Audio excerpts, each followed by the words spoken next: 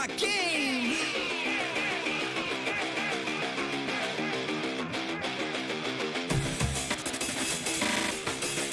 It's my world.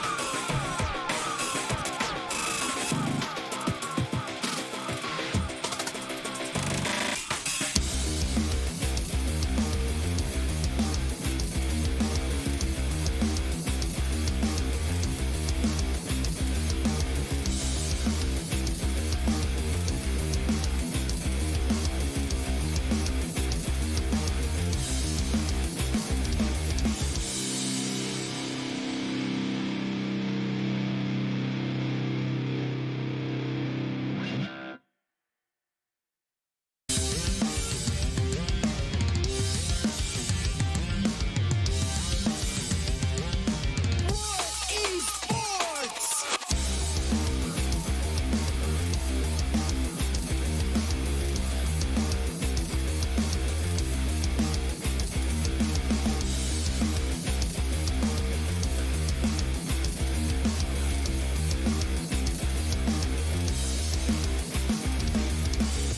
It's my game. It's my world. It's my community.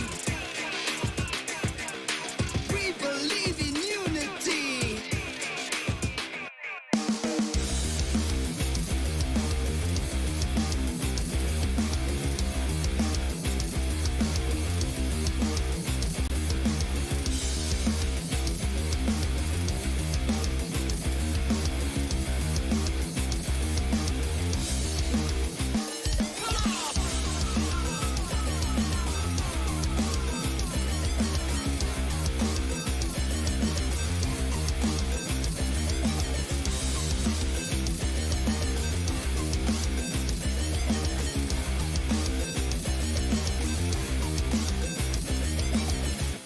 It's my game.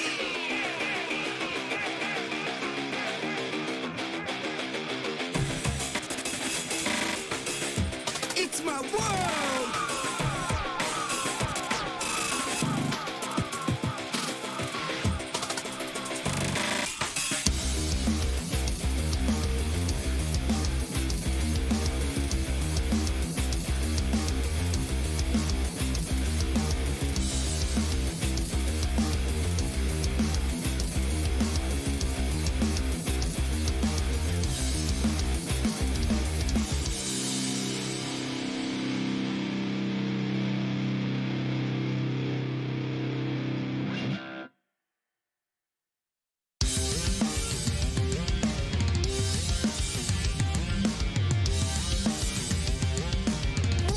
Esports.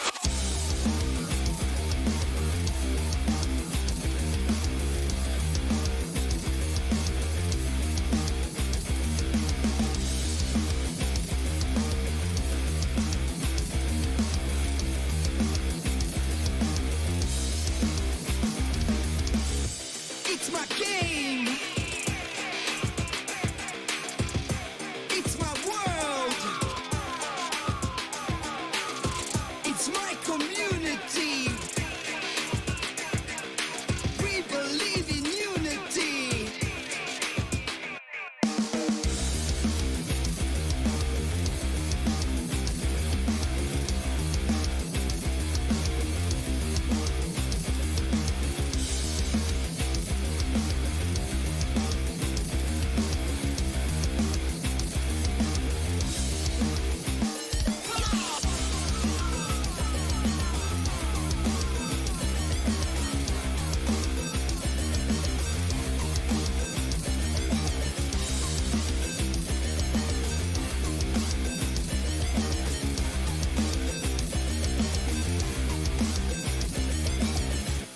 It's my game.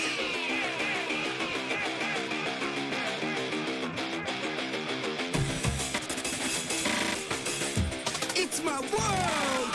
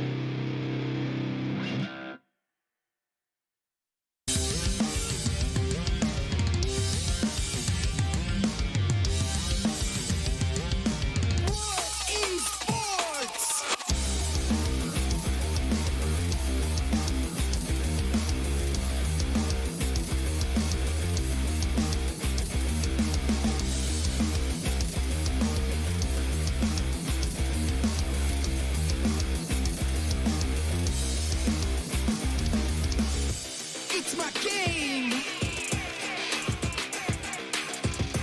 It's my world.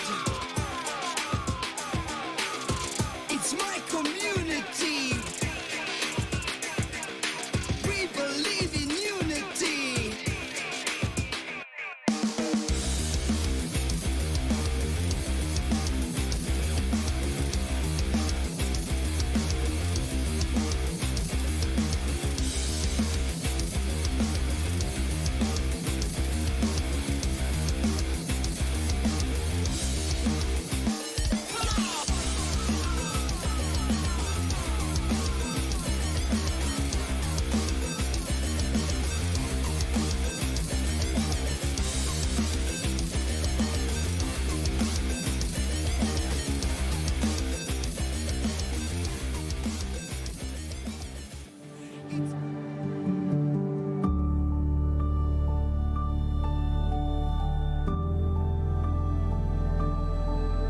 All it takes is one dream.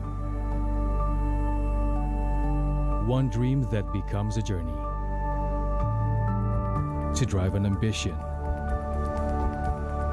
Believing in yourself. Persevering challenges. Always focused on the dream. To grow aspirations. Having the will to keep going. Building a future with a legacy. Knowing dreams can come true. Over 11 years of growth. The spirit of entrepreneurship. Created possibilities.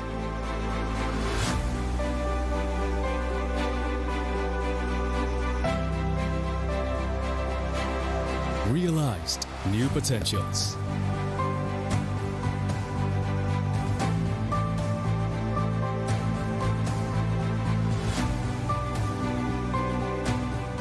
Innovate for the better.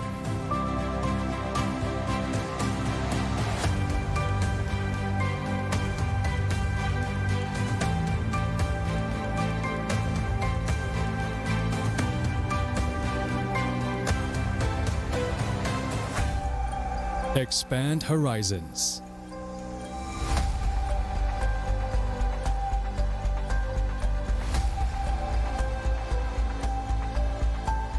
To change lives.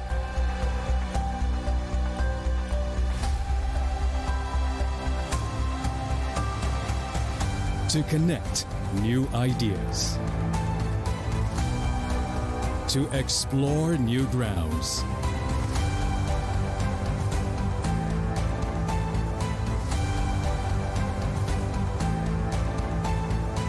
With the future in sight.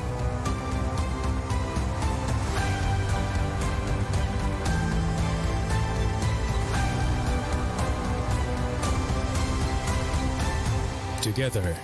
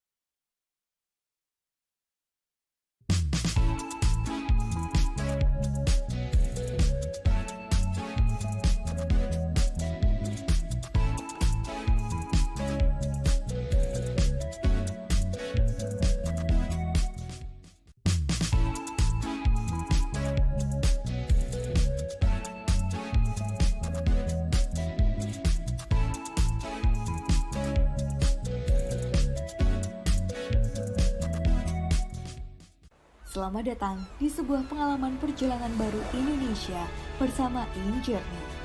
Terbang bersama kami untuk melihat pariwisata Indonesia, sirkuit internasional, bentang alam, ragam atraksi budaya, produk lokal asli Indonesia, warisan budaya, keamanan dan kenyamanan. InJourney membawa keramahan Indonesia ke dunia. Masih bingung cari jasa ekspedisi? Central Cargo hadir sebagai solusi pengiriman barang Anda dengan terus meningkatkan kualitas pelayanan. Sebagai komitmen kami, memberikan pelayanan terbaik untuk Anda. Kini kami telah dipercaya oleh ribuan customer. Di balik pertumbuhan Central Cargo yang pesat, kami memiliki ratusan drop point yang tersebar di seluruh Indonesia. Dalam membangun kepercayaan, kita tumbuh bersama. Energi selalu ada dimanapun itu, membawa yang baik menjadi hebat. karena tidak ada lagi batas. Kemanapun lintasan masa membawa, hingga ke masa depan. Sejauh mana kamu bisa bermimpi? Jawabannya, sejauh yang hati kamu inginkan. Dengan energi yang menggerakkan kamu Dan kamu. Pertamina, energizingly.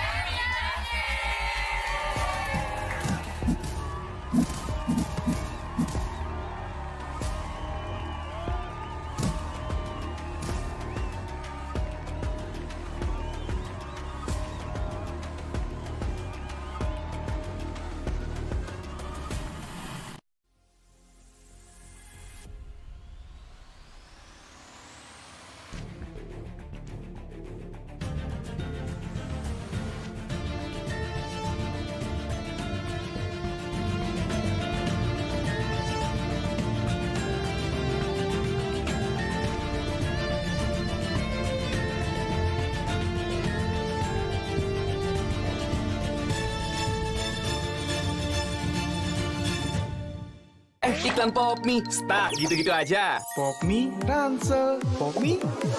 Biar seru nggak terputus, Popmi dus. Topping cangki sama gurihnya itu sob. Beuh. Yuk sob, sikat Popmi. Seru terus kuy. Iklan Popmi, stuck gitu-gitu aja. Popmi, Ransel, Popmi. Biar seru nggak terputus, Popmi dus. Topping cangki sama gurihnya itu sob. Beuh. Yuk sob, sikat Popmi. Seru terus kuy. Hydro Coco. Why choose Hydro Coco? Healthy, taste good. Rasakan manfaat air kelapa asli untuk bantu jaga imun tubuh. We choose Hydro Coco. Real coconut water. Hydro Coco. Why choose Hydro Coco? Healthy, taste good. Rasakan manfaat air kelapa asli untuk bantu jaga imun tubuh. We choose Hydro Coco. Real coconut water.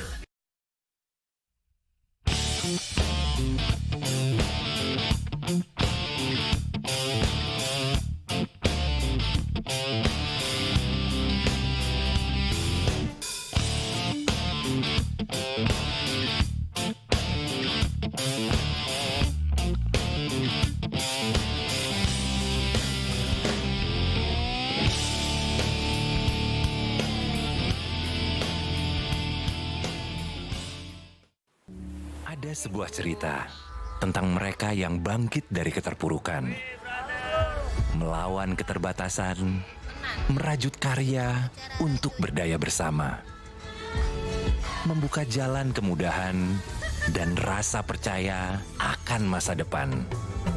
Di tengah tantangan, mereka suarakan harapan, bergerak untuk perubahan.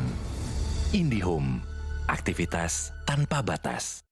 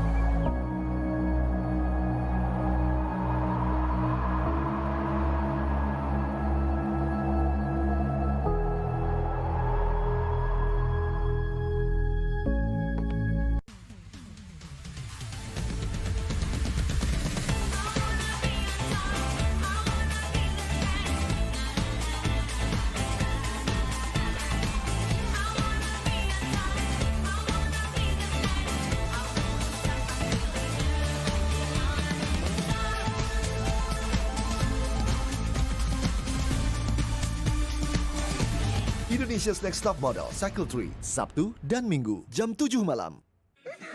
Mau dibikin ketawa? Mau dibikin mewek? Mau dibikin ngiri-ngiri sedep? Mau dibikin kaget? Mau dibikin penasaran? Mau dong! Di sini gudangnya informasi yang bikin kalian update gak kelar-kelar setiap hari. Ini baru Trans 7. Berani melawan keterbatasan demi memberitakan kebenaran. Terus berjalan menghadapi perubahan, berinovasi menjawab tantangan zaman. Menjadi tempat informasi terpercaya yang cepat, berimbang, dan akurat. Tak sekadar memberi wawasan, namun juga membuka pikiran. Orang cerdas membaca tuntas hanya di detik.com. Warga plus 62 emang banyak maunya. Dari drakoran sampai banjir air mata. Nonton action yang mantul. Sampai nonton tendangan cantik. Maksudnya ini. Mau nonton apapun, semua ada di video. Mulai dari yang bikin berbunga-bunga, keringet dingin, ketawa, sampai bikin gak ngedip. Jadi nonton apa sekarang?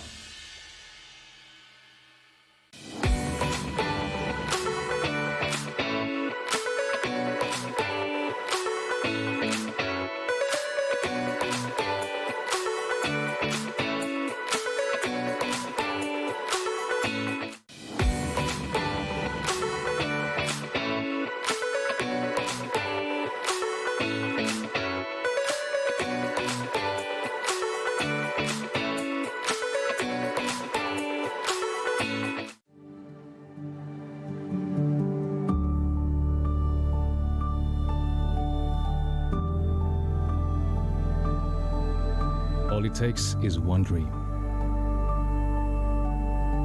One dream that becomes a journey. To drive an ambition. Believing in yourself. Persevering challenges. Always focused on the dream. To grow aspirations. Having the will to keep going. Building a future with a legacy. Knowing dreams can come true. Over 11 years of growth. The spirit of entrepreneurship. Created possibilities.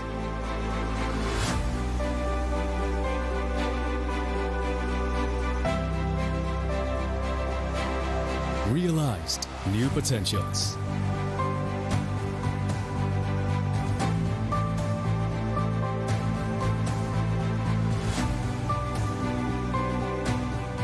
Innovate for the better.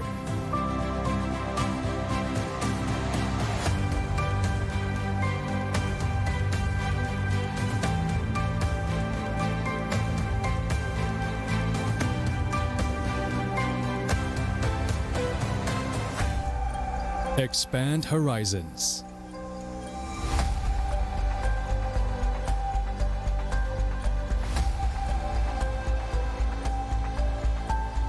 to change lives.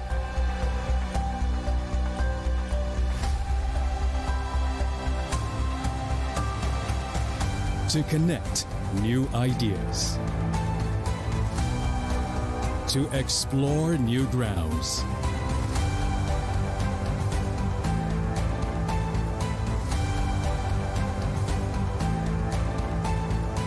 With the future insight.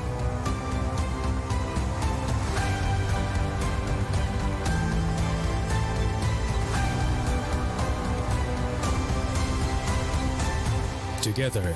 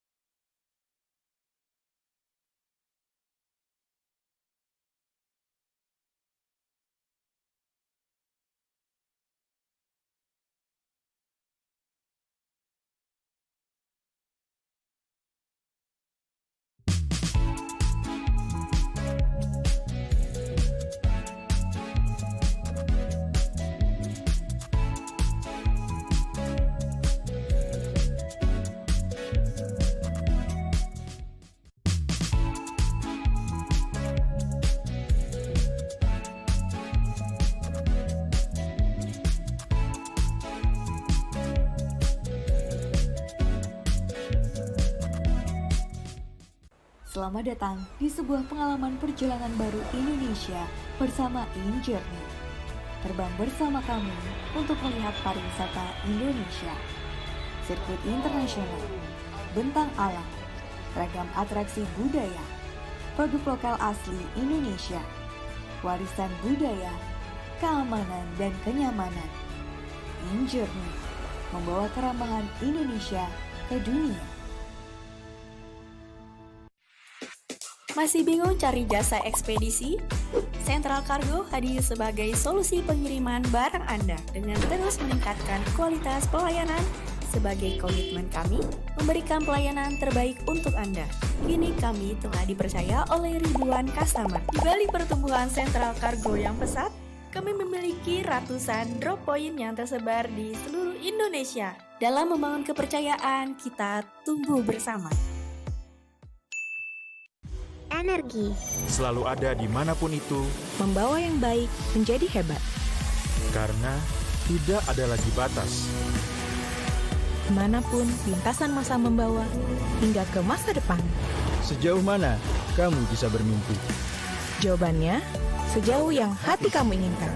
Dengan energi yang menggerakkan kamu Dan kamu. Pertamina, energizing you.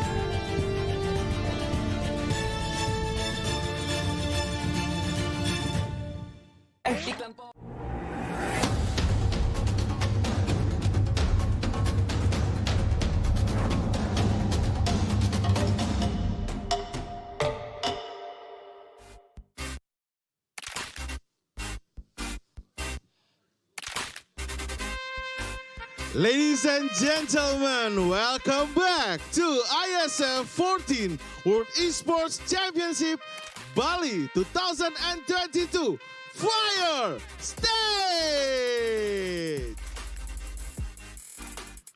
Already hot in here, everyone. So, once again, before we start the match, I would like to share some information about this event.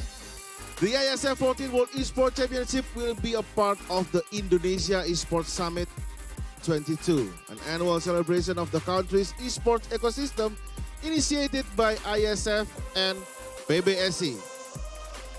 With the goal to involve all esports stakeholders in Indonesia, including game publishers, game developers, pro teams, athletes, influencers, brands, community, and media in the country. In this year, the IESF 14 World Esports Championship 2022 followed by 106 countries, and this makes this event as esport event with the most nationality competing offline. We have 4 marvelous thematic stages like Earth Stage, Air Stage, Ice Stage, and Fire Stage.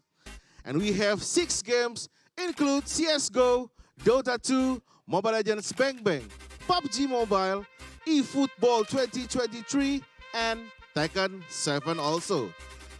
And today, we are here in the Fire Stage. We will have the last day of play-ins in PUBG Mobile. Before we're going to start the match, I want to tell you that this event can be held by support from our government sponsors. So thanks to Kemenparekraf, Kemenpora, KONI, NOC Indonesia, and Wonderful Indonesia. With a prize pool $100,000 with the live streaming channels we have in the Twitch IESF_TV5, YouTube PBSI, YouTube Garudaku.se. Alright guys, let us start the game and I will take to the caster that will lead the game for today. We have Dona Fiska and El Doge. Hello everyone, and welcome to the last day of play-ins in this 14th World Esports Championship 2022 live from Bali, Indonesia. And with me, Dona Fiska, and alongside with me, El Doge as my partner, we are gonna witnessing which top 11 team is gonna be proceeding into the grand final tomorrow for 3 days straight. Hi, El Doge. Hello. Super excited for today because again, only top 11 will proceed to the grand final. And I guess we already saw how dominating Saudi Arabia, but I hope all the other teams, especially South Korea, Vietnam, up until Ghana, they will play their best today because they need it. Only 11 team will proceed to the grand final. Definitely. And yeah, I'm also really excited, especially tomorrow as well, because like tomorrow we're gonna have another contender, which are the grand finalists. That is, well, later on we're gonna like explain the tournament format of this 14th World Esports Championship for you guys. So after we were sawing the domination of Group A, what is your expectation today, El Doge? Like I mentioned not yesterday, 2 days ago. Yeah. And our second day, I really hope for Group B, especially Group C. They will give their best shot. And they did it at the second day. So I hope, especially the third day, the last day, they will give more than we already saw at the second day. But before we are going to the game, we really want to say thank you so much to all the sponsors. The main sponsor, JHL Group, sponsored by also JHL Auto, Nusapay, DAS, Gudang Crypto, Taiwan Excellence, Pertamina, and also Hydro Coco. And of course, we're also having our official telco partner, which is Telkomsel, official smartphone partner, our beloved Samsung Galaxy A series, internet service provider partner IndiHome, travel management partner HIN, hotel partner Absat Hotel, and our venue right here, right now, Marusaka Hotel. We also have esports broadcaster partner Minaski Global, IFEL, and also ESIT, production partner Lemon ID. And also the media partner Trans Studio, Detik.com, Esports.id, Video.com, Dunia Games, Dance TV, Dance Play, Merah Putih, Bola Skor, and also Kami Bijak. So thank you to all the sponsors, and do not forget the government support. Yep. Really amazing coming from them. So thank you so much for Kemenpora, Kemenparekraf, KONI, and OC Indonesia, and also Wonderful Indonesia. Yep. Thank you so much of all of the amazing support here, because like without all of the sponsors, without our government support and also our any other partner as well, we're not gonna be here, and this event is not gonna be as amazing as it is right now, because I enjoyed this event so much. I can see that though. Yeah, because like I kind of like coming back here again and again, like every day, even on my off day, even like there's no PUBG Mobile, right? Yeah. I mean, beside all the amazing view, amazing scenery, good foods, good exhibition, when do you do the cast with outfit like this, like? Yeah, this is like once in a blue moon kind of type. Like I can only wear my sandals here, my flip flop, my like. You are right here right now wearing like these amazing shirts. Yeah. It's colorful team as well. So, El Doge, What and is that? also, ladies and gentlemen, we are gonna refresh your mind once again about this tournament format. Like we mentioned again and again for a million of times, the play-ins consists of 3 groups that divided by Group A, B, C, and of course, and each group for B and C especially contains 6 teams, and Group A contains 7 teams that we're gonna see for today. Which 11 teams are gonna be proceeding their way into the main event tomorrow, and gonna be playing with 4 teams that coming from regional qualifier directly, which are Kazakhstan, Morocco, Turkey, and Brazil, and of course 1 invited teams, host country Indonesia, and they are gonna be playing in 3 days, 5 matches a day, and in total 15 matches. Yep, and the point system is still the same. So every winner chicken dinner will get 15 points. Then the second one 12, third 10, fourth 8, fifth 6, drop down to the 13 to the 16 without points. But we'll not see that at the play-ins, of course, because the maximum of the players are 13 teams. Yep. So yeah, maybe if you face Group A, it can be. But after that, B versus C, it will never happen. So every elimination points will get 1, and the total prize pool for about $100,000. Oh my God, it's so huge. But only top 3 teams or countries is gonna like take the cut of the total prize pool. The first being the biggest so far, half of the cut $50,000, and the second is $30,000, and the third is gonna take the $20,000 total of the prize pool itself. It's so huge, but it's with this kind of like distribution of the prize pool, though, it's kind of like do or die situation for all of the teams, because you are not gonna be happy if you placed 4th, though. Especially with a small gap of points, right? So these are the participants: Group A, Libya, Senegal, Pakistan, Saudi Arabia, Brunei Darussalam, Azerbaijan, and Sri Lanka. Group B, South Korea, Mauritius, Bahrain, Chinese Taipei, Vietnam, and Iraq. Group C, Ghana, Jordan, Djibouti, Guatemala, Maldives, and also Egypt. Yep, and for today's matches, the first series we're gonna see the battle between Group A and B, that they are gonna be playing at Rangel, Miramar, and also Sandhawk.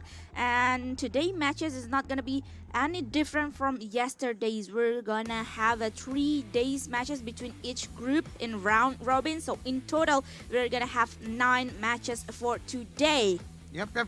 What makes me curious, Donna, is about the grand final. Because it's only 5 matches a day.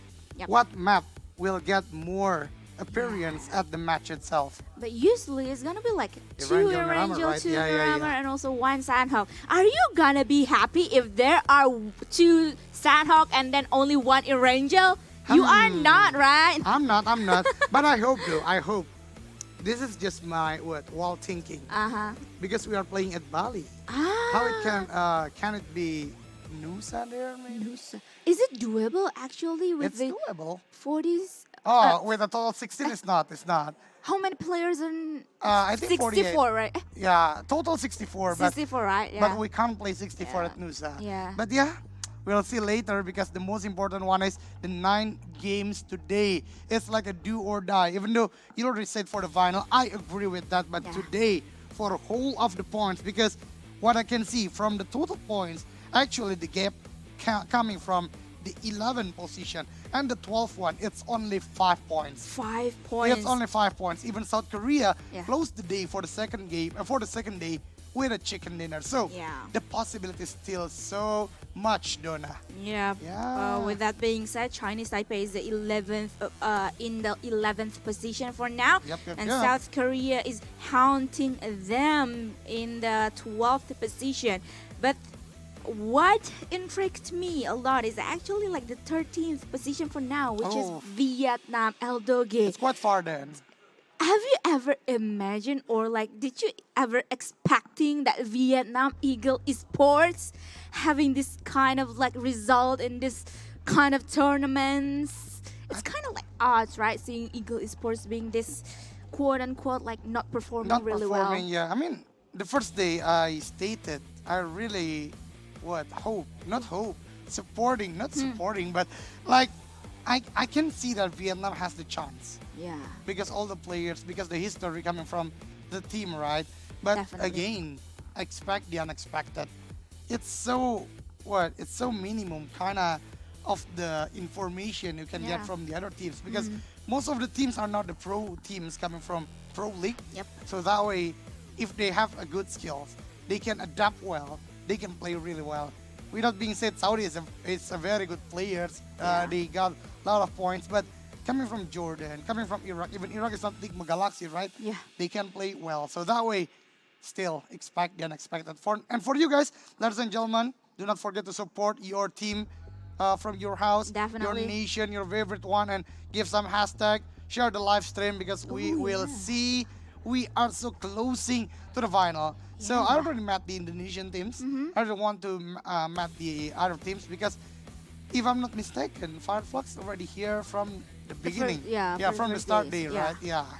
We saw it. We met them, Fireflux. And then yesterday, I believe Kuda Terbang, right? That representing the flying Indonesia. Horse. Yeah, the flying horse in English is flying horse, but their name team is Kuda Terbang. Plus maybe and with capital coach, M. Yeah. A new coach. New coach. Yeah, from Morp. Oh. Nandi is joining the team. So Nandi is actually become the national coach for Indonesia, and I hope all of the teams, the other teams, will have the same because we want to see the best of the best at the grand final. Definitely. Go. Especially the first game is ready and we're gonna be jump into the first game, which is gonna take us to the OG map, Erangel. So ladies and gentlemen, let's go into the game.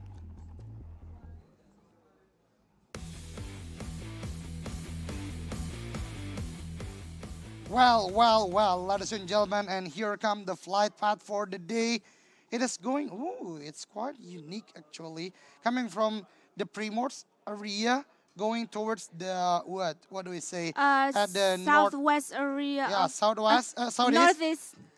No, southeast to the northwest. Yeah. That's right. No. Southwest to the northeast. Yeah. Northeast, Yeah, so Primors to the starboard.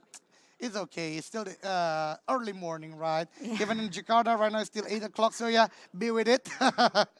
Coming for all of the players, they can go to their place easily, I guess. But for those who want to go to the Novo, Milta, Lipovka, they got a lot of tasks to do. Not only by the vehicle, but the way. And I think the zone. This will be very interesting because the second day, the zone is like an opposite for the flight path. So we'll see. Is the zone be like that again or not? Yep. And yeah, I'm kind of curious. If talking about the flight path, it's not gonna be like so fair for all of it. But the most important thing is the first circle of the day, the first circle of the first game that really favoring a lot of teams here, really favoring the flight path as well. Because like on the previous days, 2 days matches in the play-ins, the circles kind of tend to be like quite opposite with the flat pad itself. But for now, it's gonna be like, all right, Tencent seems like very kind for them for now. So a lot of teams, almost all of the teams gonna have a early or easy early time to loot and also time to to do the rotation. Yeah, itself. do the rotation. I mean, this is the last day. Maybe the game itself, like, okay, then I'm giving you the good time. I'm giving you the good time, so that way, yeah. But I think this will not last long. Like all the things are in this life. Yeah, because we are doing the rematch again. We want to say that we want all the players to play their best. Okay. Yeah. So we do not know what's the problem, but I hope though. I hope all the players will have their best, even though the first circle is actually easy for them. But we'll see the next round. We'll see. But but what is really interests me is actually with this kind of circle and also the flat pad, we need to do the remake. The circle is good for now, for the opening game. But I'm really curious about the next circle though, the real game that we're gonna be watching and them as a player are gonna be playing. Because like, is it gonna be like the circle opposites of the flat path kind of thing or not? Yeah, but actually, Aldoge. What is that? I kind of have a feeling about what is the problem for now because like I kind of hear something back there. Yeah, I think it's a problem with the plane. Yeah, I guess so. Yeah, I guess they put a different view, you know. Yeah. Plane need to use after. Yeah. not solar. Yeah, not solar. What is solar in What is English? solar? I guess solar is same. Yeah. I think. Biodiesel, I guess. Biodiesel. Biodiesel, I guess. So yeah. Maybe that's the problem. So all the players just like back to the plane. Yeah. We are moving to the other plane, and I hope it doesn't happen to us at the last day. No. I do not want to have any delay. no, please not. Finger crossed. Don't be like that. Done. But anyway, Aldoge, you mentioned earlier about the support that is like the viewers is have to giving towards the players here or the teams here. I'm kind of curious about the hashtag though, because like usually we only see teams hashtag only, like in Indonesia BTR win and also like Esports Roar. How about the international teams? Yeah, I'm really curious about that. Actually. Yeah, and especially like they are representing the whole nation, right? Yeah, the whole country itself. So I'm curious about like the hashtags. So if you have one, drop it down to the comment section because like we really want to see that. Yeah, I'm How totally about curious Indonesia? about that. Indonesia is still the same though, yeah. Indo Indo pride, fighting, yeah. So we'll see another nation because again, even though we are competing, but this is a very good moment to see how far and how wide the culture in the world itself, right? So maybe you can use your language, you can use the hashtag and kind of like that. So we're back to the game again, ladies and gentlemen. I really like. It is not that long to wait for the second game. So, it is a very total flight path coming from the north side. It's a U-turn kind of flight path, right? Yeah, it's near the Georgia area going to the very pier. But the problem is still the same, Donna. For those who want to go to the east side of the map, they have a lot of work need to be done. Yeah, but it's quite fair though because like compared to the last flight path, it's only like a U-turn kind of thing because like the plane itself was going towards like 70, right? Again, and then Donna, go back. Again, Donna, it's a very logical game. Yeah. So logic. From one airport to the next airport and back to the back to the first airport again. Only go back and forth for the plane itself. So yeah, enjoy your time, enjoy your flight path for the players itself. So they're gonna be dropping down, and it's easy kind of flight path, especially for Vietnam, because like they're dropping down onto the Georgia Pole, the southern Georgia Pole. Maybe like they're gonna like swarming out of around Yatka also. So let's see. The first circle, right? Yeah, the first circle. Always. It's always about the first circle, though. And we're gonna see the first circle is gonna be favoring which is the side. circle? Oh my god! Oh my god! Again, Aldoge. the times I'm still still really giving their favor because the last day, I guess, for them. But I really want to mention the previous day, the second day, Sri Lanka got the winner chicken dinner for the first game with 7 elimination. Today, with this kind of flight path, with this kind of circle, they actually help a lot by the game because they are playing near the central area. So let's see about their rotation because that is the most important thing to be done right now. Yeah, definitely. And I think we're gonna see the light. The light is on, and I think our plane is still having like some a bit of a trouble now. So we're gonna do the second remake, remake. I don't know what to say anymore then, to be honest.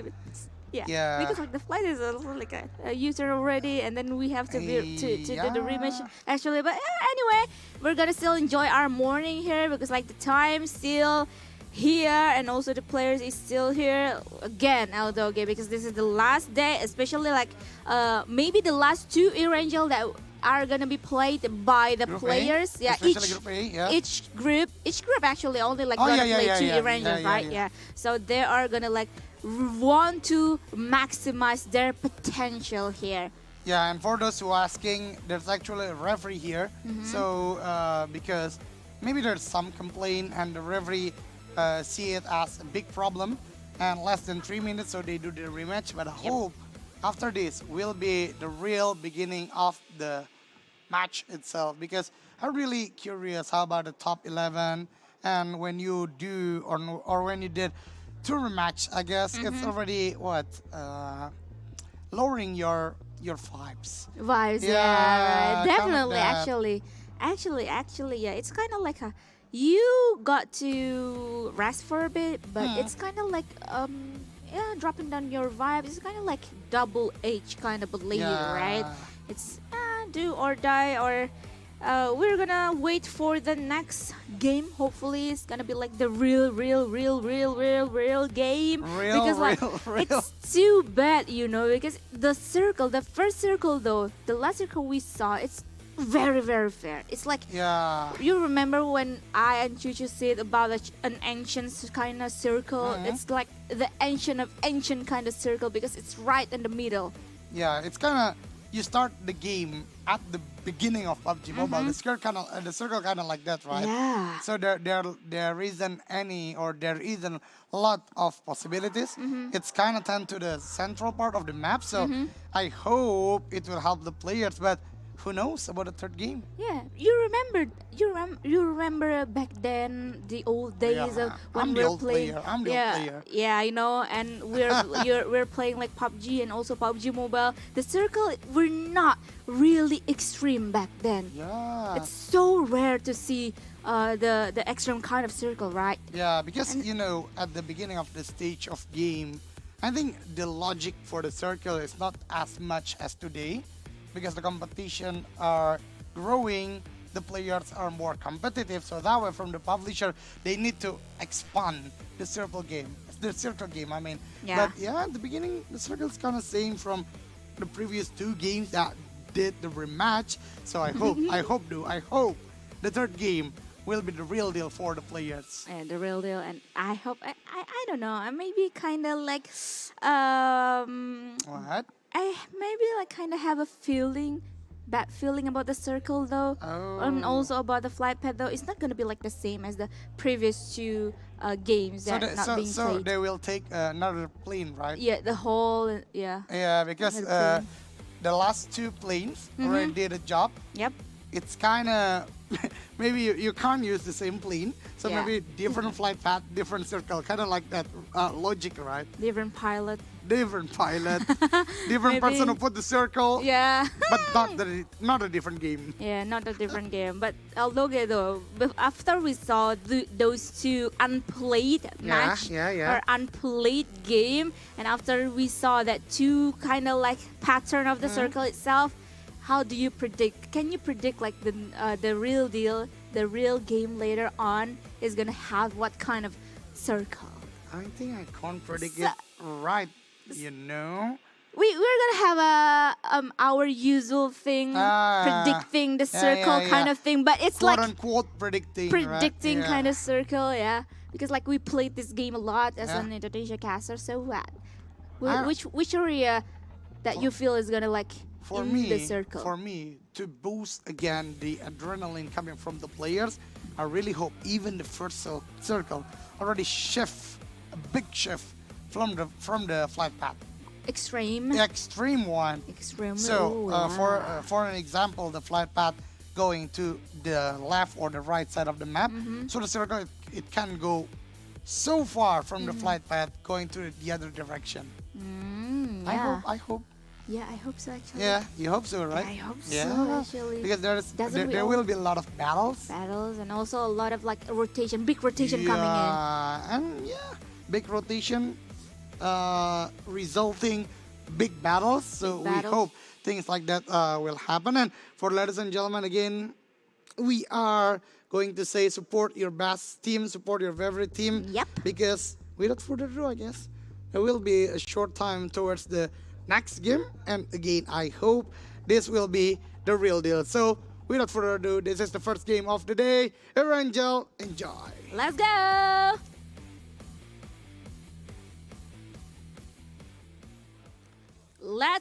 Let's go. Okay. Let's see. We are having a totally different flight path now. Lipovka. Going from west to west to the east. Kind of thing. East to the west. East to the west. East to the west. Lipovka going to the northwest area. Zarki. Zarki is the exact location for the latest drop for the players. So I hope, please God, this will be the last rematch for the first game because we don't want to see their best. So like I predicted, Lipovka to Zarki. And right now, a different task. Because the other two games, the players coming from Lipovka and all the other area around had a lot of tasks. Right now, players want to go to the Novo, Sosnovka, or the southern part of the map. They are the players that have a lot of tasks to do. Yeah, but actually, like only teams or countries in Georgiapol area or even Zarki now is kind of have like a same vibe, the same feeling in terms of like the flight path, and compared to the latest or the last two flight path as well. And we can see Eagle Esports or Vietnam now is gonna be dropping down onto the Georgiapol, maybe the southern area of Georgiapol itself. They only like lost a little bit of time now. But talking about the circle, the circle really favor in the flight path for now. I mean, for 3 games, okay? 3 games we can say, even though the first 2 games are repeated or rematch. Yep. So, Tencent really want the players play their best today because the circle favors the player. And with kind of this circle, I guess, there will be war in 3rd or 4th circle because they are still having a lot of good plays to do the load to maximize what they need to have at the mid to the late game. Yeah, definitely. And we're going to see this is the Senegal team. And Senegal, for now, I want to see their position. And their position for now is not really good. They only like collected about 38 points. And they placed in the 17th position. They need to do like some big kind of gameplay, some big kind of play stuff for now, because like they are only gonna play for 6 matches, and if they want to proceeding into the top 11, they have to be collecting like a bunch of points. And you need to remember the points up there is not that kind of point, right? It's still like the continuously adding point for the other teams. I mean, talking about Senegal, the problem is still the same for me. The first 2 days, they show that the gameplay too passive. Back again to the Battle Royale, it's all about the muscle memory. They are not fighting. They are doing a good rotation. But they are not fighting. They are defending their compound. But when it comes to the late game, they failed how to control, how to adapt for the best late game play. And without any fight, we can see the point from Senegal actually most of the points coming from the placement. So that way, Senegal really need to step up their game, really need to chance their mindset, but the gap point is quite far, like you already mentioned before. Did I see PMGC banner there? Yeah. Yeah. On the top of the compound, right? Yeah. I think it's like a welcome to the other finalists, because most of the finalists are coming from the PMGC. PMGC's player, PMGC's finalist, which Yeah. is gonna be like pretty interesting story for tomorrow.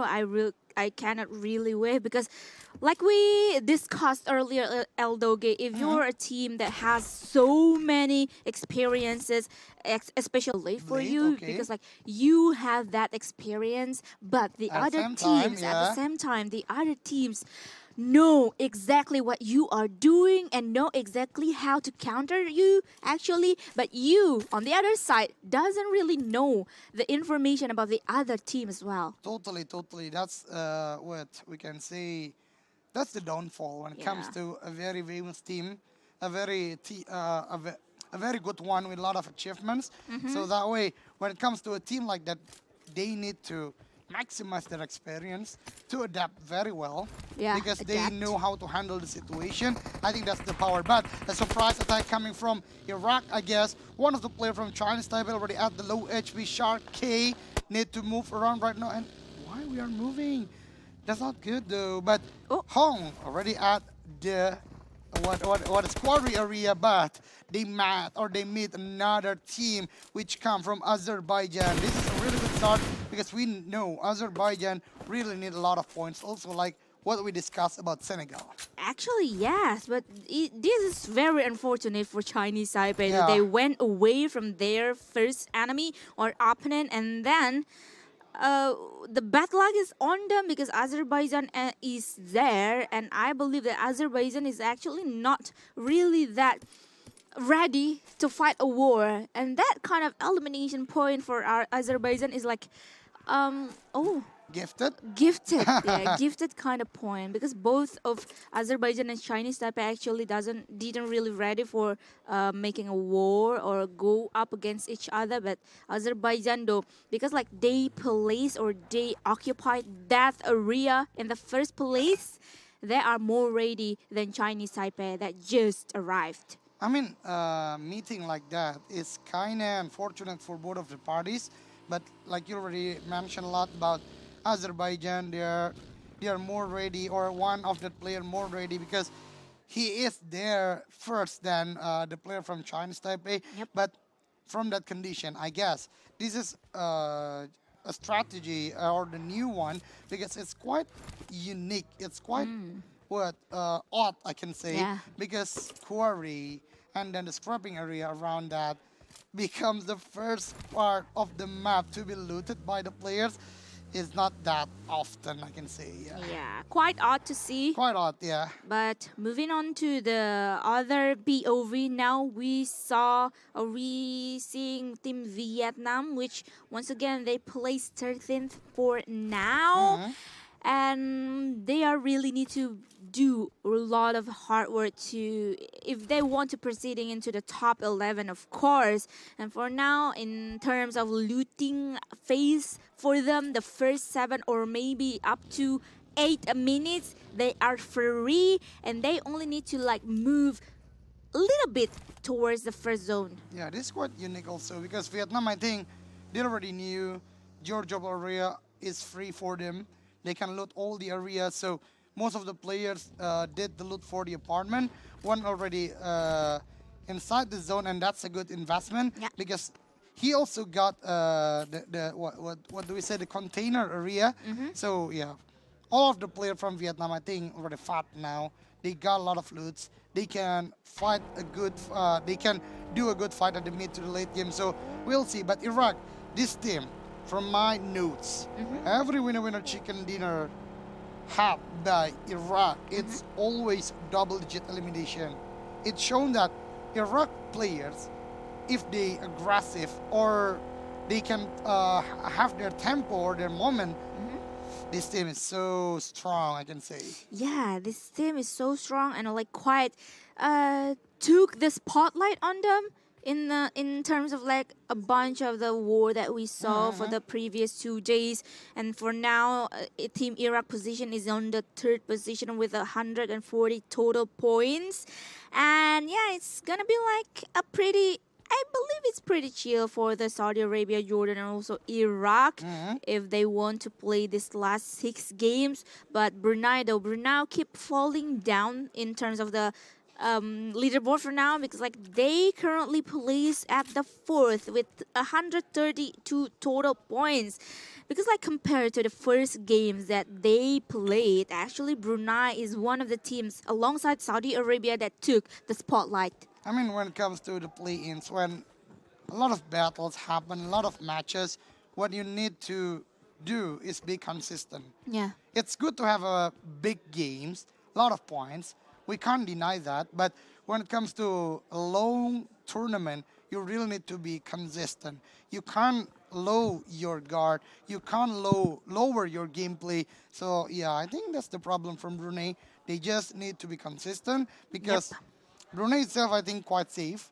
Even though right now it's not that far with Libya, but coming to the 11th position, I think it's quite far for Brunei also. Yeah, actually. Wow. But looking at the live status though, Azerbaijan and also Chinese Taipei are the 2 of the teams or country that is playing alongside with the blue zone for now.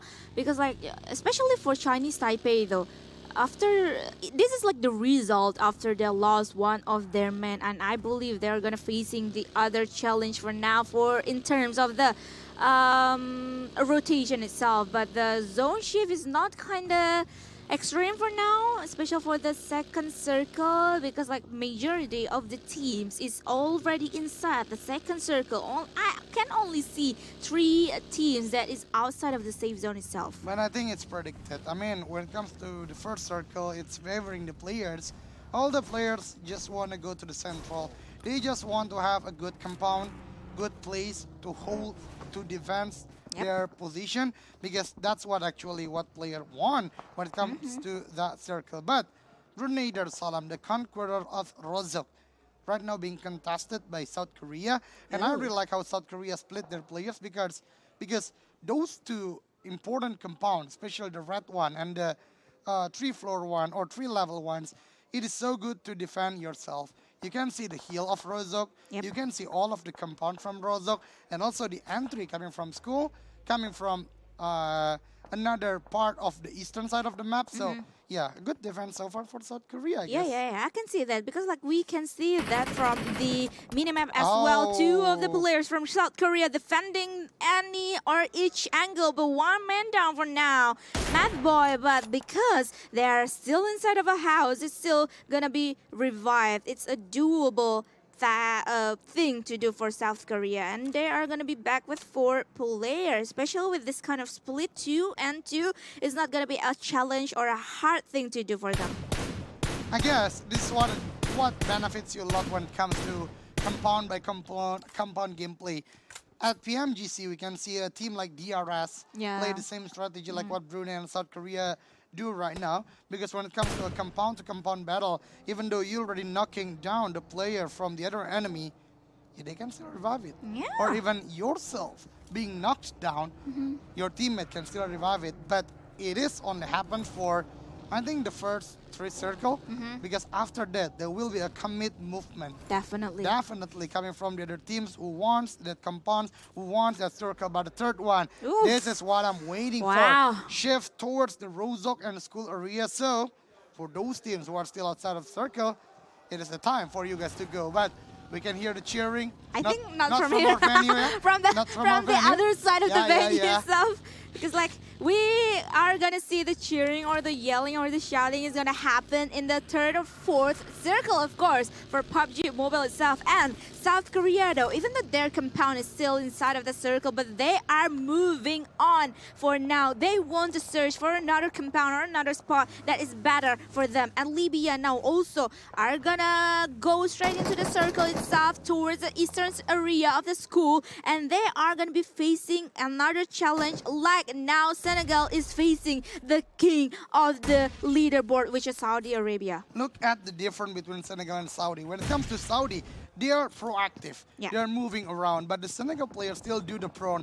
Look at those players, even one already being knocked down, one at the low HP, and it's easy to be shot, to be crushed by the vehicle. So that way, it is not a big fight, but Senegal already left 2 of their players. Even the support coming from the compound failed to shut down player from Saudi, and look at that shot. It's a very big one, even Zenos being taken down. So that way, Senegal only left with 1 player, and that's it. Senegal, the first team, wiped out and sent to the lobby. Done and dusted from Saudi Arabia. It's big kind of war, but Saudi Arabia finished it really seems like easily for them, because like I didn't really notice a big effort that they did. Actually, they only using like a buggy to eliminate 2 or to knock down 2 players, and also they only sent 1 player from Saudi Arabia to take the compound that has support from Team Senegal, and that's it for Saudi Arabia win, and they collected 4 elimination for now. I mean, we can see a good team when it comes to a good support, good body system. When there's a movement, there's a backup. When there's a knockdown, there's a chance to go towards the other team. So, yeah, we are going to see how about Saudi Arabia will play again later, because they need to set up their position. But back to the school, and we can say around Rozok area, Iraq already got their compound. It's a very good one.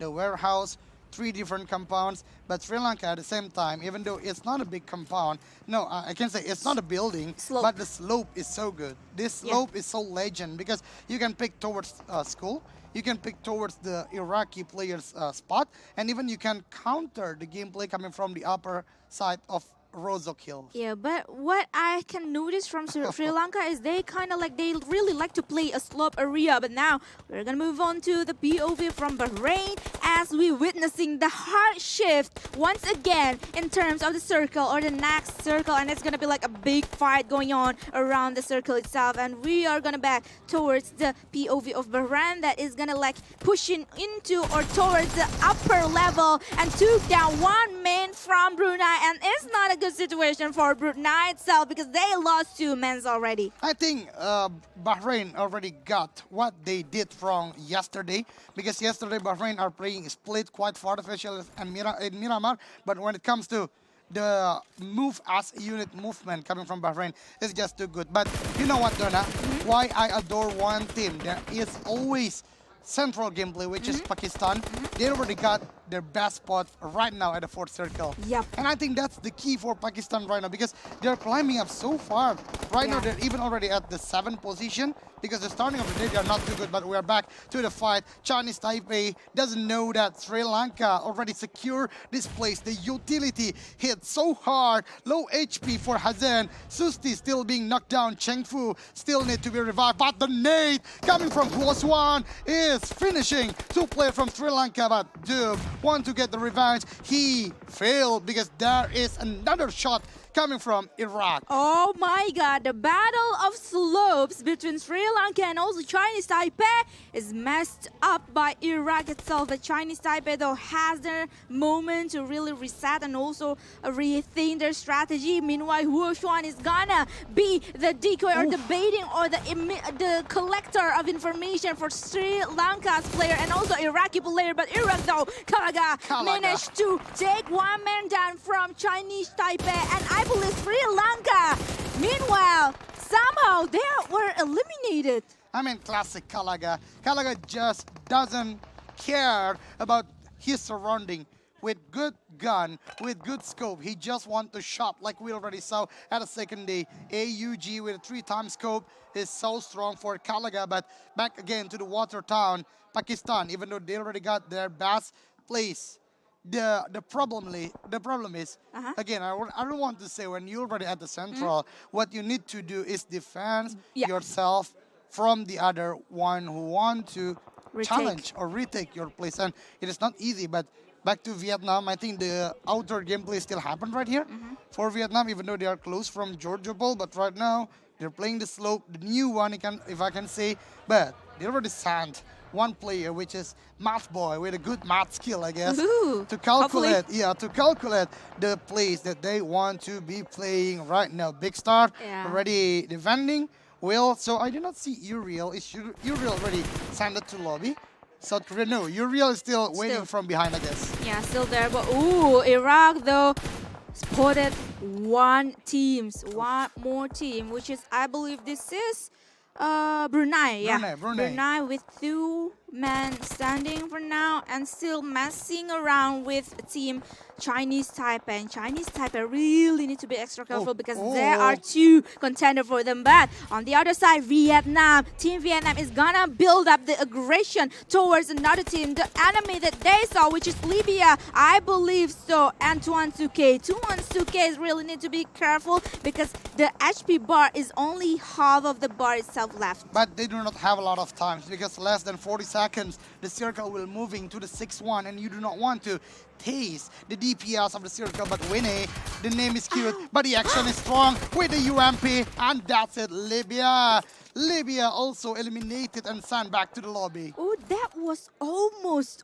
a blunder for Winnie itself because like he didn't check the corner, the box itself really well actually. But thankfully, actually, because of the other backup and also the aim from Winnie is maybe more than the enemy itself. So yeah, Team Vietnam for now managed to take the enemy and also they can move forward into the zone. But the other side though, Korea facing the other challenger now, Azerbaijan. Look how many smokes Azerbaijan player had. It's more than 8.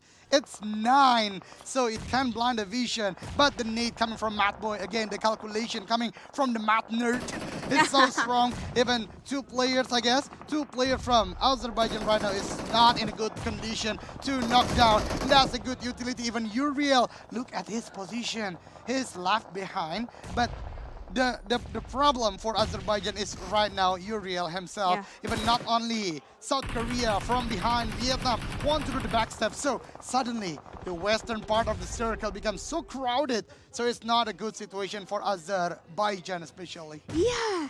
Is pinched down by 2 big names now, Vietnam and also South Korea. Meanwhile, South Korea have their momentum. And on the other side, Saudi Arabia got eliminated.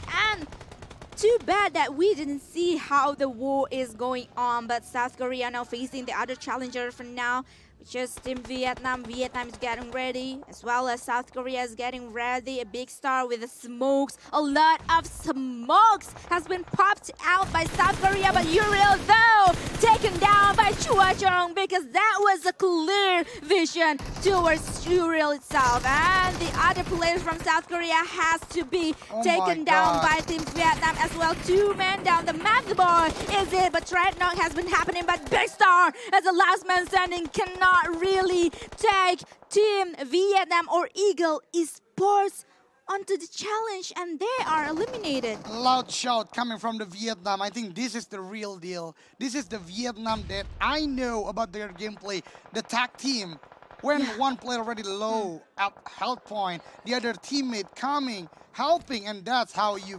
play when it comes to close combat battle. And you know what? The fight between South Korea and Vietnam, when it comes to the leaderboard right now, is quite tight actually. So it will be a different story, I guess, after this game. But we are back to the game. Pakistan right now need to go toward the circle. At the same time, it's Guatemala. No. It's Mauritius. It's Mauritius. Sorry, Mauritius near the position of Pakistan itself.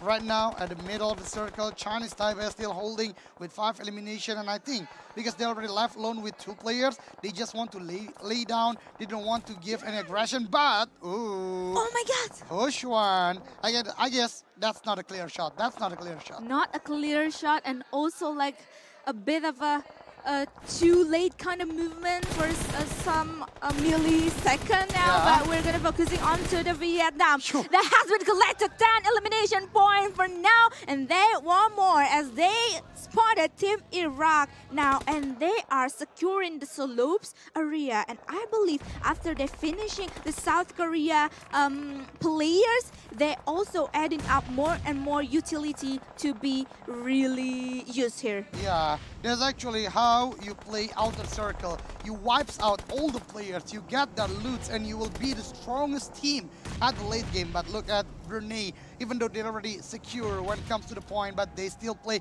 objectively, still have 3 players right now. Iraq, even the most aggressive one, I guess, in this game. They can't have a lot of elimination because when they shot, when they knock down the players, the elimination is actually coming from for the other teams. Because it's packed, it's crowded, and it's open area. So when there's someone being knocked down, it's an easy one. And look at Brunei, newbie. I think you need to change your name to senior, to pro one, because you're not newbie anymore. Even low HP, but already collected a lot of elimination for Brunei. Yeah, but Vietnam though, I noticed that Winnie can dodge all of the bullets from the team Brunei and also Chinese Taipei, and we're gonna witnessing and we're gonna watching the last battle, the last dance, especially between Tuan Suke and also Cheng Fu. Vietnam versus team Chinese Taipei now. Chinese Taipei still there. Vietnam is also still there with a full house, full power, but Winnie though cannot really dodge the other bullet that coming from Brunei, especially the Shaco 1 and trade knock has been happening between team Vietnam and also Brunei, but Chinese Taipei is still there. They're chilling between them. But ladies and gentlemen, please see how high the awareness coming from Vietnam. They want to committing their gameplay towards the Chinese Taipei, but because one information coming from the moving vehicle, they do the smoke. They are throwing the smoke to blind the vision coming from Brunei, but the fight continue. One of the players from Chinese Taipei already being taken down, and look at Brunei players, 2 of the players already at low HP, but Vietnam, not only with 4 players, but they're favored by the airdrop.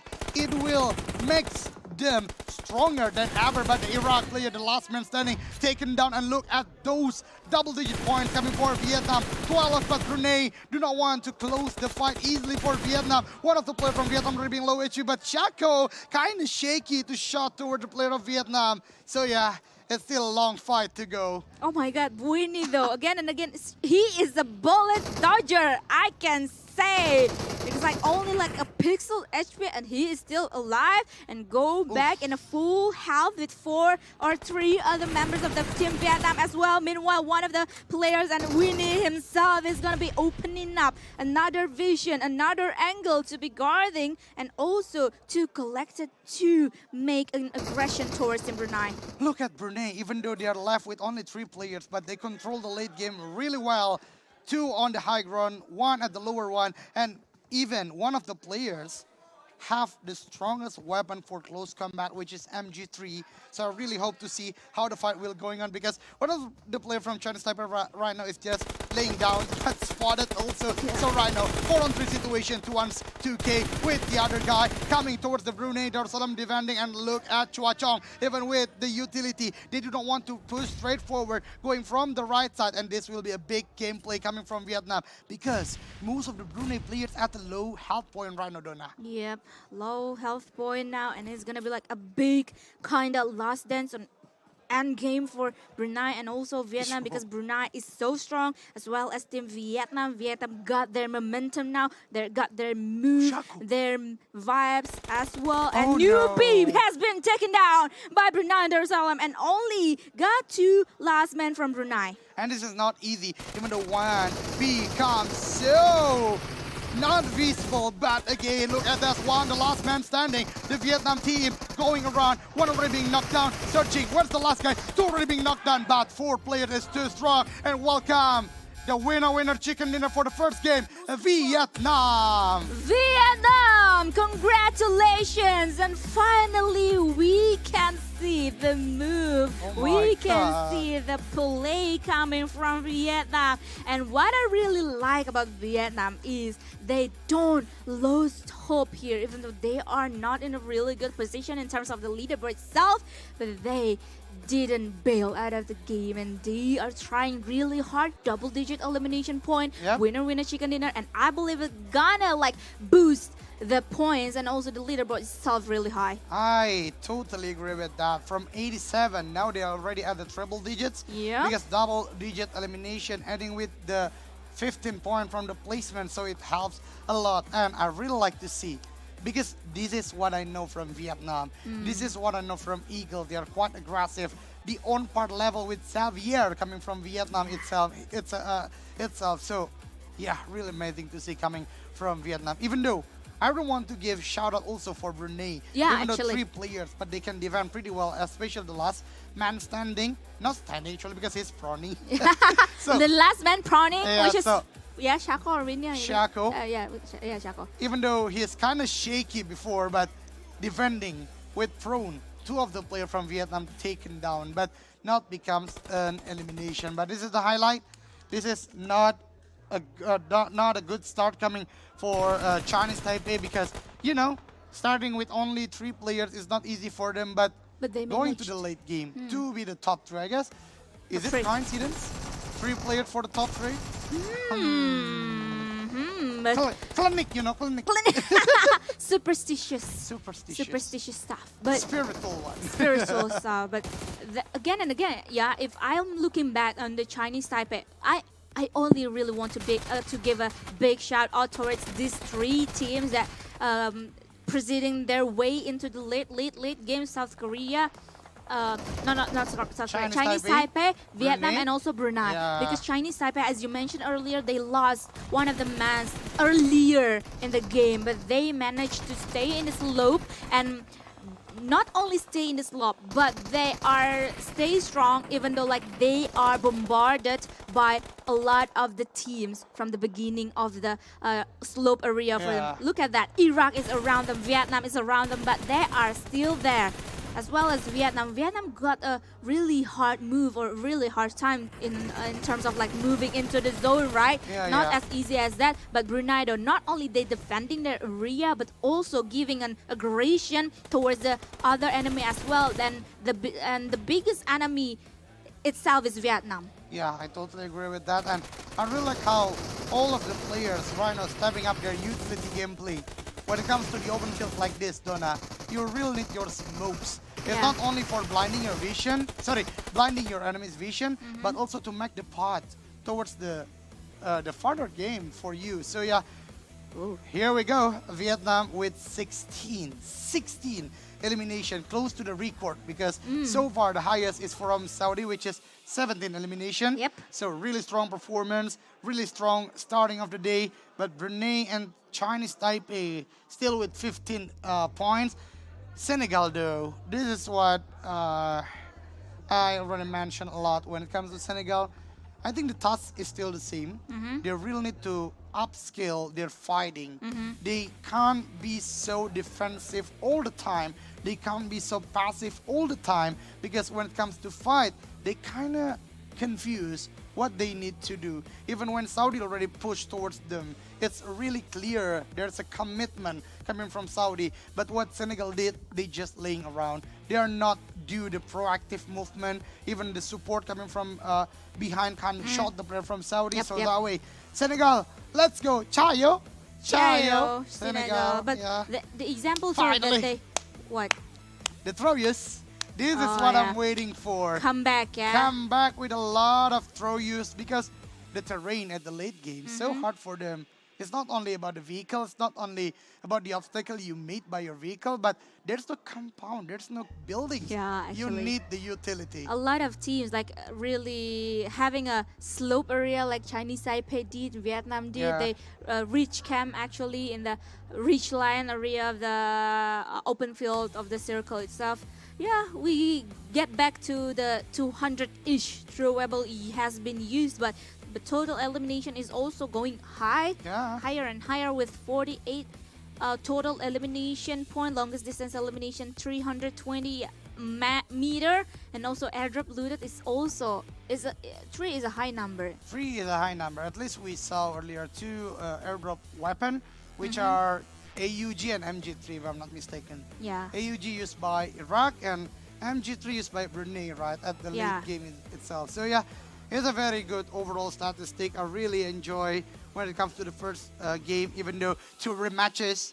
Yeah. But still a good game though. Yeah, even though like it's we saw there are no earlier engagement being played, especially with some aggressive teams or countries that coming from Group A. We didn't see that in this first game. The but circle though, don't Chua Chung, yeah. It's because the circle. It's because the circle just helping the players. But I think what I noticed is only like the other players or the other teams not playing like as aggressive at the first 2 days, especially from Saudi Arabia, maybe. Last day, yeah. Maybe they want to keep it low key for tomorrow, and maybe they want to save their ace cards for tomorrow as well. So yeah, let's see what the future holds for them. Yeah, I mean tomorrow the big shots will sit here. Make the fire more. I mean, fluxing? No, the fire I mean, more like, fluxing. We are at the fire stage, yeah. So the air conditioner is still working. But tomorrow, I don't know, because the 4 big names will be here. Even one of this is the MVP. Chua Chung. Chua Chung. Hello. Congratulations, MVP of the match. So yeah, you deserve this. You deserve it. Chua Chung, really, really strong performance. If Indonesian people say that, malu-malu lah. Shy. Shy. Indonesia English also shy. Or shy quadrant. Not too shy though, because like Chua Chung giving us a big smile actually. Yeah. Because like they got a big win and they show us what they got. This is Vietnam, bro. Because like, we had a doubt about them like the previous 2 days, but yeah, finally they show us. I guess Chuchu was right. Don't judge too early. I guess Vietnam just want to give 2 days.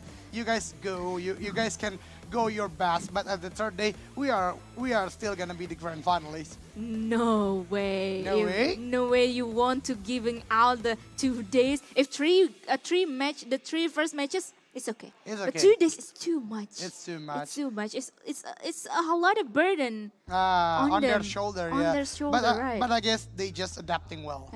With all the condition, maybe like the venue, the smartphone that they use. So yeah, I think it takes time, but with that strong performance, we are waiting how Vietnam will go for the next matches or even to the end of today. Yeah. Well, once again, finally, we got to see the move that coming from one of the biggest or big region or country that coming from Vietnam, and finally, once again, finally, we have the other contender and the other strong contender to play really well today. Yeah, I think that's for the first game, right, Donna? Because the most important one is it is not only dominating by several teams, but most of the team already upscale their gameplay, and this is what we want to see, because we want to see the heat, the spirit of the competition itself, because tomorrow we are going to see the grand final. So I guess that's for the first game. Yeah. Are we going to... What are we going to do for today? We just knew the information that we are going to jump into the second game, which is going to be played in Miramar. But before that, we're going to have a very, very short break. So stay tuned with us in the 14th World Esports Championship live in Bali. Stay tuned. See you again.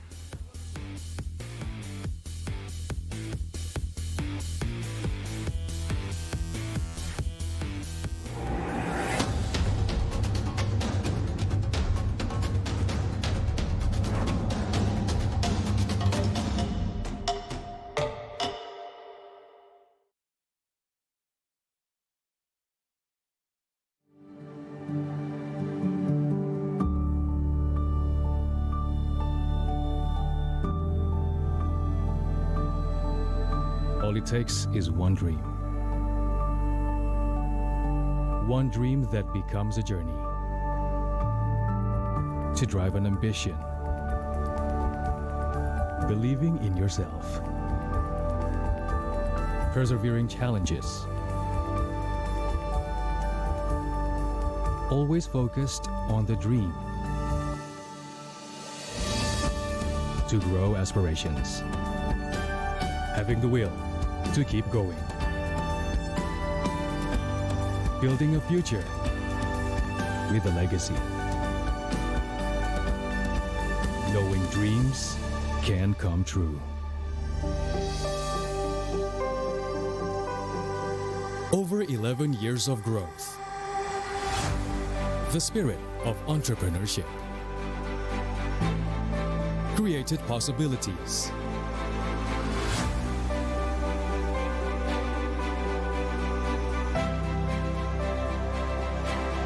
Realized new potentials.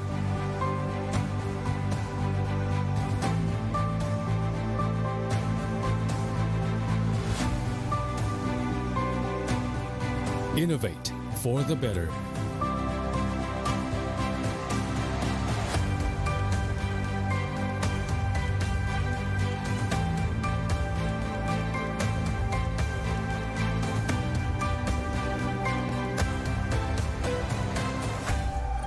Expand horizons.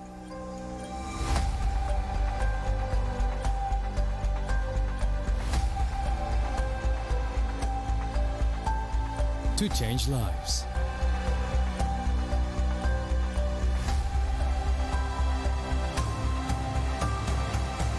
To connect new ideas.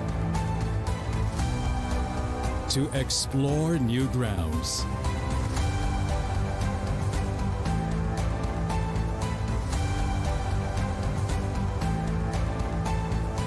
With the future in sight.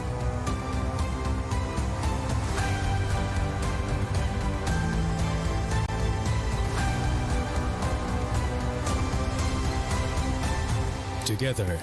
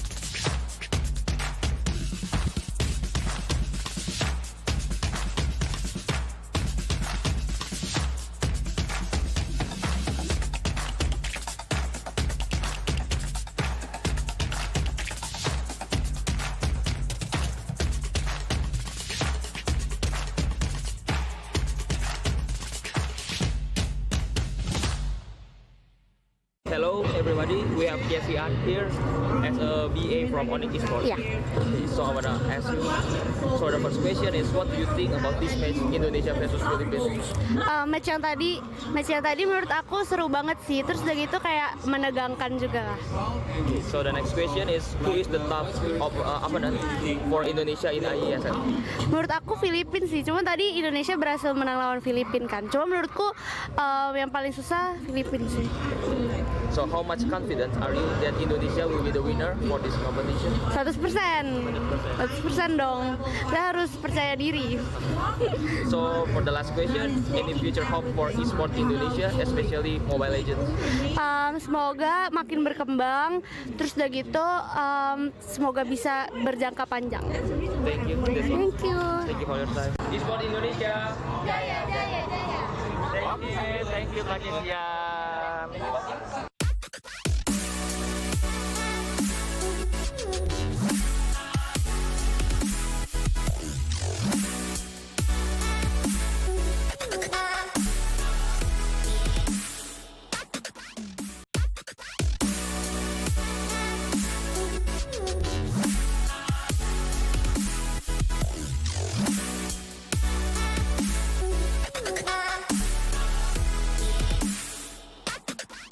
Get Galaxy A33 5G. Why?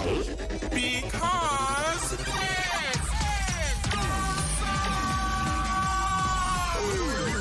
Galaxy A33 5G with awesome processor. Buy now. Get Galaxy A53 5G. Why? Because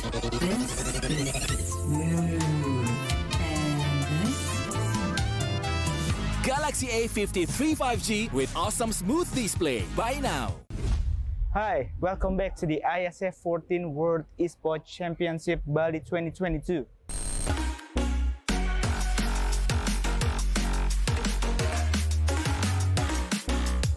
So, entering day 4 of the biggest esports championship, what did you feel?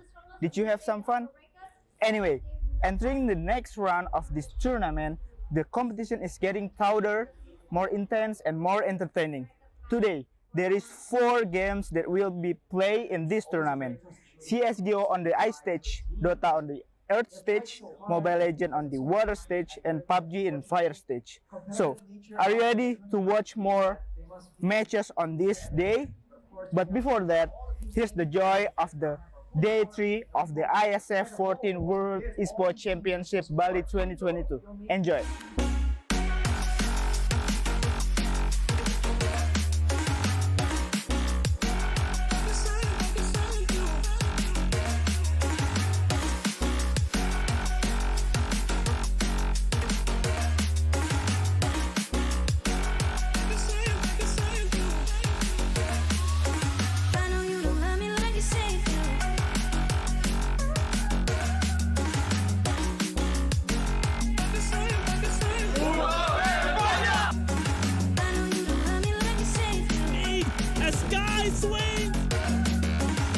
So, how is it? Exciting, isn't it? We're exploring more other booth tomorrow, so stay tuned and cheerio!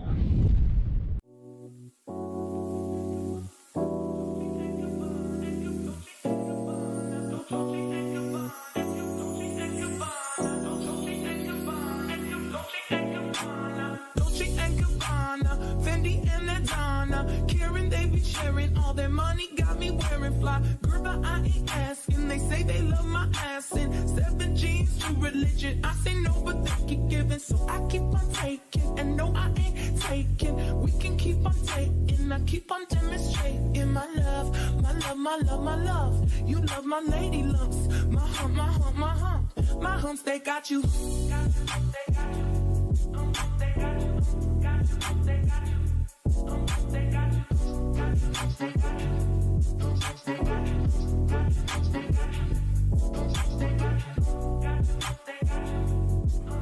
Dolce and Gabbana, Fendi and Adana, Karen, they be sharing all their money, got me wearing fly. Girl, but I ain't asking. They say they love my ass in 7 G's to religion. I say no, but they keep giving, so I keep on taking. And no, I ain't taking. We can keep on taking. I keep on demonstrating my love, my love, my love, my love. You love my lady lumps.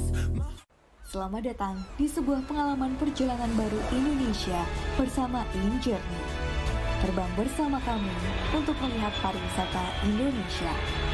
Sirkuit internasional, bentang alam, ragam atraksi budaya, produk lokal asli Indonesia, warisan budaya, keamanan dan kenyamanan.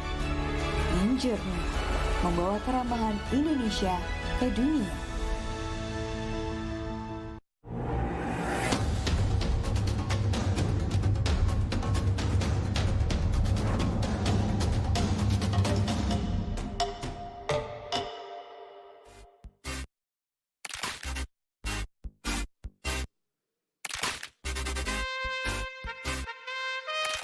Welcome back again on IESF 14th World Esports Championship Fire Stage PUBG Mobile. We'll have our second match for today, so without another wait, let us take to the caster that will lead the game for today. Please welcome Chuchu and El Doge. Thank you so much, Masker. What a great day we can see, because the first game really amazing. So yeah, back again with us, Eldogan also. It's going to be Choo-Choo right now. Donna going to take a break. She needs her coffee, definitely. Yeah. And speaking of which, that was just now. We saw the rising of teams actually in the danger zone, we can say it. So right now I noticed that the placement coming up from the 9th place down to the 13th place or 13th place possibly. 14 is a bit too far off. So for up to the 9th place is not safe still. So Vietnam is chasing up to get a triple digit. They definitely got it just now. But can they not being cut off in the last minute? Yeah, that's actually the most important thing to be done because we really want to see the consistency when it comes to the last day. Or we can say that how many of them? How 1, many? 2, 3, 4, 5? 9 plays to 13. 9 to 13. So it's going to be around 5 5, teams. right? Yeah, 5 5 teams will won the points because only top 11 again will proceed to the grand final. So that way it's do or die. It's do or die matches be done by all of these teams. Yeah, I mean, like, for some teams, it's definitely already the grand finals. You're talking about Saudi Arabia, so they are chilling. They're going to be okay. They don't need to do that much because at the same time, this is what we witness in every pro scene or even in the world global stage, just like the World Esports Championship right now is. Now, you don't want to be giving out too much information. This is still not the grand finals. So we do know if you make it up to the grand finals and you're giving too much of a performance to being at the target, so basically you'll be targeted in the grand finals. Yeah, that's actually true. You really need to put it all when it comes to the grand final. Yeah. Not today. Not yet. Especially for Saudi because I think Saudi right now can try an error or maybe try some new strategy because tomorrow is the real deal. And not only about the grand final. At grand final itself, it's only the top 3 teams. They will get the prize pool for about 100,000 US dollars. So yeah, you really need to give all of your best gameplay when it comes to the grand final. That's kind of true. Now, right now, it's only about the play-ins. All they need to do is getting themselves in the top 11.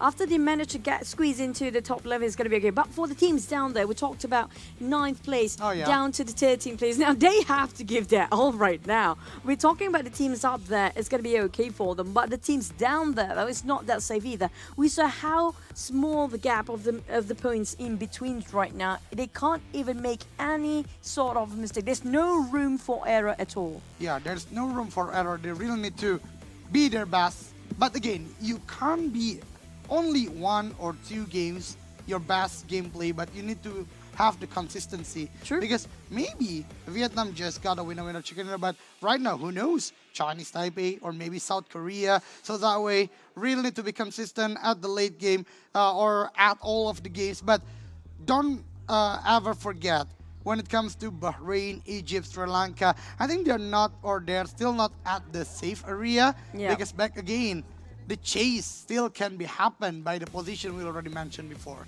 Now, for the teams that actually, even for Egypt, Oh, yeah? right now, they're not safe. But good to say that they haven't started their day yet. So they still can actually study for a bit, revive the movement and rotations of Group A versus Group B. But we don't want to waste any more time. Are you guys ready for the hot Desert Doom map? It's gonna be Miramar. Let's get into it. Let's get into it, ladies and gentlemen. So this will become the second game of the day. The players are ready, and we are going to see the flight pad. The flight pad coming from the Saudis area, going to the northwest area. So from Los Leones towards, I think it is so to the La Cabrera. So yeah, it's true. So I think this is quite fair for the flight pad, right?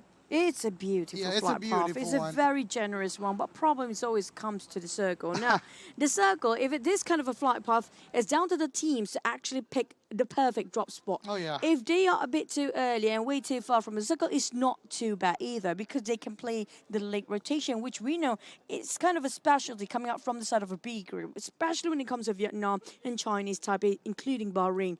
But sometimes I want to see sometimes if that's going to happen for Vietnam to play in the center of the circle. Can they do that? I think that will be quite unique because up until the first game of the day, Vietnam still doing the same. They are playing from the other side of the game. Then they're wiping out all the players around, and yeah, so that way a double-digit elimination coming for them. But one thing for sure, I really like how Chinese Taipei doing their movement right now. They're scrapping around all the area, and having Wu Xuan will be the first person maybe to enter the circle, but coming for the circle is good, but not the best, especially for players dropping down at Impala, Puerto Paraíso. They need to move fast right now. I mean, Bali is not too far. Not too far. But the one I'm surprised nobody loved Los Higos because I mean, like Los Higos is always the safest place to actually try to build up your loot. So if you want to loot up, that's the best place to take your own sweet time to rotate towards it. And there's so many vehicles down there as well. And the valleys might be protected by the barriers of the mountains, so you can go through Los Higos. But nobody actually wants to drop there. One of the many reasons we're going to highlight here is going to be not that much team as usual per year. So there's not much of a contenders when it comes to taking the drop spot. We hardly get any clashes unless it's first day. First day is everybody's introduction day. Yeah, it's like an introduction day. The second day is a judgment day. And the third day is like, are you here or not tomorrow? It's like do or die day. Do or die, yeah. But coming to Los Higos, I really agree with what Chuchu already mentioned. It's a good place. The compound is easy to be looted because it's just one-story building, most of the compounds. And maybe if there is a champion coming from Japan, we can see it tomorrow, but Japan is not playing at the PUBG Mobile stage for IESF because when I recall to PMGC, one team that are consistent going to Los Higos is Reject Scarlet. Oh, yeah. But they're so good, though. It's so Yeah. different. Now, I'd like to highlight a bit something about PMGC, right? Since we are, I think you guys who actually plays this and also do know about, we get a bit of a whiff, don't we? Mascara, if only you can drop us something, it would be great, you know. The smell. We would love some, not chicken dinner, chicken lunch. That would be great. Yeah, so far it's not dinner yet. It's too early for dinner. But speaking of the PMGC teams, have you witnessed how devastating it was for HVVP? I mean, like they have been in the lead for because I was hosting that tournament as well during I watch it. They have been #1 for the entire weekend. Suddenly, the last minute being pushed down and not even being the grand finals. Even in the survival stage, they hardly survive. So that's what happened if you actually just giving all away your cards too early. You don't want that to happen. So if you notice, the teams mostly that's really strong one always keep it quiet at first, and they're just rising up in the last minute because they know that's where it's really needed. That's the critical moment that they need to push themselves. It's like a very good point, I guess. So for those teams, like Vampire, right? And maybe all the other DRS playing really conservative when it comes to the gameplay. It can be happening at IESF though, because I feel like it will. Yeah. For the I guess for the last day, they still can show their cards and be so bombastic for all of the games, because 15 games at the grand final. When you conquer 5 of the games, it's like 30% of total gameplay you can play at the grand final. Just make it 15. Yeah, just make it 15. Yeah. So yeah, maybe it can be happening when it comes to IESF. Let's see later. Possibly. Right now, Saudi, if you notice, they have been very quiet here. So they are studying when it comes today, because they definitely secured themselves in the grand finals. So I will not be expecting any sort of explosive game coming up from them. So it's going to be tomorrow, right? Today, right? Yeah. Maybe tomorrow they're still going to play it quiet, even though it's going to grand finals. But we have no clue about tomorrow's, because it's going to be a different group of teams coming in entirely with a different gameplay, different sort of navigation, different mindset. So how will this fare coming up from all the teams coming up from the play-in? Because why? They have been studying quite a lot. Now they have to reset their mind, even if they got themselves in the grand finals tomorrow. Now it's all down to how well these teams can adapt. So far, we've seen like some teams managed to adapt really well, but some teams are having still problem, even though it's the third day, including Senegal, including Ghana in Group C, including, in this case, Mauritius. But slowly, Mauritius is coping, but will it be too late? Yeah, that's the big question, because the games are running. Then the possibility, the chance is reducing every single game. Even the most important one right now, like I already mentioned with Donna before, the below teams, or the teams that are already inside the danger zone, but at the top position of that, are performing at the first game. So that way, the teams, like we already mentioned before, really need to step up their gameplay. But back again to the area near the Hacienda del Patron. Right now, Iraq is moving from Minas Generales, but Libya is faster. They already conquer this compound, and it's a very good spot because they are near with this compound, and they can cut a lot of rotation coming from Minas, coming from Pecado even, because there is still Gaddafi at Hacienda del Patron itself. It is a good defensive, but when it comes to a big war, a big fight, they are splitting too far. Like I already mentioned right now, only 2 players of Libya, but all of the Iraq player already gathering right now. Yeah, Basti and One Shot are not moving right at the current moment. While we look at Libyan players, Basti, as always, one of the best players for the lineup. Start to build this one. With that mini 14, definitely it will clip some, but will not be connecting as thus far. Back to the start of Iraq. Kalago is always one of the very first few to start the fires, as always. But this is where we start to question here. Iraq has been really great for the past 2 days, but at the same time, they're having a bit of a problem when it comes to placement consistency. They're having too much attention towards them too early on. Now, is that a great idea if you want to get yourself in the grand finals in the last day here today? Yeah, totally true about that fact. When it comes to Iraq, they just want to fight. The aggression, I think, is really suitable things to be mentioned about Iraq. But again, when it comes to the grand final, maybe they have something on their sleeve, because Iraq, I think, is the only team so far has not been reducing their temper to do an aggressive gameplay. But another team with the same strategy all over all the days of IESF itself, Pakistan, they are just waiting at the central. They do not want to have an early engagement, but I think right now they are more wide when it comes to the split of the players. So I think they escalate their gameplay. They just do not want to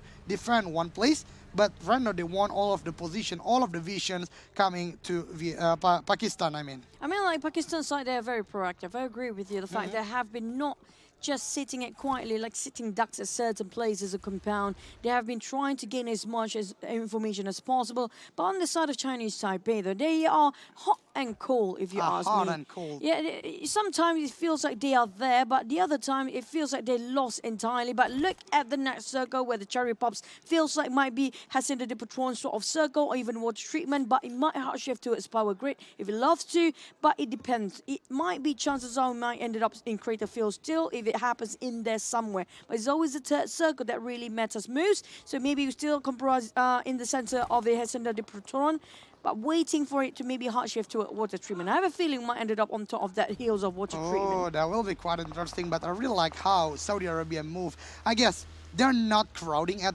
the one location, but they spread out their players. It reduced the percentage about the shifting of the zone. So if it is go to the north, there is still one player. If the circle going to the south, there's one player from Saudi. So I think that's one of the great strategy when it comes to team or play like this, because the team even not going up to 16. But right now, Chinese Taipei, the hot and cold team, just eliminated one player from Azerbaijan, and I think this is the same mistake coming from Azerbaijan. They want to go out from Pecado, but only one at the warehouse is too open. Even right now, one more Sheriff just want to go towards his buggy, but from the highest hill, from Team Bahrain, again with the high ground gameplay. They are so good when it comes to the high ground gameplay. I agree, but back to the side of Azerbaijan, these should be the mistakes not being made here. You definitely, if you saw yourself, you get yourself a buggy, you always park indoors, you always get inside of a building instead of a compound. This is what happens if you just park it outside in the map of Miramar. There's so much hills and mountains all around the corner.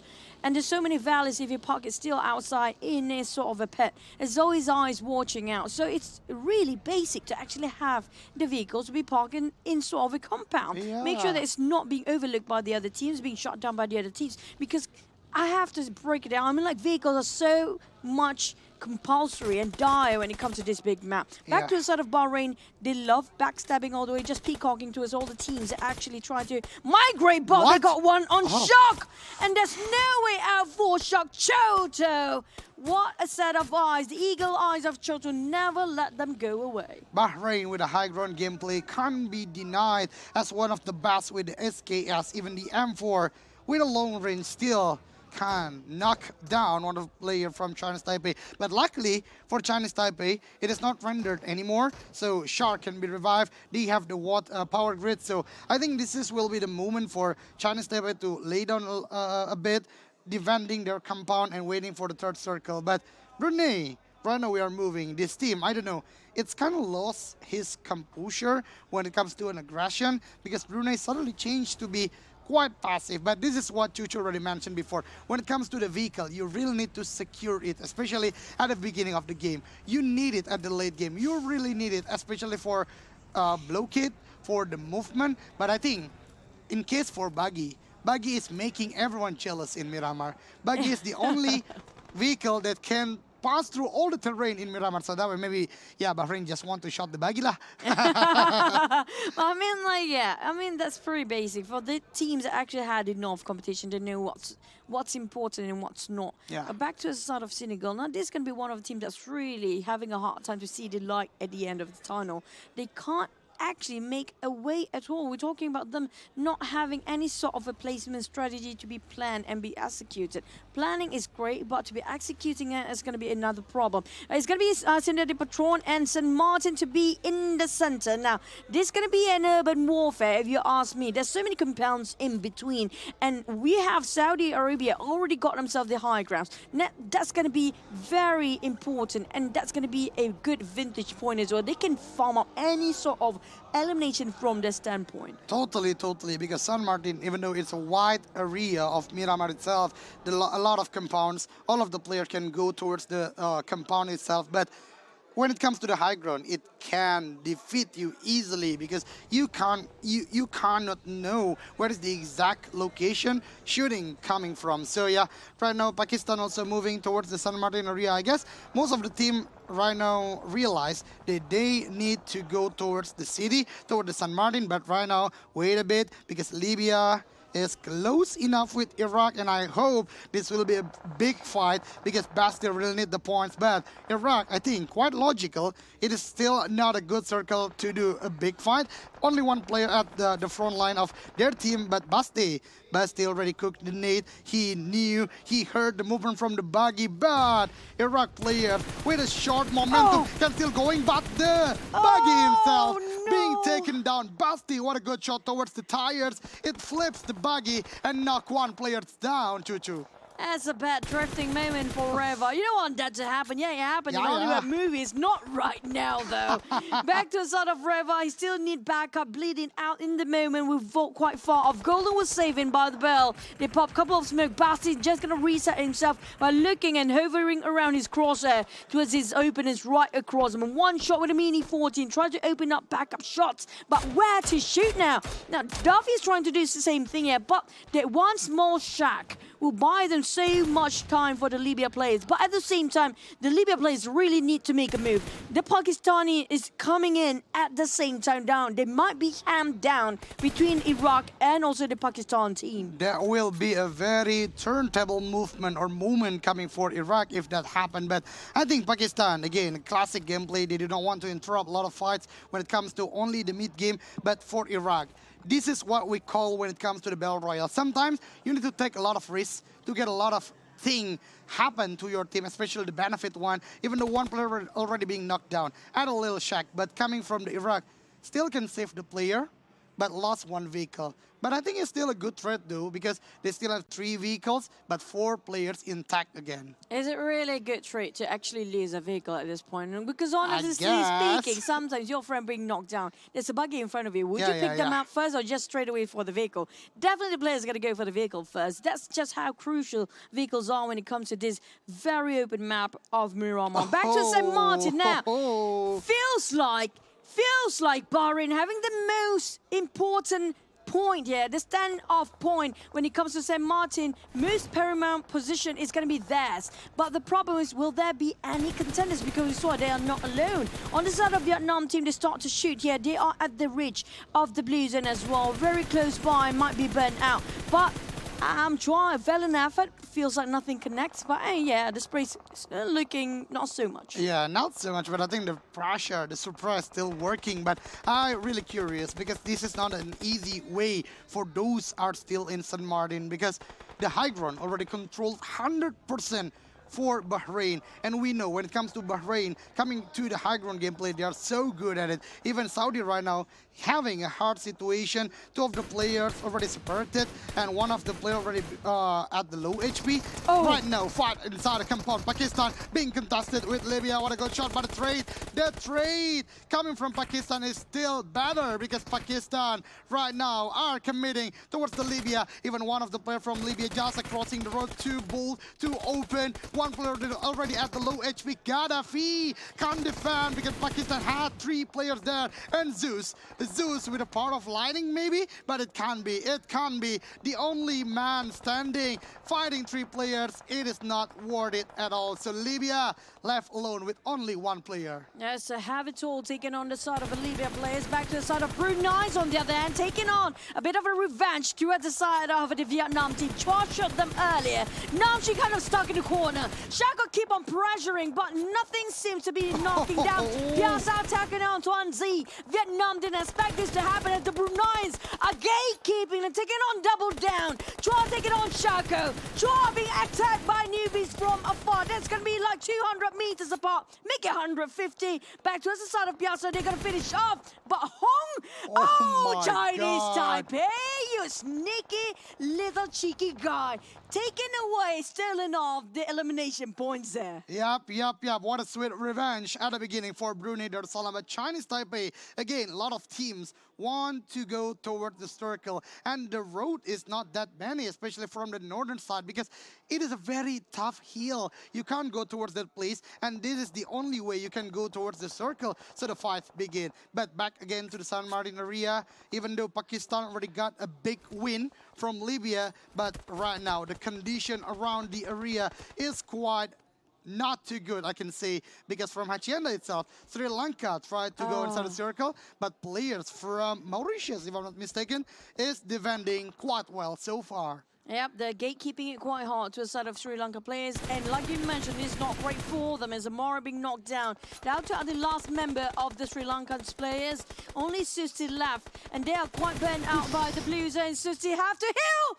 There's going to be a whole Sri Lanka team down, eliminated at 13. The first one to be out, in fact, in this round. Because they are being stuck in the blue zone, being pressured by the Mauritius players. Yeah, the DPS for the 4th circle is already more than 2 health points per second, so that way, so sorry for Sri Lanka, they failed to go toward the circle. But look at the circle right now, it's a total open field area, so that way all our discussion about the vehicle now is needed, especially for the obstacle. But the terrain of Miramar in this particular place is actually quite unique, so let's see, because Bahrain still become the highest, I think we can say, the percentage for winning this game. But Bahrain himself, I don't know. I do not see the movement coming from Bahrain. They're still waiting at their compound, but I think so far so good for them. Why would they need to move? They have the most best place to stand and gatekeeping all the teams down there who are trying to actually move towards the mountain of San Martin, not really on top of it, it's just in the outer rim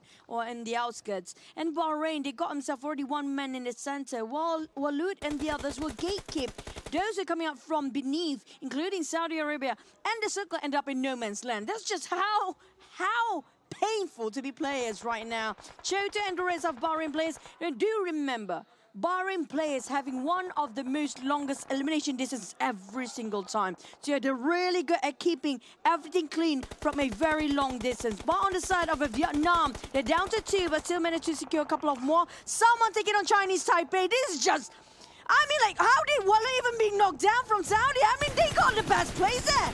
They can just rack it up. What a counter coming from Saudi Arabia, but coming back to Vietnam, they're not done yet, even though only 2 players, but look what they can do. Another team being wiped out. Even at the other place, South Korea having the same trouble. They want to climb up the hill, but from Senegal, finally Senegal, you did the fight, and this is how Senegal can play. One of the players from Korea, which is Big Star, moving with the Coupe RB, but still tracking by Zenos. Zenos with the M4, shooting towards the Big Star bat.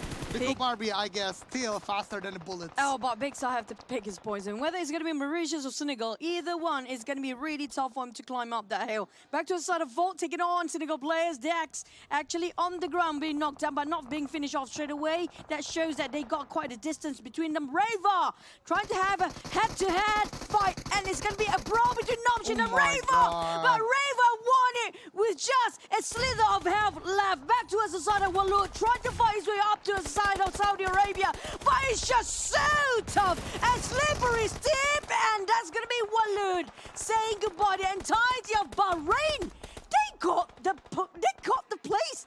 They got the elevations. What happened? Why didn't manage to defend it? I guess the distraction coming from a lot of teams really giving a hard time coming for Bahrain, even though they just there. They already have the compound, but coming from Saudi, the movement as a unit is just too strong to be defending with. But we are still continue with the game. Look at Saudi right now. They already got the high ground, even though one of the player being knocked down, but Prestige right now with a nade coming to Pakistan. Is it connect? No, not connected, but he knows where is the exact location. Even Pakistan right now being backstabbed also by Mauritius. So that way Pakistan, a pinch situation, not an easy one for them. But feels like the one winning is going to be Saudi Arabia. Just look how smart they are playing this. Run and gun, run and nade at the same time, being very cheeky. It's going to be Prestige calling out the shots for the rest of Saudi's team. And on the other side, Iraq are taking on Big Star, but that's a Kobe towards the Pakistan, and that's finished things off straight away. What a play coming up from Saudi, moving as a unit, unfolding everything that's been uncovered before.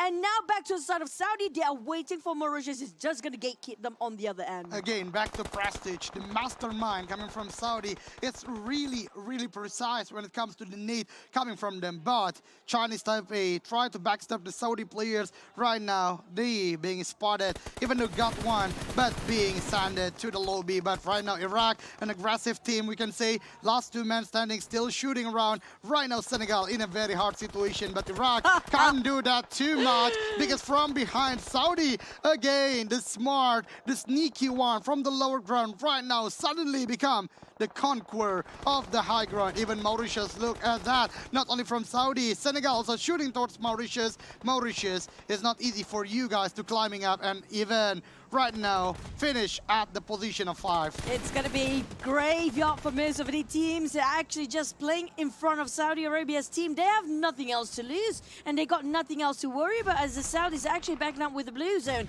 Look at how D7 just keep tossing. Oh, I don't think that's going to work like that, D7, but nice try. But back to us, the other teams though. We have Brunei on the other end, and the Saudis taking the center, but Zenos managed to find out on D7. There's going to be leeway, but Brunei's being attacked by the side of Saudi as well. Now, the Saudi Arabians are just splitted their focus into two ways. It's going to be a four-way war. We're down to 4 teams. It's going to be 2v4, v2v2 as well. Yep, but look at the movement coming from Senegal right now. This is what I'm waiting for. You guys are man for this. You can do the fight, but right now, look at Senegal. Even Senegal can beat all the players from Iraq, and look at those elimination. Finally, Senegal, the teams that I'm doubting about their aggressive, about their play when do the fight, right now they are proving to the casters, especially to me, Senegal still there, and I hope this will be a good start for them to continue the day. And back to us, the side of Saudi and Brunei. Now, they need to take down Dami for the Bruneians if they want to move forward. Lucky enough, they got a space to reset, but Samurai and the rest of Senegal, they need to make a comeback in the entire overall rankings. Jax try to find Prestige. They need to shut down Prestige. He's the mastermind. He's doing a lot of several PUBG mobile plays here. And back to the side of Senegal, they do have a bit of a balance to work with. While the side of Brunei is going to be a flat land. Now, where would they hide? They had barricade themselves with a couple of vehicles, but can they actually defend the force coming out, the Saudi Arabian team coming out full as the entire unit. PSL tried to just smoke themselves out in between, but they need to be extra careful on their left and right because two teams are squeezing towards them. Yeah, that's actually true. Brunei is in a very tight moment right now. It is not easy for them. Yeah, and if I'm not mistaken, all the utilities already being used, or most of them all. But right now, PSL and also the other teammate from Brunei already threw the smokes for blinding the vision coming from Saudi. But I really like also the movement coming from Senegal because they're just waiting. But D7 do the flank. It's a big flank going to the lower ground, do the back step, and one of the players from Senegal being taken down. Not only that, even Brunei also being taken down. What a good defense. What a good attention can be split up when it comes to Saudi. This is a very high quality gameplay coming from Saudi. I have to agree. This is at its best when it comes to teamwork and the whole team play of Saudi. They are so confident when it comes to individual skills. And Daxman is taken out on Piazzao. This is not great. The entire team of Brunei being finished off by both Senegal. It's going to be only two teams left. These 7 just going to hike up, getting the elevations of Senegal. But in the meantime, the circle is not closing. These 7 being knocked out by Samurai again. Now, where would Prestige go? What will be the call shot coming up from the IGL? Yup. The threat already happened, but look at those 2-on-2 situation right now between Saudi Arabia and also Team Senegal. And this is like an evolving team because it is not your Senegal. It is not the Senegal we already watched for about 2 days. And look at that shot. One of the players from Saudi Arabia being low HP, but it's overpicked. Right now, Samurai left alone with the last man standing. But from Saudi, they are still having 2 of them. Let's see, is the clutch happen or there will be for Saudi again? They know exactly where Samurai is standing. Now, all he needs to do just have a bit of a courage and pop cover of smoke, which he don't have. He doesn't have enough smoke yet. There comes the pressure. He tried to spray. He got 1. Only 1 more to go. Mano to mano. The Mexican classic coming out from Dami versus Samurai. Samurai just going to reset himself. Same goes for side of Dami. But can he just equal out the odds or just making an advantage? He picked up Prestige. This is huge. Coming up from Saudi Arabia. And they're going to flush it. They're going to move forward. They moved on the bridge. They finished off Zenos. Samurai, how can he clutch this? This will not be easy though, but Samurai shooting towards the Saudi player, but the backup is there. And the winner chicken dinner again for Saudi Arabia, but Senegal. Samurai, really well done effort, and this is what I want to see from Senegal. They really step up their gameplay, starting from Vietnam, now Senegal. So the players, the team at the danger zone still can't do much, and this is what I like when it comes to the last day before the grand final. I mean, like, my God, Senegal! What a play! They're just behind us, by the way. They're like amazing. I'm loving the fact they have been improving so much. They have been really climbing up the stairs. They've been taking up so much courage. There was almost a clutch. He got 1 just now for Samurai. He really took his katana and slashed away everybody else. If only he just pushed forward just now. The moment you know there's a quiet moment on the other side of the terrain just now, on the other side of the map, he knows that they're trying to pick the other person up. If only he got 1 nade. 1 nade. That 1 nade can just change everything. But I think you can't have 2 locks in a game because the previous nade just eliminated all the players from Brunei, right? Yeah. So yeah. I mean, like, why not? Why not? Save what? Save the last one for the best. For the best. Always have to have 1. Yeah, but that was a really good, also patient gameplay coming from Saudi. They are not too quickly when it comes to a short decision making. Oh, yeah. Still reviving his teammate and turn the table, become the champion or become the winner chicken dinner. But back to the side of Bahrain. Now, they had such a good spot. Totally. What happened? Why is it so... Why everything just go in shambles when they got already everything in their condition? Everything's being ticking off the box. We're talking about great position, best view. 4 players. 4 players. Do they have enough to actually sustain to be up there? And what happened really? Because if you look at how Saudi's placement before, they are way better when it comes to analytical part, to where to move, navigate themselves around the valleys, around the terrain, and play along with the hills. They were having the lower ground. Bahrain got everything, but they just couldn't do it.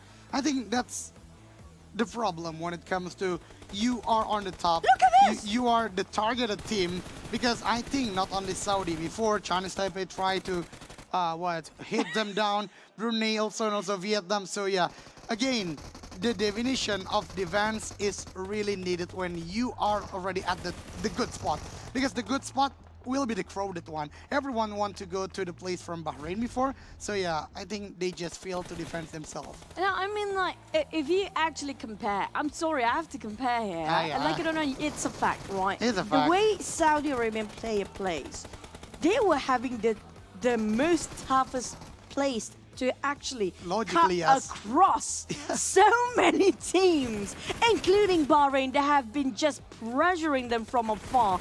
But they still managed to survive, even though it's not a 4, but still managed to get 2 till the end of it.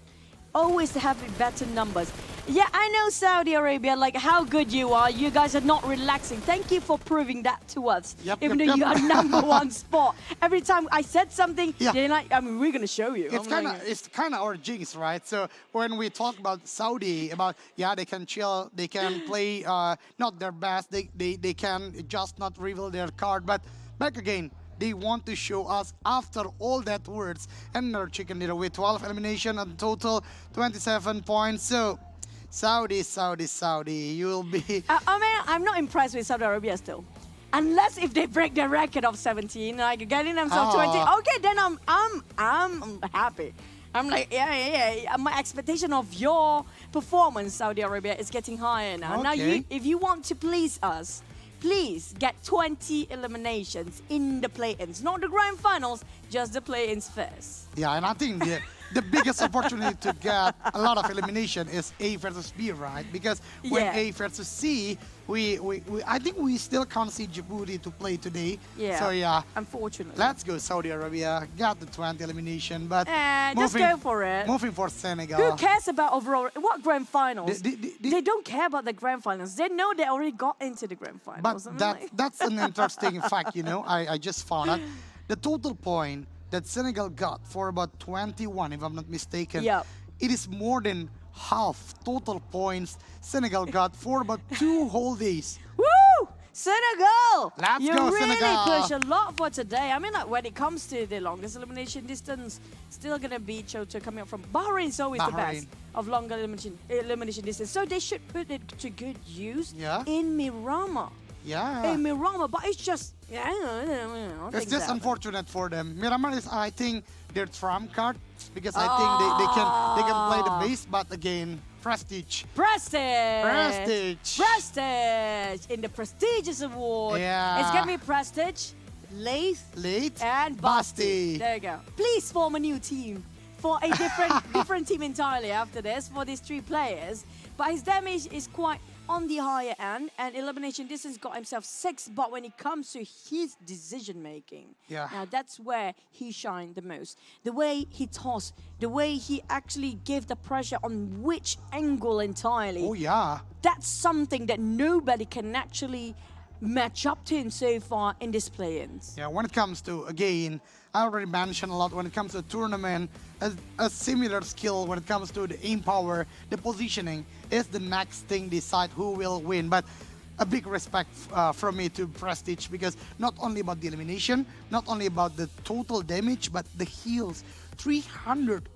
It proved us that Prestige fought a lot, recovered the health point a lot. So He's boosting himself a lot. it's not an easy game for Prestige himself. So yeah, really amazing for the most valuable player to Saudi, especially for Prestige himself. But speaking of A versus B, we're not done yet. We still have one more match.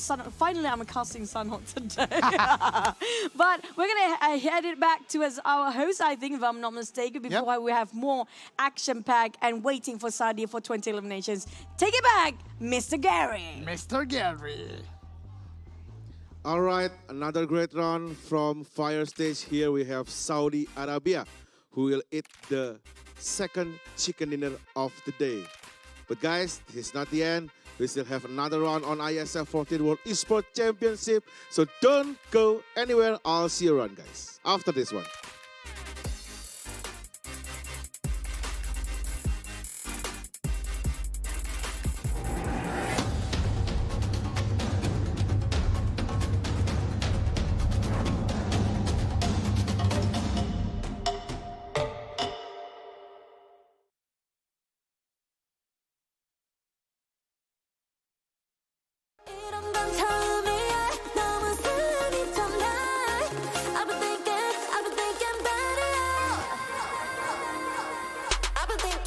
your boy. Yeah, yeah. All I think about is you, boy. All I think about, yeah, yeah. Yeah, yeah. All I think about is you, boy. All I think about, yeah, yeah.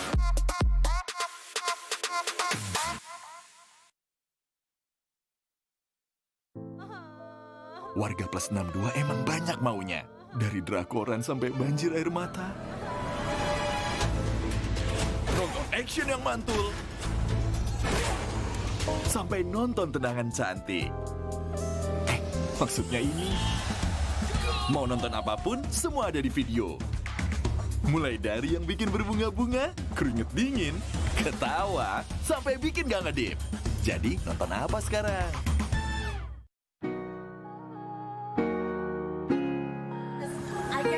I cannot tell everyone to do just like it because I am me right now. Actually, when I go to the esports scene, there's a guy who always me who always plays.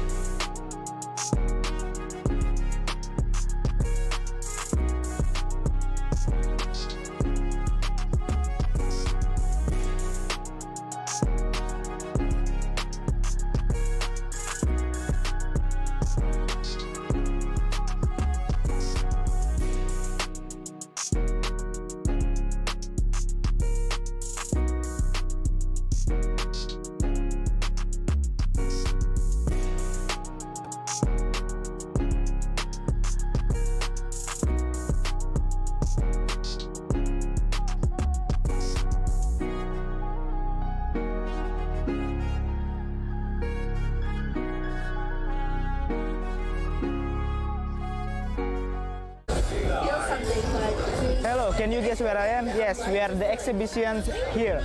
So we are gonna explore this freaking cool area and see what we can do with all tenants. So, come here. Basically, Garudaku is a product created by PBSI or Federations of Esports Indonesia. Garudaku is one-stop solution for esports industry in Indonesia. In this platform, you can create your own esports community, join tournament, searching for player database, esports company, or even community in every game category.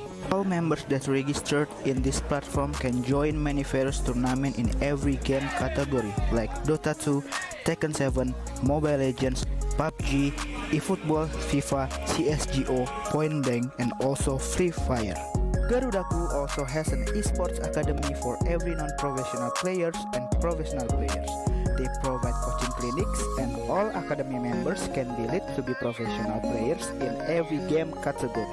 Garudaku became one of the exhibitors at the IESF 14th World Esports Championship Bali 2022. They had a very interesting activity here.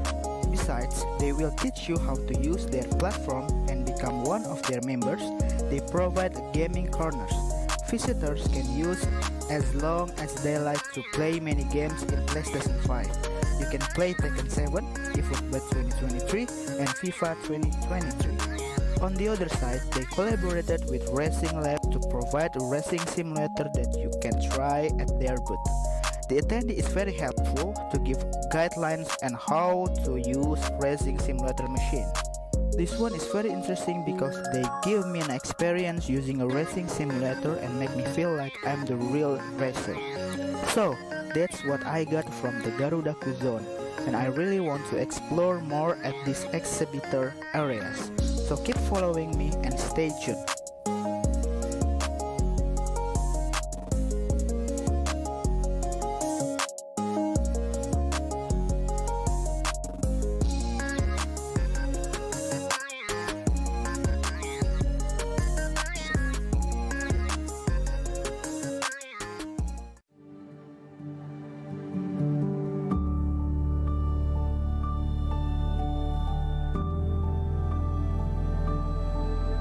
All it takes is one dream. One dream that becomes a journey. To drive an ambition. Believing in yourself. Persevering challenges. always focused on the dream. To grow aspirations. Having the will to keep going. Building a future with a legacy. Knowing dreams can come true. Over 11 years of growth. The spirit of entrepreneurship. Created possibilities.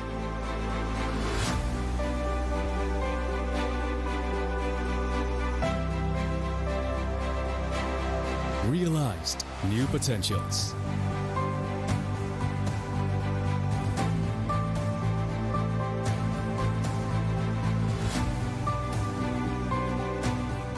Innovate for the better.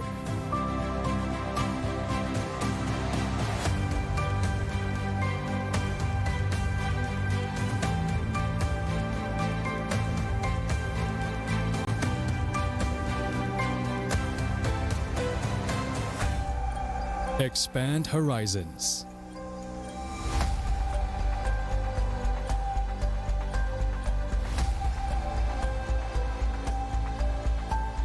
To change lives.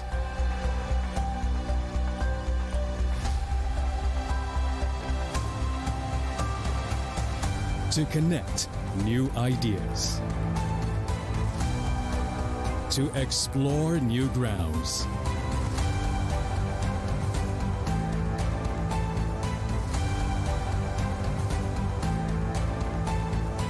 With the future in sight.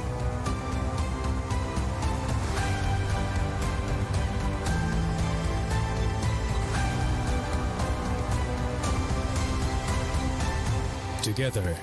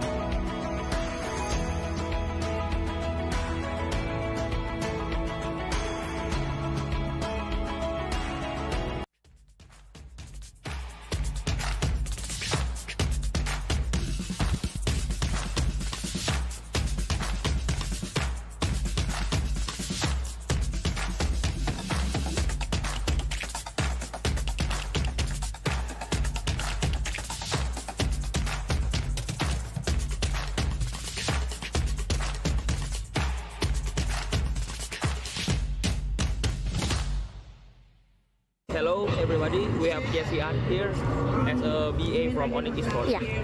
So I wanna ask you, so the first question is what do you think about this match Indonesia versus Philippines? Match yang tadi menurut aku seru banget sih. Terus udah gitu kayak menegangkan juga lah. So the next question is who is the top opponent for Indonesia in IESF? Menurut aku Filipina sih. Cuma tadi Indonesia berhasil menang lawan Filipina kan. Cuma menurutku yang paling susah Filipina sih. So how much confident are you that Indonesia will be the winner for this competition? 100% dong. Kita harus percaya diri. So for the last question, any future hope for esports Indonesia, especially Mobile Legends? Semoga makin berkembang. Terus udah gitu, semoga bisa berjangka panjang. Thank you. Thank you. Thank you for your time. Esports Indonesia. Jaya, jaya, jaya. Thank you Kak Jessia.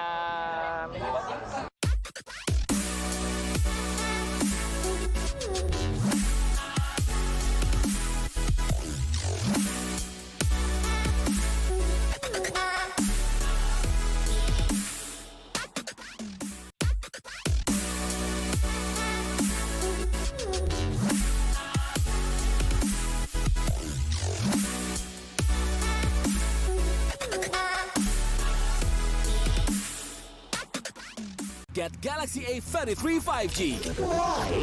Because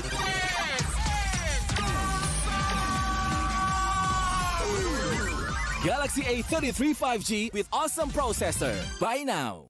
Get Galaxy A73 5G. Why? Because this is awesome. This is awesome. Awesome details. Awesome details. Awesome details. Galaxy A73 5G. Take more awesome details. Buy now. Hi, welcome back to the IESF 14th World Esports Championship Bali 2022.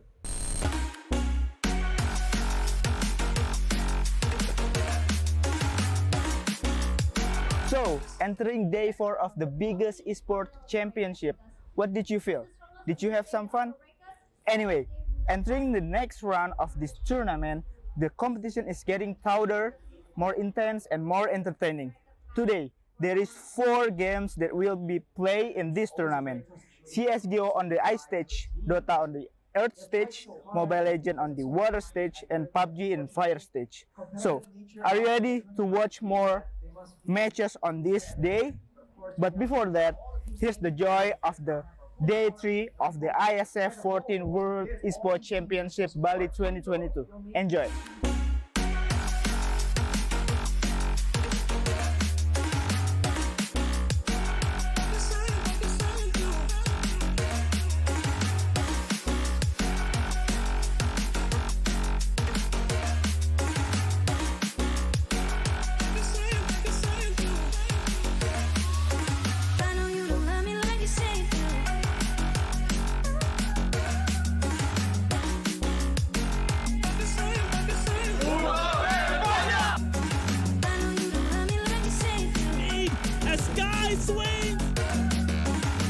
So, how is it? Exciting, isn't it? We're exploring more other boat tomorrow, so stay tuned and cheerio! Selamat datang di sebuah pengalaman perjalanan baru Indonesia bersama InJourney. Terbang bersama kami untuk melihat pariwisata Indonesia. Sirkuit internasional, bentang alam, ragam atraksi budaya, produk lokal asli Indonesia, warisan budaya, keamanan dan kenyamanan. InJourney membawa keramahan Indonesia ke dunia.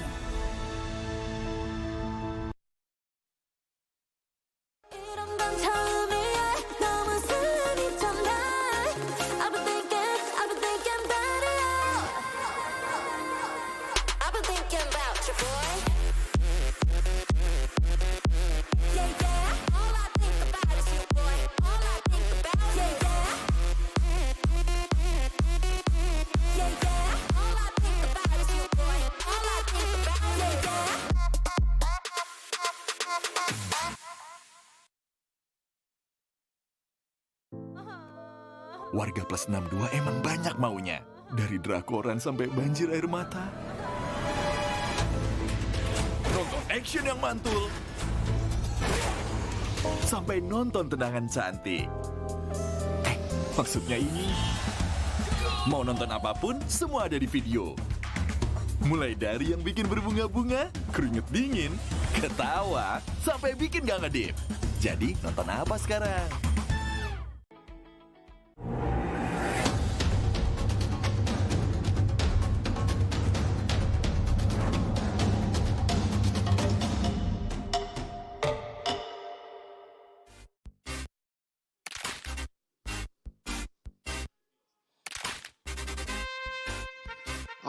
All right. Welcome back again on IESF 14th World Esports Championship Fire Stage PUBG Mobile third round of the day. So before we're gonna start the match, I would like to tell you that this event can be held by support from our government sponsors. So thank you once again to Kemenparekraf, Kemenpora, KONI, NOC Indonesia, and of course Wonderful Indonesia.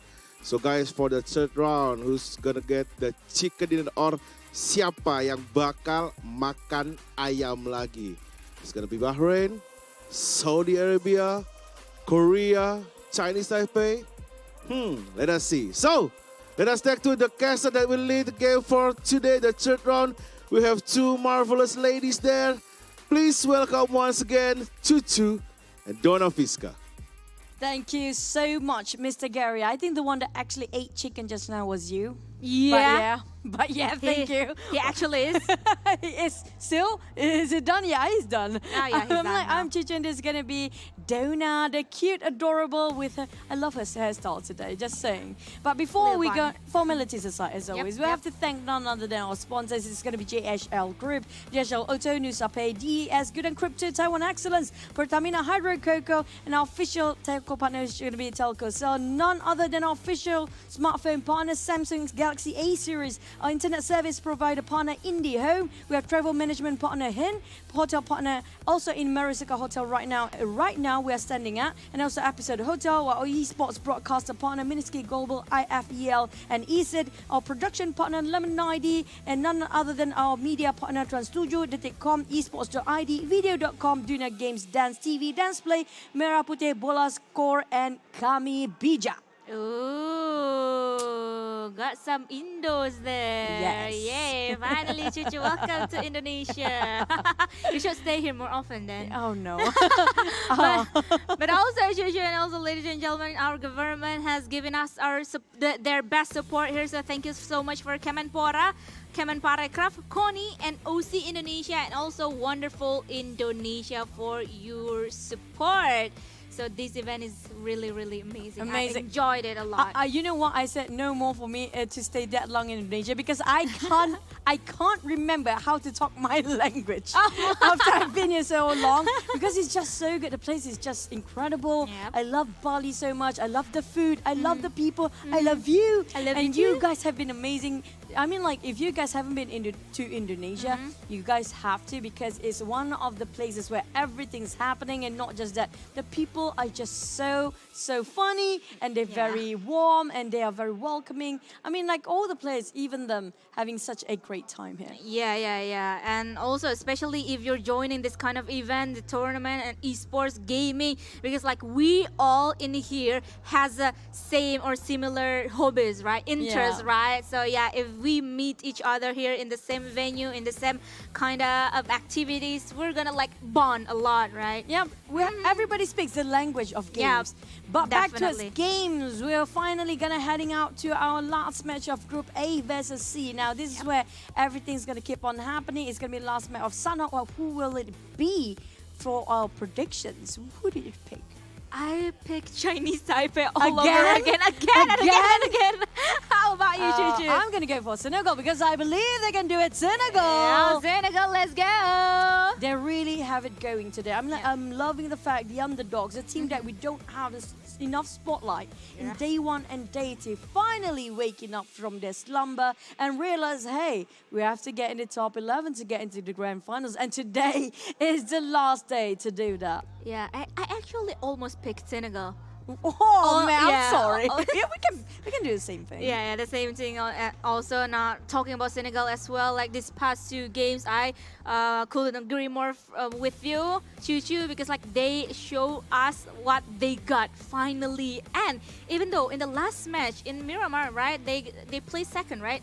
For Senegal. It's just so different. Yeah, it's so different. They placed second, but they were really, really happy about their placement, about their results. I mean, like, I'm super happy for them, not just because of their results, not just because of their placement, it's because how different if we compare with yesterday's performance coming out from Senegal. They just really ramped it up. They are more confident about their firing. I just hope we don't compliment them too much to jinx them at the same time. Hopefully not, fingers crossed. And I also like really impressed how, because like actually both Senegal and Saudi Arabia, the last war that happened in between them, the not only the placement is like they above each other, but their, what is it called, like their position in terms of sitting in the stage is like they are above each other. It's like literally in real life and in the game. Yeah, they are real life on and in top the game. of each other. Like, I mean, like not in real life that way, but they're just, you know, having a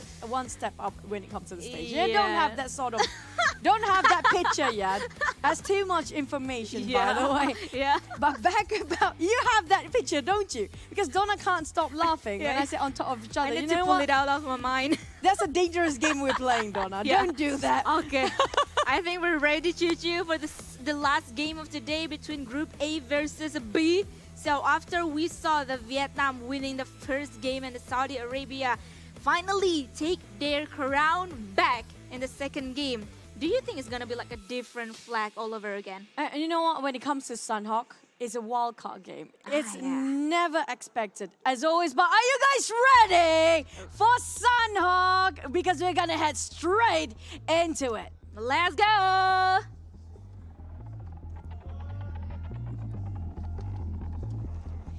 Now, when it comes to Sunhawk, it's the smallest map that we have to date. And not just that, it's because of it's small and the players have been aggressive. They have nothing else to lose when it comes to the last day of play-ins, trying to get into the grand finals. They have to. And we're having a flight path.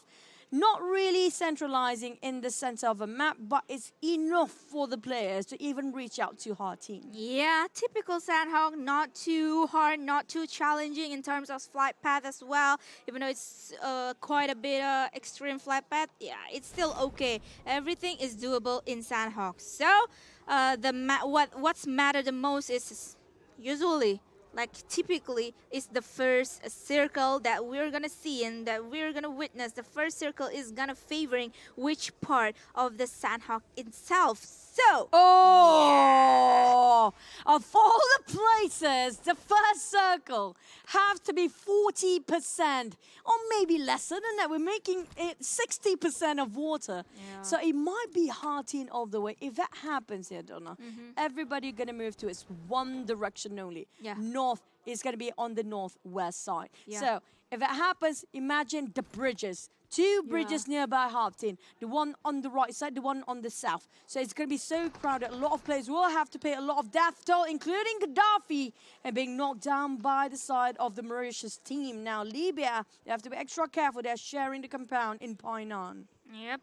Sharing the compound in Painan. The northern Painan will be occupied by Team Libya, I believe, and Mauritius is going to be like the western side of the Painan itself. But with that one knockdown, it's only gonna like cost a time for Libya itself, not costing any man or any soul here. But ladies and gentlemen, it seems like we have the light of heaven. The light of heaven. The here. light of heaven have been shined upon us. The moment we have the light of heaven, the voice of heaven will tell us a news that we're quite happy because we're going to share the time with you guys again. It means that we have another remake going on. You know what? It's always the fun part of PUBG Mobile, the hiccups. Yeah, the hiccups. But well, because like this is like the Group A and also B, like they are, what can I say? They are approaching the end games for them, like the last chance for them, right? So they are not gonna like waste any moment for them. They want to make it, or they want to play the game as maximum as possible for them. The moment you mention end game, the first thought comes in my mind. It's gonna be, are we in the movies? Because we're gonna watch some Mavol, which is not their real name, movies, where they have the end game. So that's going to be it behind it. But speaking of the players, yeah, I definitely agree with the fact that's going to be it. If they can't make it by today, because we mentioned earlier with Doggy even, I think that you guys even mentioned the first match of the day regarding there are 5 teams in the red danger zone. Even they got themselves maybe up to the 9th place, but the gap in between 9, 10, 11th is not that far off, down to the 13th place. Now, there might be a swap in the last minute. We've seen so many teams that have him to be swapped down, being pushed down in the last minute. Now that definitely will be so painful to actually just take it as your reality in this match. Yeah, but talking about like the last game, the game that we just saw that unfortunately is not gonna be played anymore. I kind of like the circle though, because like except about what you mentioned earlier, it is like favoring towards Vietnam as much because like I thought you're going for Chinese Taipei. Wait, what? Which team are you with? Donna, make up your mind. I'm just like I'm favoring the team that. Any team here, actually. Really? Really? The any team is Chinese Taipei all the way. Chinese Taipei and Vietnam. Any team. I favor all the team. Yes, I love all the team. Chinese Taipei, Vietnam. Come on, Donna. But Come talking on. about Vietnam though, because like they finally got their momentum, right?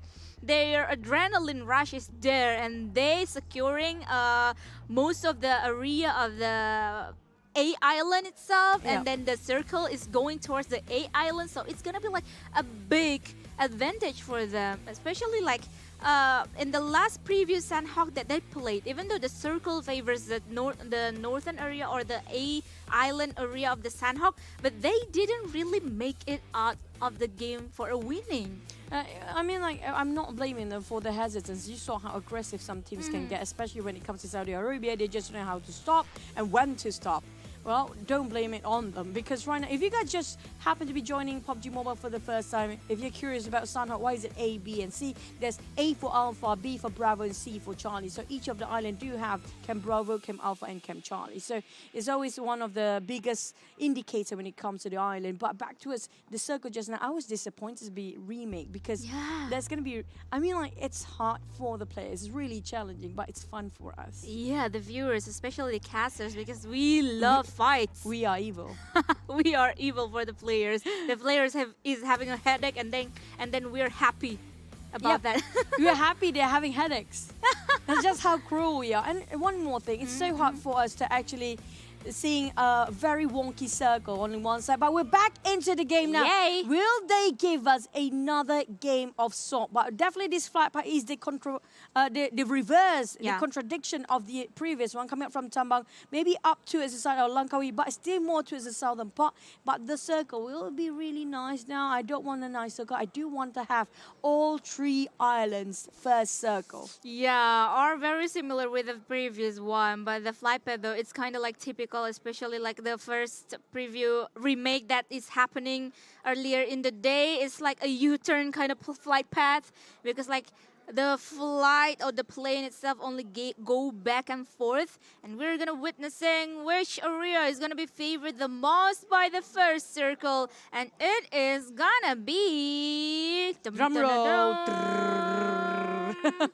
There you go. Oh, it's down south right now. It's the reverse, the circle as well. Everything is reversed now. Okay, so Nakam is really a good spot for the players.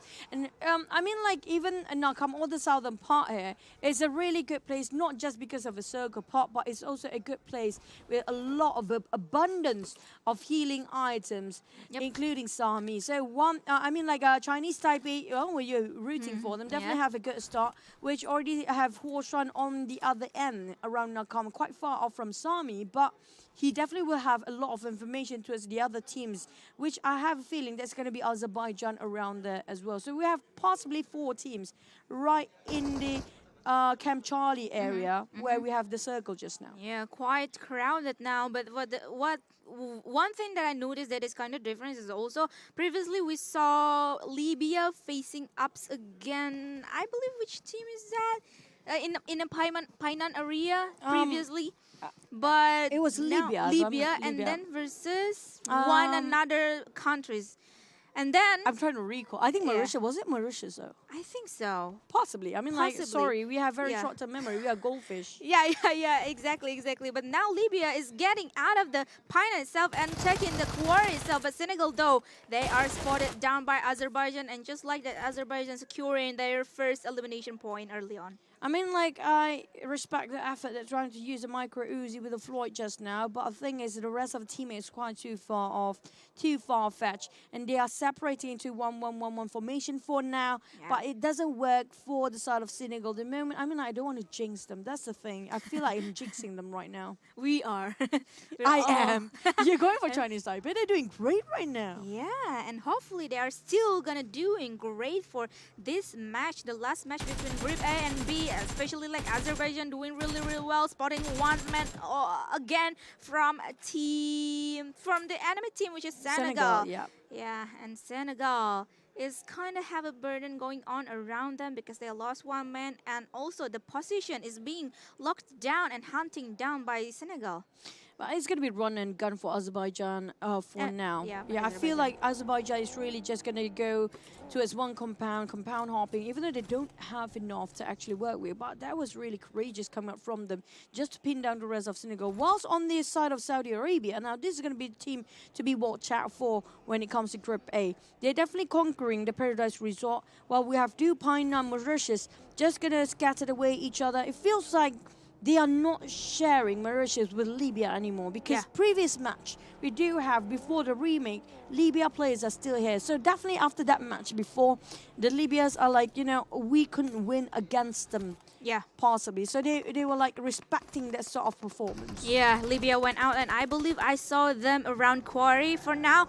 And I think they are going well for the early games for today. But on to the Vietnam side, even though the Alpha area or the Alpha Island now is in the first circle. So yeah, they're going to be like having a chill quite a moment in the early game and gathering some information from the top of the highest ground of Alpha Island itself about the rotation or the movement in terms of the other teams. I mean, like, this is not Miramar, but it's okay. If you have the idea, it's fine. As long as you're still in the circle. Imagine if you're in the high ground, right? Yep. And then you're not in the circle. Oh, that's all we can say. It's going to be a hard challenge for you. For everyone. For everyone. Even us watching, it feels so hard by just watching. Now back to the side of Pakistan, on top of ruins. They do happen to be visited by another. I'm not sure what Pakistan is doing. They just keep on firing at something else. But Samurai will be cornered by the side of Azerbaijan. Ghost Prime! Samurai did it again! Oh, with a rifle. That was just amazing. Baku taking down on Samurai. Oh, no. Where are the rest of Senegal? Where are the other two? Why are they so separated? Yeah, and now they have to pay the cost of the position itself. But Azerbaijan pressure, though, was really, really great. But Samurai almost healed up himself. But yeah, almost is never enough. Almost is not going to bring you to the grand finals. Is that almost is always the one that will hurt you. Yeah, give you so a heartbreak. Much. Yeah, beyond heartbreak, traumatized. It's going to be traumatized. Yeah, traumatized. But back to the side of we do have Libya. Now they're dropping way far off from Mauritius. It's not that too far. They're still inside sort of a corner of the compound. But we do have some teams playing quietly. Now, Tambang has been heated up by Senegal versus the side of Azerbaijan. I'm loving the fact that Azerbaijan is stepping up the match. They even got himself an MG3, an 8-time scope, a level 3 of everything. What a good day in Nakam. Ooh, Ghost Prime is actually gonna be the ghost, the prime of the ghost towards the other enemy. But Chinese Taipei, though, we're going to see the point of view from them. They secure or they're spotting the players from Azerbaijan. But Huoshuan as the frontliner, I believe, and the guardians of the northern side of the defensive area of the Chinese Taipei, he will only gathering information about the position of Azerbaijan's player. That's a good trigger, this being coming from Huoshuan. Yep. If we were in their position, in the actual position, we might actually shot something and then we missed quite a lot, and then we give away our position towards the enemy team. That's why we're sitting here, don't know, because we don't have that much trigger discipline as Roshan does. Yep. But the thing is, now, would they trying to move? Right now, the rest of the Chinese Taipei only have 2 members. I'm not sure where Hong and also Changfu is. Hong's supposed to be the IGL here. Definitely he's giving orders towards the rest of the roster, saying you just gain information, don't open fire. But it's a different story when it comes to the South Korea side. Math Boy being cornered so hard by the side of Iraq, but Reva burn, baby burn. Where would you run in the corner? Just gonna put out the fires, but they're having another go, but he could see through the smoke. Wait, what? Why? He was right across Math Boy. Oh my God, but Math Boy managed to take Reva down, no doubt, and the backup is coming in to really eliminate it one by one, the players from Iraq. And not just only the firing is coming on, but the Molotov, the burn is there to eliminate it. Golden by Iraq. Yalla vote with Kalaga remains at the back lines too late here to actually give extra support. Kalaga coming out on the other end. Yalla vote trying to distract on the other end. Now they have already the knockdown. They need to pressure more, but if they're not pressuring, they need to build this. Volt cooking up the net quite a bit later. Spotted out across the windows, but Kalaga repelled him. Kalaga just left. Volt, you're alone here and you need to move. Kalaga's too far. Oh my god, but Kalaga is gonna approaching, no? No. No? It's like, you do it by yourself. This is your problem now. Okay, and just like that, Team Iraq is gonna like build out of the war that they've been building towards Team South Korea, because they seems like, or they felt it's not gonna be like worth it that much, because like they only left with 2 players, and also Team South Korea is giving them aggression towards Iraq also. But they want to gatekeep to the side of the Koreans because the blue zone is shrinking even further, and they want to gatekeep on the other end. Uriel spotted out on Volt, but where is Kalaga?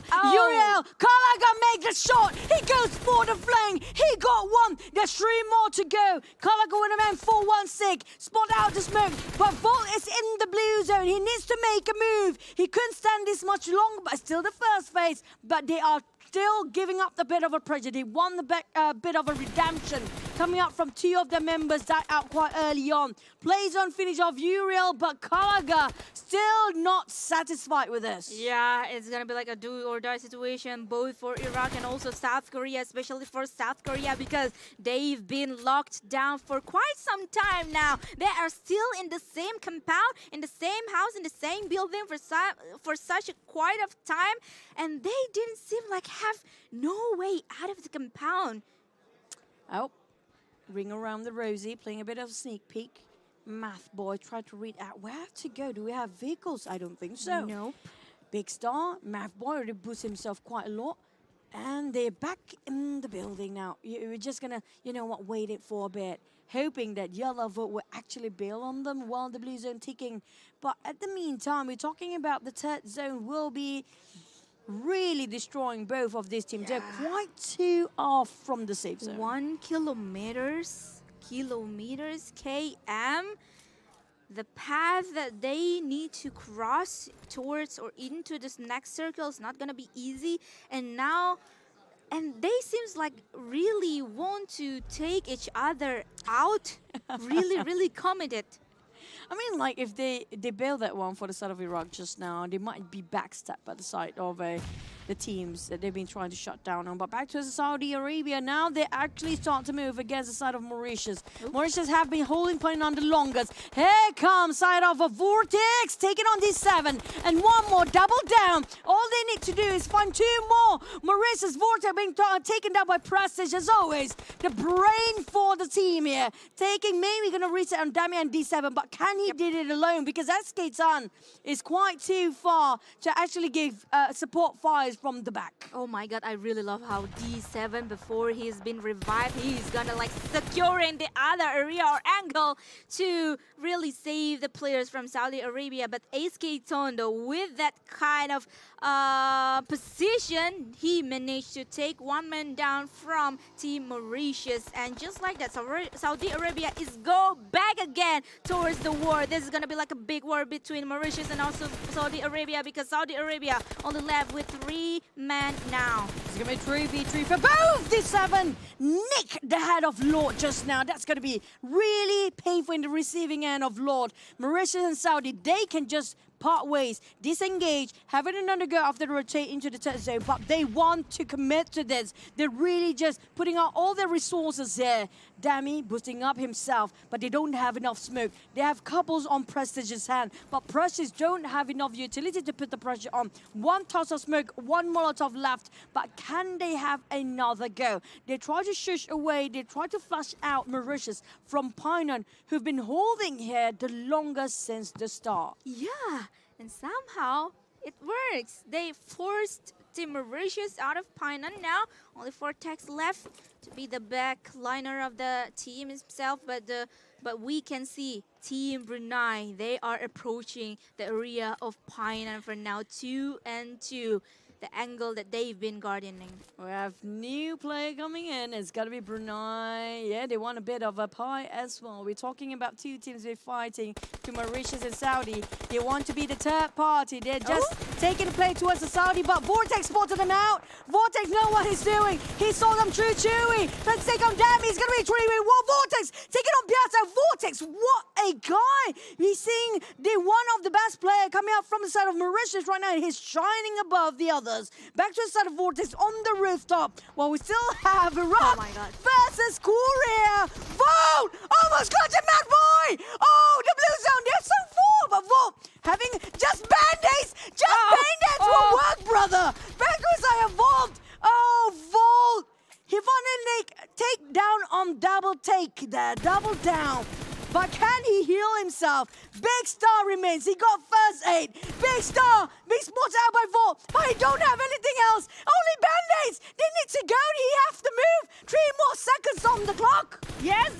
And he tries to finishing off 2 of the players from South Korea. But the grenade, though, coming from Big Star. Volt is taken down. But Kalaga as well. Kalaga still has the position. Still has the vision toward Big Star. But Big Stars, in terms of all of the utilities, in terms of 8 kit, HP, and also Vaz and Helmet, Big Star is 1 step above Kalaga for now. He knows exactly where Kalaga is. We saw that spot just now on top of his crosshair. All he needs to do is wait. Is it worth waiting for? They're so far. We're not done. Big Star! Oh my God, Kalaga will try to go. No, he climbed out. Why did he do that? Kalaga is there to save the day. It's down to mano between the South Korea versus Iraq. Kalaga take the sports car. He will be chance go the other way. You know what? I'm done. Big Star, do you have vehicle? This is not a great day here, but we still have Libya versus Chinese Taipei now. Yeah, Libya and Chinese Taipei, we're going to focusing on to the war. This is going to be like a big war, 4v4, I believe, as Basti is going to be revived for now because Libya still has their time. Shark, though, Shark is going to be like guarding up the inside of the compound itself, but Shark taking so much damage, but Shark thrown the grenade that is really on point. 2 knock has been made by Chinese Taipei, but Huo Xuan is trying to revive himself or heal himself up, but Hong, meanwhile, on the other side, managed to finishing off the players from Libya, and just like that, with a snap of a finger, Chinese Taipei eliminated Libya. They're not done yet. We're talking about, I think it's Sri Lanka team actually tapping out from afar. So Taipei, Chinese Taipei, they need to reset right now. Shock need to be revived. Sustain the rest of Sri Lanka, try to take advantage of this, but they're not even want to move forward. They don't want to advance. They don't want to navigate themselves in the compound. This is giving so much space for the side of Chinese Taipei to reset. But Amare is spotted out, giving the pressure to the side of Shock. Shock is bleeding out. Who will actually save him? They managed to revive and they managed to reset. Now, all they need to do, Chinese Taipei, is get a vehicle, at least a buggy to get out from here. Yeah, that's the only way and as fast as possible to do. But meanwhile, we're going to see the team Vietnam trying really, really hard, being a swimmer here and swim across the island. And meanwhile, Winnie, as the backliner of the team itself by Vietnam, he saw Pakistan moving, and it's gonna be like a very, very important situation or knowledge for Team Vietnam. We are in the Olympics of esports. Yeah. So that's why they need someone to swim. Yeah. For the sake of Olympics, maybe. I'm not sure if you're playing PUBG or playing swimming right now, but that's the only way to survive. Why not? Back to the side of Dami on Saudi. I mean, like, so many times Mauritius Vortex being knocked down, but this time being finished off straight away. Saudi Arabia are now going to push forward and closing up the distance between Mauritius and Saudi Arabia. Lord, can he save Sky at the same time? They lost their star players just now, which was Vortex. Back to the side of DBS. D7 really want to keep this in the back now. This is going to be an easy one, but the Molotov was right on the dot. Oh, he got banned, but it's not going to be enough. And the circle ended up in Chinese Taipei and Sri Lanka side. And the rest of the other teams, good luck, have fun moving on the southern side of the map. Yeah, especially the teams that coming from the western or the western north area of the circle itself is going to be like a hard time for them, especially if we remember the Vietnam condition now. After they swimming across the island itself, they need to move, they need to run as fast as possible. So not only become a swimmer, they become a runner now. Oh, wow. Make it triathlon. Yeah. All the way. What else do you need? Bicycles. Yeah, why not Yeah, put why in not? bicycles here, guys? I mean, like, we do get a lot of bicycles at our hotel, by the way. we do. We had a good time. Back to the side of Saudi Arabia. Now, they are moving towards in the lair of Chinese Taipei, straight into possibly Sri Lanka as well. They have to pick their poison. But at the same time, they're taking their own sweet time not to make it too reckless towards navigating themselves in the center. Kalaga might spot it out Dami, and it might be another go for the side of Iraq. In the meantime, it's just going to be Kalaga left, so that he has to be extra careful for Iraq. He actually bailed the fight against the South Korean team just now, who left with only one member.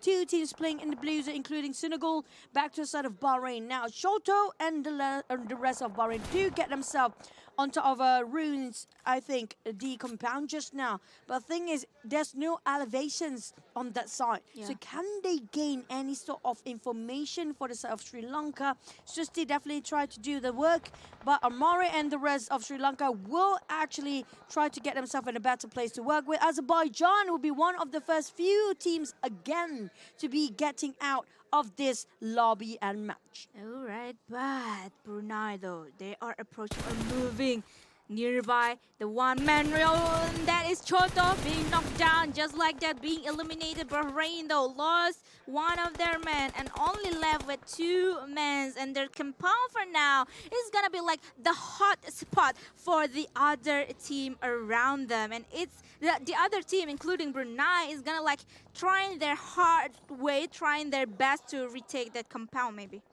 For now, I mean, like, if they can actually retake it or if they can actually defend, it's a different story. Now, the circle, this is quite an unusual circle, if you ask me. It's not really on top of Nakhon, but it's on the outskirts, around the junction of the road. Back to the side of Pakistan, they are taking a fight. Winnie taking a Kobe against the Pakistan team now. They have to be extra careful. If they want to fight against Sri Lanka, they have one more behind their backs. Now Pakistan kind of stuck in between. Amore being spotted out. We've been finished off with the Blues and Doom taking on Vars. This is not great. Pakistan being just too much for them. Doom taking on Pain. It's going to be a 3-fight, 3 teams crossfire. And you do have Kalag on the other end, but Kazan almost shredded his helmet. The Sanka ended up in no man's land. What Sri Lanka, Vietnam and Pakistan having it a go one by one. And finally eliminated. Pakistan just being ham and sandwich all the way. Yeah, but Sri Lanka though, they really need to be extra careful because Vietnam, as they know, the big war has just ended between Sri Lanka and also Pakistan. Vietnam is actually can take that opportunity, but they didn't do. They don't really move recklessly and they really move like carefully. Chua Chong though, he is gonna be like the man that gonna search the information about the players from Sri Lanka before they make the move. But Chua Chong really need to be careful because Susti is guarding up the wing left side of the area of Sri Lanka. But just now we noted on Prestige again making another play. Amore scouted out Vietnam players right across him. That's another team on his right side. They have to pick their poison right now. From the Pam to the fire. Sri Lanka did actually got COVID by Chua. What a big need and an opening for Vietnam to push forward. They're going to flush their entire team out, cutting across towards the corner. And Nam should get it on Amore. Finish off with another Kobe. Vietnam just having such an explosive match right now. But they didn't notice Sushi position. Sushi is gonna be like the messing. Sushi is gonna messing around in Vietnam, taking one man down from Vietnam, but the refrag is so fast coming from Vietnam, and it's gonna be like 2v3 situation alongside between Sri Lanka and also Vietnam, but Vietnam managed to take 2-1 2K alive again. But for Tuanzi, can he actually reset while they try to navigate into the safe zone? Chua taking on Susti with a Molotov. Now Chua, in the meantime, kind of doing corner left, right, and center. Even the Blues are squeezing in at the same time. They do have another contender on the other end. Kalaga can actually be the third party and the playmaker for both teams there. But Kalaga making it harder for Hazen and the rest of Sri Lanka. It's not just by the Vietnam team. It's going to be coming up from the Iraq as well. As do manage to retaliate, taking on Nam Shin. Vietnam down to 3, but it's still bleeding out with 1. Yep. But I really like how the two of the players is moving forward now. But Kalaga, as the last man standing from Iraq, still with his sports car, is gonna try really hard and gonna be spotted down by Chua Chong. And just like, the Sri Lanka got eliminated out of the game. Yeah, they got caught both sides. I mean, like, there's no way out for the side of Sri Lanka just now. They just couldn't see Kalaga coming out, backstabbing from behind. But Chua definitely saw Kalaga, got knocked, finished off by Horshuan. On the other end, even Chinese Taipei having their noses into this business. We're down to 2 teams within seconds here. It's going to be Vietnam versus Chinese Taipei. Both are the teams that you're rooting for, Donna. Oh my God, and both the team still has 4 men. Still full power, full house. Tuo Xuan, though, taken so much damage towards himself, but managed to dodge the bullets out, but not with the other players. But Hong still managed to dodge the bullets out. 4v4. Vietnam taking on the lower ground, not even the circle. The circle happened to be blasting the Chinese Taipei with elevations as well. Chang Fu taking on Nam Shin. Chua, both have been knocked down to 2. Vietnam, can they actually do this? Do they have enough smokes to just pick up their mates? Only Chua left with bleeding out. Tuanzi and Winning have to go for the flank, but Winning is right in the middle of the blue zone. They've been cornered with the structures as well. Yeah. Chinese Taipei, this is it. This is theirs, and you got it right this time for your prediction. All they need to do is just execute, close the deal, and they can get away with a chicken. Yeah, I think so, because Team Vietnam for now doesn't seem to really have a way to get out of the blue zone and to get out of the death zone themselves, because no smokes at all. It's so open field, and now Team Chinese Taipei is gonna like swarming in and searching for the last man standing from Eagle or Team Vietnam. 2-1-0 for now. Is gonna facing the death of his. It's going to be trying to play for healing games, but it's just too close for the side of Vietnam. And that's it! Chinese Taipei. I mean, like, if you can't close the deal just now, I have nothing else to say. It was 1v4. What a just flawless performance coming out from Chinese Taipei with more than 10 elimination. I think it was 13. They managed to secure all 4 men well and alive. Everybody was healthy. There was just such a team composition with such a good coordination. Good coordination, and even Team Vietnam as their opponent has no utility left at all. So yeah, it's a winning condition for Chinese Taipei confirmed. And finally, we didn't jinx any team here. I jinxed one. I jinxed Senegal. Oh yes, Senegal. I'm oh sorry, my God, Senegal. sorry, The moment Senegal. you got your momentum, I happened to spoil it. Yeah, we got the powers to do so. But it's just incredible plays coming out from most of the teams.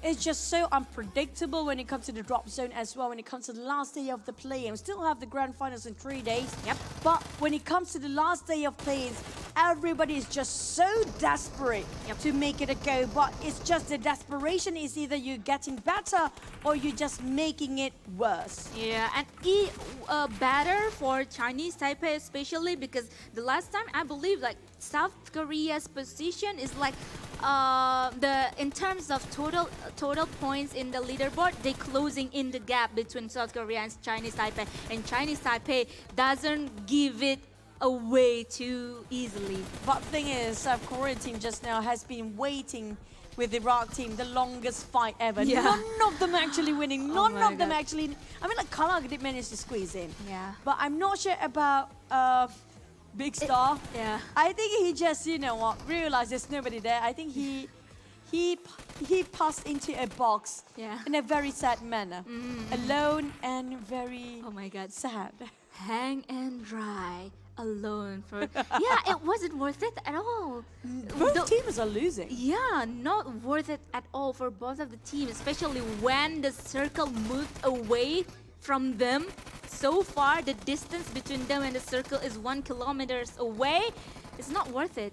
You should move by then. I mean, like they want to go for it. I get the idea of why they want to be backstabbed, but at the same time, it's just too much resources, too much of a death toll, and it's just not worth paying the price. But this time we have Chinese Taipei with 13 elimination, gather up with 28 total points. If Vietnam, on the other hand, even though they've been shooting quite a lot, but it's just securing 2 eliminations by far. The second highest is going to be the Sri Lanka team, but the problem with them just now, it happens to be coincidentally having the same timing to rotate with alongside with Iraq, who's backstabbing them, and also the other team, which I think is just bombarding them from the other side, which was, if I'm not mistaken, it was Pakistan who's having the same sort of boat with them for Sri Lanka. Yeah, if Sri Lanka wasn't being like tailed down or a backstab, I believe that they might survive. The story is gonna be like very, very different, especially between like Sri Lanka, Vietnam, and also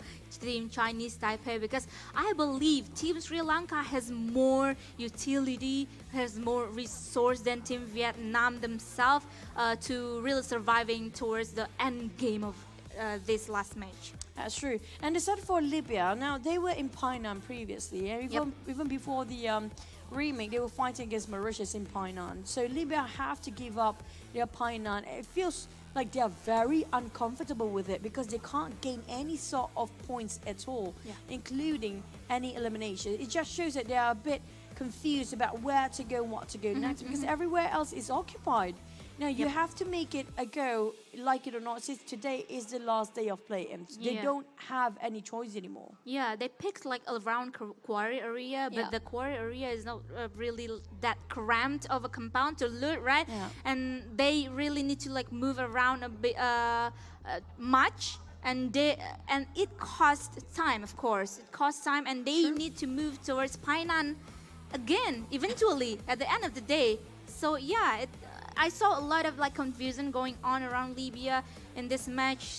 So too bad for them. But for now, we are seeing the top 4 teams, which are obviously Chinese Taipei, Vietnam, Sri Lanka, and also Senegal. We can see that Team Vietnam really trying so hard in terms of rotation that they made, swimming and also running. And what I really like about the rotation from Vietnam, from what I noticed, is actually when they arrived in the Charlie Island, they sent one man with a vehicle to really scouting area. And then it works for them. I think it was Horshun just now who actually tried to scout things out, because we can't see, I think it was Shock, and maybe Horshun or even the other Hong wasn't there.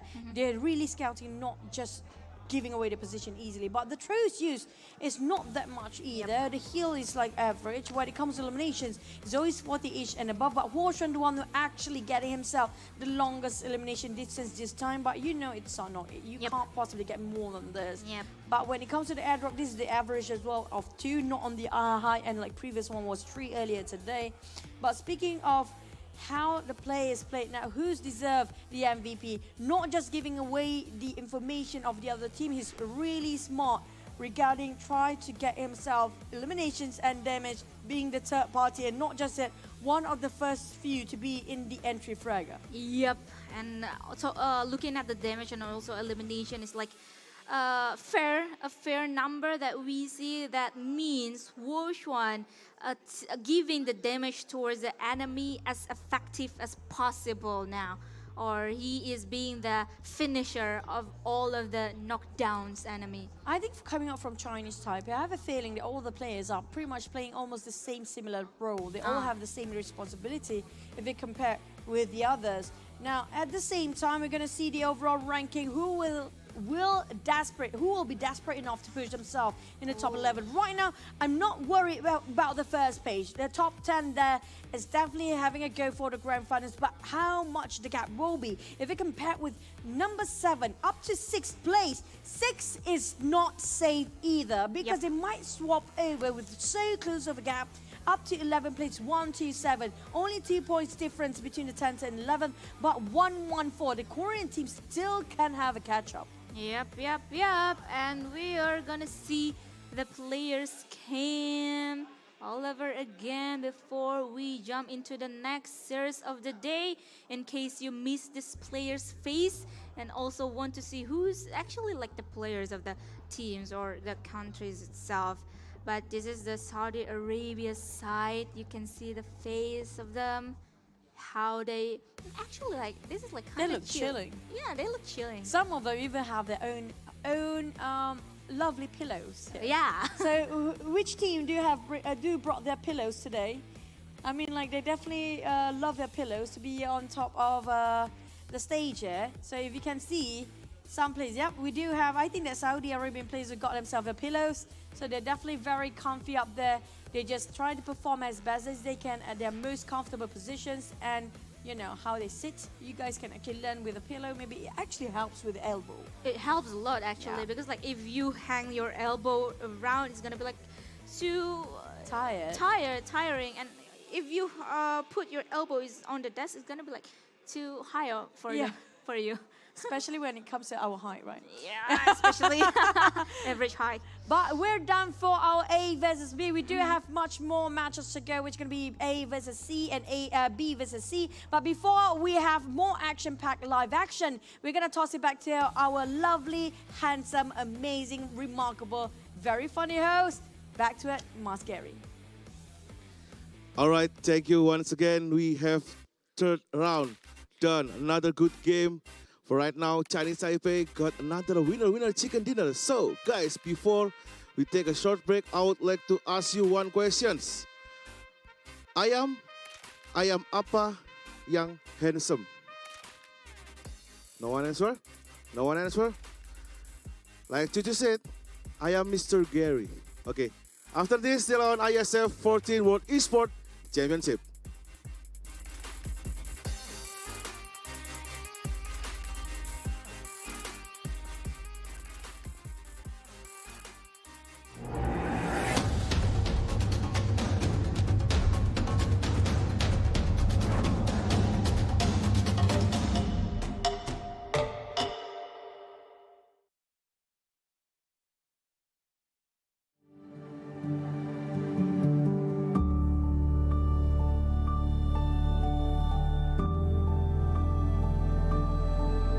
All it takes is one dream.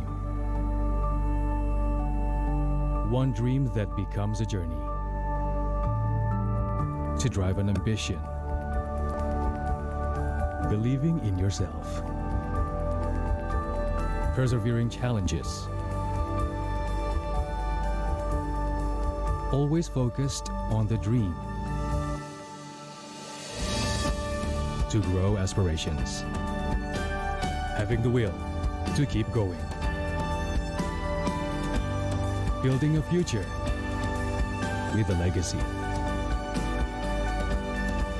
Knowing dreams can come true. Over 11 years of growth. The spirit of entrepreneurship. Created possibilities.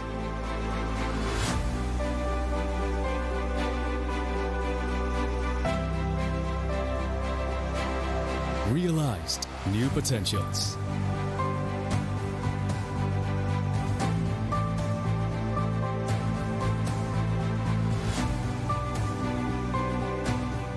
Innovate for the better.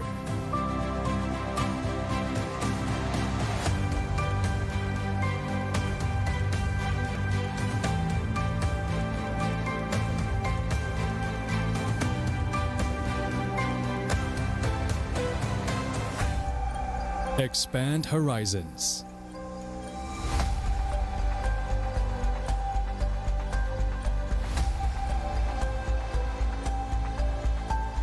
To change lives.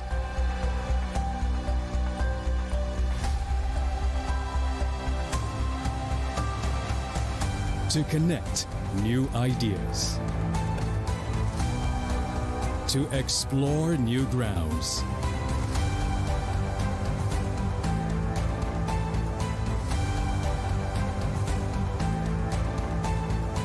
with the future in sight.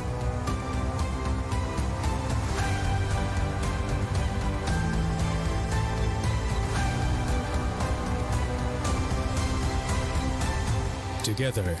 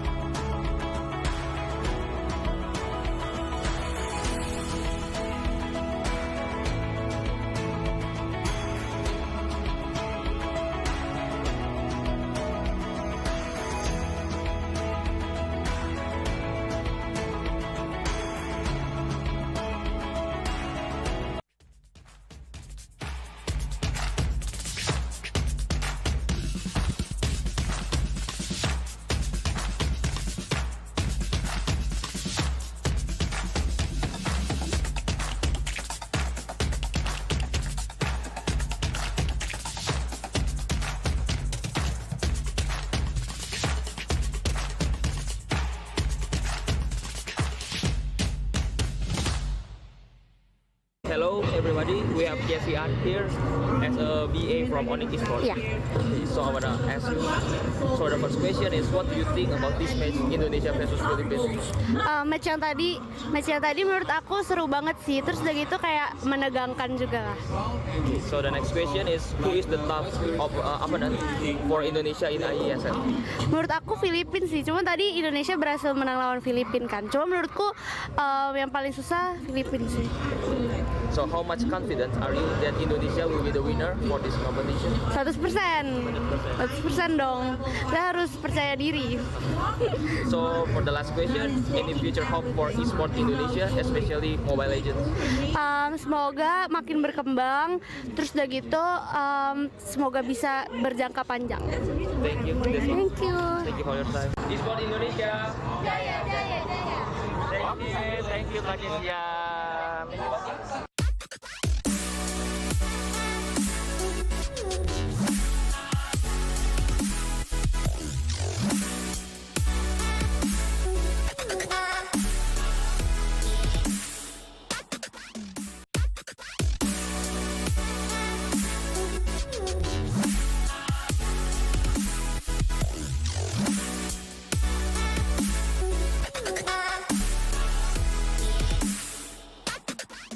Get Galaxy A33 5G.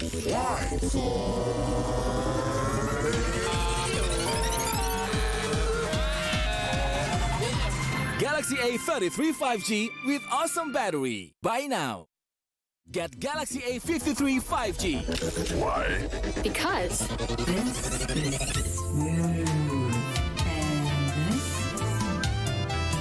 Galaxy A53 5G with awesome smooth display. Buy now. Hi, welcome back to the IESF 14th World Esports Championship Bali 2022.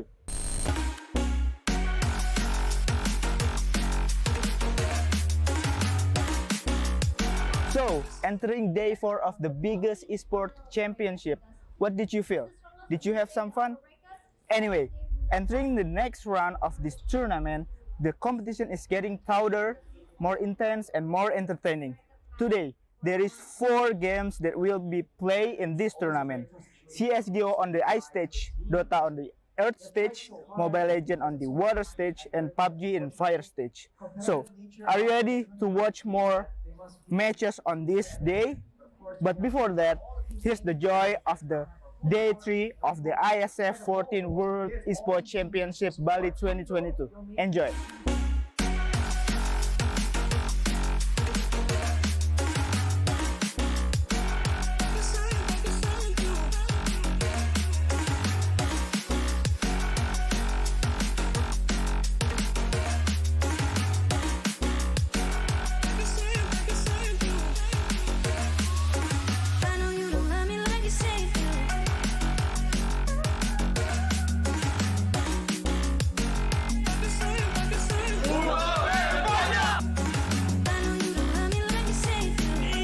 sky swing. So, how is it? Exciting, isn't it? We're exploring more other booths tomorrow, so stay tuned and cheerio. So good afternoon. Today we have the PUBG team from Saudi Arabia. I have few questions to ask. For the first question, you guys have dominated the last 6 rounds and win 4 rounds out of the 6 rounds. Are you guys satisfied with the performance that you have shown on these rounds?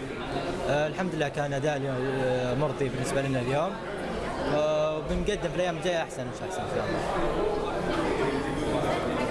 Okay. For the next question, what is the key factor that helped you to win those 4 rounds? Again? What is the key factors that help you to win those 4 rounds? هذا سر يعني لازم نخليه بيننا. Okay. That's it. Okay. For the next question, even though you have already won most of the rounds, do you think there are things that you can improve to perform better? أكيد مع كل يوم راح تصعب البطولة فلازم نتجهز ونتدرب ونحضر كل يوم بالبطولة أفضل. We know that the Brunei Darussalam team have won the last rounds. Do you have any change in strategy, or you gonna use the same strategy to keep the momentum going? It's يعني على حسب نرجع نتابع ونشوف إذا بنغير شيء أو لا. إن شاء الله إنه للأفضل. Okay, so for the last question, what is your biggest challenge to beat your opponent in this PUBG game?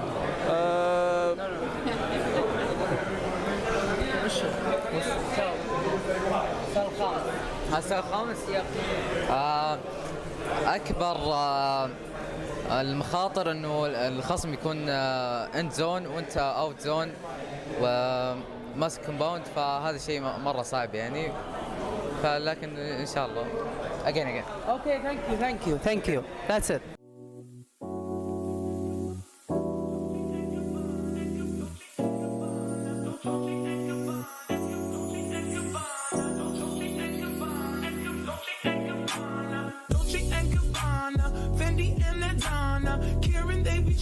All their money got me wearing fly. Girl, but I ain't asking. They say they love my ass in 7 jeans, true religion. I say no, but they keep giving, so I keep on taking. And no, I ain't taking. We can keep on taking. I keep on demonstrating my love, my love, my love, my love. You love my lady lumps, my hump, my hump, my hump, my humps. They got you. They got you. They got you. They got you. They got you. They got you.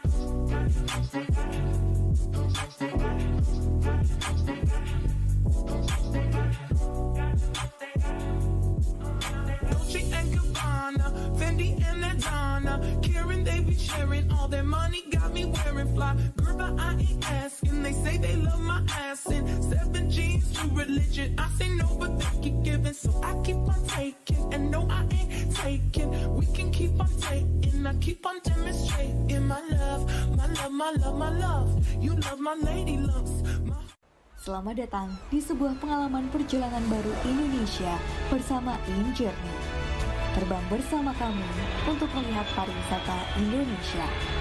Sirkuit internasional, bentang alam, ragam atraksi budaya, produk lokal asli Indonesia, warisan budaya, keamanan dan kenyamanan. InJourney membawa kerambahan Indonesia ke dunia.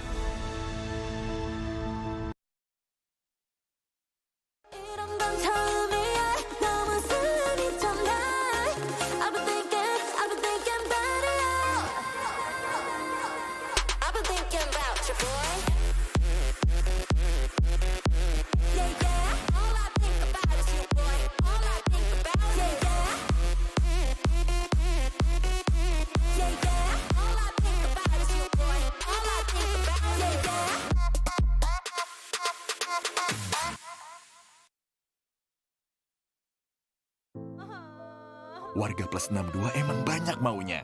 Dari drakoran sampai banjir air mata. Nonton action yang mantul. Sampai nonton tendangan cantik. Maksudnya ini. Mau nonton apapun, semua ada di video.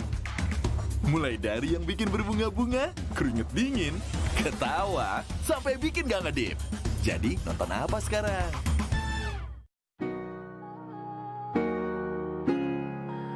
I cannot tell everyone to do just like it because I am me right now. Actually, when I go into the esports scene, there's a guy who always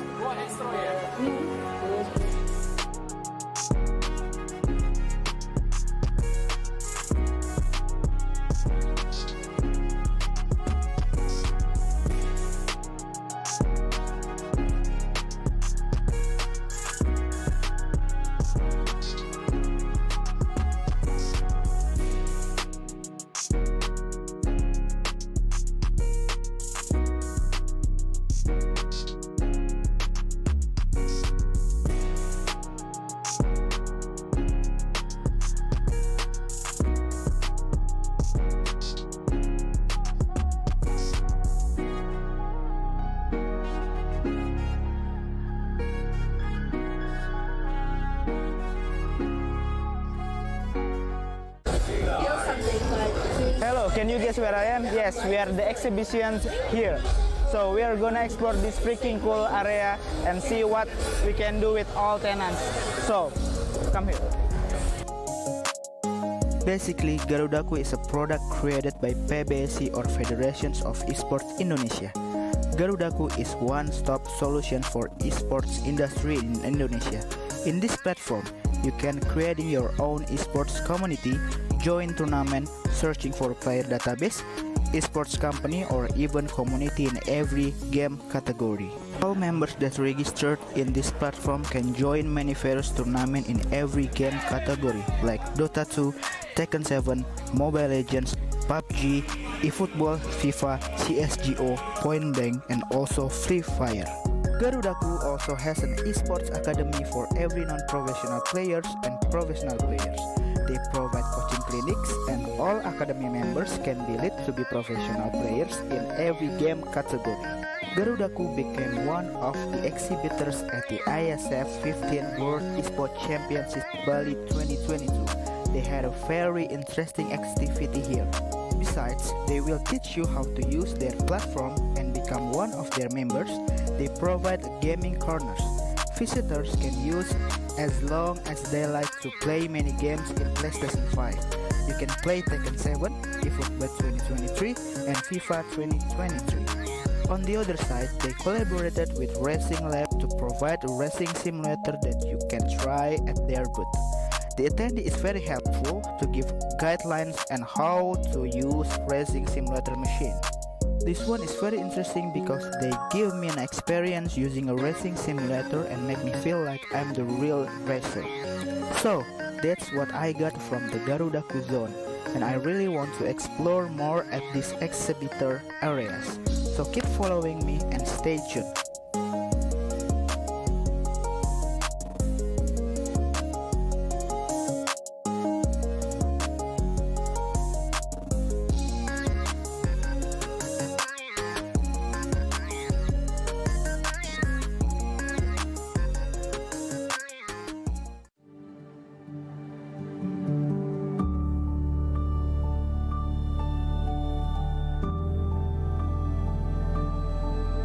All it takes is one dream.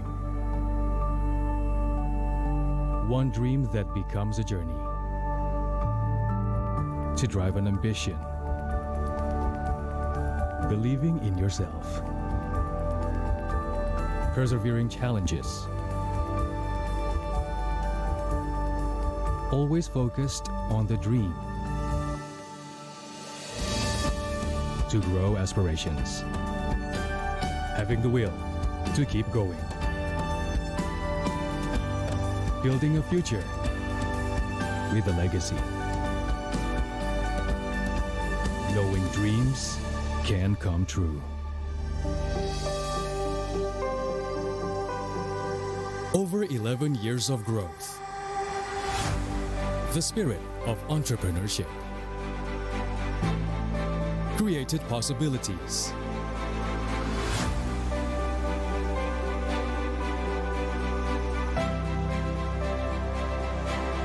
realized new potentials.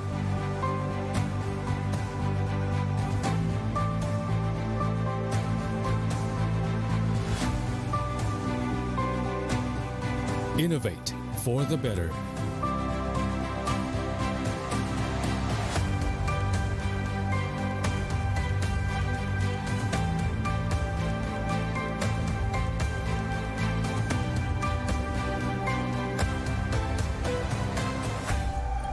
Expand horizons.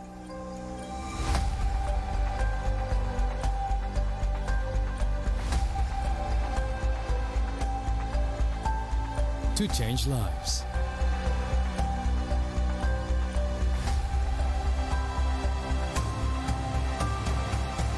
To connect new ideas. To explore new grounds.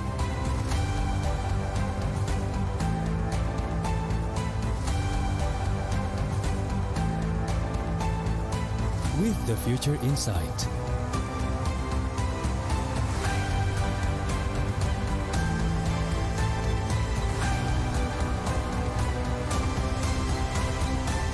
Together.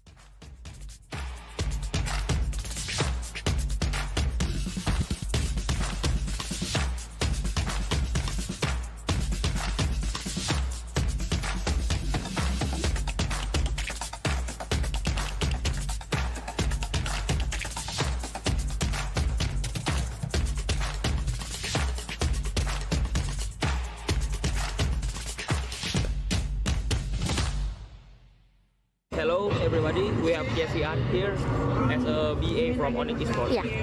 So I wanna ask you, so the first question is, what do you think about this match Indonesia versus Philippines? Match yang tadi menurut aku seru banget sih. Terus udah gitu kayak menegangkan juga lah. So the next question is, who is the top opponent for Indonesia in IESF? Menurut aku Filipina sih. Cuma tadi Indonesia berhasil menang lawan Filipina kan. Cuma menurutku yang paling susah Filipina sih. So how much confidence are you that Indonesia will be the winner for this competition? 100% dong. Kita harus percaya diri. So for the last question, any future hope for esports Indonesia, especially Mobile Legends? Semoga makin berkembang. Terus udah gitu, semoga bisa berjangka panjang. Thank you. Thank you. Thank you for your time. Esports Indonesia. Jaya, jaya, jaya. Thank you Kak Jessia.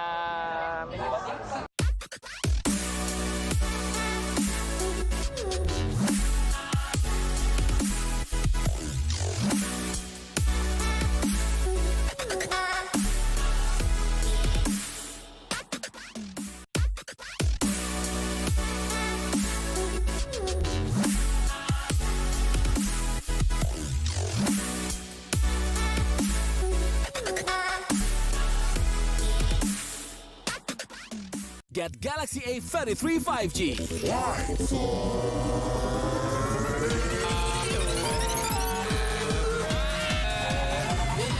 Galaxy A33 5G with awesome battery. Buy now. Get Galaxy A53 5G. Why? Because this is smooth. Galaxy A53 5G with awesome smooth display. Buy now. Hi, welcome back to the IESF 14th World Esports Championship Bali 2022.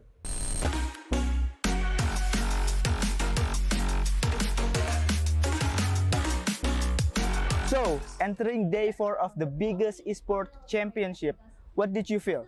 Did you have some fun? Anyway, entering the next round of this tournament, the competition is getting tougher, more intense, and more entertaining. Today, there is 4 games that will be played in this tournament. CSGO on the ice stage, Dota on the earth stage, Mobile Legends on the water stage, and PUBG in fire stage. So, are you ready to watch more matches on this day? But before that, here's the joy of the Day 3 of the IESF 14th World Esports Championship Bali 2022. Enjoy!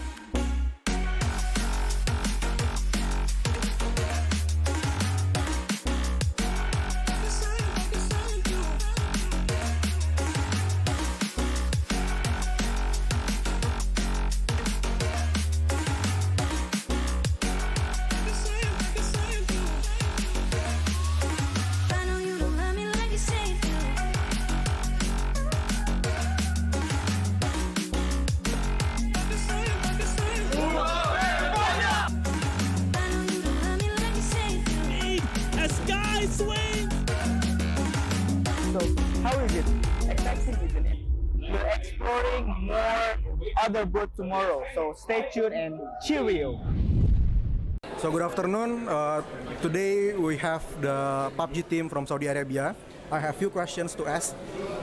For the first question, you guys have dominated the last 6 rounds and win 4 rounds out of the 6 rounds. Are you guys satisfied with the performance that you have shown on these rounds?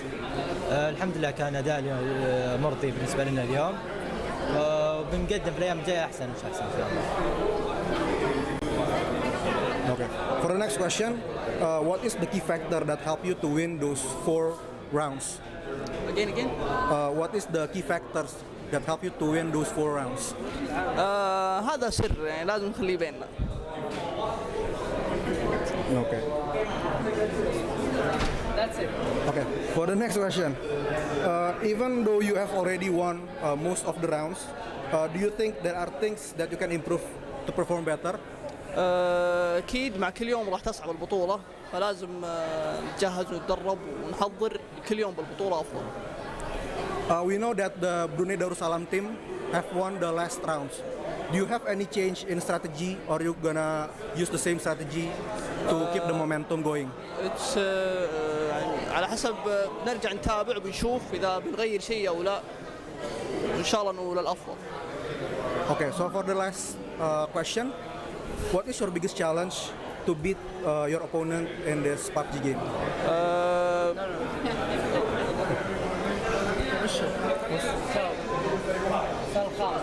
السؤال الخامس أكبر المخاطر إنه الخصم يكون اند زون وأنت اوت زون وماسك كومباوند فهذا الشيء مرة صعب يعني فلكن إن شاء الله again. Okay, thank you. That's it.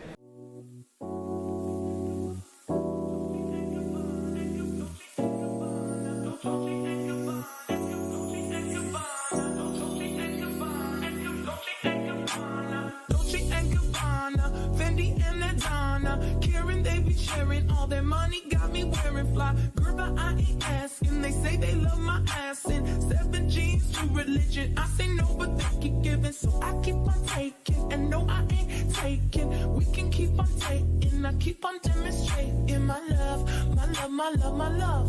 You love my lady lumps, my hump, my hump, my hump. My humps, they got you.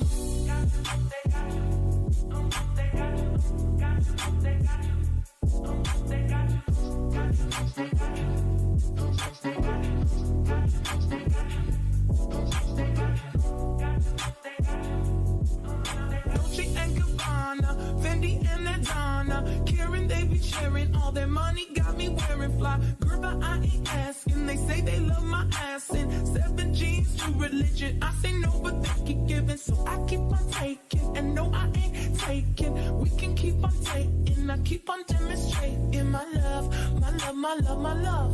You love my lady lumps. Selamat datang di sebuah pengalaman perjalanan baru Indonesia bersama Journey. Terbang bersama kami untuk melihat pariwisata Indonesia. sirkuit internasional, bentang alam, ragam atraksi budaya, produk lokal asli Indonesia, warisan budaya, keamanan dan kenyamanan. Green Journey membawa keramahan Indonesia ke dunia.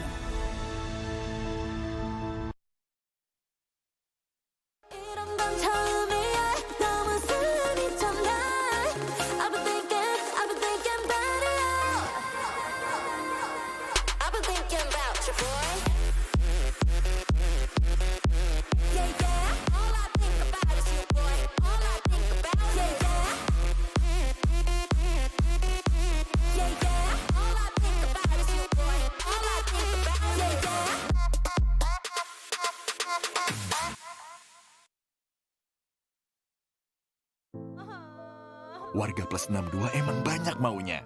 Dari drakoran sampai banjir air mata. Nonton action yang mantul. Sampai nonton tendangan cantik. Maksudnya ini. Mau nonton apapun, semua ada di video. Mulai dari yang bikin berbunga-bunga, keringet dingin, ketawa, sampai bikin gak ngedip. Jadi nonton apa sekarang?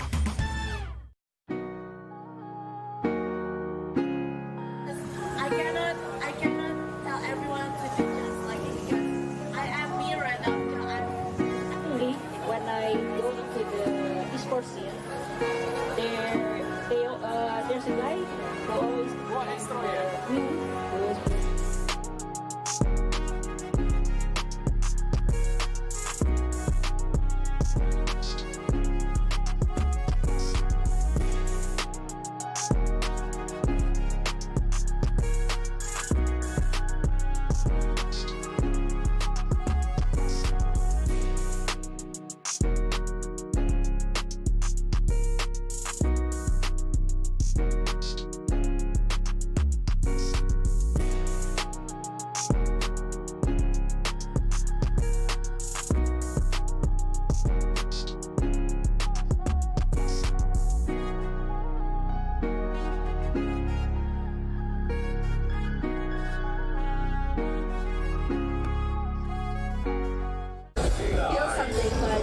Hello, can you guess where I am? Yes, we are the exhibitions here. So we are gonna explore this freaking cool area and see what we can do with all tenants. So, come here. Basically, Garudaku is a product created by PBSI or Federations of Esports Indonesia. Garudaku is one-stop solution for esports industry in Indonesia. In this platform, you can create your own esports community, join tournament, searching for player database, esports company, or even community in every game category. All members that registered in this platform can join many various tournament in every game category like Dota 2, Tekken 7, Mobile Legends, PUBG, eFootball, FIFA, CSGO, Point Blank, and also Free Fire. Garudaku also has an esports academy for every non-professional players and professional players. They provide coaching clinics and all academy members can be led to be professional players in every game category. Garudaku became one of the exhibitors at the IESF 14th World Esports Championship Bali 2022. They had a very interesting activity here. Besides, they will teach you how to use their platform and become one of their members. They provide gaming corners. Visitors can use as long as they like to play many games in PlayStation 5. You can play Tekken 7, eFootball 2023, and FIFA 2023. On the other side, they collaborated with Racing Lab to provide a racing simulator that you can try at their booth. The attendee is very helpful to give guidelines on how to use racing simulator machine. This one is very interesting because they give me an experience using a racing simulator and make me feel like I'm the real racer. So, that's what I got from the Garudaku zone, and I really want to explore more at these exhibitor areas. So keep following me and stay tuned.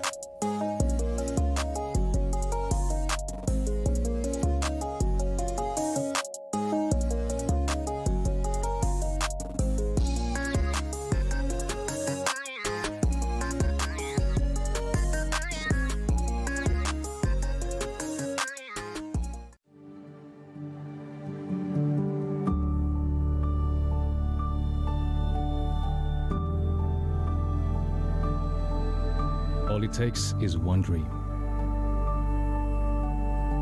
One dream that becomes a journey. To drive an ambition. Believing in yourself. Persevering challenges. Always focused on the dream. To grow aspirations. Having the will to keep going. Building a future with a legacy. Knowing dreams can come true. Over 11 years of growth. The spirit of entrepreneurship. Created possibilities.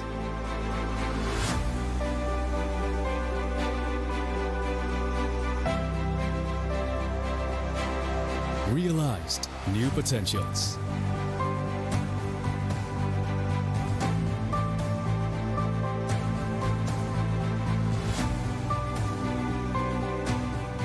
Innovate for the better.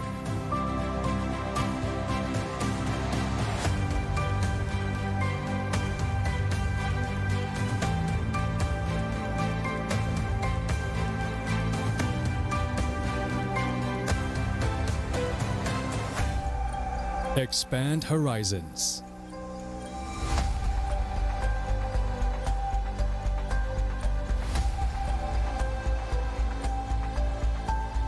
To change lives.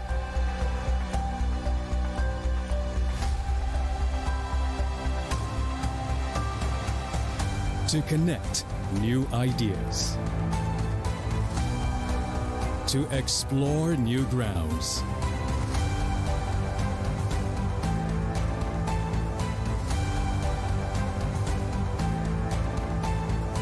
With the future in sight.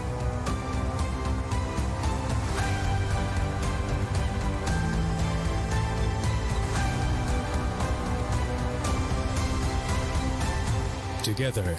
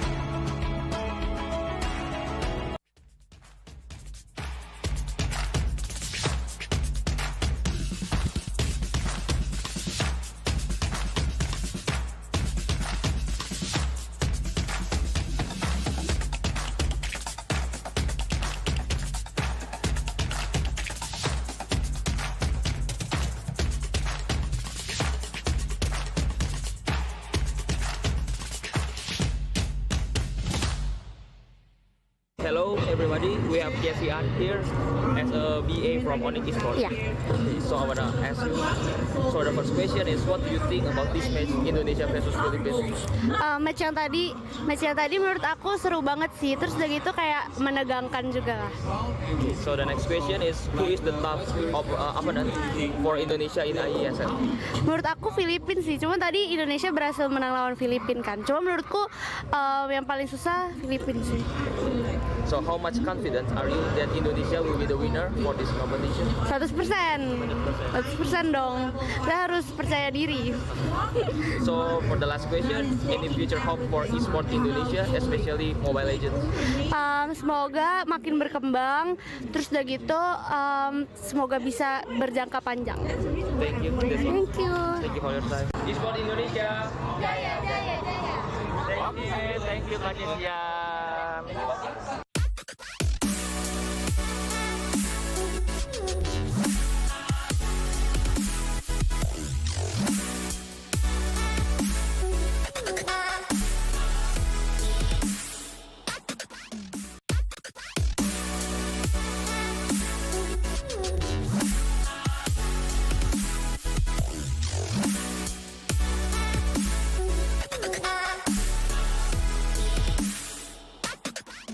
Get Galaxy A33 5G.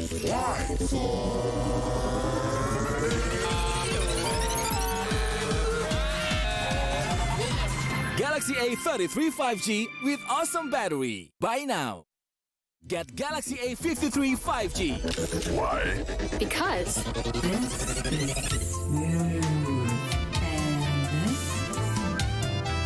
Galaxy A53 5G with awesome smooth display. Buy now. Selamat datang di sebuah pengalaman perjalanan baru Indonesia bersama InJourney. Terbang bersama kami untuk melihat pariwisata Indonesia. Sirkuit internasional, bentang alam, ragam atraksi budaya, produk lokal asli Indonesia, warisan budaya, keamanan dan kenyamanan. InJourney membawa keramahan Indonesia ke dunia.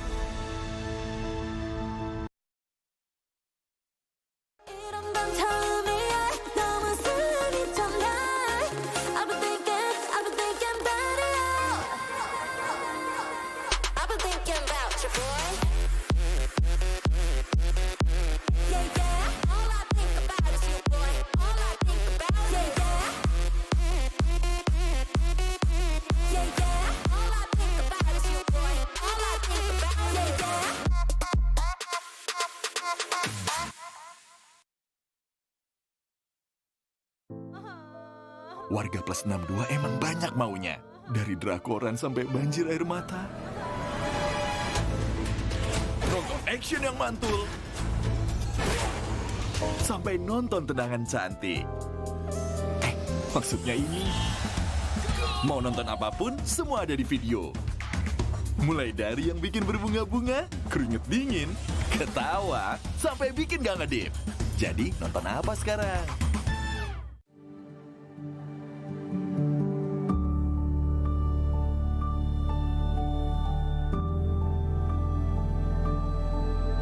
All it takes is one dream.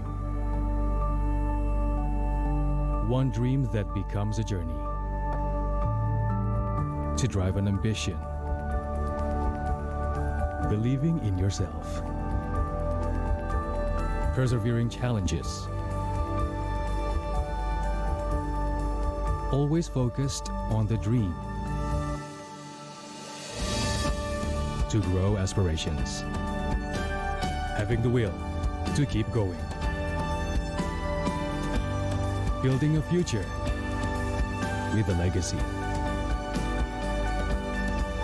Knowing dreams can come true. Over 11 years of growth. The spirit of entrepreneurship. Created possibilities.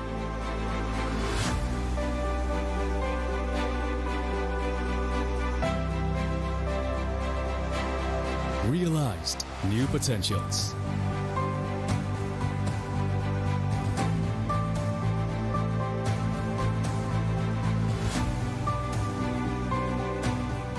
Innovate for the better.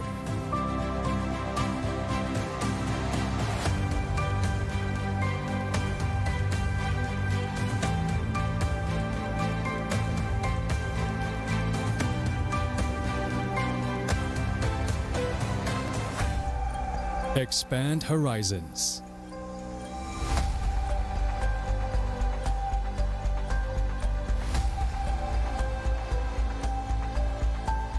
To change lives.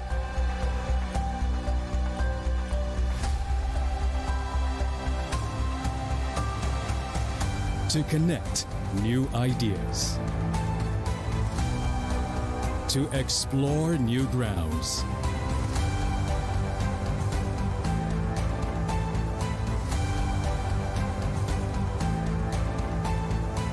With the future in sight.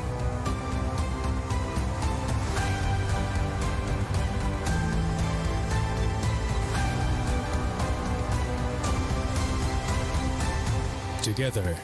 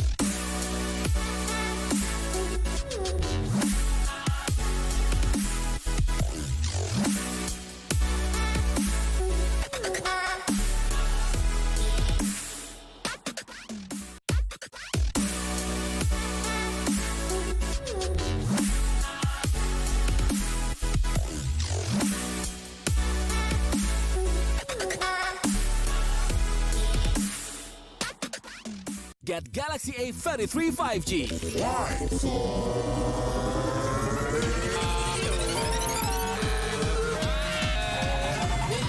Galaxy A33 5G with awesome battery. Buy now. Get Galaxy A53 5G. Why? Because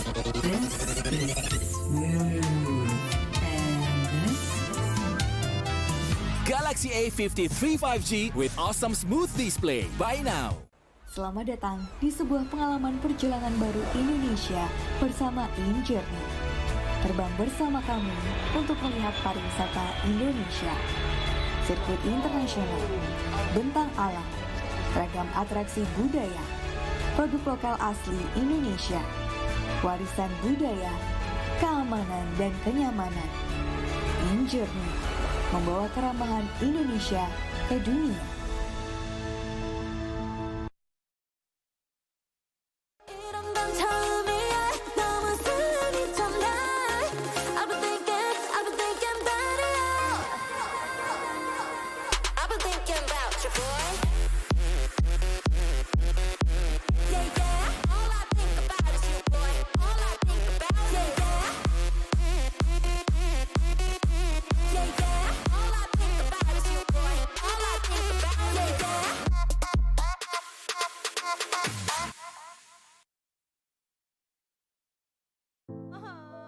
Warga plus 62 emang banyak maunya.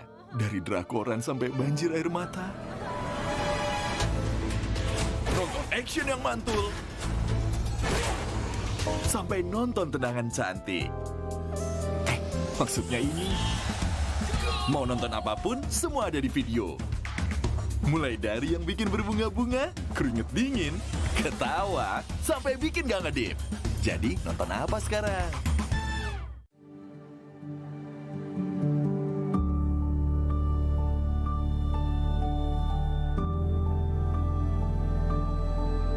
All it takes is one dream. One dream that becomes a journey. To drive an ambition. Believing in yourself. Persevering challenges. Always focused on the dream. To grow aspirations. Having the will to keep going. Building a future with a legacy. Knowing dreams can come true. Over 11 years of growth. The spirit of entrepreneurship. Created possibilities.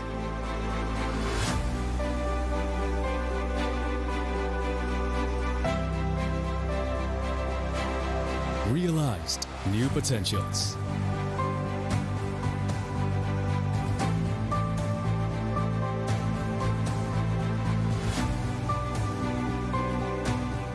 Innovate for the better.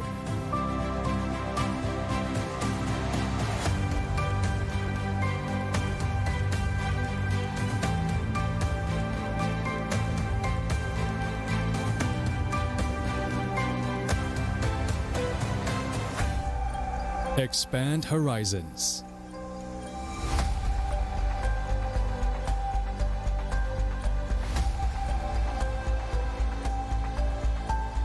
To change lives.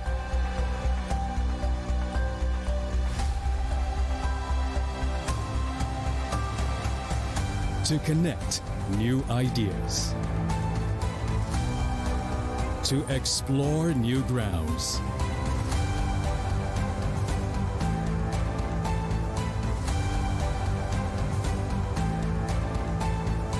With the future in sight.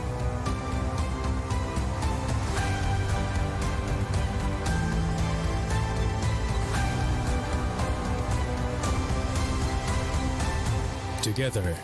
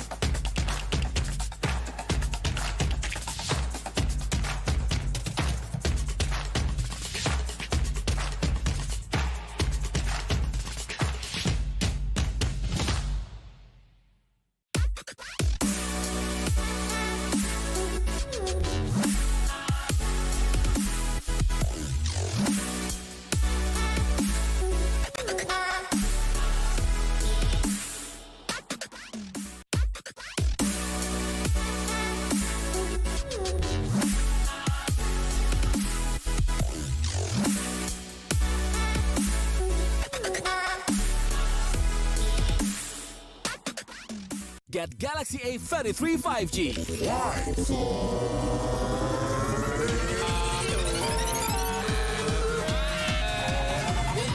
Galaxy A33 5G with awesome battery. Buy now.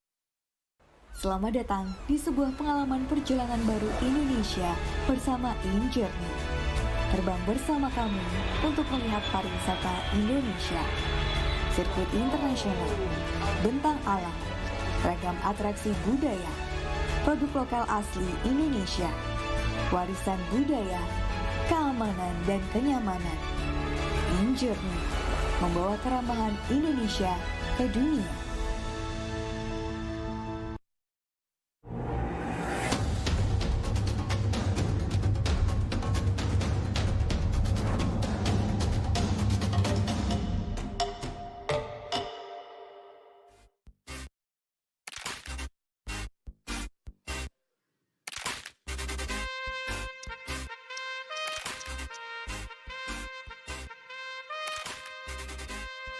All right, welcome back again on IESF 14th World Esports Championship. Still on the fire stage with me, Gary Eka, as the host for today. And of course, we're still on the fourth round of PUBG Mobile. Okay, guys, before we start the match, I would like to give you some information about this event. So the IESF 14th World Esports Championship will be a part of the Indonesia Esports Summit 2022, an annual celebration of the country esports ecosystem initiated by IESF and PBSI. With the goal to involve all esports stakeholders in Indonesia, including game publishers, game developers, pro teams, athletes, influencers, brands, community, and media in the country. In this year, IESF 14 World Esports Championships followed by 106 countries. And this is make this event as esports event with the most nationality competing offline. We have 4 marvelous thematic stage here. We have Earth stage, Air stage, Ice stage, and Fire stage. With 6 games include CSGO, Dota 2, Mobile Legends Bang Bang, PUBG Mobile, eFootball 2023, and Tekken 7. And in CSGO, not only the male team, but we also have female CSGO tournament for these years. All right, guys. We also would like to give you some information about this event can be held by support from our government sponsors. So thank you once again to Kemenparekraf, Kemenpora, KONI, NOC Indonesia, and Wonderful Indonesia. All right. Let us start the game. I would like to tag to the caster that will lead the game for today. Please welcome once again Donna Fiska and El Doge. Well, thank you so much, Mas Ger or Gary Eka. And we are back here on the caster desk, and we're going to witnessing the last 3 games for teams or country in Group A, because we're gonna see Group A versus C for today. And back with another Angel, Miramar, and also Sandhawk. And I'm Donna Fiska as your shoutcaster. Alongside with me is El Doge. Yep. Group C, finally. They are playing today.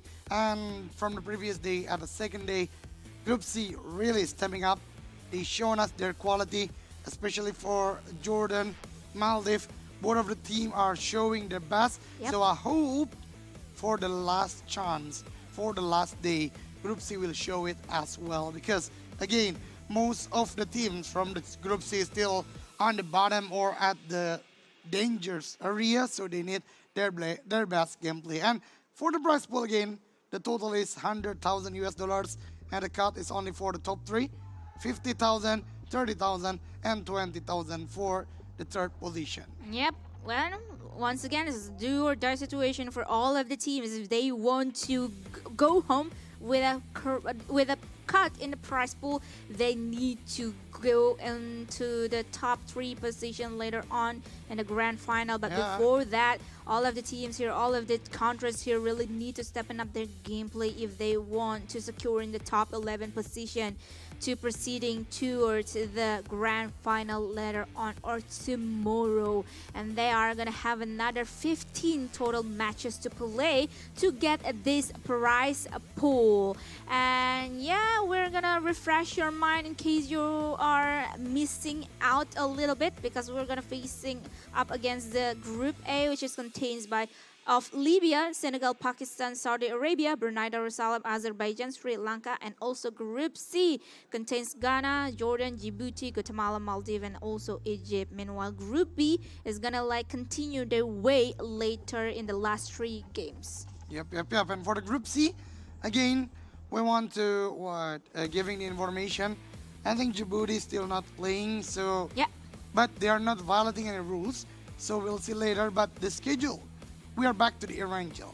We are back to the repetitive again in Erangel, near Ramar and Sanok, but with different teams. So Group C, yesterday, the gameplay is amazing.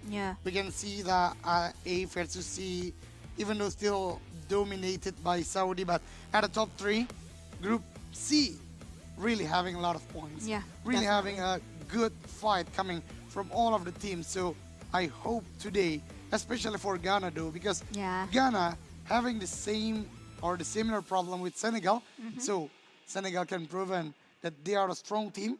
I hope Ghana will do the same too. Yeah, of course. We really cannot wait to see their moves, to see their play for this, especially the 2 countries that mentioned by Aldoga, Senegal, and also Ghana. We want to see them really take this chance, especially for Senegal, because like this is gonna be like the 3 last chances for them to really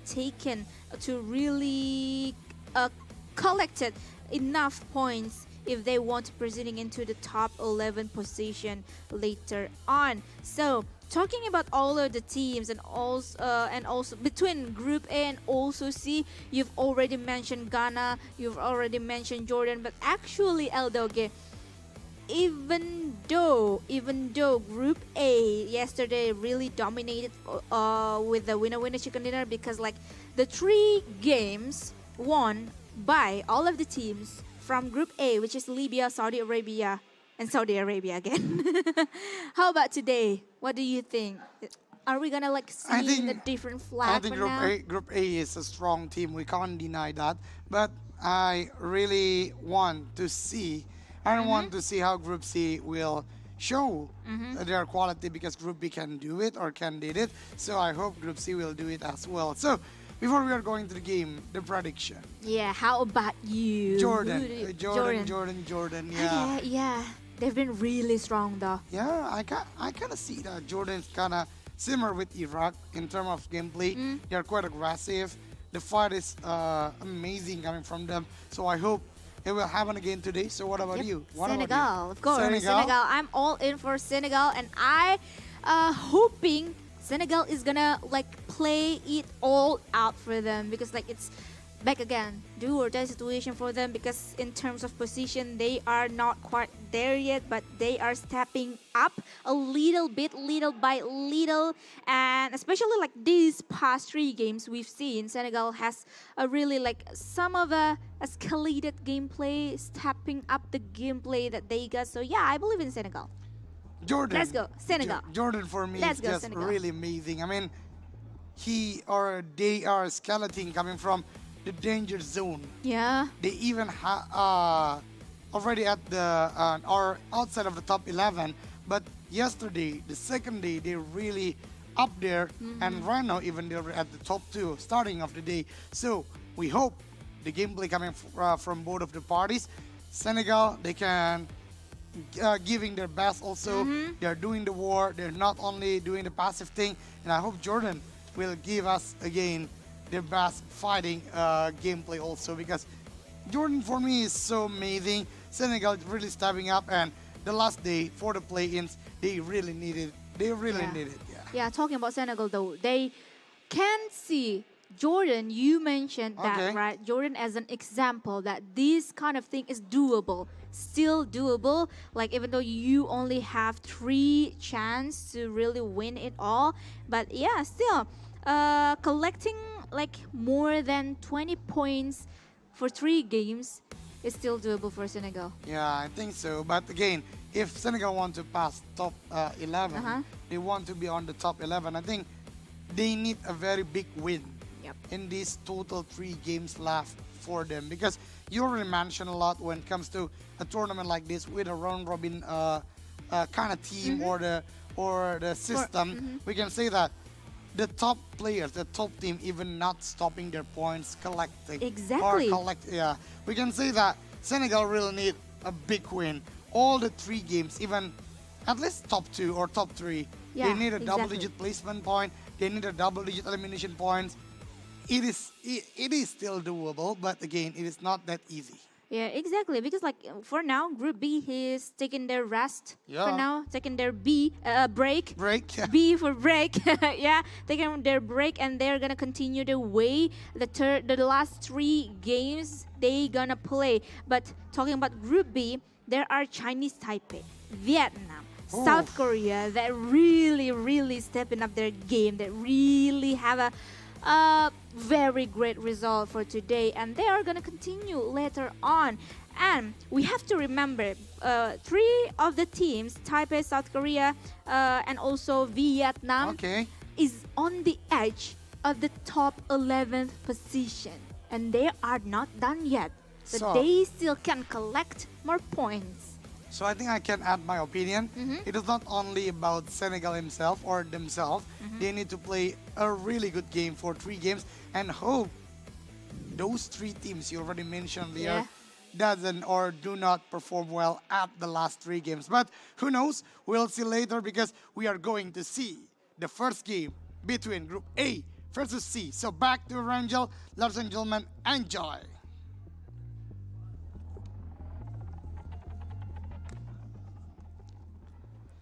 Well, let's do the go, because this is the first game between Group A versus C. Back to the OG map, as mentioned by Aldoge, Irangel. The flight path, I believe, is not going to be like a very big challenge for most of the teams, because it's, well, even though it's not really equal, it's cut a pretty decent amount of the map itself, so it's not going to be like a challenge for no, I want to mention Chinese Taipei, but Chinese Taipei is not gonna play in this game. Is there obviously? are they your new favorite team or what? No, because I remember their drop spot, because they got SMB. So yeah, for the other teams that got SMB and also Novorep Noya as their drop spot, is not gonna be like facing a huge challenge for them. Yeah, so let's see. Let's see. So I think not only SMB, Rozok is not played by Brunei, because Brunei is not playing, right? Or Brunei playing? Brunei play. Brunei Yeah, playing. Group A. So yeah, Rozok is still there. So around the area is not that safe, because it's the central part of the map right now. But back again with the flight path, I think Georgia Pool will be a very hard drop spot if you want to go straight forward to that place. But I think Vietnam is not playing is such a blessing for them, because the previous Angel is just helping them. And back to the classic, the zone. The first circle is quite the opposite, starting from the flight path itself. But the players dropping down at the east side or the right side of the map, they can do the loot fast, then they can do the rotation faster. Yeah, obviously, but it's gonna be like a very good kind of first circle for Team Maldives, because they are now occupied the western area of the map of the Erangel. Sri Lanka also, I believe they are going towards a very pier, also like quarry. So yeah, they are still having a good time now. Even though Rozok, we see Brunei now, they're gonna be having a good time in the first minutes of the games in the looting phase.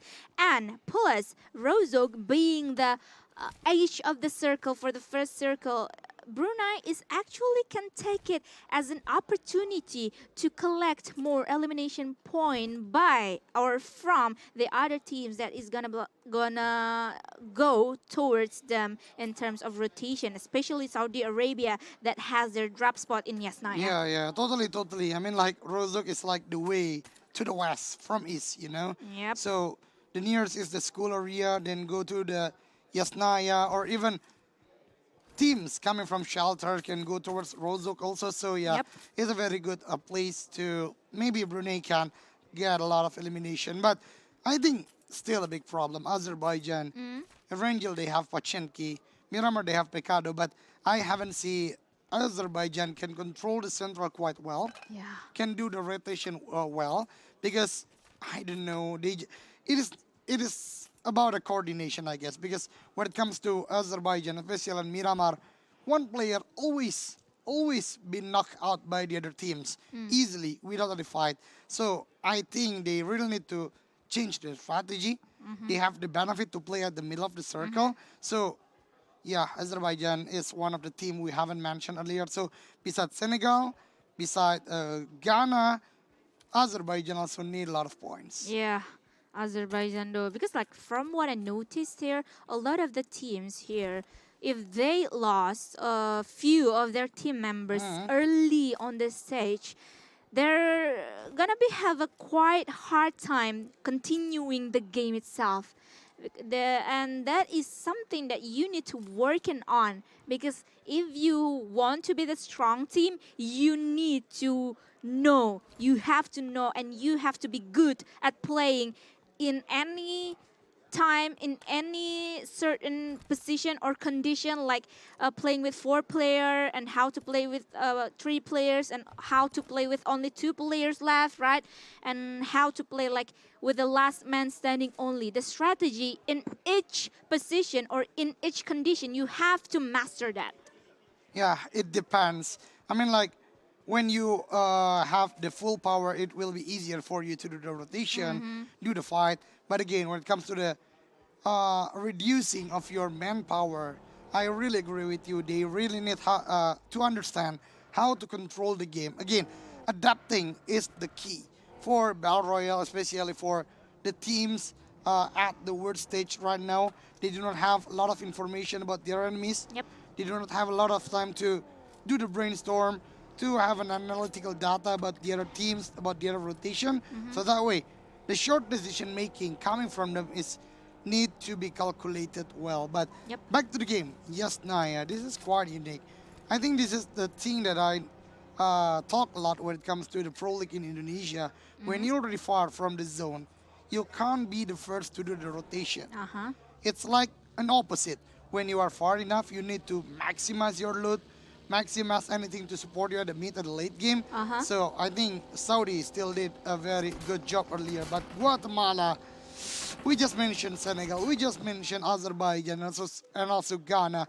Guatemala, actually, one of the countries that always need a point. And at the rotation, they're not that good, especially now, because only one player, and I do not see another teammates want to do the backup. Even one of the player with the USD still going to the uphill, and it's not a good situation. There's the backup, and J Rose CI8 just being knocked down, went out to the lobby. Oh my, but thankfully What they happened, are though? safe now. But Sri Lanka though, they doesn't stop there, because with that kind of information, they want to hunting the team from Guatemala, but Guatemala managed to get out of the war. And yeah, Sri Lanka forced them out of the area of them. But I really like, it's too bad that I can say Guatemala take that kind of rotation or take that kind of path, because they come from, I believe, farm, and also they went straight into the first circle, which Sri Lanka is actually like being the edge of the circle guardian. I mean, Sri Lanka, their original drop spot is near that area. They're doing the scrapping. Yeah. We can say that. And Guatemala, I don't know, even though one already being knocked down, I do not see, again, I'll repeat again, I do not see the backup. Yeah. They all have the vehicles, but they do not know the tempo, the momentum. Only one so far ahead. There is no backup can be done. And it's a free elimination, I guess, for Sri Yeah, Lanka. yeah. And one thing that I noticed from Guatemala that they are successfully went away from the pressure or Okay, aggression that come okay. from Sri Lanka is, I can say, is luck. Because like Yeah, totally. with that kind of move, like really free move, I believe, It's like a bold one, you bold know. one, yeah, bold move with two without any decoy that they have, that Guatemala have, and Sri Lanka's fire is not connected into them. Yeah, it's so lucky for Guatemala. Fortunately for them. Yeah, fortunately for Guatemala, but unfortunate situation again. Sorry, fortunately for Sri Lanka, but unfortunate for Guatemala. And we mentioned it from the previous day or the second day. When it comes to PUBG Mobile, you do not want to use the road. You do not want to use the original road because it is so easy to be spotted with.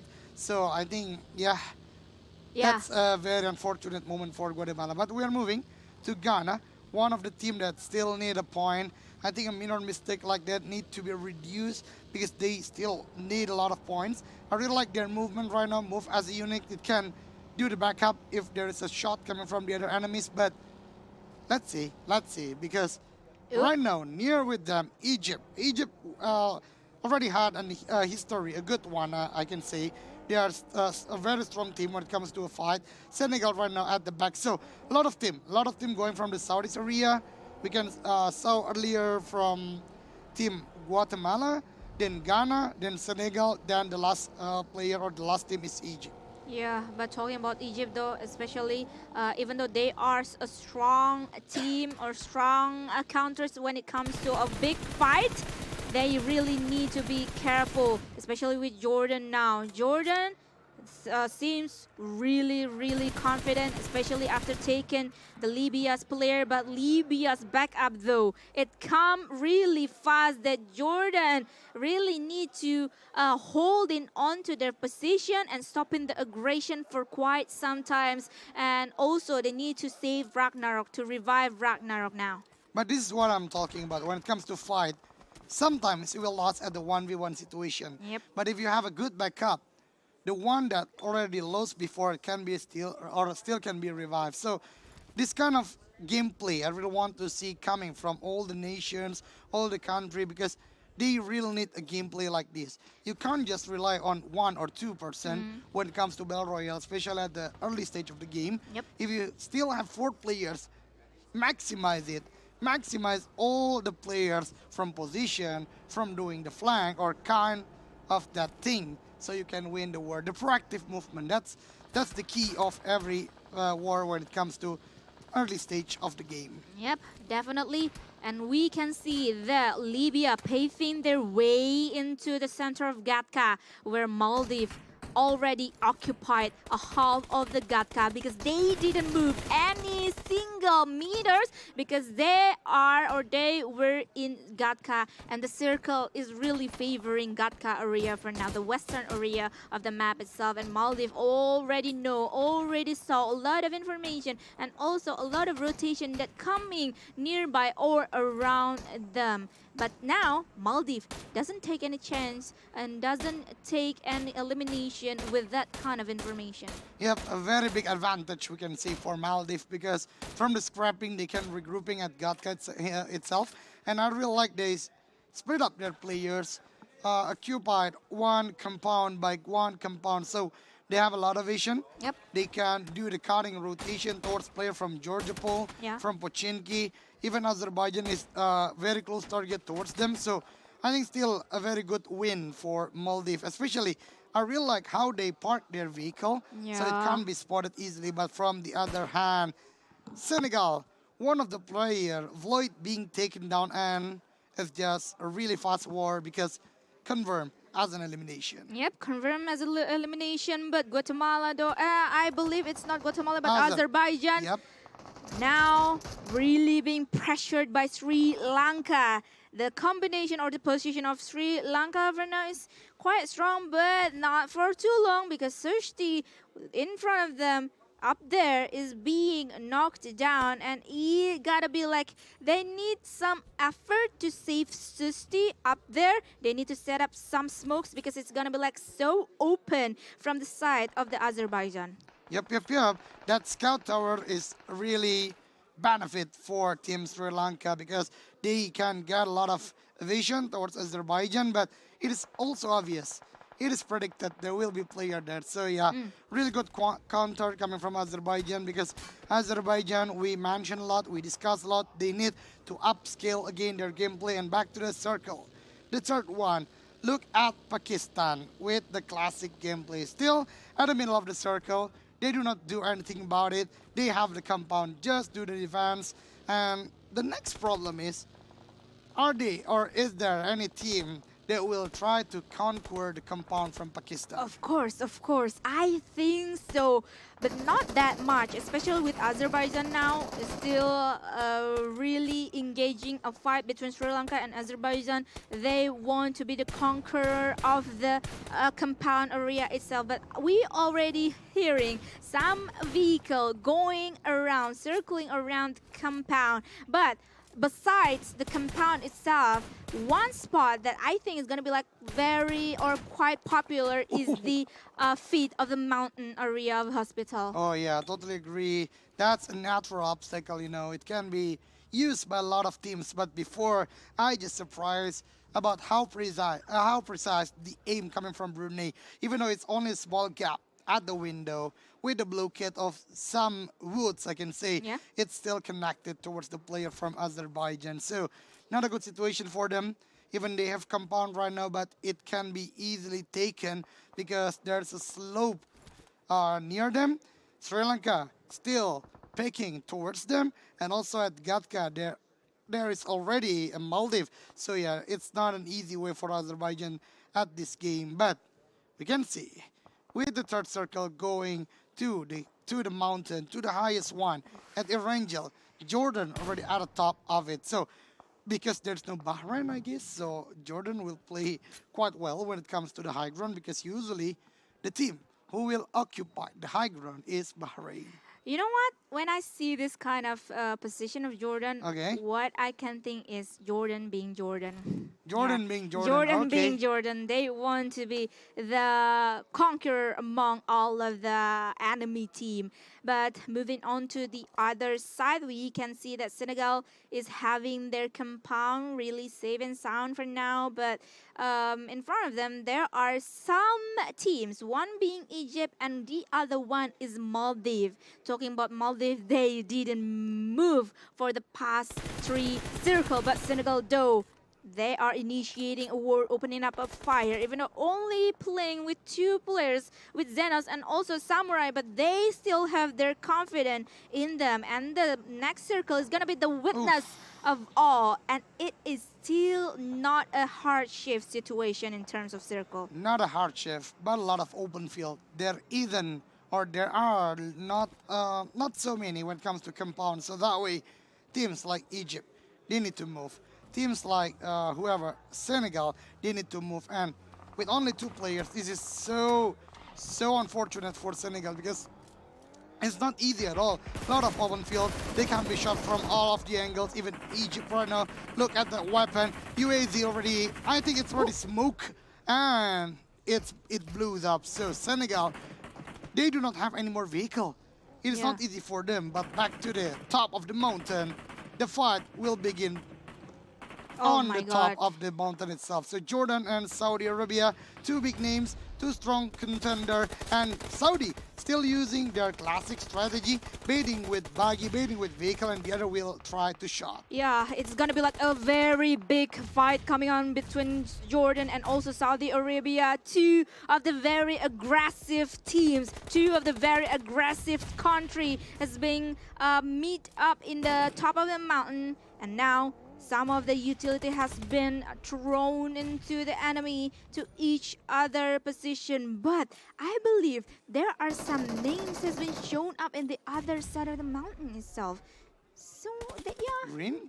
Is that Egypt? No. Egypt is bright green, you can I say. think it's one of the players from Guatemala. He Okay. tried to maybe get into the top of the mountain, but it's not going to be a Oh, yeah, great Guatemala. situation. Yeah, it's not going to be a great situation for Guatemala actually to really want to have a fight between Jordan and also Saudi Arabia. But for me, one is in the worst condition right now is actually Jordan, because one of the player being knocked down, even being sent to the lobby, and like you already mentioned before, not only they are facing Saudi Arabia right now, Guatemala from behind, also closing their place towards the Saudi or towards the Jordan area, but back to Jordan as Saudi try to defend, change to the UMP because there will be a close combat, but the jump shot coming from Dami, so strong, even though there's a trade happen from the Jordan itself, but it's not easy to destroy all the players from Saudi because the Saudi already gathering up. Oh my So another knockdown coming for Team Jordan. Oh my God, Jordan, only you have one man standing, one last man standing. That is being Leith, but Leith get the time to really revive Ragnar. But D7 though, D7 has already know the spot or the position of Leith, but the counter shot is really working for Jordan. But SK Tondo, SK Don being the really sneaky assassin, throwing the grenade, cooking some grenade here. One grenade has been cooked perfectly, but Ragnar managed to dodge the grenade out. But for now, SK Ton managed to wipe out Team Jordan, but they got another challenger, that being Guatemala team. Jordan, like I mentioned, they are being pinched not only from Saudi. This is the opportunity also for Team Guatemala, and they did pretty well. The backstep did so well coming from Guatemala, and look at Guatemala right now. They already collected one elimination, but it's not enough because after this they need to going down from the hill like I already expected. So a lot of teams are fighting. Look at the southern part. Maldives right now need to move. After 4th circle, they did not move at all. Finally. At the 5th one, they need to move to the circle. Finally. But Saudi Arabia, though, not only they are on top of the world, but they are on top among other in terms of like position and also knowledge or also information. But we're gonna move into the lower ground now. Egypt facing face to face between them and also Pakistan, but Egypt also managed to take one more man down from the enemy side. But now Pakistan side only left with Fa'az that doesn't really strong to really dodge the bullet coming from Egypt. That was really unfortunate for Pakistan. They are waiting there. They already come there. They're already defending that compound really well. But again, when it comes to long time, do not do anything, not doing any rotation, not fighting anyone. So Egypt, like I already said, they're very aggressive. Yeah. They're a very strong team. And Egypt, with a bold movement, with a tag team, they beat all the players from Pakistan. But look at Maldives right now. With that kind of opportunity, they know a lot of teams are fighting not in their area. Now they're already approaching the circle, and they did it pretty well. Even one player already guarding near the main road or the compound, and the other teammates will go at the edge of the circle. Maybe try to snatch some elimination from the other enemies. Yeah, I really like how they move. They're sneaking in their way into the zone, and also like looking at the two of the enemy for now, which that being Libya and also Team Egypt. One man from Egypt went away, went out of from the war that being initiated by Team Libya, but Libya successfully zoning out Team Egypt for now. Yep, Egypt just left with only one player. That was unfortunate for them, but it's a good movement. At least for the placement, they are still want to save it because they already got 6 elimination. But look at Saudi. Even after dropping down from the hill, from the mountain, you can say mountain because it's the highest, but they are still with 4 players with a good of weapon, especially the loot coming from Team Jordan right now. But Brunei is actually the team just moving at the 1st circle. But after that, up until the 5th, towards the 6th zone, I guess, they're still waiting and they are still good at their compound. Yeah, not only Saudi Arabia, but Guatemala is actually like successfully descending from the mountain itself. So it's quite unique how they're descending like in such a very similar timing and also very similar pace. but they were still alive for now. But we're gonna see the next circle, though. It's not gonna be favoring any team at all, because a lot of the team now at the edge of the circle, and they have to fight their way into the zone, especially for Saudi Arabia, because they are facing another contender. That being said, with Brunei Darussalam, Brunei managed to take one man down from Saudi Arabia. SK Tone, hello! He is on the vehicle. He is riding his vehicle, but not working so well because Pia Sao is really strong. And with that being said, he collected 4 total elimination by himself for Brunei. 4 out of 5. Yeah. So Pia Sao is really strong. He is a really good player, but coming from Saudi, not only 2 already being knocked down, already sent to the lobby, even left with only last man standing. And look at Brunei destroy all the players from Saudi, and they just collected 8 eliminations so far. So, Brunei, welcome back. Welcome back back to the game. Welcome back to Big War. Welcome back to the end game, because we're only gonna see the 5 teams, the 5 countries left here towards the end game. But Libya, though, Libya being pressured a lot by Team Brunei, especially Brunei with that kind of position and with that kind of knowledge. Not only they see Libya, but they already see the position of Team Maldives. I mean, it's a big benefit for Brunei. They still have the compound, even though it is so close to the blue zone itself. But they are still waiting for a longer time. But look at the nade and even the shot. Maldives, like you mentioned, Ladonna, they stabbing up. This is the gameplay from Maldives that already upgraded. So they are so strong. But again, one of the players from Maldives being knocked down. One tried to revive, but Brunei is on their prime. Not only knocking their player from Maldives, but also getting the confirm of the eliminations. Oh my God. And Brunei seems like they have their confidence really strong now, on fire. Even though Shako has been shut down by Toxin now, but they still have the different in terms of elevation between Maldives and also Team Brunei now. So Shako can crawling his way into his teammates to be saved up, to be revived now. But Toxin is in the middle of a danger zone now. Yeah, even Matt didn't realize there is another team near him, which is Guatemala. So it's a very easy backstab coming from Guatemala. Right now, Brunei has the biggest percentage of winner-winner chicken dinner with still 4 players even. They just sent all the players from Maldives to the lobby. So 4v3 versus 1 situation. It is not easy for Egypt, but again, the one player which is Arthur already helped a lot with gaining more placement point with just only 1, but stepping from the position or the 7th position, going to the top 3 at least right now. Yep, but we saw the opening of a winning condition that has been made by Team Brunei, because they managed to get Cheyo knocked down, and Cheyo cannot really save his life now.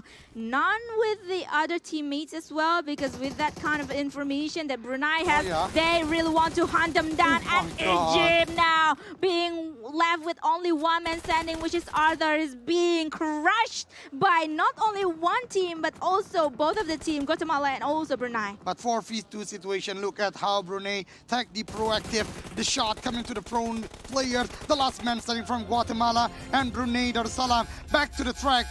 Winner, chicken dinner, strong performance, what a great teamwork, and a lot of eliminations. Well, finally we see some Brunei's action now. And with that being said, welcome back, Brunei. Welcome back. Yeah, we see you. We saw what you got for now. And congratulations for the winner chicken dinner. And I really like how they control the late game, though. Totally. I really agree with that. Even though they have the circle, but they still press all the enemies around them because they need it. They didn't want to get backstabbed by the other enemies, by the enemies around them. And at the last moment, the proactive, the moving with the vehicle as a bait, they locating the players of Guatemala with the vehicle and then drop down and shooting towards them.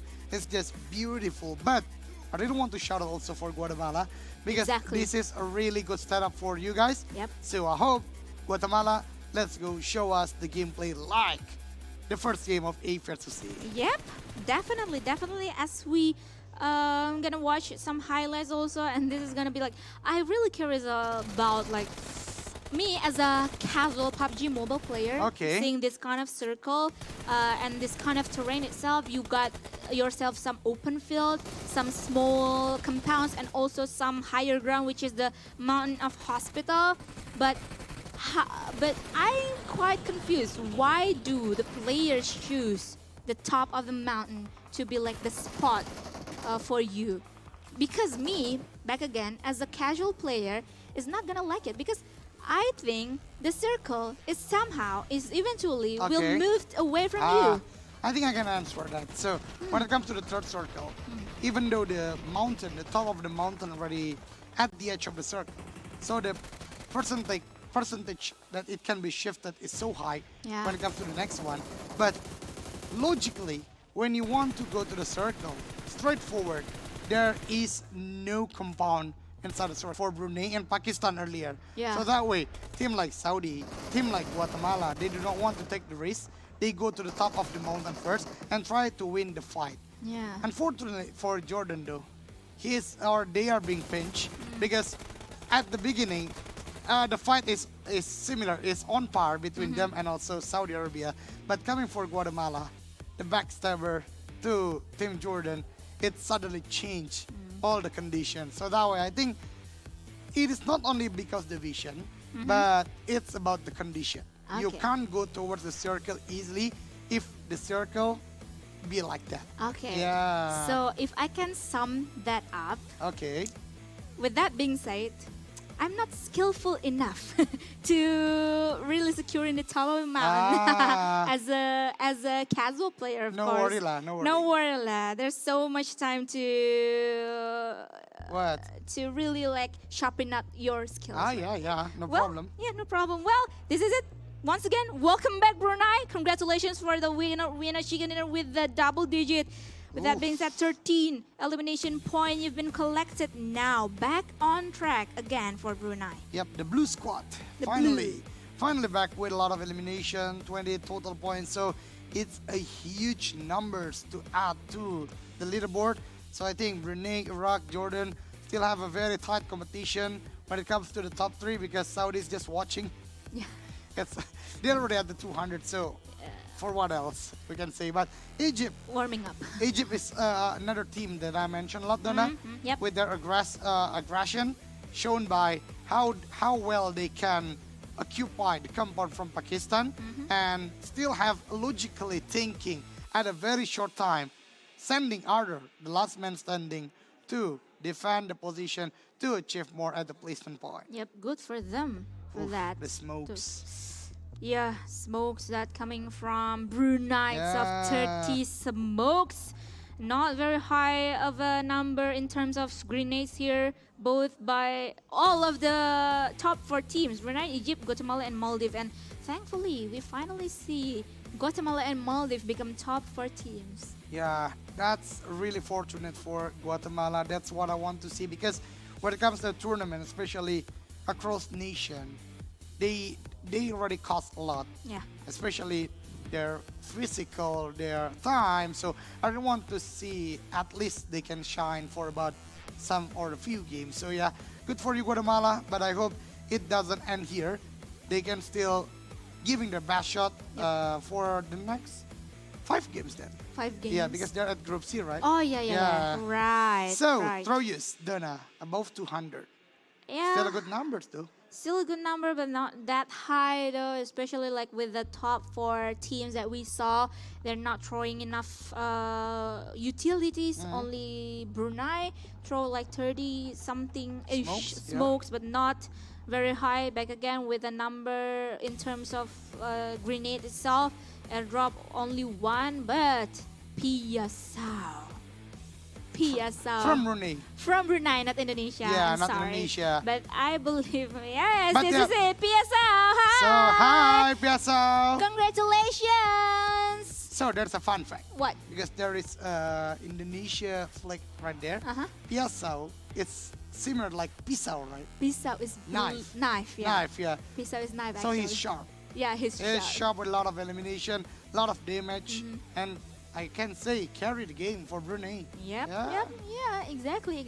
So congratulations once again for Piasso and also Team Brunei for winning this game with such a beautiful move and also beautiful finishing strategy there. So I'm really cannot wait to see the other game that we're gonna see, which is gonna happen in Miramar and also Sandhawk. Your favorite? No, Miramar's my favorite. Yeah, your favorite Miramar. Oh, I guess you say Sandhawk is my favorite. No, Sandhawk is my favorite then. Your favorite? Yeah. Okay, no problem. Because then. no one's favoriting Sandhawk, so yeah. Yeah, because you're doing the cast for Sandhawk today, right? All the Sandhawk? All the Sandhawk for All the these 2 Sandhawk. days are casting. Nice, Dan. So yeah, again, congratulations for Brunei Darussalam. But again, Guatemala, what a step up to you. But before we are Great going job. to the next game, we are back to our amazing host. So Masgear, take it away. Thank you once again, Donna and Eldoge, and once again, congratulations to Brunei Darussalam that get chicken dinner for this round. All right, before we are going to the commercial break, I would like to ask you another questions about ayam for my Indonesian people over there. Ayam apa yang bisa jadi DJ? Cannot? Ayam apa yang bisa jadi DJ? Ayam Walker. So stay tuned, guys. After this, we'll have another round from PUBG Mobile on IESF 14th World Esports Championship Bali 2022.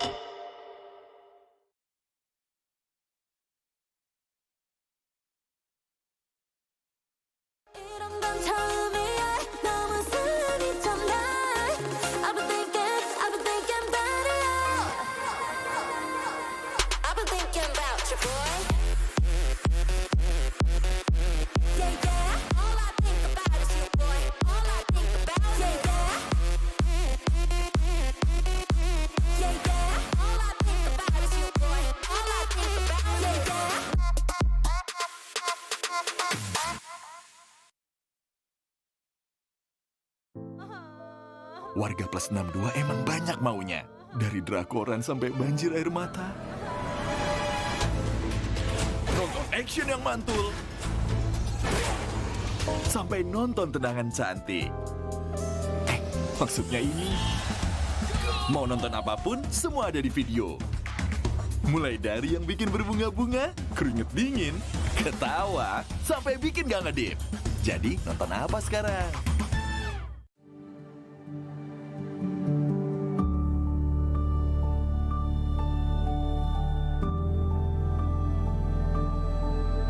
All it takes is one dream. One dream that becomes a journey. To drive an ambition. Believing in yourself. Persevering challenges. Always focused on the dream. To grow aspirations. Having the will to keep going. Building a future with a legacy. Knowing dreams can come true. Over 11 years of growth. The spirit of entrepreneurship. Created possibilities.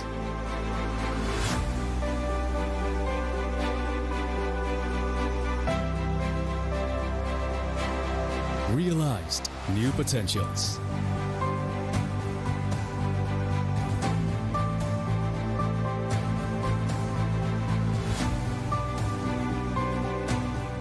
Innovate for the better.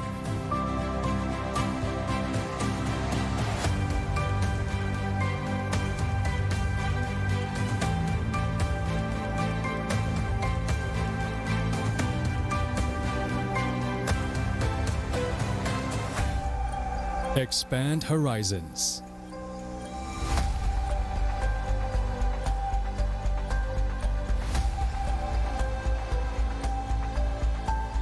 To change lives.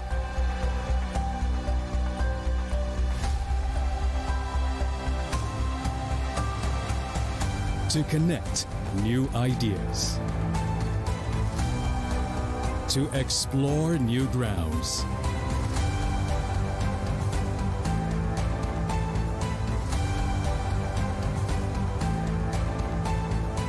With the future in sight.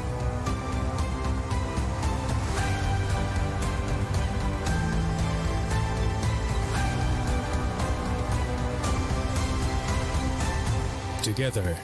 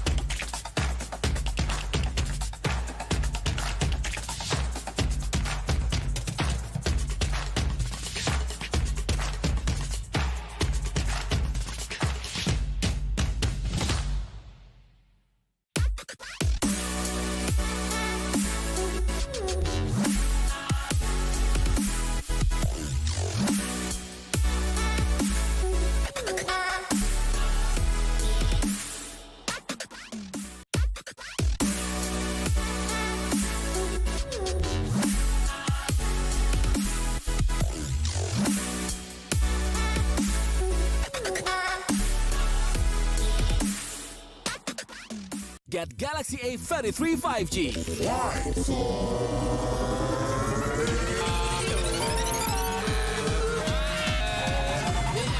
Galaxy A33 5G with awesome battery. Buy now. Get Galaxy A73 5G. Why? Because this is awesome. This is awesome. Awesome details. Awesome details. Awesome details. Galaxy A73 5G. Take more awesome details. Buy now.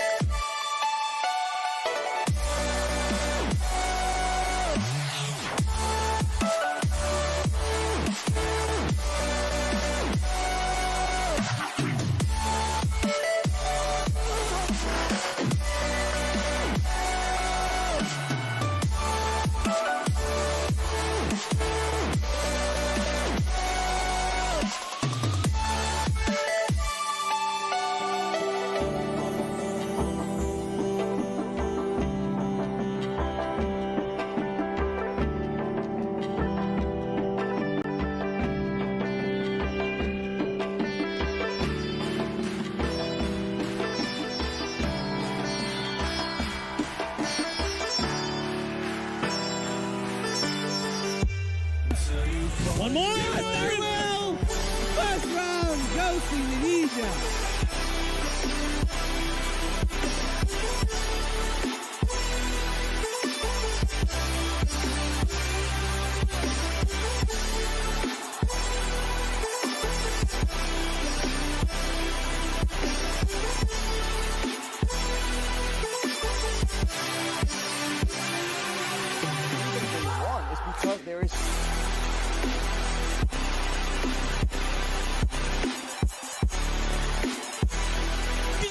fail the spray at Berlin.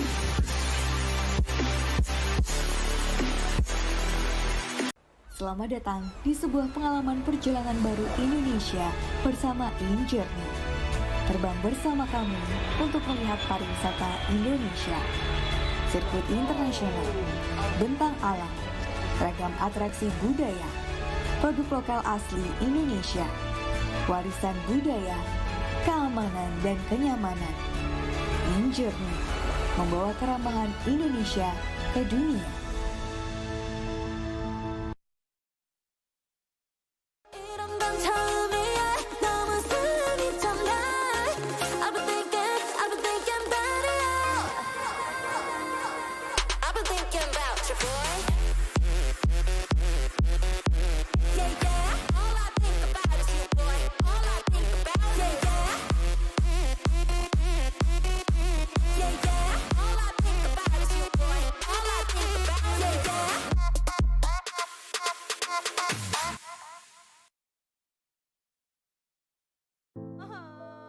Warga plus 62 emang banyak maunya. Dari drakoran sampai banjir air mata.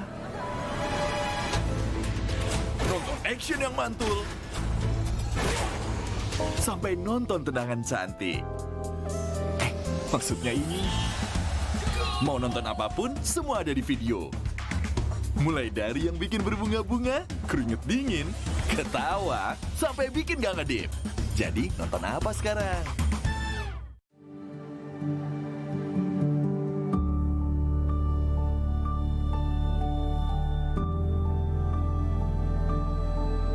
All it takes is one dream. One dream that becomes a journey. To drive an ambition. Believing in yourself. Persevering challenges. Always focused on the dream. To grow aspirations. Having the will to keep going. Building a future with a legacy. Knowing dreams can come true. Over 11 years of growth. The spirit of entrepreneurship. Created possibilities.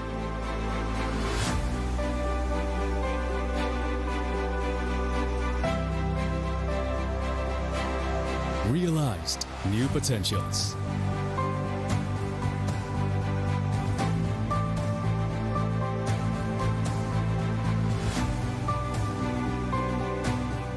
Innovate for the better.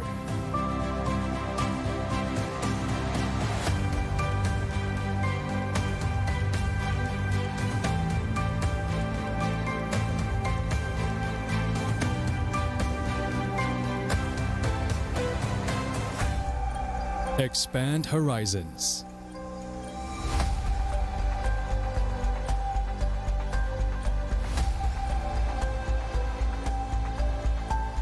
To change lives.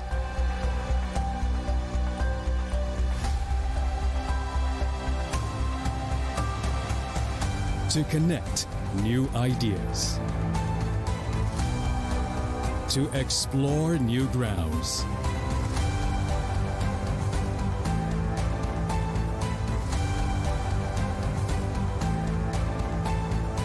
With the future in sight.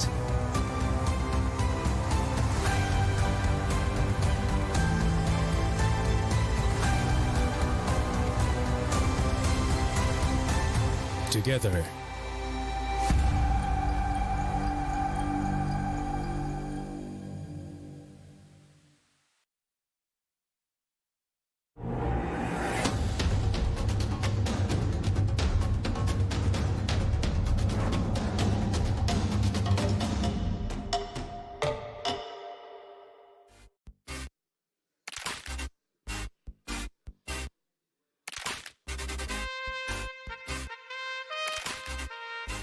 Welcome back again on IESF 14th World Esports Championships Bali 2022, and now we are on the final stage for the 5th round of PUBG Mobile. So who or which one or which country that we're gonna get another winner chicken dinner for another one on this marvelous day on Bali, Merusaka, Nusa Dua. And before we starting the game, before we starting a match, I would like to give you some information about this event. So the IESF 14th World Esports Championships will be a part of the Indonesia Esports Summit 2022, an annual celebration of the country's esports ecosystem initiated by IESF and PBSC. All right, guys, let's start the game and let's take to the castle that will lead this game. Please welcome once again Chuchu and El Doge. Thank you so much, Mr. Gary. I thought he was rapping just now, the way he just swaying. Moving, yeah. Moving. I'm like, I was waiting for him to rap, like, go on. It never came out, but yeah, okay. Still waiting, but maybe the next one we're going to see him rapping. Maybe, I hope so. I hope so. I'm really looking forward for that. But here we are, the Castle's Desk again. I'm Chuchu. This is going to be El Doge. Meow. Meow. Why not? It's Doge. It's woof. Woof. Oh, it's woof. Woof. Yo, whooping is so cute. It's like, woof. I'm like, okay, that's sleepy dog woofing, I guess. We're halfway done. We're halfway through. It's in the middle of the afternoon, and it's really hot outside as well as inside in the fire stage. Yeah, because the heat is different. Yeah. Outside because the sunshine, but in the venue, because they are spirit. It's because of the tense. Yeah, the tension in there. Tension. I mean, top 11 will go to the grand final, but if you do not go to the grand final, it's just like, I can do. Imagine it's just 1 point different. That's going to be really a bummer for these teams. Now, are they really ready? Because right now, it's getting lower for the chances for them to get into the grand finals. But who are you rooting for? For me, the next one is Sri Lanka.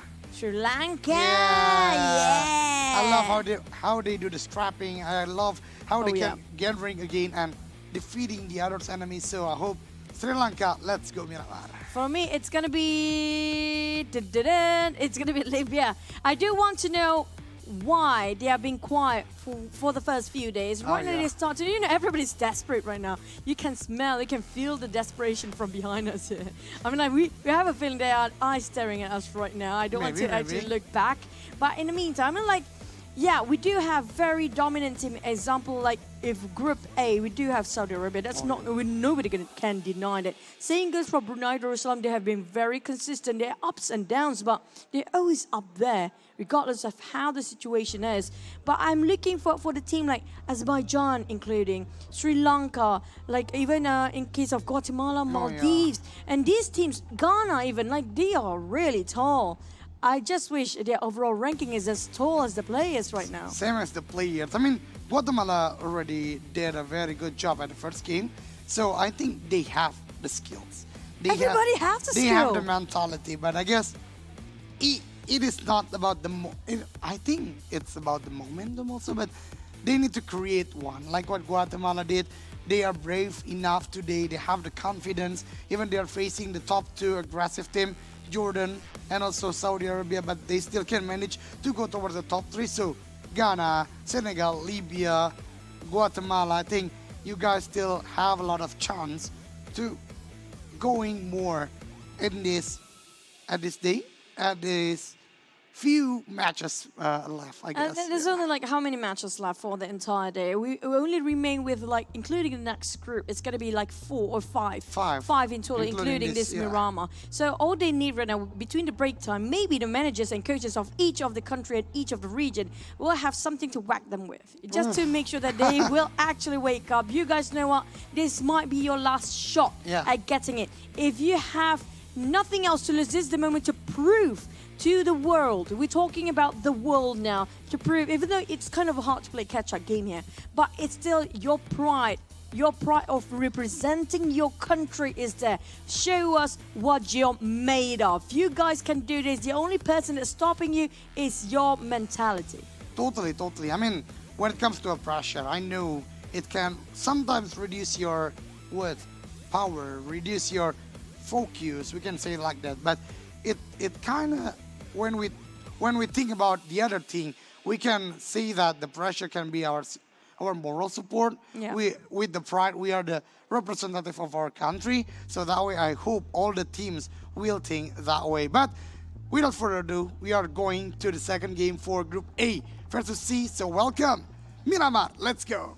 Come on, guys. Time to wake up. Let's get into straight our 5th round for the day. Come on, doggy. Let's go. You can do this, baby. Oh my Come God, on. oh my God. This kind of unique day, I can say. It's quite hot outside and it's hot. chill here. So yeah, let's go for the game. So yeah, the flight path coming from La Cobreria to the Puerto Paraíso. So it's a wonderful flight path. Beautiful. Beautiful one. Everyone can go wherever they want. And last, do not forget your vehicle. Because again, the previous Miramar is the best example you need vehicle when it comes to the late game. And plus, I'm loving the fact that Brunei Darussalam do realize how important to have the utilities. Oh, We yeah. saw that's going to be the last match was one of the many few matches that actually get to use so many utilities on their side.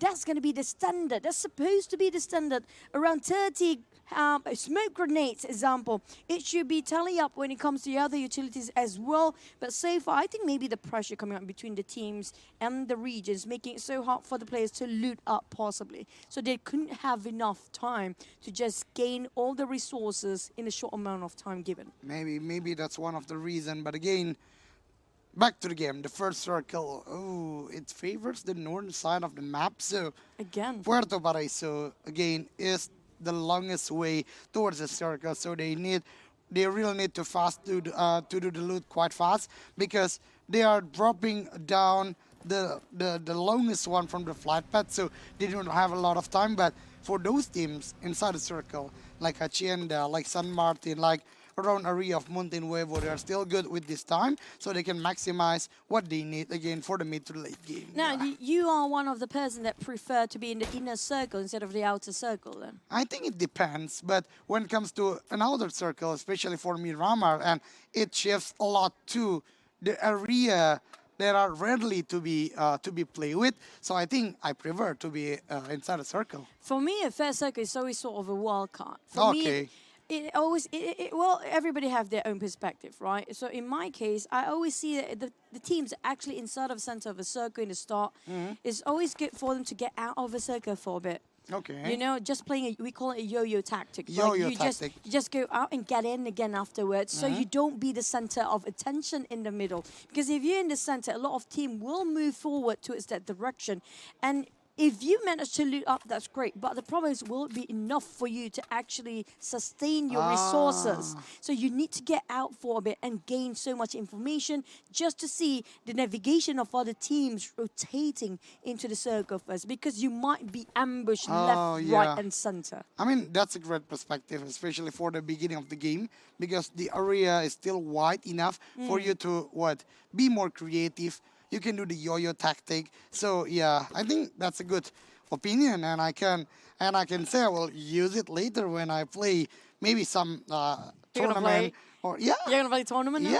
Yeah. You're not gonna sit with the class desk. I mean, like in Indonesia, not a big one, but there are a lot of fast tournament when it comes to like every night. Don't tell me it's TDM though. Don't tell me it's TDM. No TDM. It's a big map like Miramar and Erangel, but the system and the mode is just short tournaments, like only 3 games, 4 games. So that's a great strategy. But back to the game, a team like Egypt, La Cobreria. This is actually one of my favorite drop spots when it comes to Miramar, because like I mentioned at the first day, Miramar is a very wide area, but you are not, you can't do the looting phase to all of the compounds. It will waste your time. So keep building, like the bricks one and in Indonesia they say rumah dewa, kind of like that. It's easier because you predict good loot and you will get a good loot from that particular compound, we can say. I agree. In case of La Corburia, they can actually separate themselves Oh, against yeah. certain compounds, certain buildings, just to build up their gears, and they can actually take their own sweet time since there are not many teams in any tournament. If you actually experience this, not many teams love to drop on the northern part. But in this case, I'm surprised for the fact that nobody loved to drop around Valdemar. Now, for me, as my observation goes a long way here, there's always team drop around Valdemar. Now, we do know when it comes to Vietnam, Chumaser is one of the drop spot. Definitely has been ancient times when they were playing for the clubs. But when it comes to this tournament, Valdemar is one of the best places for you to get in safely and building up quite a generous amount of loot. And nobody's taking that. I'm surprised how many teams here try to focus on the center where a lot of team will be brought down easily by time. And we do know if you're sharing one compound with another team, it won't be enough to supply like 2 or 3 teams in the future. Yeah, even not only for the supply, it can be a clash, right? That's because true. 2 teams at the same compound, that will be not an easy way. But Valdemar, that is quite interesting because I agree. Not only Valdemar, our previous discussion about Los Higos and some certain places when it comes to Miramar providing a high tier loot. But I guess because the participants is not that many, they just want to be safe. Point. Yeah, I think they just want to save at the middle. They just want to play quite conservative. They just want to play a long time game and they can reach the late game. Okay, the thing is, yes, Alogi, we don't have 16 teams here, Yeah. but what if all the teams are thinking the same thing? That's why everybody's in the center. That's why also some teams will not be having that vehicle moment. Oh, yeah. Because everybody, there's so few vehicles up to the certain point if everybody just happens to be in the center of a map. And a lot of them at the peripheral of the map for the vehicles as well. And that's the best place for you to actually have one person each for the vehicle. It's so hard for us to see and witness one person for each vehicle these days. Yeah, I mean, like the distribution of vehicle is, what do we say? It's expected. But a lot of teams right there, a lot of team at the same area, at the same mindset. So that way, you already mentioned, the vehicle kind of rare, we can see, to be used by one person. It's like 2 person, 1 vehicle, or even the worst condition, 1 team, 1 vehicle. So yeah, maybe that's the same mindset coming from all the players. And finally, a clash? No, not really, because That person do have vehicles, while the players from Pakistan don't have any. So I don't think they can chase them out yet. I think there's a problem when it comes to Pakistan due to gameplay at Miramar because they intend to play near the power grid area. Meanwhile, there's only 1 vehicle spawn when it comes to power grid. When you're dropping down and going to the green warehouse, there's 1 vehicle. But around that, it's kind of rare. It's nothing. It's nothing, yeah. And the worst part, if you don't have vehicle in Miramar, fine, it's hard to migrate from one compound to the other. That's one problem already. You're adding more. If you are actually being spotted out by the players, where would you run? It's an open field. It's the desert, literally. Even the tree are thin. Yeah, lack of nutritions. We can see. We can It's say lack that. of water. Lack of water. Only a palm kind of tree. You can use the terrain, but it is not effective. I really agree with that. The funny part, if you're hiding behind a tree, the other person can rotate the other way around and just flank it out. How would you hide yourself? Yeah. You can see the backpack through the tree. Yeah, that will be easily shot then. I mean, like, that's one of the many things of the function of vehicles. It's just how important, not just for running away, for migrating, it's also for barricading. Like, example, the minivan. Basically, the minivan is the most tankiest vehicle in the Miramar. It's the slowest, yes, but it's also the tankiest in case you get ambushed. It's 2,000 HP, and it's going to be taking like entire team to shut it down. Yeah. You need a lot of clips, we can say. At least 3 or 4 clips to shot minivan down. And I really agree with that, even though it's low, but when you... speaking of minivan. Yeah, it's a jinx again from Castor, I guess. So you can destroy the tires and become an obstacle, become a barricade. So yeah, that's what we need from the vehicle. It's not only about the transportation device, but more on, it can be a good defense. But this is another problem. When you have the vehicle, you really need to keep it well. You do not want to expose your vehicle because when it exposed, the other teams will try to take the vehicle down because they know the function, especially for the late game. Yep. But also, when it comes to how you said to hide them well, I see a lot of players are parking it right in the open. Oh, yeah. I'm like, okay, we're going to see if that's going to happen, doggy. Yeah, you said it's true, but I don't know if the players can actually get it. But on the side of the circle just now, you guys saw it pops. I have a feeling we might ended up on top of creative field. Now, if it happens to be in a creative field, there's so many valleys in between. Yes, there's also the crate itself. If it happens to be there for the last circle, now that's going to be really risky and tricky to play with. Totally. The slope is just slow, slippery, and steep. Now, seeing this for Pakistan here, they are having different level of terrain to work with. But in the meantime, Piazza is just giving so much information to the rest of the roster.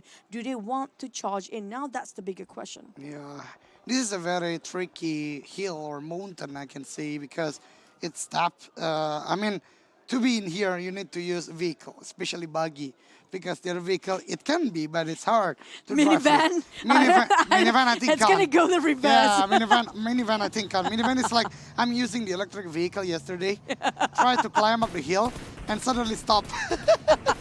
It got stuck up there, but on the side of Shaiko, we mentioned about how important vehicles are. The pickup truck will be shot from afar with the M416 coming out from Shaiko. Also with a great amount of scopes. Yeah, it's going to be 6 times, and back to it, trying to prone down. Now, the problem with this position, yes, it's a good vintage point and view coming up from Bruneians, but the problem is if they just using their resources, ammunition, smokes, grenade, everything else, too much, they will be having a lot of problem to replenish it later. Yeah, totally, because they can't do a loot about the compound that they have, because it's not even a compound to work with. They are playing at the open field, so that way it's not that easy for them. But Azerbaijan, I think this is a new strategy coming from them.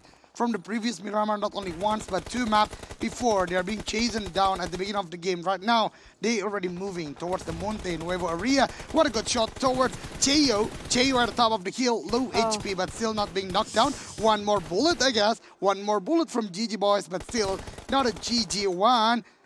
Even there is a very good counter fire coming from Guatemala, because one of the players from Azerbaijan being knocked down. Almost got traded to 1-1 just now. Back to the side of Guatemala versus Azerbaijan. But Gyro managed to take down on Ghost Prime. But the distance between them, can they translate it into one elimination point? David coming in and just going to finish off Baku. That's going to be a splat coming up from David of Guatemala. Yeah, that was a nasty movement coming from the buggy itself. So yeah, 2 elimination for Guatemala. Even though Azerbaijan, like I mentioned a lot, they already changed the strategy. They are not being knocked down at the beginning of the game, but I think they are still having some tasks, some homework when it comes to pushing towards the enemy. I do not see the coordination. Only one going towards the players. One is left behind, but it is an open field area. Ooh. The other 2 can't do the backup. But yeah, Azerbaijan, you still have 2 players, but coming to the circle,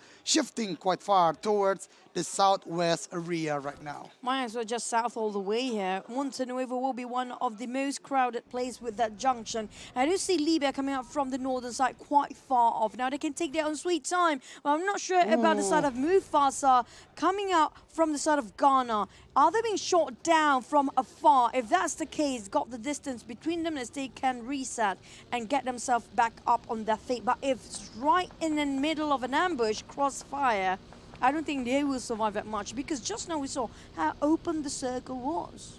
Yeah, totally. I don't know what happened. Is that an accident or maybe shooting? He just slipped down? Maybe just slipped down, because sometimes you can't control well your vehicle, especially in Miramar. So let's see later from Ghana, because I think it's already been revived. One of the players already been revived. So Ghana with full team again. It's kind of rare sight to actually see Saudi Arabia starting off with only 3 players. SK Tan already been finished off quite early on. I think it's coming up from the Pakistan team, probably because we did witness about Guatemala versus Azerbaijan before. So it happens to be they are parting ways. Around Monte Nuevo, and a couple of teams already start to migrate. As you saw, this is going to be a 3rd circle. So like when it comes to the 4th, if you're not in it, it's going to be a lot of problems. Yeah, totally true. So that way, movement, a lot of movement already happened. So it's good for most of the teams, especially Jordan, maybe Guatemala after the elimination, and also coming from Maldives before. So we'll see later, because still a lot of compounds, still of terrain. I think the fight did not happen or do not happen at the third circle, but we'll see. Don't say it. They're already sort of fighting now. GG boys, Azerbaijan. yeah. Knocked down on Egypt. Yusuf, and it's finished off straight away. Here comes the rush. But it's kind of an urban area. If you look at how many compounds, how many buildings they are, it's kind of having a bit of a problem for them to land down their sites here. Every corner there's a building covering around it. GG boys and Sharif left with only 2 players, and just now Jordan players, right? We saw them having their own buggy for each, but I think they should switch it over because one of it is really smoked up. Oh, yeah. It's going to explode anytime soon. Yeah, because buggy itself, the health point is not that high, right? So but I think they still need the buggy to move around because it's easier, right? But it's risky. I mean, like, it's almost explode. Maybe 3 taps is enough to actually exploding that bug. It's just really smoke up, by the way. Let's see. Is Jordan having another vehicle? Because they needed it. I mean, even though they already have the compound, but we do not know about the 4th circle. But this is Jordan. We just talked about. Just do the tapping. But the revenge is better with a good hot shot coming from Team Maldives towards Team Jordan. And the zone shifting again towards the northern side. And look at how wide the open field area. So for those teams who are late coming to the zone, I think this is a very bad situation for most of the team. They'll be scratching their heads. How to get in there. The worst part is the circle shifted again towards the center or a bit to the north.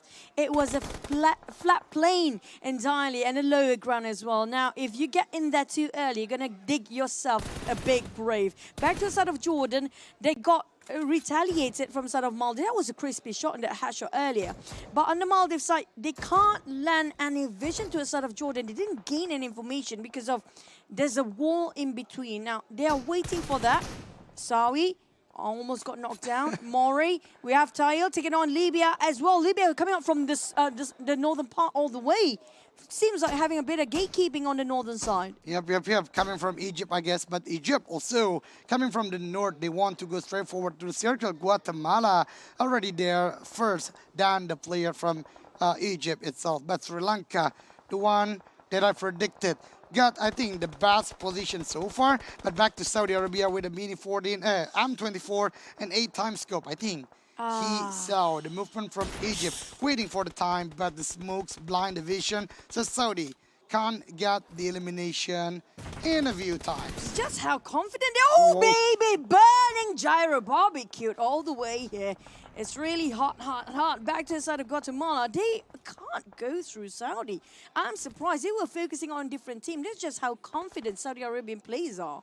Yeah, but this is not a good situation for Guatemala. I mean, they are still splitting. 2 of the players still outside of circle. And I think I do not see how they can gathering easily because a lot of shots coming. Even J-Ro right now being taken down. What a good shot coming from Ragnarok with the Mini 14, Mini 14, what a good shot. So Guatemala really need to do the regrouping right now. Play at the high ground maybe and wait for the next circle. Yeah, on the side of Ghana, I think they are reassessing the situation, where to go next. But Saudi, though, they are so scattered around the corner. They are dominating the compound. But Brunei start to move. We're talking about Shaika. Oh, it's the first one to open up the frags. Saudi taking on Egypt. Corona 9 on the ground, knocked down entirely on his knees. Back to side of Senegal. They're still climbing up the small hill. It's quite steep, fighting against Sri Lanka. Doom will try to keep them at bay. But problem is, you have to have 2 angles different entirely to guard up, including Maldives coming up from behind. Yeah, for me, Sri Lanka can be that active. They just need to hold their ground, use a lot of utility because when they are too active, Maldives can shut them down. But look at the movement from Senegal. They are quite aggressive enough. They need 2-1 throw to the Sri Lanka players. Doom right there. Will be Doom. Yeah, will be doomed by the needs coming from Zeno. So this is not a good situation. Even 2 players from Sri Lanka already being down. What a play from Senegal. It reminds me with what Saudi did at the previous Miramar. They climb up the hill. They won the fight because a very good tag team coming from whole teammates. Yeah, but they're not done and dusted yet. There's still Sri Lanka player Mora taking out Xenos entirely, just shut it down. Dax tried to buy time with band-aids only. He doesn't have any first aid. We do have Shy Boy already in the center. We're talking about, if I'm not mistaken, that's going to be either one of the players coming out from Ghana. Yeah. So the thing is, if you're too early in the center, it's going to be a bit of a problem since there's no elevations and not much compound to work with. Sri Lanka's Amari trying to make a play, trying to clutch out for the entire team, but Sri Lanka's on the other hand feels like they're really stuck in the rut, and the Blues will close up in any second now. Yeah, less than 10 seconds. I believe they need to move from the 5th to the 6th zone, and I really agree with you. Team like Ghana, Pakistan right now, they will be contested by a lot of teams because it's a very flat ground. There is no much obstacle there, but coming from Sri Lanka, Doom, what a shot coming to Maldives, but the movement from Buggy is so fast. Maldives took the chance right now, going toward the circle to even the fan, rather not the fan, an open track. One already smoked, but not blew up already. So that's a good movement coming from Maldives. Oh, but finally. look at Eddie, finally one of the vehicle blew up. It's going to be the ones shooting up from the front, but we're not done yet. Ghana, Shy being knocked down entirely. This is what I mentioned before. It's too early for them to get into the side of center of circle. And Libya, one shot, just jumping down, trying to revive their mate. Saudi fighting against Guatemala, but one shot couldn't even have the space. The Blues are closing in. He got his last first aid. Can he make it at the 5th circle? And that's in the nick of time. But he couldn't revive. I think Basti is just sacrificing all his utilities just for the sake of one shot to carry out the job for the entire team. Again and again, a little sacrifice for bigger opportunity. It's only one left, but the first 8 is still going on. It's still needed. Guatemala, after an amazing performance, they failed to control the late game. But again, back to the game. Jordan, what a shot. Still hiding behind, and right now not only fighting with the far enemy, but Saudi is their contender. And what next? Because it's a close combat one. It's not that easy, but Libya, the team going from the north, already being wiped out and sent to the lobby. Oh, what a crispy spray coming up from this side. It was a perfect angle for him to cover for the entire team. Jordan left with only Ragnarok. Where would he run? Everywhere is super crowded. The pool is too saturated right now. Toxin taking on Pakistan as well. Those in the middle only have haystacks to work with. Shago taking down on Pain. We have Senegal still fighting, battling against Sri Lanka. The longest fight here on the southern part. Totally at the edge of the circle, and Sri Lanka still managed to have quite a lot of utility, even though that's the last one for the need. Jordan, one by one of the players being knocked down, even one already confirmed as an elimination. Sri Lanka, Saudi, Jordan. These 3 teams need to think, are they going to go toward the circle or still playing from the edge of the circle? But Saudi has been decimating so many teams at the same time. And Ragnarok, the last few members remain for Jordan. Closing off to be a Kobe. Now Dax and Samurai have been cornered left, right and center. Everywhere has been shooting towards them. Even Amare is trying to take them down. It's going to be versus 2 teams here for the side of Senegal. It's really tough. Samurai being spotted out. What a view! It's going to be it! Ragnarok finishing Senegal easily, not even breaking a sweat. That was the precise timing coming from Ragnarok from Jordan. That was a very good using of the nades to do the pressure, then do the revive, and finally Ragnarok just finished the game for the enemies. But back to the circle, Pakistan, I think very unfortunate for them. They already cost a lot, they already cost all the vehicle, but the zone is shifting again. But Maldives right now with the most players inside the circle, but they are being spotted easily. Even on the other hand, Pakistan are in a very pinch situation, last man standing, and still outside of circle. Oh, it's going to be the fall of Amare. Finally being knocked out after such a long time trying to survive here. So many teams. Saudi! D7, where did that shot coming out from? And Daku been hiding the longest time. Chewy is closing it out. Surprise! Motherfucker, here comes! Chewy being knocked out straight away! He got down! He didn't expect that to happen! Daku has been waiting there like a ghost for the longest time! Yup. What a timing. Just coping with a 4-time scope. Surprised by the movement of Daku himself. But how long Daku will resist to go toward the circle. The DPS is already strong. So yeah, bye-bye Pakistan. Well played for this game at the 4th position. Well, he tried to just sustain as long as he can. But what a valiant effort. What an ingenious play coming up from Daku just now. It was really cheeky. Back to the side of Brunei again. They are very consistent today. Saudi Arabia and Maldives as well. They are climbing up the ranks here with all 4 members still alive. It's going to be 3v2v4 and they got the most men. But the problem is they didn't get a perfect place. Yeah, totally. Not a perfect place, but I think for all of the teams still inside the circle, less than 10 seconds. Let's see which part will favors the team. Because Brunei, the split is good, but again, when it comes to the late game, 1 player down, you can't be revived. Saudi, one of the players still controlling the high ground, but Maldives with most of players intact. So every team, I guess, have their own benefit, but we'll see who will be getting the chicken dinner. D7 is having the toughest spot to climb down. Mori spotted out by D7, but this is giving away D7's position. You see how he can climb down. There's no way down for D7. And now Mori being spotted out by Dami. He got one. He got one against Maldives. And just going to finish it off. Down to only 2 players coming out from Maldives. They got 4 players before for Maldives and now down to 2. They equal out the odds. Back to reviving in 3. 3v2.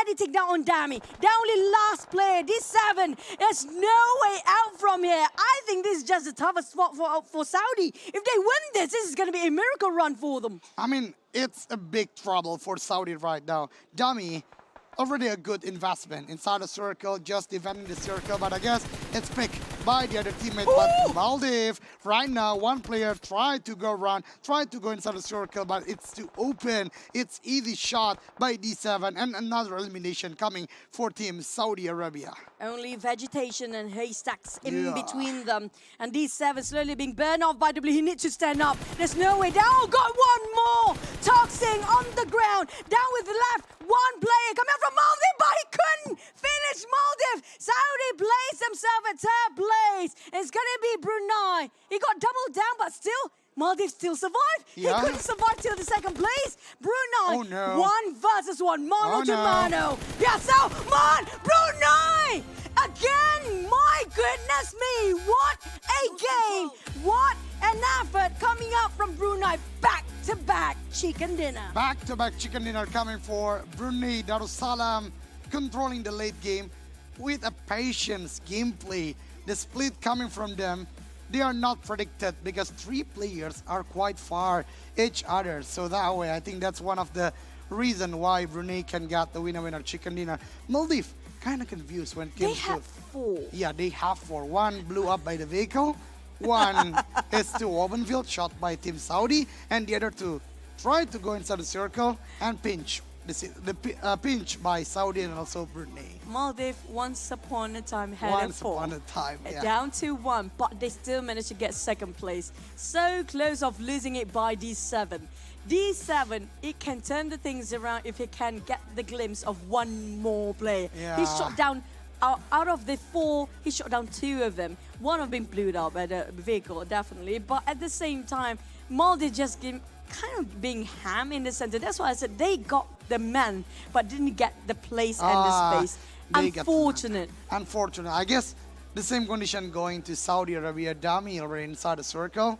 Be the very good investment, but being spotted. So yeah, it's not an easy way. But Brunei, I think that's the good gameplay. They really have a lot of angles because the split. Yeah. So that way they can manage to know where is the exact position of the last man standing from Maldives. Because the other knockdown, I think, giving the information towards the active one. So yeah, a really clean gameplay coming from Brunei. But the zone, this is so hard for most of the players. Yeah, it's just, you know, we got the power to actually tell about the circle. I didn't mention about it's going to be in the flat plane. Yeah. And it always attracted to us there and ended up in nothing in between, only haystacks. Now, it's great if you get yourself the compound or the haystacks to work with. The problem is you can't actually see 360 degrees by yourself.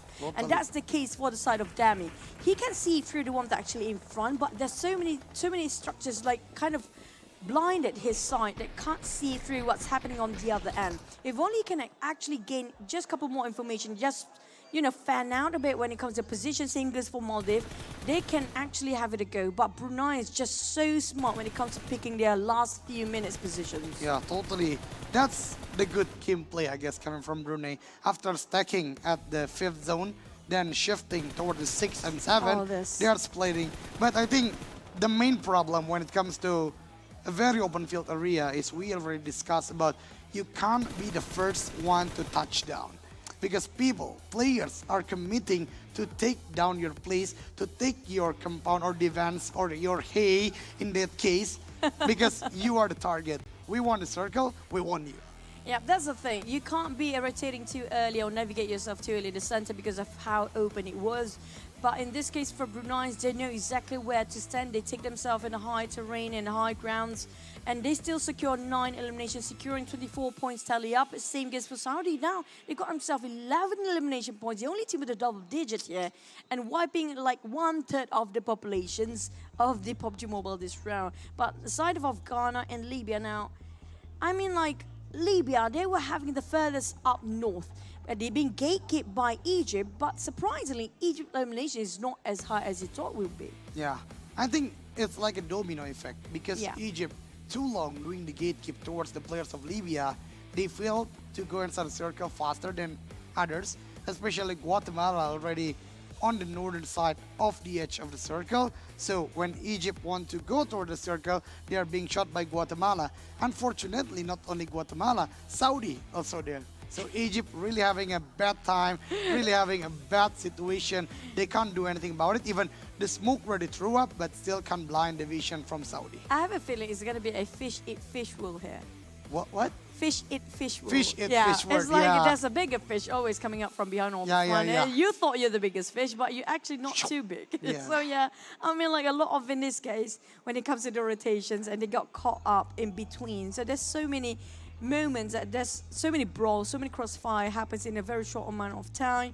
It's just about, I think for this particular circle, it's all about the timing of your rotation. Yeah, it's about the timing, about the rotation, and I think if I can adding more, it's about the throwable or the utility itself, because the top 3 coming from Maldives, Saudi, and also Brunei, all the 3 teams are really using the maximization about the utility. The smokes is on point. The nades to go suppressing the enemy is too on point. So that way they can be up until the late game, especially on the open field. It is not only about exposing yourself, shooting towards the enemy, but how you use the utility to take down the others. It's always not being overused for the utilities, honestly speaking. For me, that's so important because it's always when you invested way too much when it comes to gatekeeping, you forgot for the fact that you have to save it up if you happen to survive in the last minute. They forgot, right? And it's going to be D7. We saw how far his shot were and how well. It's like Saudi, every single player feels like an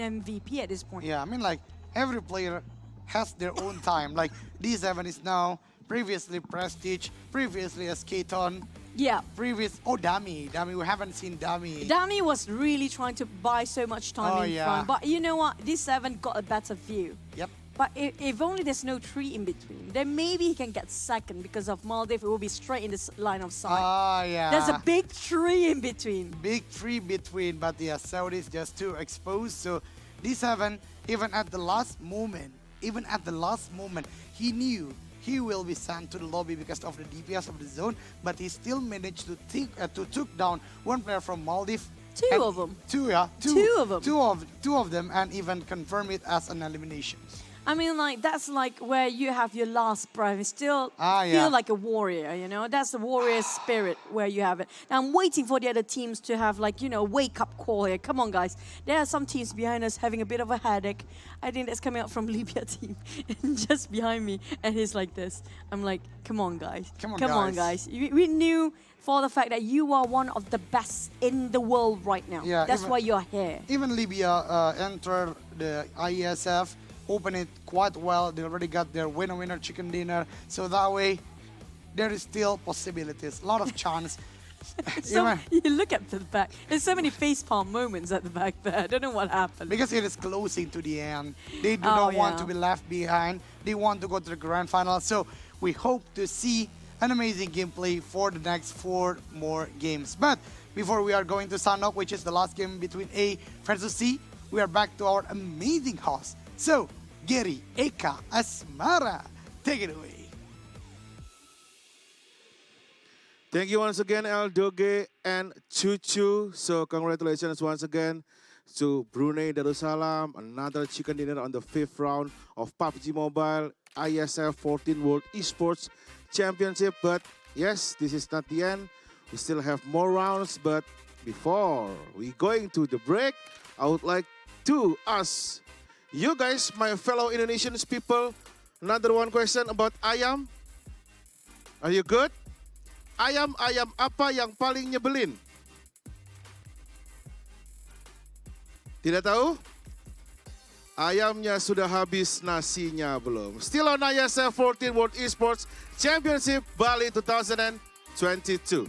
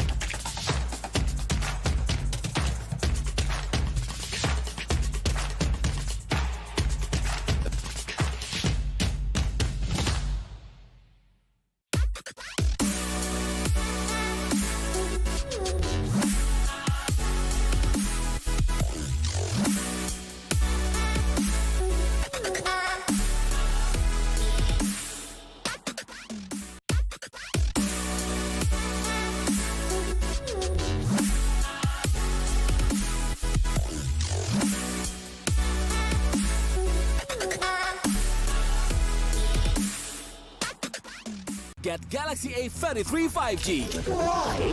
Because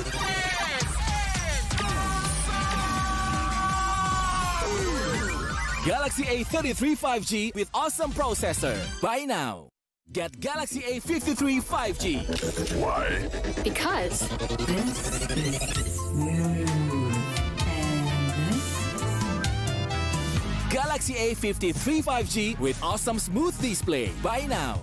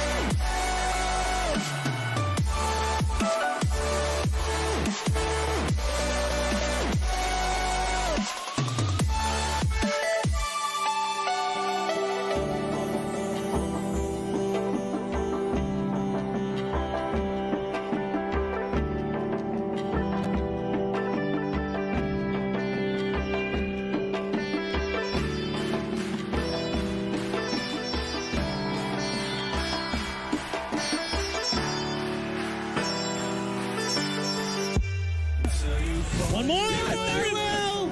First round goes to Indonesia.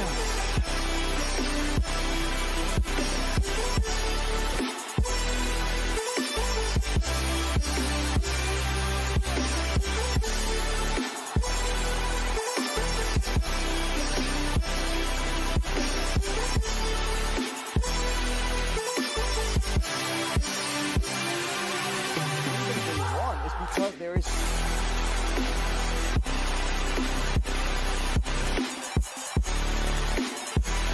He's actually going to fail the spray. Afrolin.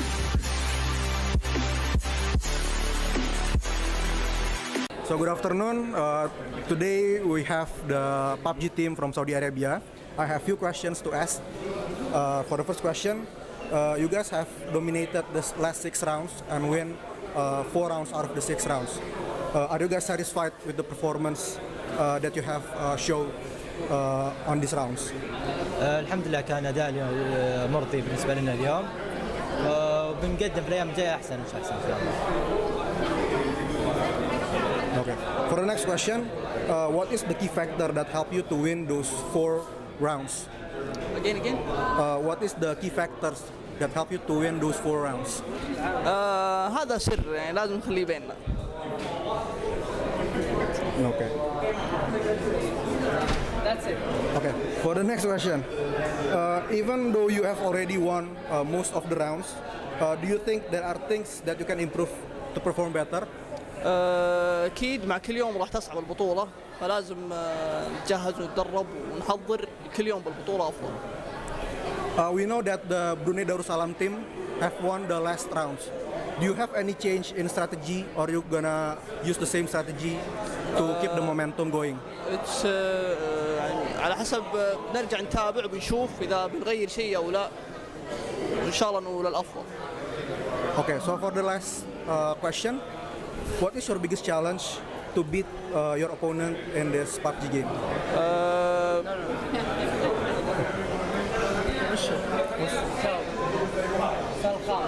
السؤال الخامس أكبر المخاطر إنه الخصم يكون اند زون وأنت اوت زون وماسك كومباوند فهذا شيء مرة صعب يعني فلكن إن شاء الله again. Okay, thank you. That's it.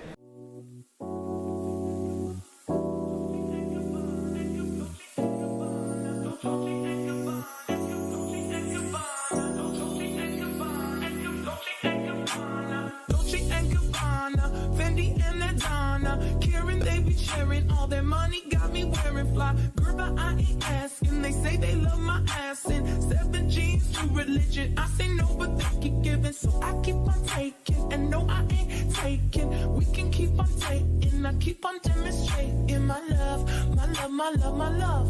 You love my lady lumps, my hump, my hump, my hump. My humps, they got you.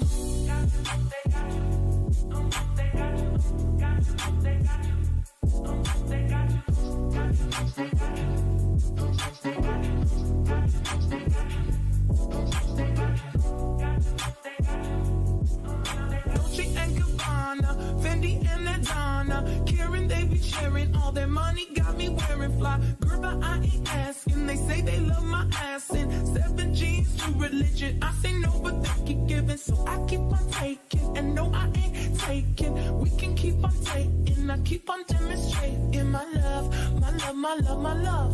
You love my lady lumps. Selamat datang di sebuah pengalaman perjalanan baru Indonesia bersama Journey. Terbang bersama kami untuk melihat pariwisata Indonesia, sirkuit internasional, bentang alam, ragam atraksi budaya, produk lokal asli Indonesia, warisan budaya, keamanan dan kenyamanan. Journey membawa kerambahan Indonesia ke dunia.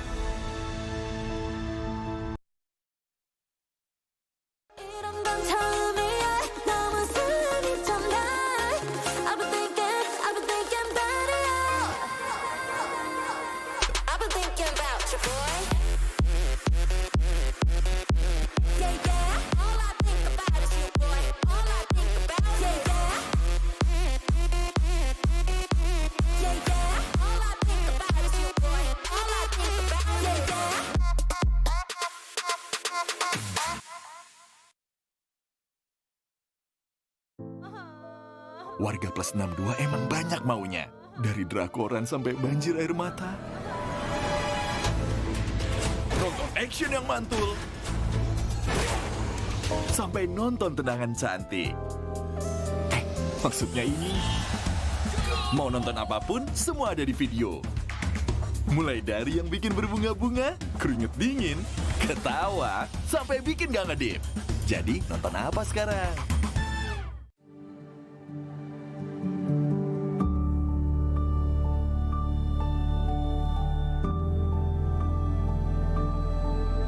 All it takes is one dream. One dream that becomes a journey. To drive an ambition. Believing in yourself. Persevering challenges. Always focused on the dream. To grow aspirations.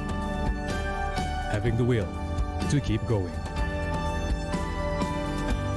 Building a future with a legacy.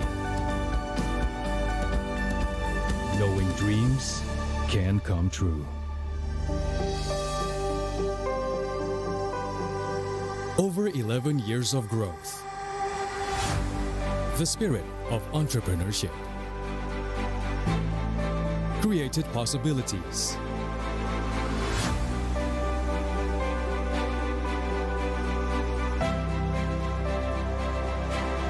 Realized new potentials.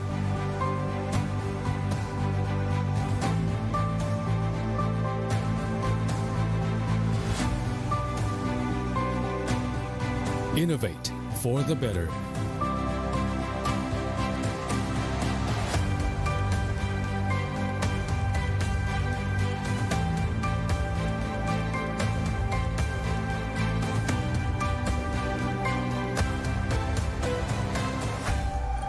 Expand horizons.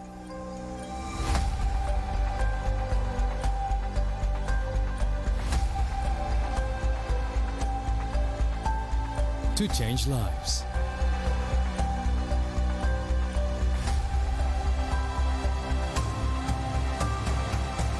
To connect new ideas. To explore new grounds.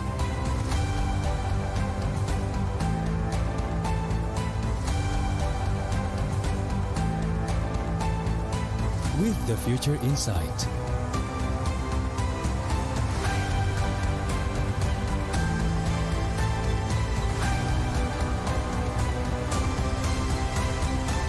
Together.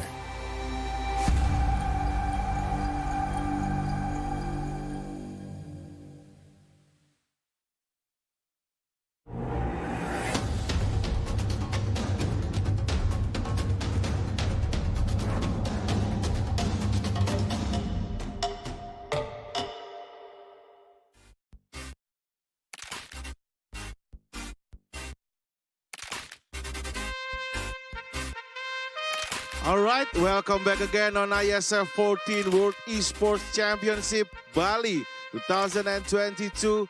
On the fire stage, we still have PUBG Mobile.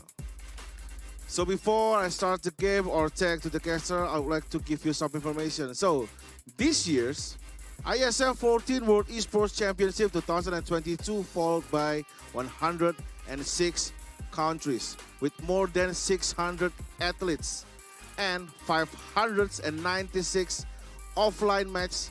So this is make this event as esports event with the most nationality competing offline and the largest outdoor esports competition in Southeast Asia. We have 4 marvelous stage here. We have Earth stage, Air stage, Ice stage, and of course here Fire stage. The 6 games include CSGO, Dota 2, Mobile Legends Bang Bang, PUBG Mobile, eFootball 2023, and Tekken 7. And also, I would like to tell you that this event can be held by support of our government sponsor. So thank you once again to Kemenparekraf, Kemenpora, KONI, NOC Indonesia, and wonderful Indonesia. All right, guys, let us start this round. So I have to tag to the casters, two marvelous and beautiful ladies over there. Please welcome once again, Chuchu and Dono Fiska. Thank you so much, Mas Gary or Brother Gary or Mr. Gary, the amazing, the legendary host that we have for entire day. Yeah, and also welcome back, ladies and gents, to the PUBG Mobile Division for the 14th World Esports Championship brought to you by IESF. And Chuchu, this is going to be Dona. But before we start, Dona, I think every single time I have to clarify it's mother and father, okay? If you guys follow me long enough, you know I was in PUBG Mobile since the birth of its tournament, the PMCO times. I love my mom and dad, okay? Yeah. That's why I put them in my cast. Yeah, actually, yeah. Because like we have to remember them every single time. Yeah. So mother and father. Yeah. If you want sister and brother, like why not? Okay. Oh yeah, maybe I'll try. So Shushu, before we jump into the last game of Group A versus C, this is gonna be like the last chance of Group A. Like usual, we're gonna have our prediction. What about you? Who you rooting for this? Do we last have match? to do this every single time? Yeah, Because you we know have. what? I feel like I love all the teams out there. Every single one of them have been amazing. But if I have to pick right now, every single match will be different. So I think I might go with Pakistan this time. Because they were trying to play hide and seek just now. It was really cute, by the way. Oh, hide and seek in game. Yeah, you saw how they were in the middle of the open field. There's only one shack, and Dhaka was just hiding there as the Pakistan teams, all of them been decimated. I mean, like, in Sunhawk case, it's totally different. Now, who's your pick? You did the right pick in the previous Sunhawk. Are we having another oracle moment coming up from you? I don't know, but I'm rooting for Senegal. It's more kind of like a supportive kind of prediction. Hey, you don't believe in them?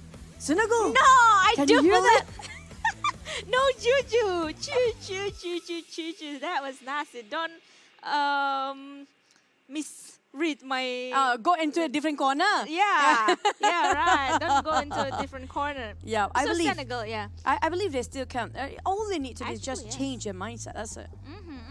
Especially in this last game, because like Senegal is one of the teams or country that is sitting in the Group A, right? Yep. So this is gonna be like their last chance. So take it or leave it, and they have to play all out for now. Or if they have any burden, it's not gonna be fun for them actually. Yeah, Just have fun actually. I agree that mounting up pressure. Group A, are you guys ready for your one last push when it comes to the flames? Group A, do or die moment, make it or break it. We're going to head into Sunhawk very soon, but speaking of Group A now versus C, C do have more chances later. Yeah. Because Definitely. Like, definitely, because like they still got their 3 games ahead of them, and also, actually, speaking of Group C, they're gonna facing up against Group B for the last time, and Group B, after like the day went by, the countries in Group B is actually kind of a hard opponent as well. I mean, like for Group B and C, they still can change their destiny or fate or their future in the next couple of games. But for Group A right now, if they don't push this one last time, they have to bite their nails and wait if somebody will be pushed down or not. That's the worst part, waiting. Yeah. Waiting anxiously for somebody to make a mistake first. They don't garner enough points to be in the grand finals. Now, we haven't seen a lot of the overall rankings so far for the Group A seatings by far, but I do want to know if there's any team barely make it to the 11th place or not. If they're being pushed down in the last minute, imagine how it will feel for the Group A players. Yeah, I'm actually like looking on this. Pakistan is actually one of them. Actually, That's why not we're voting really- for him. Yeah, not really in the edge of the leaderboard though, not in the 11th or 10th position. But the gap points between like Pakistan and also the other teams below them, which is Libya, Vietnam, and also Egypt, or even Bahrain in the 12th position, is quite small. Yeah. No pressure. No pressure, Pakistan. Just play and do your thing, okay? Because right now we're going to head over to our last map between A versus C in Sunhawk. Let's go.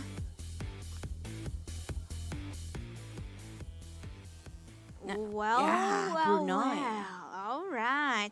Brunei got their back-to-back winner chicken dinner for now. Is actually having a right mood from what I can see, especially with this kind of flight path. It parted quite equally in terms of all of the island inside of the Sanhok itself. Yep, a very even split between these two maps. And right now, not really two maps. There's one map split into two. And it's really in the center as well. So everybody can drop wherever they fancy. Always the bigger question is going to be where will the circle be? Because even though, but this is a very small map. We do know you can actually go by foot instead of just taking vehicles. You don't even need vehicles. That's just how small Sanhok is at the moment. But a couple of shots open up by the side of the boot camp. It's going to be on the Brunei's teams. But nobody going to contest boot camp. I'm surprised. And this is going to be a tough circle. So we're going to have a circle circling all three islands. We have no clue if it's going to hard shift toward the right side, towards the mainland back or not. But the bigger chance is going to be the smaller islands on the left side. And it comprises around 40% of water ratio. Now, that's going to be tough. Less places to run and hide for the teams. It's actually like kind of similar kind of first circle from the previous Sanhok before, yeah. Very, very similar. But I didn't really see a similarity in terms of like a drop spot, because in previous match we kind of see that Painan is occupied, but now I don't see that Painan has been occupied by anyone now. Maybe that's going to be B group. That's why they love Painan a lot. But on the side of Azerbaijan, having a go against Egypt, Arthur. Now spotted out Sharif. That's going to be a really long shot across that window. There goes the nade being tossed around just to make sure it's going to be a warning grenade, making sure they won't actually enter the territory, but they're not taking it well for Egypt. As Tyler still using a... Yeah, it's right across him! Oh, that's just really unfortunate side of Azerbaijan. They couldn't leave the window exit out as fast as they can. The entirety of cavalry, Egypt taking this rain. Oh my God, but that was very, very fortunate for Egypt. Managed to take one man down, but now Baku managed to dodge the bullet away and managed to get one man down. But trade knock has been happening between Egypt and also Team Azerbaijan now. 3v3 situation, I believe 3v2 situation between Egypt and also Team Azerbaijan, and Tail managed to take one more man down from Azerbaijan. It's just a rough start for Azerbaijan, having only two men playing around the corner. Now Ghost Prime coming along with another member, their last two players remains of the Azerbaijan, where Corona didn't have any utilities to reset himself. Ghost Prime spotted out Tahil, almost being knocked down entirely, where Corona already cooking up the nade at the other corner. Now they're trying to actually pressure Azerbaijan from moving forward, now swapping over towards the side of shotgun, but never mind, still going to go with the UMP, making sure he can actually make space. But they need smokes right now for Azerbaijan to revive, because Tahil will actually relay the information back towards the side of a team. I don't think that works like that. It goes Prime, but okay, he swap over to a DBS. Corona taking on GG Boys, now left with only 2v1 for Azerbaijan player. Yep. And Corona is gonna facing Ghost Prime face to face, one by one. But the other players of the other member from Egypt managed to revive the other team as well. And this is it. It's gonna be like two men suppressing the other compound, the inside of the compound, and Tail is gonna be like facing the players from Azerbaijan one by one. One man down, and the last man standing. Ghost Prime managed to take one trade knock for Egypt for now, and Ghost Prime still can manage to dodge the bullet away. Right in the face. Now have last first aid to actually be used by Ghost Prime. Can he clutch this? Just gonna load up and ready, but Corona spot them out across, and IESF finished things off. Ghost Prime couldn't actually try to sustain the rest of the team, but heavy casualty for Egypt's side as well. And this is gonna be a lot of shotgun moments. Yeah, you go, Gyro. Finish off Guatemala. Guatemala finish off the side of Senegal. It's not great for the start for four teams right now. Yeah, not a good start for them actually for now. But speaking of Azerbaijan, even though they are eliminated for now, they managed to take 2 elimination points. But Azerbaijan is actually in the team Group A. Oh no, Xenos. Yeah. They definitely heard his footsteps. It's not great. You have to make sure he got himself down. Just lie down. This is not worth fighting for. He got himself a DBS. He got one. But that's just it. Another team being decimated in the hands of Guatemala and defeated 4 points gained by the side of a Guatemalan team. Cheo and the rest of the team got themselves an upgrade of loot as well. Once again, I'm sorry, Senegal. Because I jinxed you all over again twice for today, 2 times already. But GG, nice try for Senegal and also Azerbaijan, because like both of them has been eliminated too soon for this match. So it's kind of like a big match or a big war has been happening in the first 5 minutes. It shows us that those Azerbaijan and also Senegal tried to actually play it all out. Yeah. We can see they are very uncomfortable with their position just now. They are forcing themselves to get more aggressive, but it did work out even in the last map that they are playing right now. They are coming up from Group A. I think based on the scoreboard as well, things are not working out well for them. So thank you so much for Azerbaijan and Senegal. That was a valiant effort, and we're looking forward to see you in the next one. But stay tuned for more because it's Bali. They can have a bit of a rest and vacation time now. Yeah, actually enjoy Bali, enjoy IESF World Esports Championship as it is, because there are a lot of things to do, especially like Maldives now. There are a lot of things to do from Maldives, especially after taking 2 mains down. And I believe that was from Guatemala, right? Yep. Oh, yep. Guatemala, and this is it.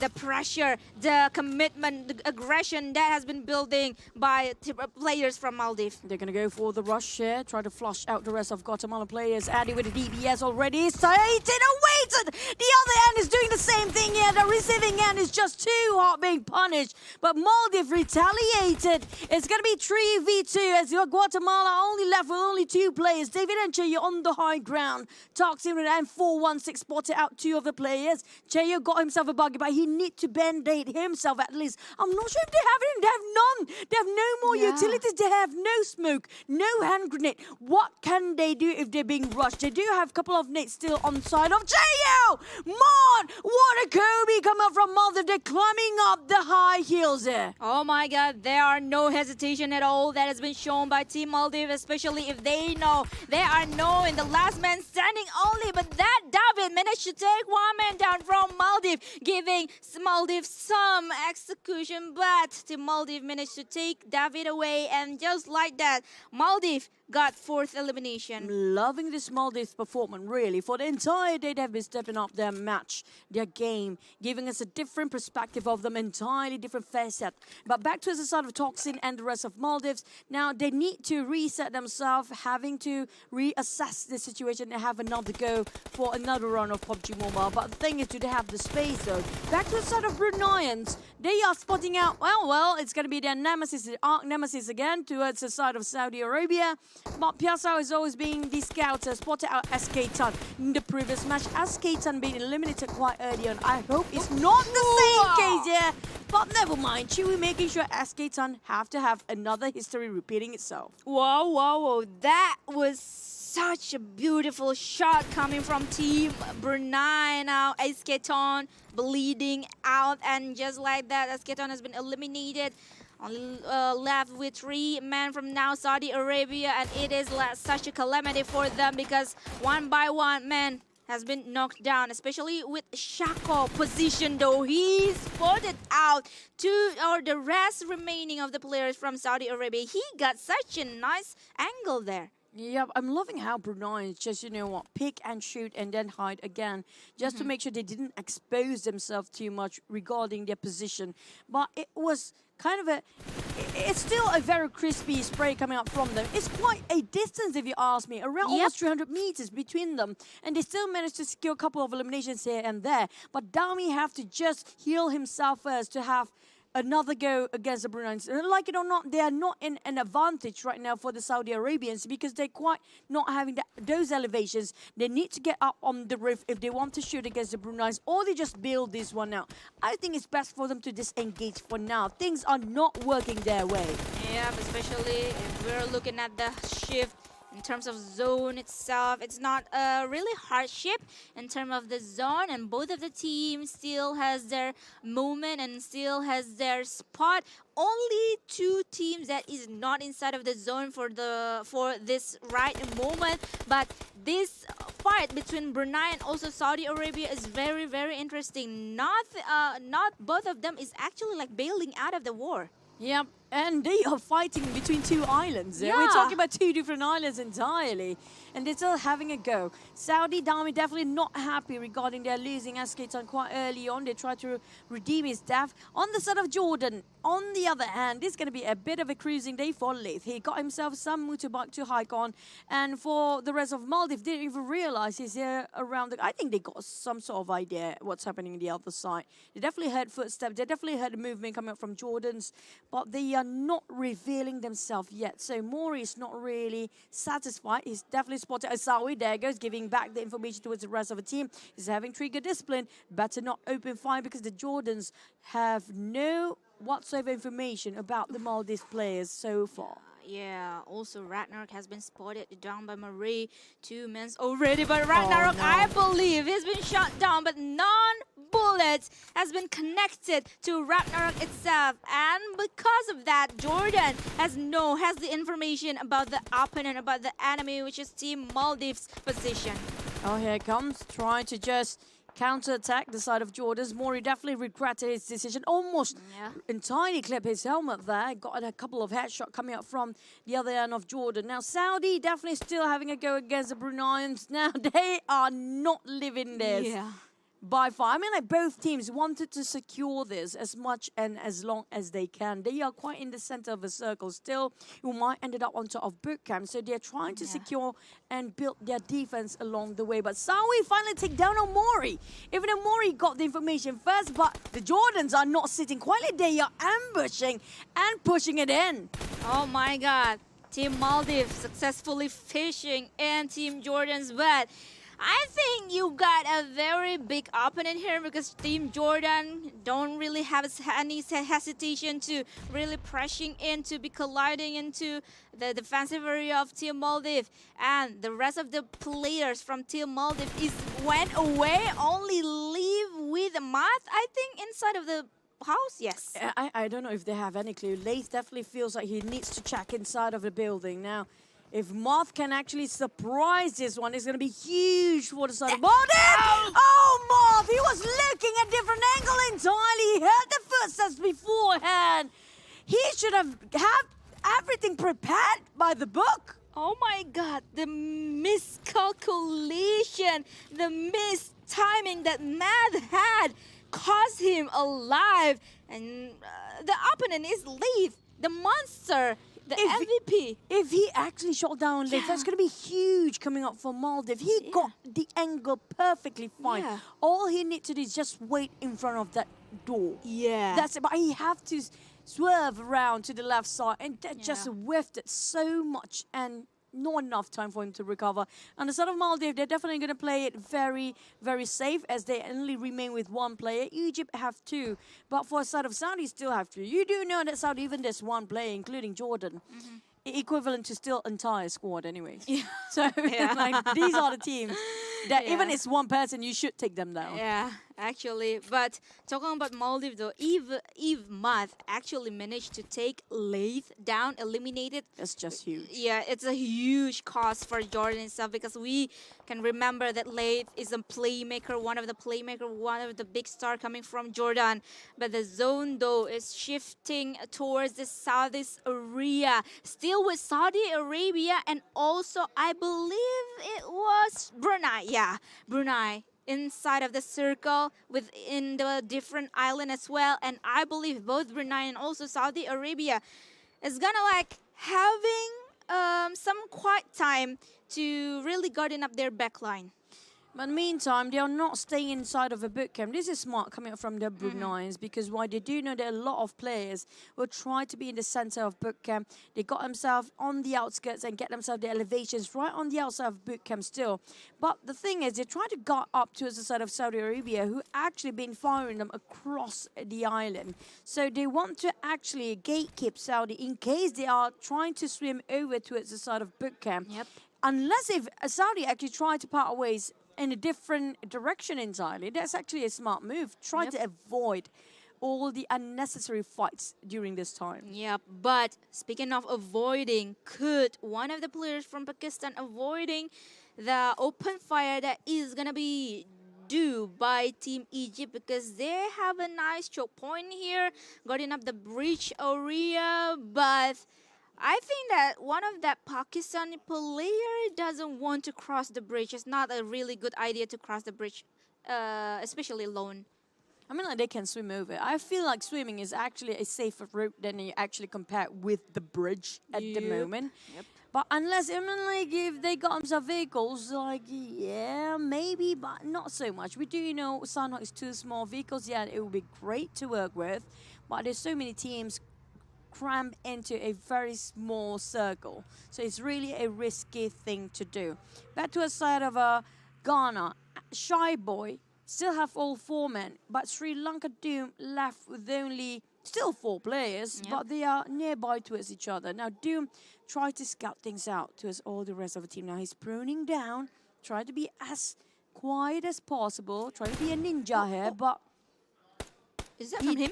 No, it's definitely coming up from Ghana's side. But the thing is, that's a lot of information coming up from towards the side of Sri Lanka. That's definitely value for them. We do have Pakistan team just joining in from behind. Oh no. Oh boy, it's going to be a 3-way war here, Donna. Oh boy, oh boy. Oh, but Sri Lanka don't manage to take one, not only one, but 2 men down. And only left with pain. He got some painful now that caused him some life. And just like the Pakistan didn't notice that, didn't expecting that Sri Lanka is there. I mean, like, we shouldn't vote for any teams after this. It feels like we're really, really making a bad luck for them for the entire day. But actually, like, it's kind of like fortunate thing for Sri Lanka, because like they only like 3 men behind, right? Because like Doom is scouting the way for the other teammates into the circle itself. But because like if Pakistan actually like ready to make a war or to initiate a war between them and also Sri Lanka, it's going to be like a very hard situation for Sri Lanka as well. Yeah, it's kind of true. They might actually be centered in the center of the, you know, the crossfire. But just now we saw the circle shift again. It's going to be towards Painan. Now, nobody was in Painan like you mentioned earlier, Donan. It was supposed to be a couple of teams when it comes to Group B, but in this case, it's totally different. Back to the side of Saudi, they are running across ruins, not crossing straight into boot camp because they know the Bruneians are waiting, they're gatekeeping them. That's really an ingenious move coming up from the Saudi Arabians. But the thing is, they need to cut across towards Painan. It's going to be a lot of death toll for teams that still hasn't crossed towards Painan at the moment. And Jordan, for now, is going to occupying Painan's area.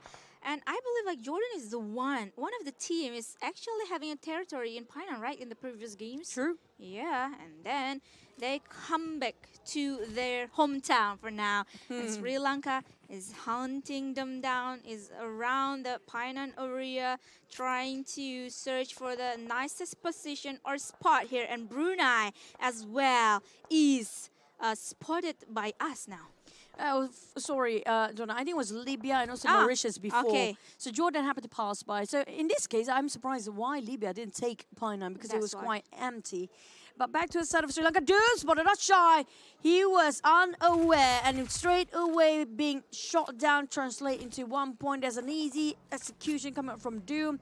It's going to be having a good day and a good run coming up from Sri Lanka. They already got themselves 5 eliminations in the bag. Now, it's definitely just having a go and keep the momentum up. They might actually try to pin down the entire team of Ghana right across them. Yep. Sri Lanka, this is it. This is their moment. And they adding up more knockdown for them, and this is like gonna boost up their vibes as well, boost up their mental as well. Especially one of the player is from Jordan, but Amaredo also being knocked down now, and I think it's gonna be like a hard position for Amare to be saved.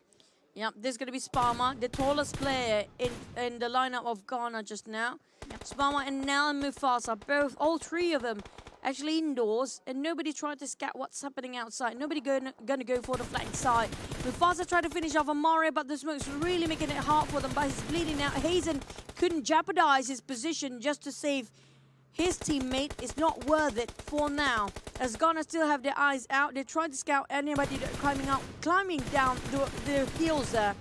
But Mare still managed to actually close into the side of Hazen, so it will be safe. I'm not sure if they have enough time yet, as more teams coming into this center of Painan, and the circle will shrink even further anytime now. Oh my god, and Painan is gonna be the place where we're gonna see a bunch of big fighters coming in, because like the half of the circle is Painan area, but Hazendo has been spotted down by Smama, but some of the bullets not connected towards himself. I'm waiting who's behind Ghana actually try to creep in, slowly try to backstab them. That's definitely only one player left, maybe Maldives possibly, I'm not sure. But here comes, it's going to be Doom. Now Doom is going to be the Doom of the side of Ghana if they didn't realize where he's at. And they are quite in a position for Doom. I'm not sure where are the rest of Sri Lanka players. Yeah. But they are very separated right at the moment. Piazza coming up from Brunei, just going to make sure they can blow up the tires. Taking on Sarawi from the side of Libya. Chewy, Piazza, and now Newbie coming out on different angles entirely. Trying to take them out instantaneously, but one shot, and Barty tried to get away. Doom making sure they were trying to shoot down on one, but so close. The blue zone closing in. Doom, he could get even one. Oh, this must be devastating for Doom. Oh my god, and Ghana managed to save themselves up and managed to touch down in the compound area inside of Painan. And this is gonna be like a very hard situation for Sri Lanka, but they managed to take one knockdown to Nel. Hazendo. Hazen, I think, it's gonna be left out, bleeding out. Yep, there's no way for the side of Sri Lanka can actually save him. He is in the middle of the crossfire, unless Susti can make it out alive and try to save him along the process. He still managed to take it on Gaga. Susti trying to actually make a comeback from behind.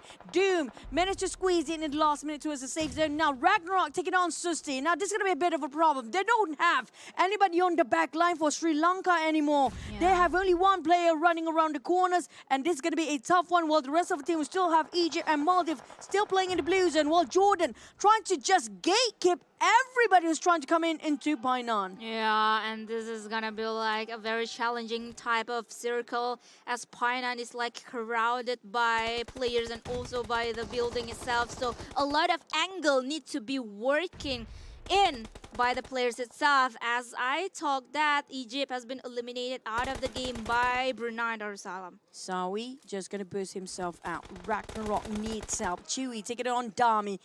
And it's going to be Sawi tried to toss out an Nate, but he missed just within seconds. And it's going to be 2v1. And Sawi being copied by Shako. Shako going to finish things off. Jordan losing one more man here. They're losing the fortress. We're down to 5 teams. The Bruneians, are they going to do it again? They have 4 players still, while Jordan's down to 2. Saudi down to 1. Where are the others? It's going to be domination coming out from the Bruneians here. Oh my god, Brunei Darussalam doing it again, do this thing again, and Newbie is gonna be hunting down players from Jordan. They got their confidence now, even though like one man down, but they still inside of the building to really eliminate it one by one of their enemy.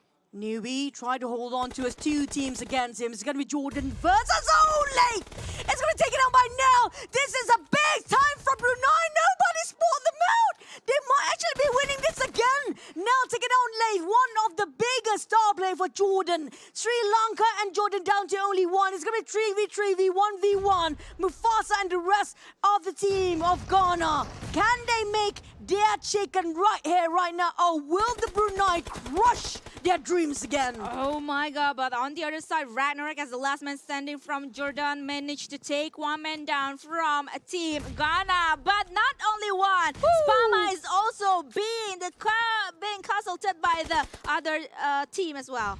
Shako makes such plays, so many Kobe's in the last moment here. Shako trying to push forward. Here comes the Molotov by Doom. Try to flush out the rest of the other teams, but that's going to be now in the struggle. Shako on the lower ground. Newbies and the rest trying to hop out from the window. Doom tossing out random nades. It's just next to each other. Oh, around the corner. Doom meeting his Doom, not alive this time. Oh my God, Brunei, Darussalam, Brunei, Shako with the DBS Gaming eliminated the entire team, and only Ragnarok left from Team Jordan, and he cannot make a clash against Team Brunei. Back to back. The match between A versus C. All of it secured by Brunei Darussalam. What a play. What a play! I have to say, give it to Brunei. I mean, like 3 games in a row. Hat-trick again. The Brunei's is here. They're stomping off the yacht. What a game just now. And they were remarkable. How can that happen? It's going to be AVC. There's only Brunei. There's only one team fighting A versus C now. Yeah. Actually, yeah. But this is it. Ladies and gentlemen, the players from Brunei Darussalam really enjoying this moment, enjoying their movement. Especially, this is like the last series they played. After this, they're going to take some rest and get ready into the grand final tomorrow, because I believe Brunei is qualified already after these kind of games. It's all about the flex plays here. Yeah. The same goes for Saudi Arabia. They have been tapping since the start against the Saudi Arabia team, and they got themselves that chicken. They got the moment that they actually taking the spot where to go, how they navigate around the map. The timing, the judgment is just incredible coming up from the Bruneians. I have to say, even though they were in the boot camp earlier, they get out of boot camp, they know what might happen if they stay in there. They might actually dig in their own grave. They know exactly where to stand with the timing provided and the circle pops. And also the way they just stay in the corner. They surprise so many teams by doing that. Yeah, and did you remember, Chuchu, in the starting, in the early of the day for today, we kind of like questioned where is Brunei, especially like yesterday. The first day, or yesterday, especially like the second day. And yeah, thankfully they show us what they got. Still, they show us their power still here intact with them. You know what? I talked to the one of the Brunei's presidents of Esports Association before. He called us him. If you guys actually know him, he's a really nice guy. Yeah, you know why, right? Yeah, he is actually. But speaking of which, he mentioned earlier today that one of the players don't really have the same mentality as they were in the first day. They had a bit of a devastation moment. They have a bit of a breakdown. They have a hard time to reset. And I think they really pushed forward this time. They really racked things up. You know what? It was Piazza who actually having a hard time to actually, adapt to the situation. Oh, really? But right now, we can't even see that's happening. It's just look at how they perform. Piazza is actually, like, for today especially, he is the star of the show. That's true. From what I can say. It's just as a team, even Shako. I think Shako is actually leading for the entire team of Brunei. But look at the eliminations. It's always 9. Last match, it was 9 as well. Oh, yeah? All right, then. It's good for Brunei Darussalam. It's not the same graphic, guys, actually. It's not the same graphic. But the graphic designer team back there is actually having some good time, because like he or she didn't really need some effort to change anything in this match rankings, because like still Brunei Darussalam, non-elimination point. Yes, good for them. And speaking of, in terms of elimination point, I can see that the elimination point total is really parted equally for all of the teams, for almost all of the teams. Yeah, you can't say all now. There's a couple of zeros down there. I mean, like, okay, no way. Just pretend we didn't see that. Yeah, close our eyes. And for Sri Lanka, they still have almost double digit. No teams having double digit this round. Yeah. Last match. Even though Brunei's got themselves 9 eliminations still, but I think it was maybe one of the team, either Jordan or Saudi Arabia, got themselves 11 eliminations. So this time they don't have anybody with double digit, so it's not too dominating. It's just the circle make it so hard for the players to predict which island should they stand on. Actually, remember the previous match, the early minutes of the game when Saudi Arabia facing ups against Team Brunei. Oh, And, really? like, Travel got in a- distance? Yeah. I mean, no way, no way, no way. They didn't even move, but they got the chicken. Yeah. What are they doing actually? I mean, okay, this is sometimes a bit of a, a bit of a glitch when it comes to the KPI. So they definitely move quite a number of it for travel distance, even though they are they're starting off boot camp. They have to run down to its final. So they're definitely distance in between. So it's just a bit of a glitch in the KPI. So it's not on the production team side problem. It's just a thing sometimes happens with the glitch. But for the other teams, though, Jordan really had a go here. Yeah, actually, 3,300 something meter travel distance for them. Total damage is also like 100 something. Trouble use now 77, and I can see from Chewy the longest distance elimination point, and I believe. Let me check about. This is the one. No. The longest is actually 400 over that we had previously. But this is where they actually fought against the Saudi Arabia team, where Chewy knocked down and finished off straight away one of the player, SK Ton. Yeah, so this is the distance. Yeah, the difference islands distance that we saw, 370 meters, and I'm really glad that. This is the longest distance elimination in Sanhok. In Sanhok, in Sanhok. Yeah, if not Chewy got this, I'm quite upset.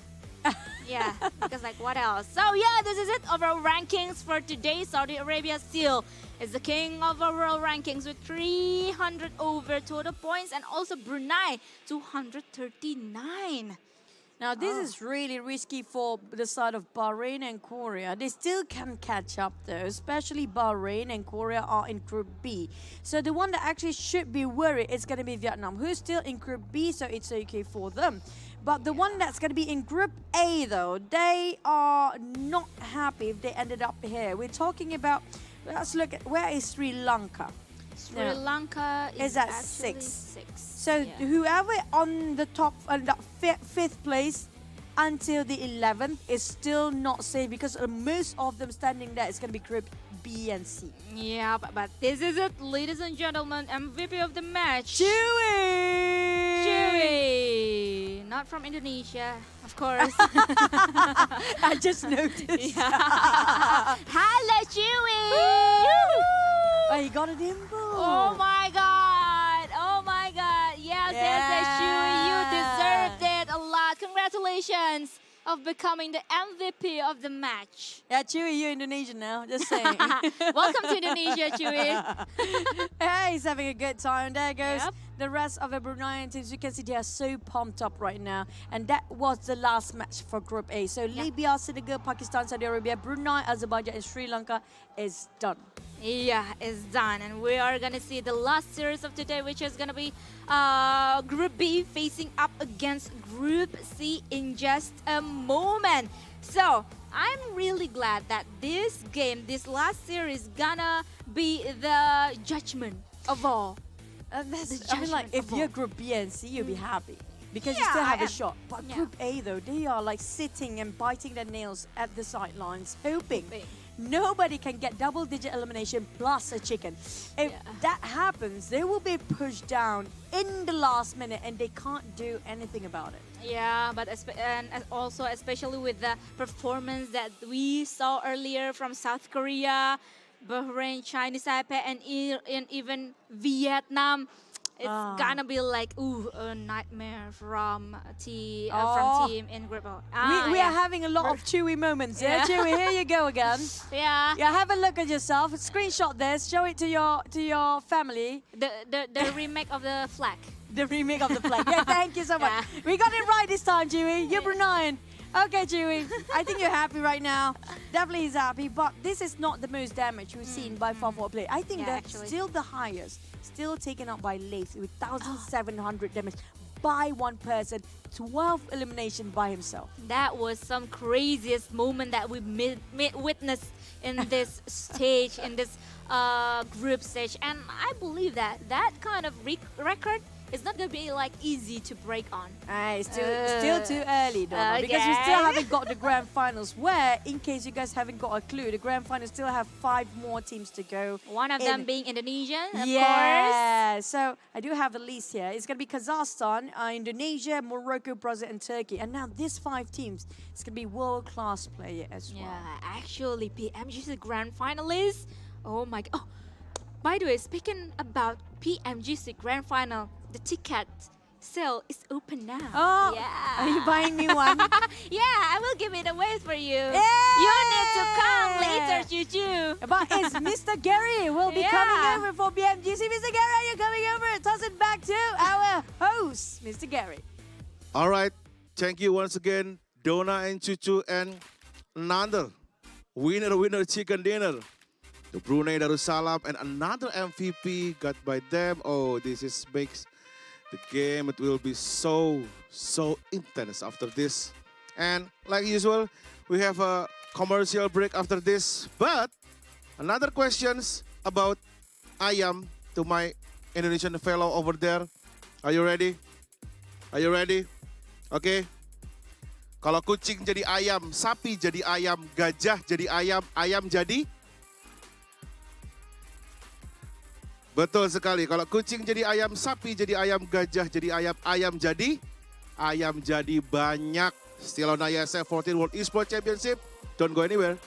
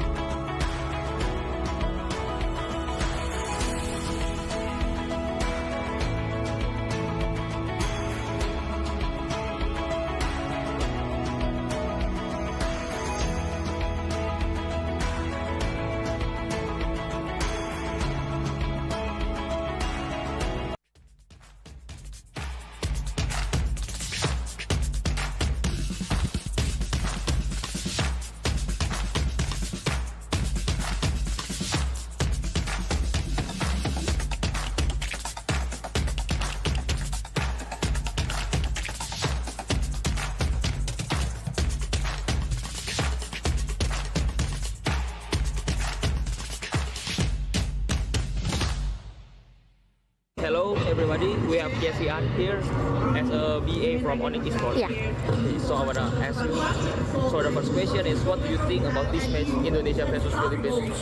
Match yang tadi menurut aku seru banget sih. Terus udah gitu kayak menegangkan juga lah.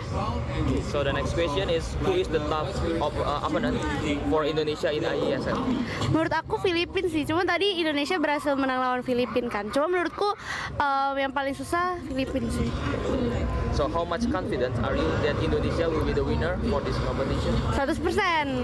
100% dong. Kita harus percaya diri. So for the last question, any future hope for esports Indonesia, especially Mobile Legends? Semoga makin berkembang. Terus udah gitu, semoga bisa berjangka panjang. Thank you. Thank you. Thank you for your time. Esports Indonesia. Jaya, jaya, jaya. Thank you, Kak Jessia.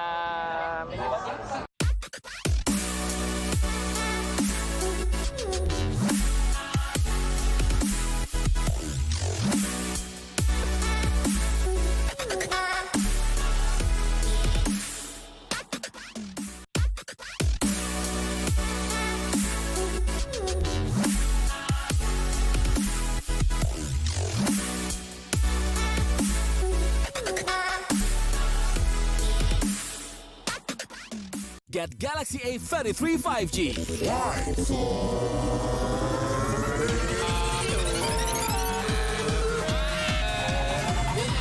Galaxy A33 5G with awesome battery. Buy now. Get Galaxy A53 5G. Why? Because this is smooth. Galaxy A53 5G with awesome smooth display. Buy now.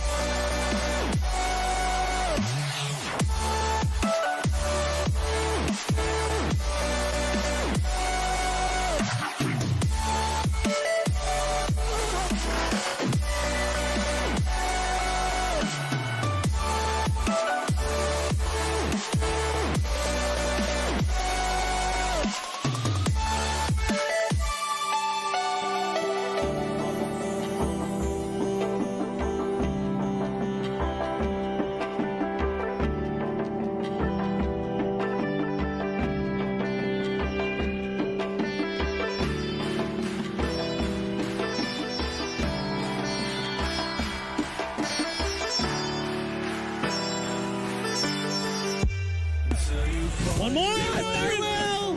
First round goes to Indonesia.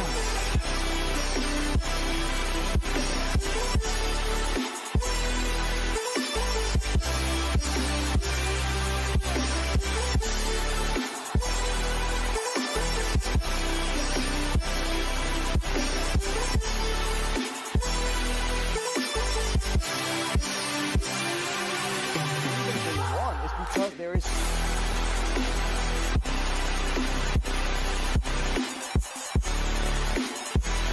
He's actually going to fail the spray at Berlin.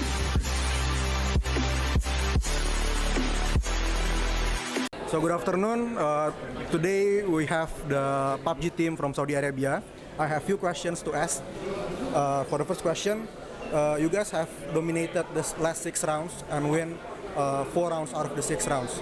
Are you guys satisfied with the performance that you have shown on these rounds? الحمد لله كان أداء اليوم مرضي بالنسبة لنا اليوم وبنقدم في الأيام الجاية أحسن إن شاء الله. Okay. For the next question, what is the key factor that helped you to win those 4 rounds? Again. What is the key factors that help you to win those 4 rounds? هذا سر يعني لازم نخليه بيننا. Okay. That's it. Okay.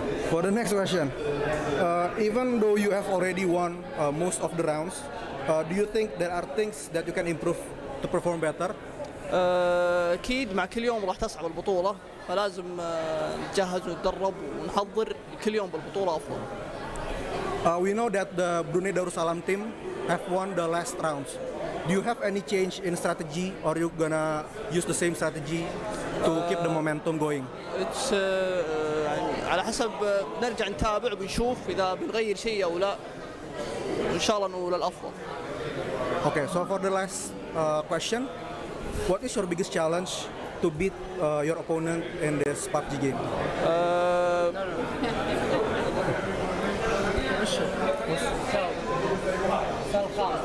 السنة الخامس أكبر المخاطر إنه الخصم يكون اند زون وأنت اوت زون وماسك كومباوند فهذا شيء مرة صعب يعني فلكن إن شاء الله again. Okay, thank you. That's it.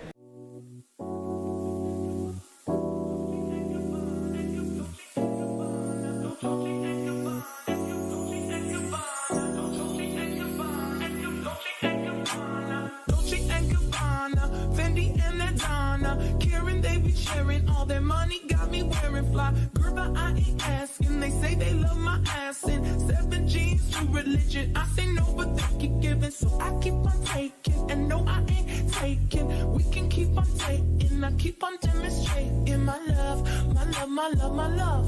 You love my lady lumps, my hump, my hump, my hump. My humps, they got you.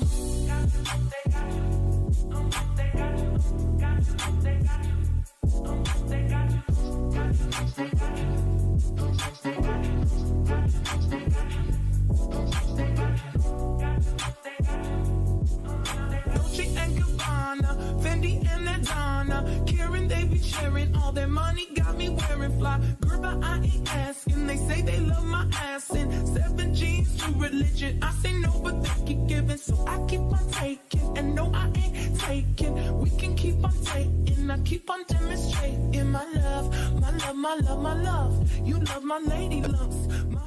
Selamat datang di sebuah pengalaman perjalanan baru Indonesia bersama InJourney. Terbang bersama kami untuk melihat pariwisata Indonesia. Sirkuit internasional, bentang alam, ragam atraksi budaya, produk lokal asli Indonesia, warisan budaya, keamanan dan kenyamanan. InJourney membawa keramahan Indonesia ke dunia.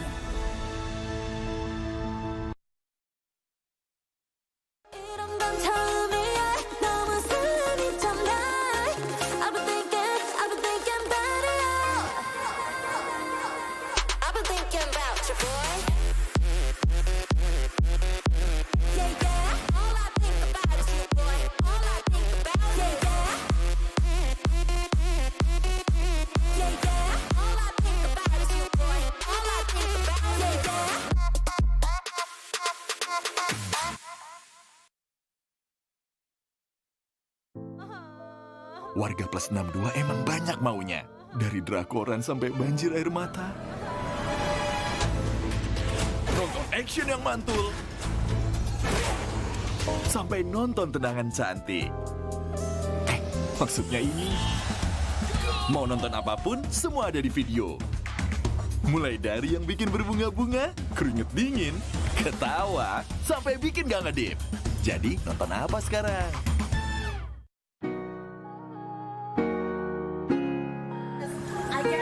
I cannot tell everyone to do just like it because I am me right now. Actually, when I go into the esports scene, there's a guy who always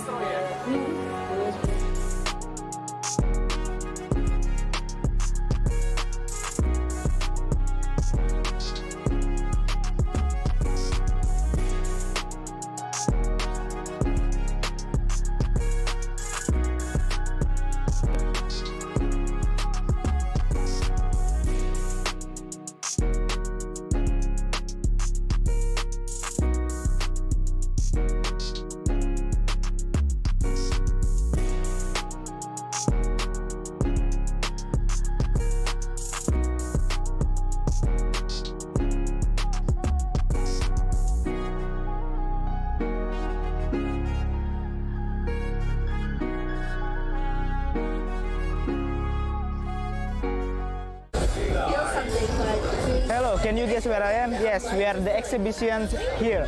So we are gonna explore this freaking cool area and see what we can do with all tenants. So, come here. Basically, Garudaku is a product created by PBSI or Federations of Esports Indonesia. Garudaku is one-stop solution for esports industry in Indonesia. In this platform, you can create your own esports community, join tournament, searching for player database, esports company, or even community in every game category. All members that registered in this platform can join many various tournaments in every game category like Dota 2, Tekken 7, Mobile Legends, PUBG, eFootball, FIFA, CSGO, Point Blank, and also Free Fire. Garudaku also has an esports academy for every non-professional players and professional players. They provide coaching clinics and all academy members can be led to be professional players in every game category. Garudaku became one of the exhibitors at the IESF 14th World Esports Championship Bali 2022. They had a very interesting activity here. Besides, they will teach you how to use their platform and become one of their members. They provide gaming corners. Visitors can use as long as they like to play many games in PlayStation 5. You can play Tekken 7, eFootball 2023, and FIFA 2023. On the other side, they collaborated with Racing Lab to provide a racing simulator that you can try at their booth. The attendee is very helpful to give guidelines on how to use racing simulator machine. This one is very interesting because they give me an experience using a racing simulator and make me feel like I'm the real racer. So, that's what I got from the Garudaku zone, and I really want to explore more at these exhibitor areas. So keep following me and stay tuned.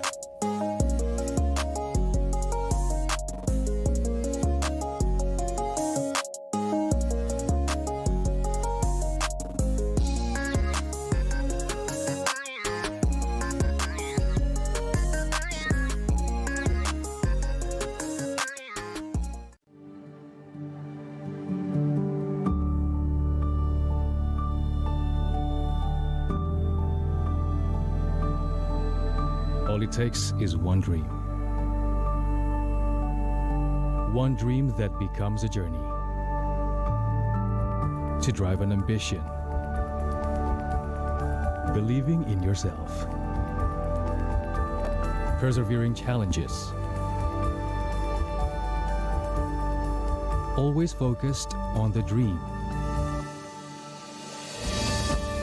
To grow aspirations. Having the will to keep going. Building a future with a legacy. Knowing dreams can come true. Over 11 years of growth. The spirit of entrepreneurship. Created possibilities.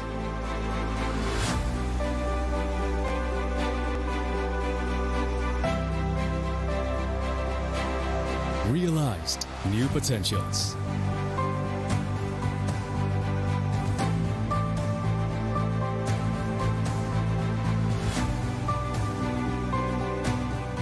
Innovate for the better.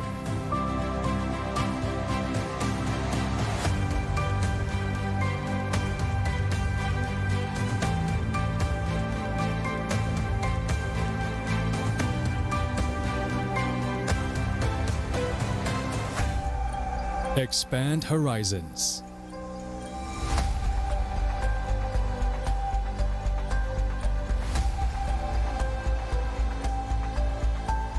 To change lives.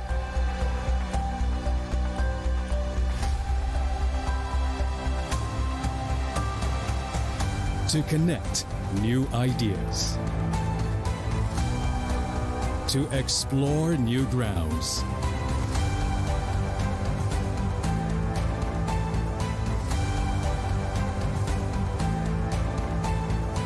With the future in sight.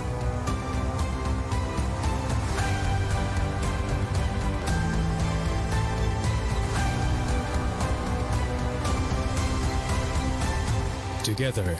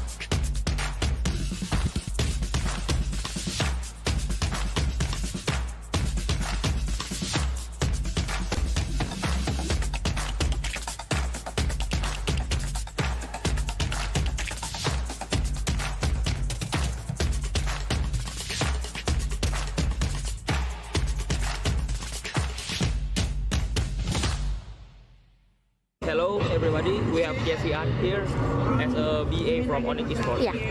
So I wanna ask you. So the first question is, what do you think about this match Indonesia versus Philippines? Match yang tadi menurut aku seru banget sih. Terus udah gitu kayak menegangkan juga. So the next question is, who is the top opponent for Indonesia in IESF? Menurut aku Filipina sih. Cuma tadi Indonesia berhasil menang lawan Filipina kan. Cuma menurutku yang paling susah Filipina sih.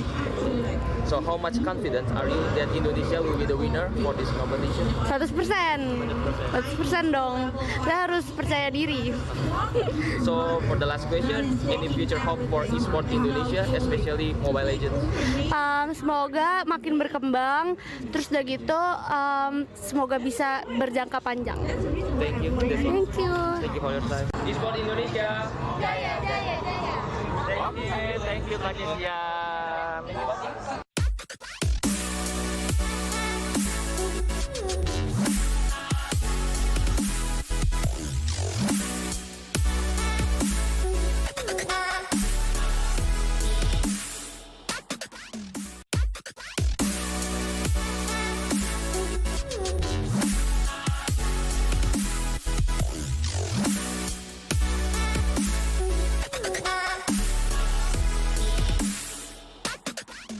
Get Galaxy A33 5G.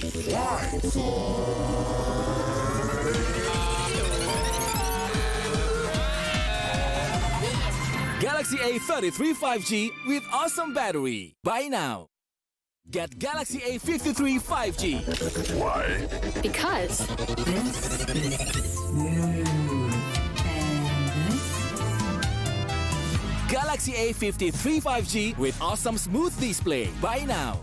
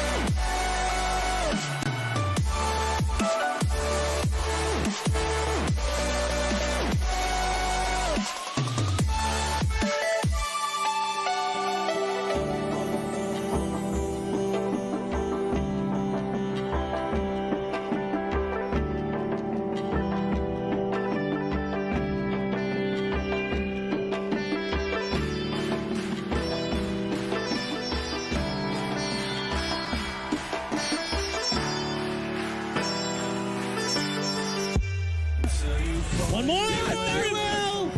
First round goes to Indonesia.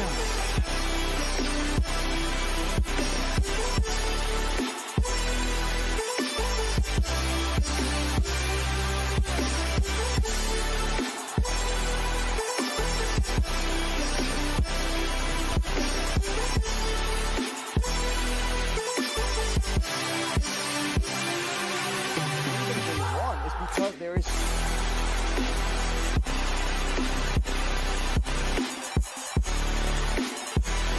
He's actually going to fail the spray after land.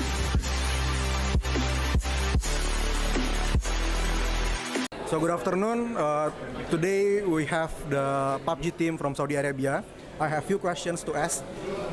For the first question, you guys have dominated the last 6 rounds and win 4 rounds out of the 6 rounds. Are you guys satisfied with the performance that you have shown on these rounds? الحمد لله كان أداء مرضي بالنسبة لنا اليوم وبنقدم في الأيام الجاية أحسن إن شاء الله. Okay. For the next question, what is the key factor that helped you to win those 4 rounds? Again. What is the key factors that help you to win those 4 rounds? هذا سر يعني لازم نخليه بيننا. Okay. That's it. Okay. For the next question, even though you have already won most of the rounds, do you think there are things that you can improve to perform better? اكيد مع كل يوم راح تصعب البطوله، فلازم نتجهز ونتدرب ونحضر كل يوم بالبطوله افضل. We know that the Brunei Darussalam team have won the last rounds. Do you have any change in strategy, or you gonna use the same strategy to keep the momentum going? It's على حسب نرجع نتابع ونشوف إذا بنغير شيء أو لا، وإن شاء الله إنه للأفضل. Okay, so for the last question, what is your biggest challenge to beat your opponent in this PUBG game?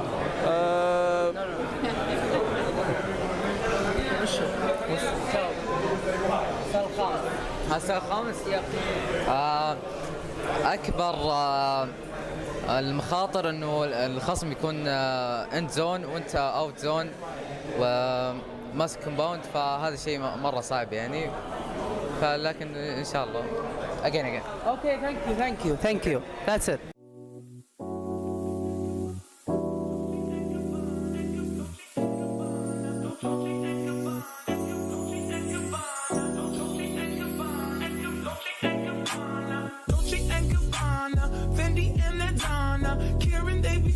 All their money got me wearing fly. Girl by IES, and they say they love my ass. And 7 G's to religion. I say no, but they keep giving, so I keep on taking. And no, I ain't faking. We can keep on taking. I keep on demonstrating my love, my love, my love, my love. You love my lady lumps, my hump, my hump, my hump. My humps, they got you. They got you. They got you. They got you. They got you.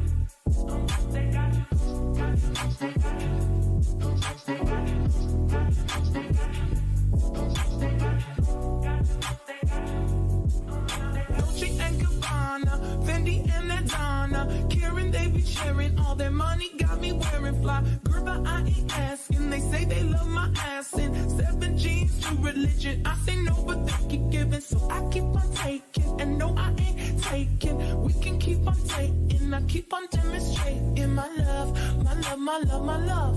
You love my lady lumps. Selamat datang di sebuah pengalaman perjalanan baru Indonesia bersama InJourney. Terbang bersama kami untuk melihat pariwisata Indonesia, sirkuit internasional, bentang alam, ragam atraksi budaya, produk lokal asli Indonesia, warisan budaya, keamanan dan kenyamanan. InJourney membawa keramahan Indonesia ke dunia.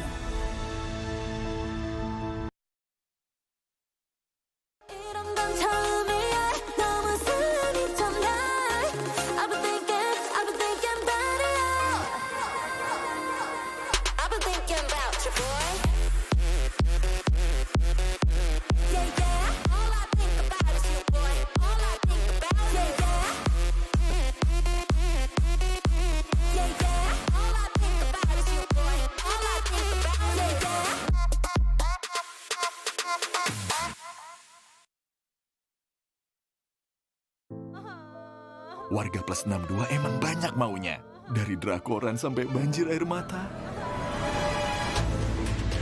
Nonton action yang mantul. Sampai nonton tendangan cantik. Maksudnya ini.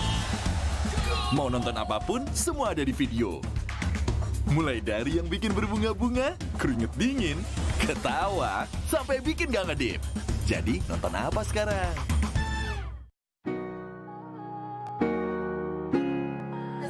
I cannot tell everyone to do just like it because I am me right now. Actually, when I go into the esports scene, there's a guy who always me who was.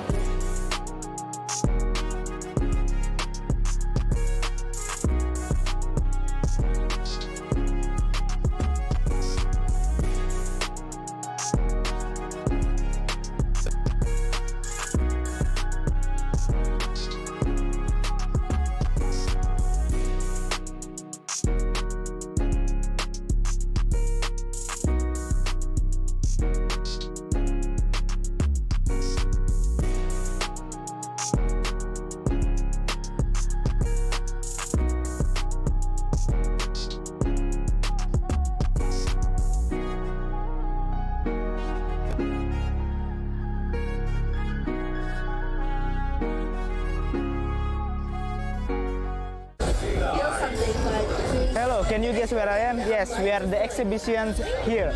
So we are gonna explore this freaking cool area and see what we can do with all tenants. So come here. Basically, Garudaku is a product created by PBSI or Federations of Esports Indonesia. Garudaku is one-stop solution for esports industry in Indonesia. In this platform, you can create your own esports community, join tournament, searching for player database, esports company, or even community in every game category. All members that registered in this platform can join many various tournaments in every game category like Dota 2, Tekken 7, Mobile Legends, PUBG, eFootball, FIFA, CSGO, Point Blank, and also Free Fire. Garudaku also has an esports academy for every non-professional players and professional players. They provide coaching clinics and all academy members can be lead to be professional players in every game category. Garudaku became one of the exhibitors at the IESF 14th World Esports Championship Bali 2022. They had a very interesting activity here. Besides, they will teach you how to use their platform and become one of their members. They provide gaming corners. Visitors can use as long as they like to play many games in PlayStation 5. You can play Tekken 7, eFootball 2023, and FIFA 2023. On the other side, they collaborated with Racing Lab to provide a racing simulator that you can try at their booth. The attendee is very helpful to give guidelines on how to use racing simulator machine. This one is very interesting because they give me an experience using a racing simulator and make me feel like I'm the real racer. So, that's what I got from the Garudaku zone, and I really want to explore more at these exhibitor areas. So keep following me and stay tuned.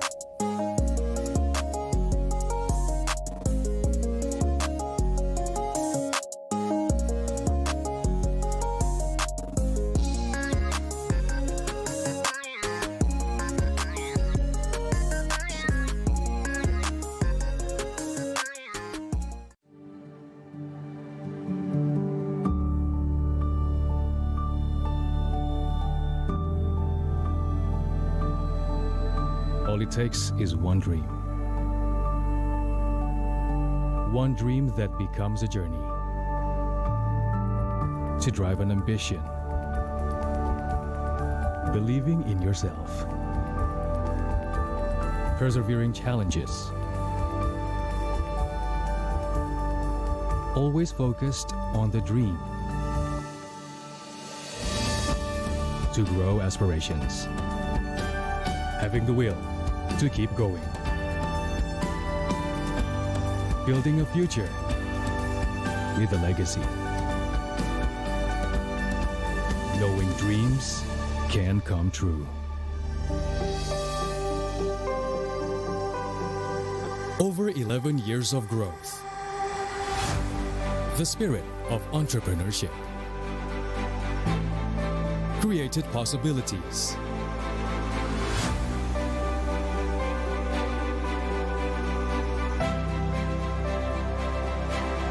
Realized new potentials.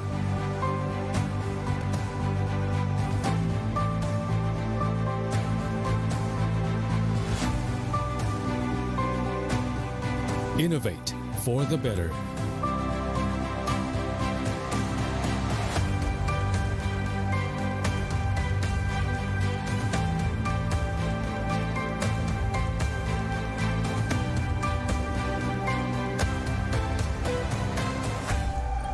Expand horizons.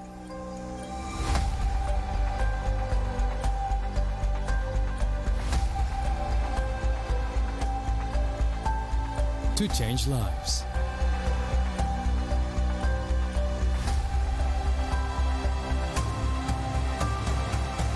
To connect new ideas. To explore new grounds.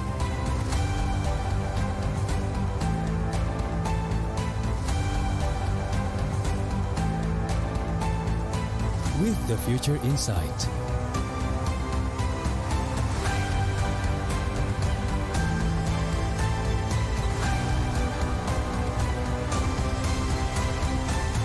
together.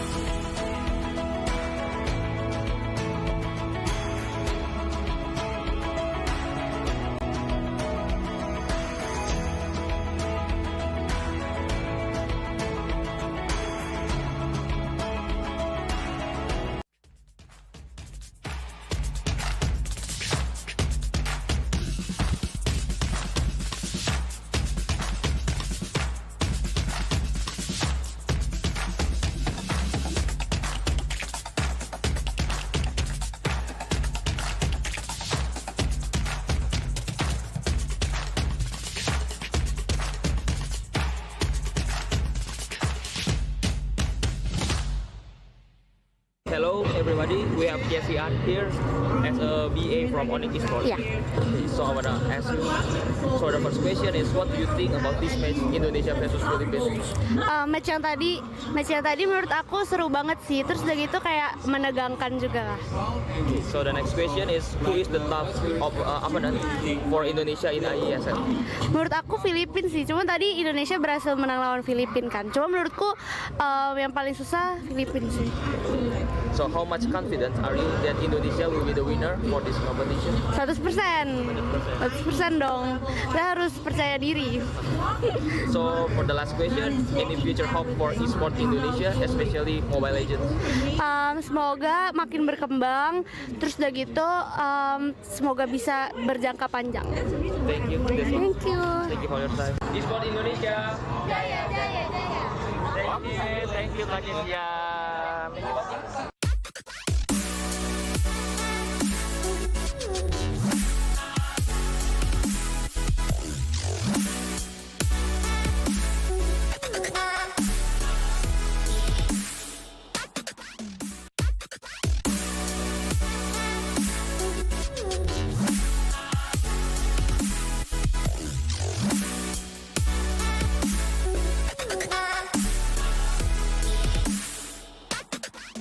Get Galaxy A33 5G.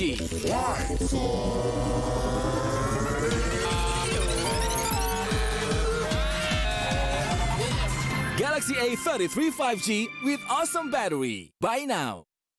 Get Galaxy A53 5G. Why? Because this is smooth.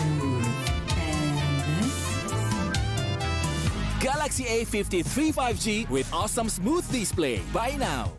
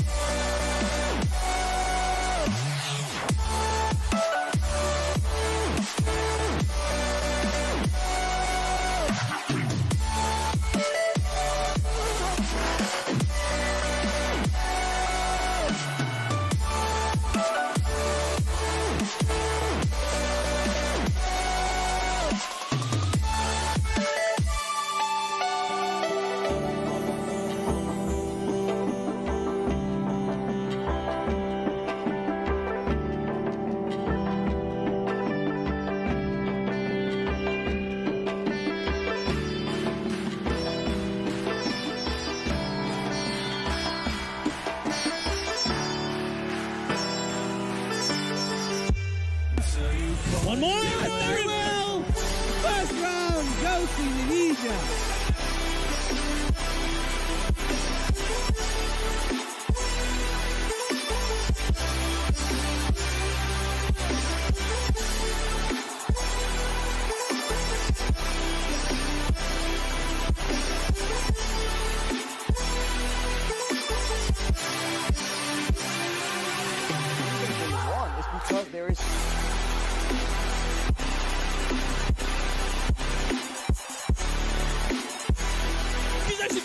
spray at Berlin.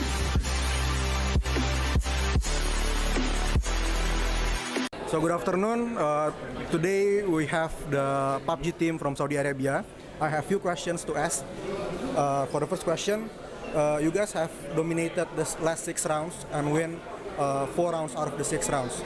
Are you guys satisfied with the performance that you have shown on these rounds? الحمد لله كان أداء اليوم مرضي بالنسبة لنا اليوم. وبنقدم في الأيام الجاية أحسن إن شاء الله. Okay. For the next question, what is the key factor that helped you to win those 4 rounds? Again. What is the key factors that help you to win those 4 rounds? هذا سر يعني لازم نخليه بيننا. Okay. That's it. Okay. For the next question, even though you have already won most of the rounds, do you think there are things that you can improve to perform better? أكيد مع كل يوم راح تصعب البطولة فلازم نتجهز ونتدرب ونحضر كل يوم بالبطولة أفضل. We know that the Brunei Darussalam team have won the last rounds. Do you have any change in strategy, or you gonna use the same strategy to keep the momentum going? It's على حسب نرجع نتابع وبنشوف إذا بنغير شيء أو لا. إن شاء الله إنه للأفضل. Okay, so for the last question, what is your biggest challenge to beat your opponent in this PUBG game?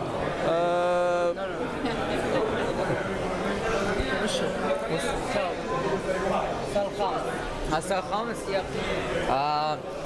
أكبر المخاطر إنه الخصم يكون اند زون وأنت اوت زون وماسك كومباوند فهذا الشيء مرة صعب يعني فلكن إن شاء الله again. Okay, thank you. That's it.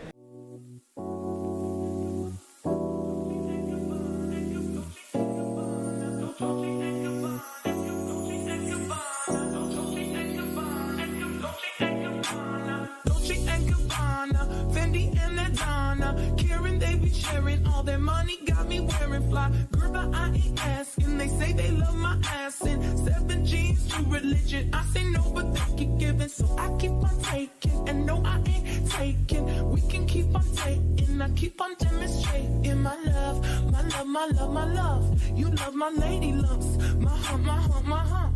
My humps, they got you.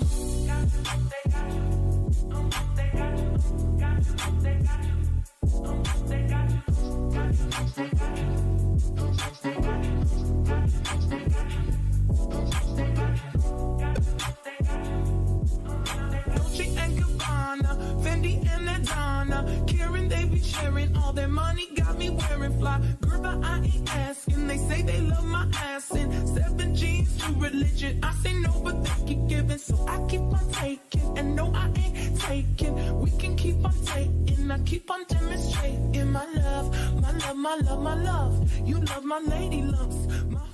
Selamat datang di sebuah pengalaman perjalanan baru Indonesia bersama Journey.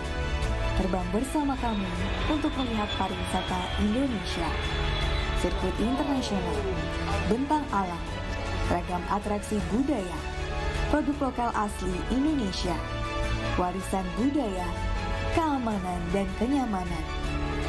Journey membawa keramahan Indonesia ke dunia.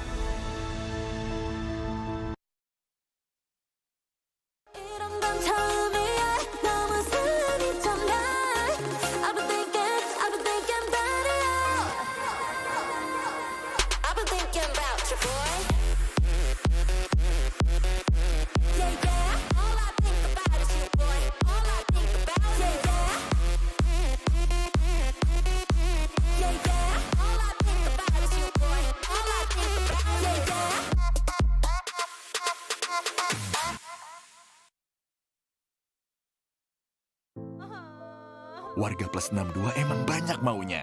Dari drakoran sampai banjir air mata. Nonton action yang mantul. Sampai nonton tendangan cantik. Maksudnya ini. Mau nonton apapun, semua ada di video. Mulai dari yang bikin berbunga-bunga, keringet dingin, ketawa, sampai bikin gak ngedip. Jadi nonton apa sekarang?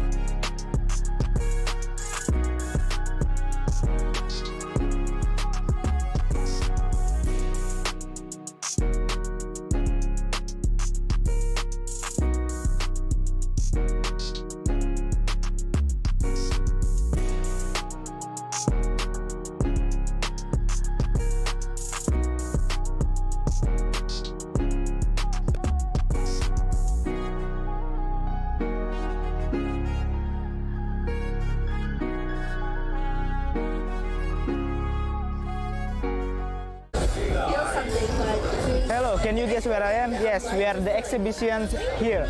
So we are gonna explore this freaking cool area and see what we can do with all tenants. So, come here.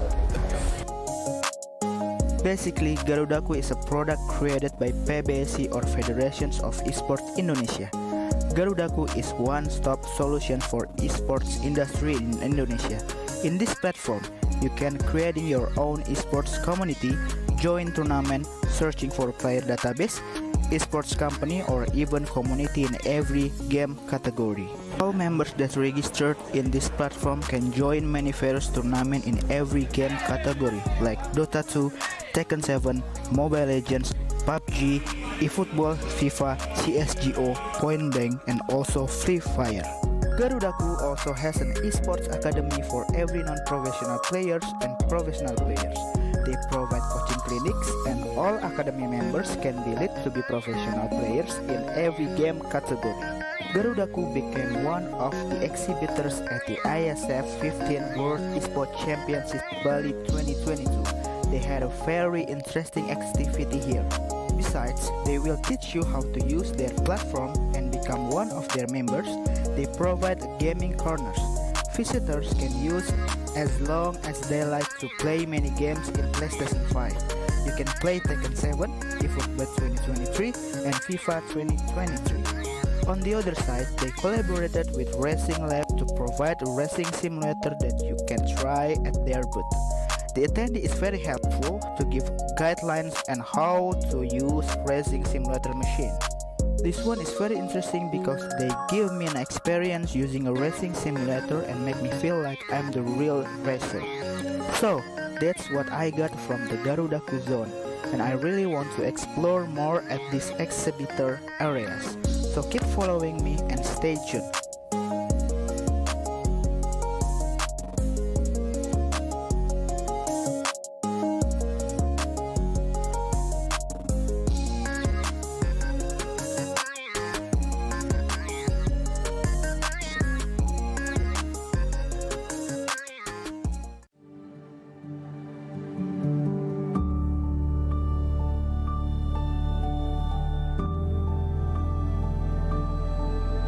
All it takes is one dream.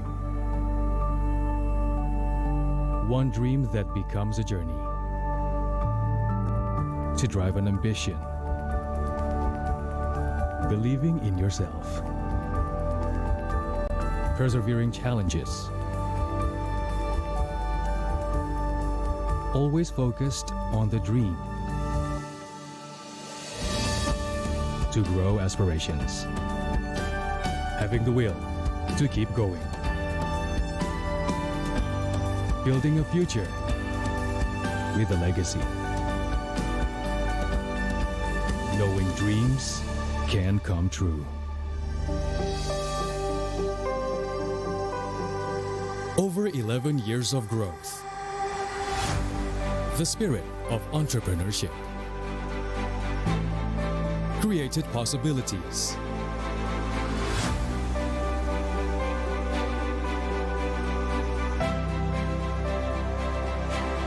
Realized new potentials.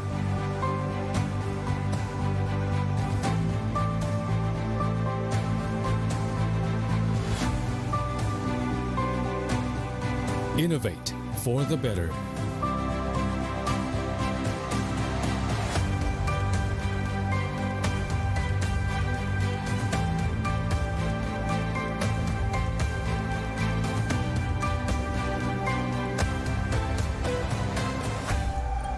Expand horizons.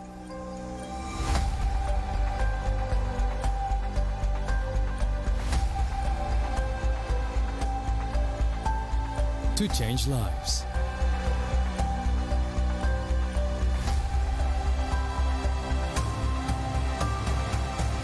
To connect new ideas. To explore new grounds.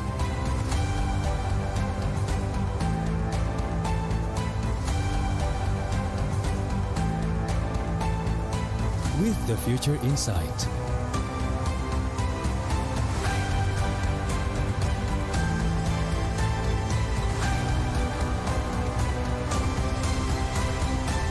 Together.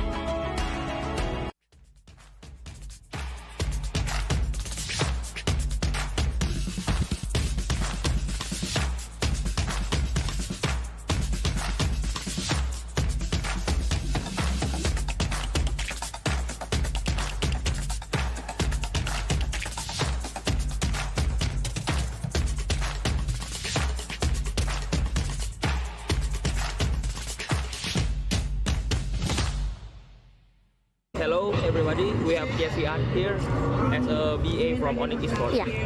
So I wanna ask you, so the first question is what do you think about this match Indonesia versus Philippines? Match yang tadi menurut aku seru banget sih. Terus udah gitu kayak menegangkan juga lah. So the next question is who is the top of opponent for Indonesia in IESF?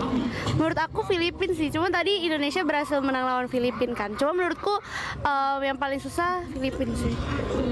So how much confident are you that Indonesia will be the winner for this competition? 100% dong.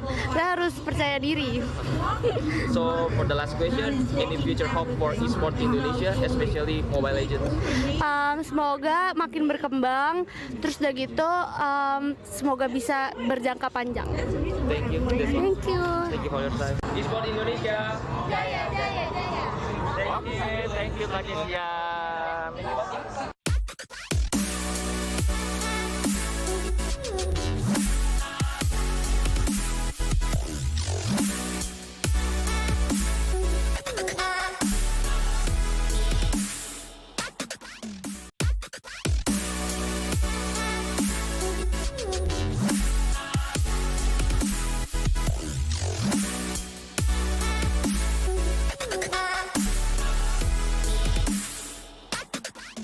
Get Galaxy A33 5G.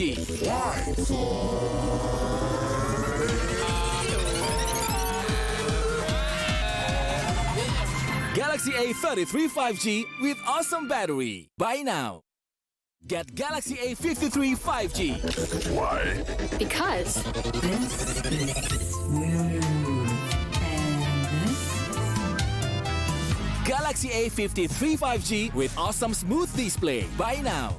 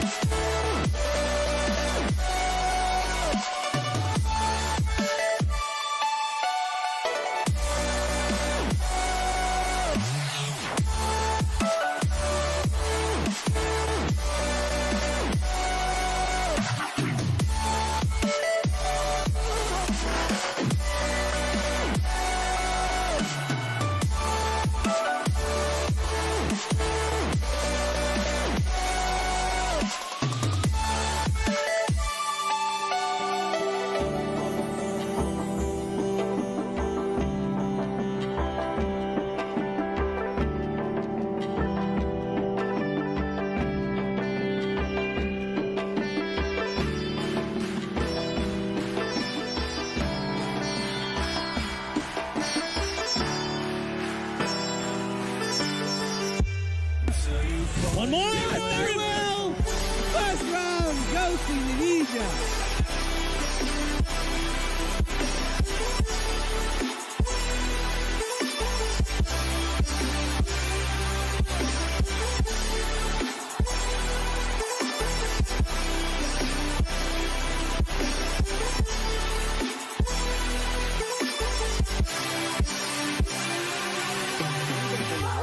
Because there is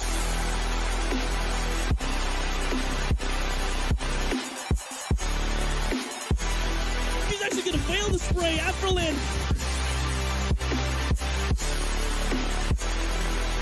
So good afternoon. Today we have the PUBG team from Saudi Arabia. I have few questions to ask. For the first question, you guys have dominated the last 6 rounds and win 4 rounds out of the 6 rounds. Are you guys satisfied with the performance that you have shown on these rounds? الحمد لله كان أداء مرضي بالنسبة لنا اليوم. وبنقدم في الأيام الجاية أحسن إن شاء الله. Okay. For the next question, what is the key factor that helped you to win those 4 rounds? Again. What is the key factors that help you to win those 4 rounds? هذا سر يعني لازم نخليه بيننا. Okay. That's it. Okay. For the next question, even though you have already won most of the rounds, do you think there are things that you can improve to perform better? أكيد مع كل يوم راح تصعب البطولة فلازم نتجهز ونتدرب ونحضر كل يوم بالبطولة أفضل. We know that the Brunei Darussalam team have won the last rounds. Do you have any change in strategy, or you gonna use the same strategy to keep the momentum going? It's على حسب نرجع نتابع وبنشوف إذا بنغير شيء أو لا إن شاء الله نقول الأفضل. Okay, so for the last question, what is your biggest challenge to beat your opponent in this PUBG game?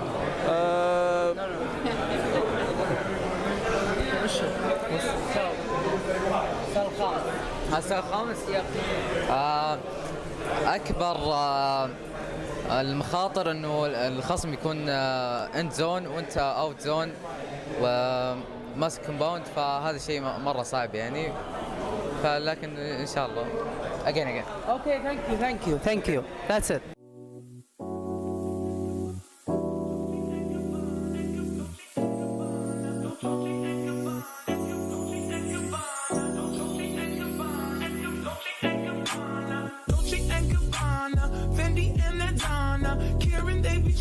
All their money got me wearing fly. Girl, but I ain't asking. They say they love my ass in 7 G's to religion. I say no, but they keep giving, so I keep on taking. And no, I ain't taking. We can keep on taking. I keep on demonstrating my love, my love, my love, my love. You love my lady lumps, my hump, my hump, my hump. My humps, they got you.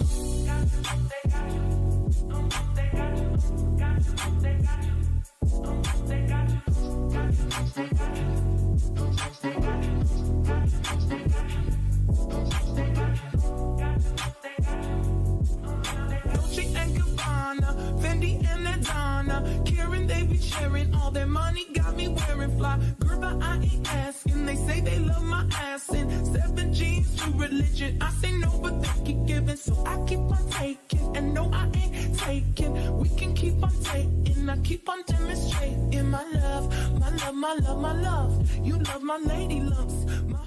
Selamat datang di sebuah pengalaman perjalanan baru Indonesia bersama Journey.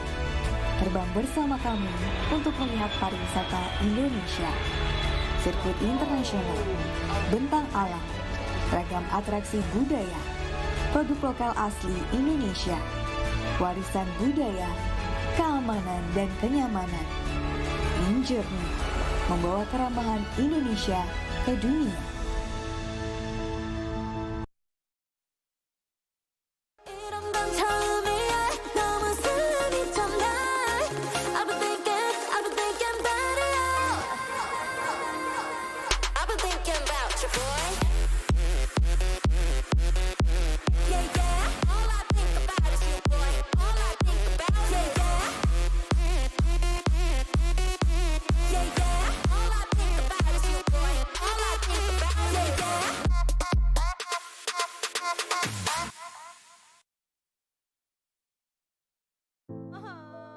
warga plus 62 emang banyak maunya. Dari drakoran sampai banjir air mata. Nonton action yang mantul. Sampai nonton tendangan cantik. Maksudnya ini, mau nonton apapun, semua ada di video. Mulai dari yang bikin berbunga-bunga, keringet dingin, ketawa, sampai bikin gak ngedip. Jadi, nonton apa sekarang?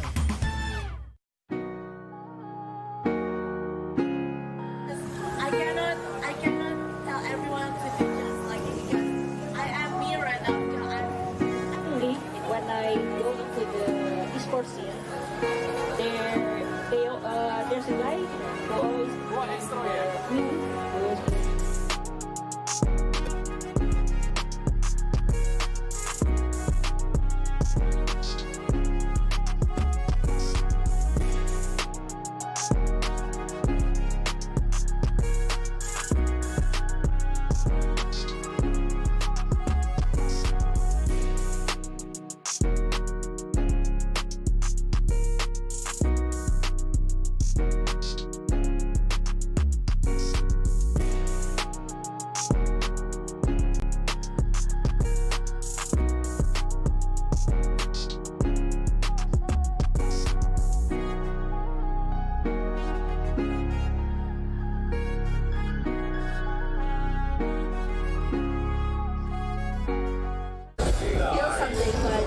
Hello, can you guess where I am? Yes, we are the exhibitions here.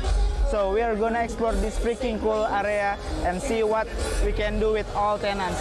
So, come here. Basically, Garudaku is a product created by PBSI or Federations of Esports Indonesia. Garudaku is one-stop solution for esports industry in Indonesia. In this platform, you can create your own esports community, join tournament, searching for player database, esports company, or even community in every game category.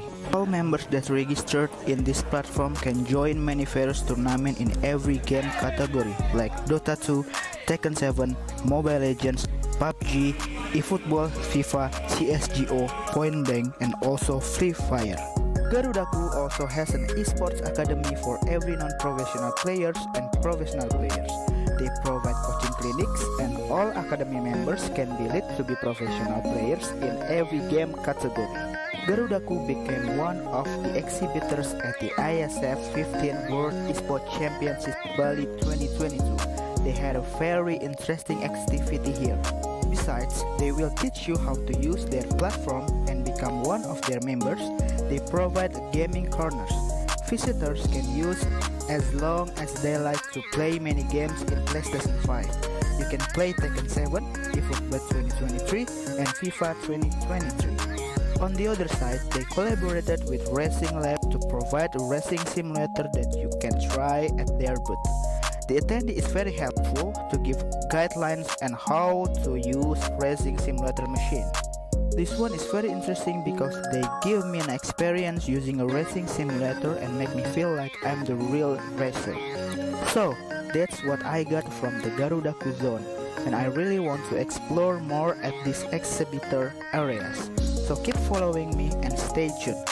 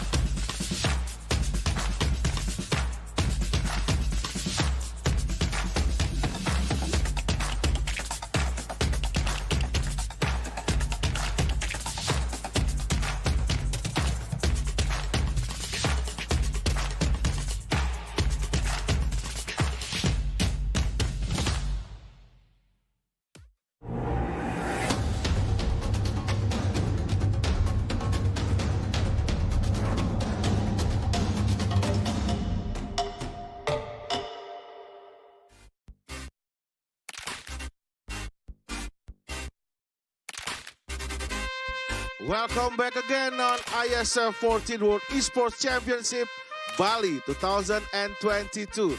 And for now, we are on the last match between Group B and C.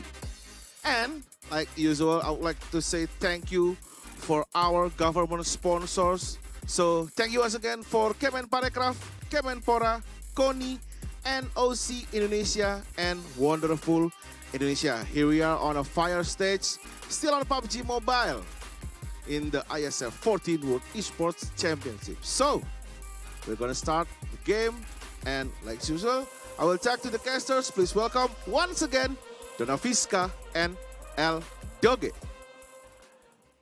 Thank you very much, Mas Geror, Gary, Eka, and well, we are back here on the caster desk, and we're gonna proceeding into the last series of today between Group B versus C with me, Silda Naviska, and also El Doge here. We are ready. The last group. The last group. The last dance. The last dance. Three Last more chance. games. Three more games to the grand final. Yeah.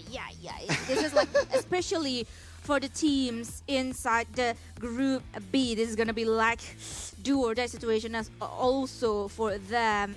And as always, ladies and gentlemen, we want to thank our sponsors here in the IESF World Esports Championship, the 14th Bali 2022. We got our main sponsor here, which is JHL Group, and also this event is sponsored by JHL Auto, Nusa Pay, DAS, Gudang Crypto, Taiwan Excellence, Pertamina, and also Hydro Coco. We also have our official telco partner Telkomsel, official smartphone partner Samsung Galaxy A series, internet service provider partner IndiHome, travel management partner HIN, hotel partner Episode Hotel, and our beloved venue right here, right now, Marusaka Hotel. Esports broadcaster partner Mineski Global, IFVL, and also ESIT, production partner Lemon ID. And also we got our special media partners Trans7, Detik.com, Esports.id, Video.com, Dunia Games, Dance TV, Dance Play, Merah Putih,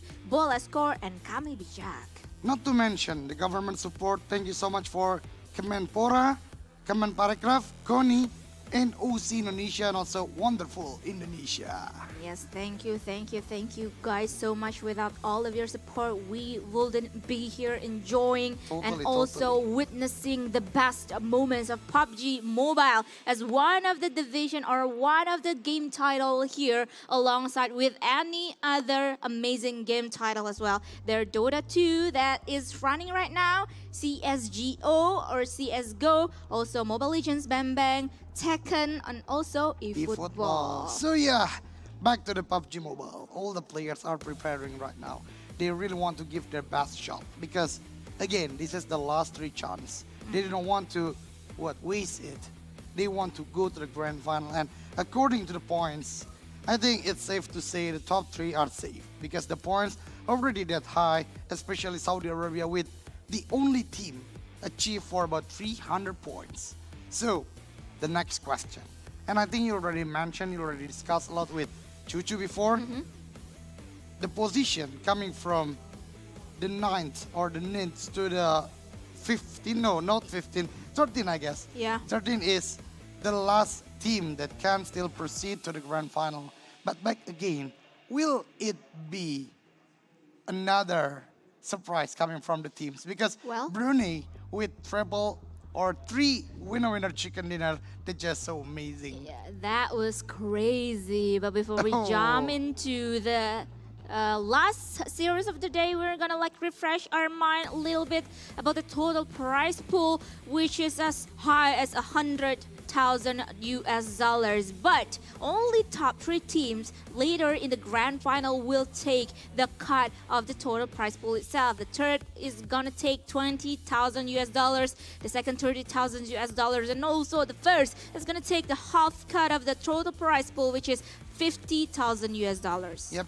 And for our Indonesian viewers, 100,000 USD is actually 1.5 billion rupiah. Billion is like milliard in Indonesia. Yeah. So you can buy a lot of things. So yeah, it's a very huge prize pool. And back to the participating teams. Group A, Libya, Senegal, Pakistan, Saudi Arabia, Brunei, Azerbaijan, and Sri Lanka, they've done. Yeah. They already did their best. All the games already done for them. But this is the last dance. Group B and Group C, which Group B consists Korea, Mauritius, Bahrain, Chinese Taipei, Vietnam, and Iraq, while in Group C, Ghana, Jordan, Djibouti, Guatemala, Maldives, and Egypt. Yes, this is gonna be the last dance, the last chance for them. And if we're seeing at the leaderboard or the updated leaderboard, both of the teams or countries from Group B and also C actually like still in the middle area between like top 11 or they got away from the top 11 itself, especially for Bahrain actually, because like they are at the edge of the top 11, both Bahrain and also Egypt. But Chinese Taipei though, in the earlier of the day, they were in the mid area of the leaderboard. Okay. Like in the edge of the top 11 or not. But now, after three games that they've played, they actually like have a good spot here. It like they climb up a lot in terms To the of top points. 5, right? To the top 5. Yep. But I guess it is safe to say if you want to pass through the grand final, Libya is the minimum points. So it's about 141. Meanwhile, Vietnam, Egypt, Bahrain, South Korea are still playing. Even South Korea right now with 114 points, it is still possible for about 3 games, even though it is not an easy task to do. Definitely. Yeah. And this is, guys, for today's matches, the last 3 games, round 7 up until the round 9, we're gonna see another Rangel, Miramar, and also Sanhag is gonna be played by the teams here. Yeah, well, we'll be fair to see. Will be fair first to see. Yeah. So the last repetitive map, Rangel, Miramar, Sanok, I guess they already collected all the datas. They already collected all the things that need to be fixed, that need to be improved, and I hope again and again they will show their best, because tomorrow they are going to face another 5 contenders, which 3 of them are the PMGC players. So I think without further ado, we want to see the best gameplay. So can we go to the Rangel? I think so.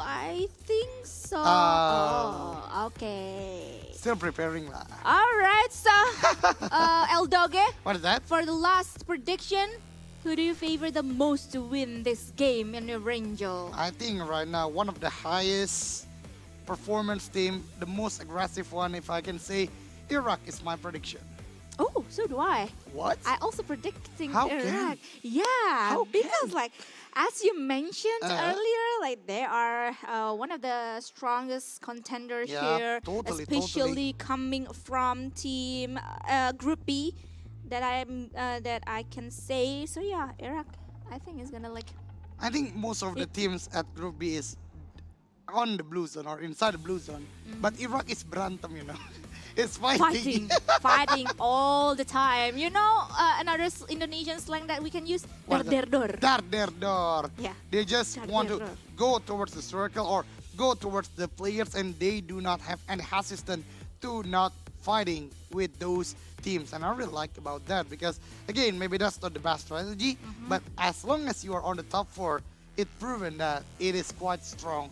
Tomorrow they need something new, because I think the other Dar Der Dor team, Fireflux, will be the strongest one so far.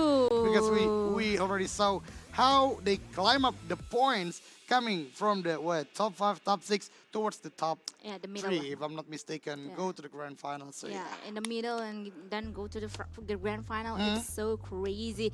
But Eldoge, what is that? Classic.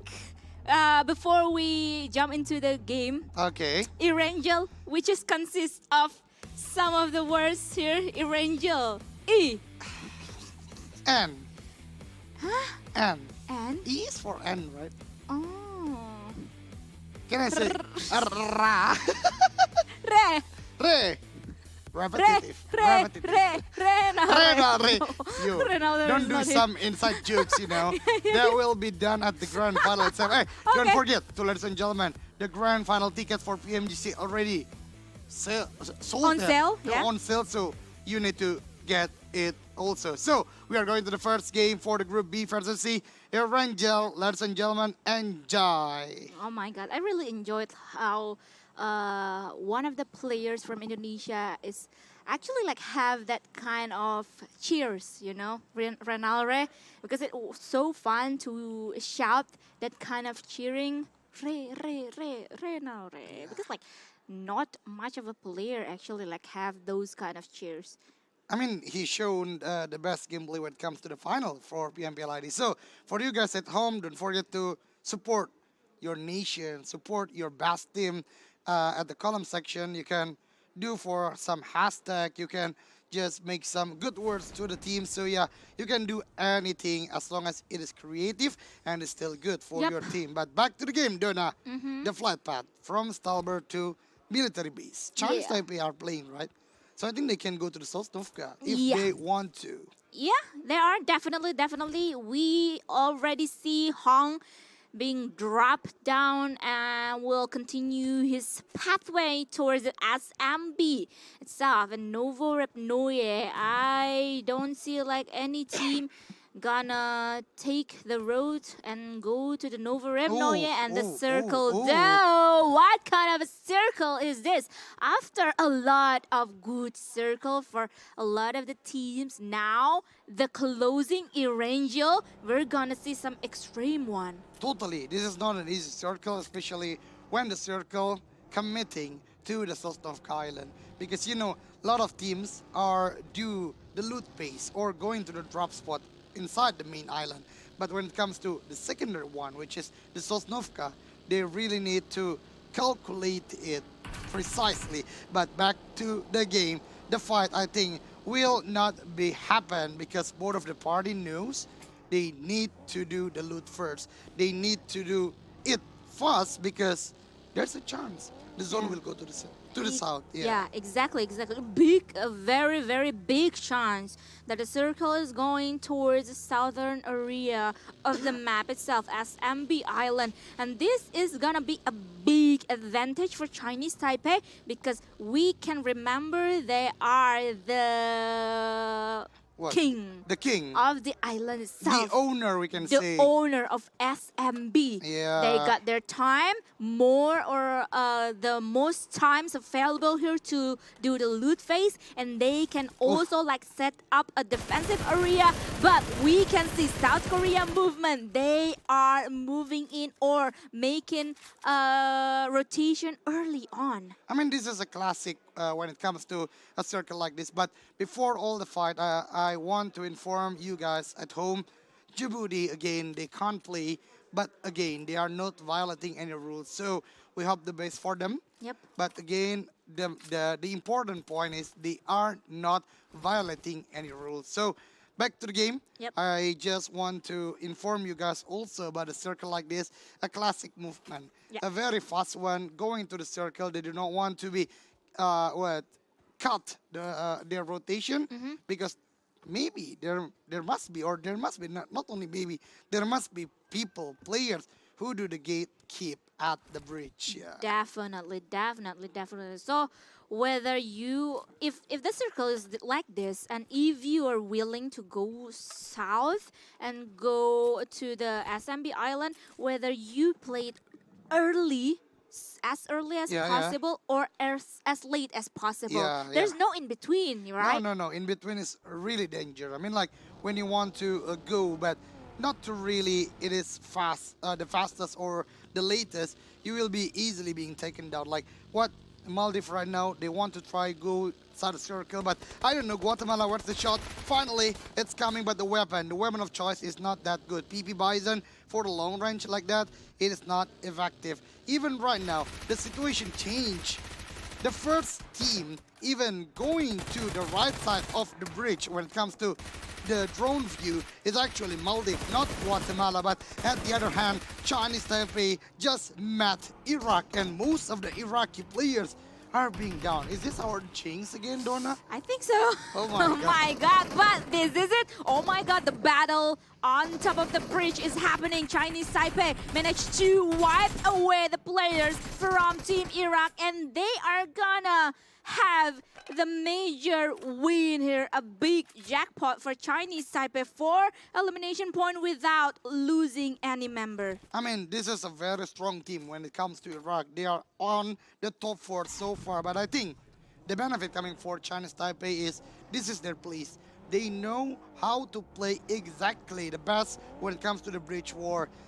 From the weapon, from the vest, I think for Chinese Taipei, they actually more prepared. Yeah. More prepared than what Iraq had because, you know, Sosnovka providing a very high tier loot for them. Even though the vest level 1, but the weapon AK M4 is just so good. So well played, I guess, for Iraq for the last Evangel before grand final. Yeah, and actually I really like how Chinese Taipei is moving so fast, Yeah. guarding up the edge of the bridge The itself. bridge, yeah. Because they know exactly that some of the teams is gonna like crossing the bridge as early as possible, so they prevent any some sort of like visitors, and then like minimizing their opponent later on in the middle of the game. So Yeah. yeah, well played for Chinese Taipei. Like I already discussed with you, Donna, earlier. I mean, I changed the maybe to it must be. Yeah. Yeah, it must be because that's a big benefit when it comes to the first team, the strongest one, because you have the drop spot, you have the circle, you do not want to waste it, you want all the elimination, so that way Chinese Taipei is so vast going to the bridge. But I think I really want to change all of my opinions when it comes to the latest or the fastest. I forget. It is not 16 teams. Yep. So it is not as compact as we see Usually. oftenly or Yeah. usually. So yeah, that's the way to play at the southern part of the map. But back to the game, Maldives and also South Korea with the same direction. This is at the southern part of Sosnovka Island itself. So one of the players from Maldives just being taken down, and I think there's no other chance to be revived because it's too open, it's too risky, and I respect what Maldives do right now. Yep. And Murray is gonna like finished off by you my real boy. here. Goodbye, Murray. And Maldives is gonna like continue their path with only 3 men now. And once again, playing with 4 men and also playing with 3 men is gonna be like a huge difference in terms of play style and also strategy. Totally. When it comes to the 4 teams intact or 4 players intact, you know, you can do all the strategy you want. You can be more creative. Yep. Yeah, and your awareness is the highest or the prime one when it comes to your team. But when it comes to 3 players, even though you already have the circle, it is not that easy, especially when there is someone who want to occupy your place. So yeah. Definitely. The easiest example to see is actually like if you lost 1 man, you lost 1 vision or angle to guard, right? Yeah, to guard. So yeah, it's gonna be like a minus kind of thing in terms of like your defense later on and also an offense. But yeah, everything can be done in this kind of game, PUBG Mobile. So yeah, still doable for them. I think I spot something What is new when that? it comes to Chinese Taipei. From the weapon they have, from the vest they have, from the scopes they have. I think they are not going to the central area of Sosnovka military base, but they do the scrapping near the bridge area because it doesn't make sense when it comes to Sosnovka, but you do not have M4 at least, or a good scopes because yeah, I played a lot when it comes to Sosnovka military base, so I think it's still a good strategy, but Okay. it costs a lot of time to Chinese Taipei still doing the same thing. So I think right now for Chinese Taipei, they already gatekeep for a while, but they need to move right now because their weapon is not that good, their vest is also not that good, so they need to play at the late game battle because the only power for them right now is the manpower, still with 4 players. Yep, especially with this kind of the next circle, the second circle being like Oh. to move towards the SMB island, but we're gonna like witnessing the big fight between Vietnam and also Bahrain. Both of the teams now playing a little bit lead rotation, classic Vietnam that we can spot it this past several games. They are like battling up in the blue zone, but for now they managed to get away from the initiative that made by Bahrain. I mean, there is some similarity when it comes to these teams or these parties between Vietnam and also Bahrain, because when it comes to the drop spot, Vietnam players are going to the hospital. Meanwhile, the Bahrain teams are going to the scrapping area around the Gatka. Yeah. So it's logically, when it comes to the rotation or the repositioning, same goes for both of them. So Yeah. the meet-up between those parties expected, but yeah, I think both of the parties or both of the teams or both of the country, they won some boots. And very pure and Primors is actually quite tricky, because sometimes you can find the boat there, but it is not an exact location. Sometimes Yeah. it can move around. So yeah, so bad for Vietnam and also Bahrain. They need to find some new strategy. So, talking about like you mentioned about the rotation, the same path in terms of rotation of Vietnam and also Team Bahrain. It eventually like only the matters of who is gonna like zoned out or pressured, pressure to get away in the first place. And what we saw is Vietnam is the one is gonna be forced to went away and gonna like see searching for the other way to rotate, like you mentioned. Maybe like they're gonna find some boat, and they found one finally. And they are gonna take the rotation, a long rotation for now, and I believe they are gonna touch down into the southern area of SMB Island itself. I think so, but I really like the proactive movement coming from Vietnam. So the split coming to the Primors, it actually works quite well, because they know there are some place that can spawn boats. So one of the players that being shot by Bahrain, there's one spot there, but the other searching for some boat place at the southern part of the Primors itself, and they found it. So good news for Vietnam. I think Bahrain right now in a trouble situation, because the bridge is still get capped by the players. But speaking of bridge, Guatemala right now try to do some surprise attack. I guess Ghana right now will be there. Guess. Oh my God! But not only about the bridge war, what is so interesting, but also the hard shift in terms of the zone now. The zone really favoring the eastern side of the SMB island itself. A lot of teams is actually like already have the spot to manage there. One of them being Maldives and also Egypt in the north, in the eastern area of the circle itself. Chinese Taipei got to move really soon towards or into the zone itself, but the right bridge, the right side of the bridge itself, which is we see now, is gonna be like a big battle, and this is it. The surprise attack has been made by David, and they managed to take one man down.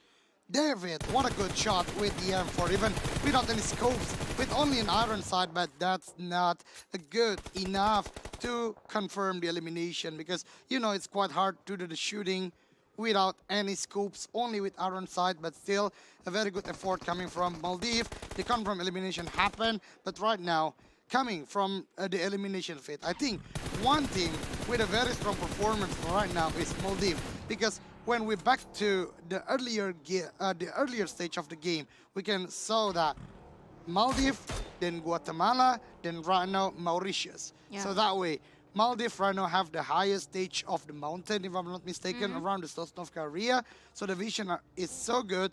Even Guatemala, they already did quite well with the gatekeep, but right now they're being pushed. They are being shot by the players of Maldives at the high ground. But look at Jordan.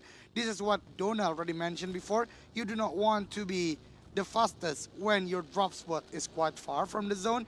So Jordan really doing a very late rotation because they know they can still tank the blue zone. But when it comes to the third towards the fourth circle, they need to go inside at that time. Yeah, they want to be the one who's tailing the other teams, not to be tailed in terms of, or speaking about Jordan itself. And now they're still in the blue zone though, still kind of looking around which area to spot or which area to touch down. But Mauritius sides, they are bombarded by Team Maldives. Maldives also already gathering some information. The right side, there are Team Guatemala, and the left side, there are Team Jordan. But Matt though, Matt didn't even given a single tap towards the players for Jordan. I think Maldives know exactly when it comes to a long-range battle, it can be always be an elimination. So that way they try to knock them down, but the shot coming from the lower ground, there is a positivity when it comes to lower ground and also high ground. Yeah. Each side have its own benefit. Yeah. When it comes to high ground, you have a lot of vision towards all the enemies. But when you are at the lower ground and try to shoot the people at the high ground, the head is easily being shot. And I know what you want to discuss about the zone, right? What the is shifting, this? the shifting, going back towards the southwest area. So it is so stressful towards all the players. Even Bahrain right now, one by one of their players being taken down. Yeah, bouncing quite extreme now. Not quite extreme, but very extreme. It's very extreme. We can see that some of the players or some of the teams is already like securing the spot in the eastern area, and the around military base part is like quiet, empty now. But Bahrain though, they played it too late. I believe they are still in the blue zone for now and only left with one man standing. Like I already mentioned, Bahrain, when they met Vietnam do the proactive, searching for another boot spot.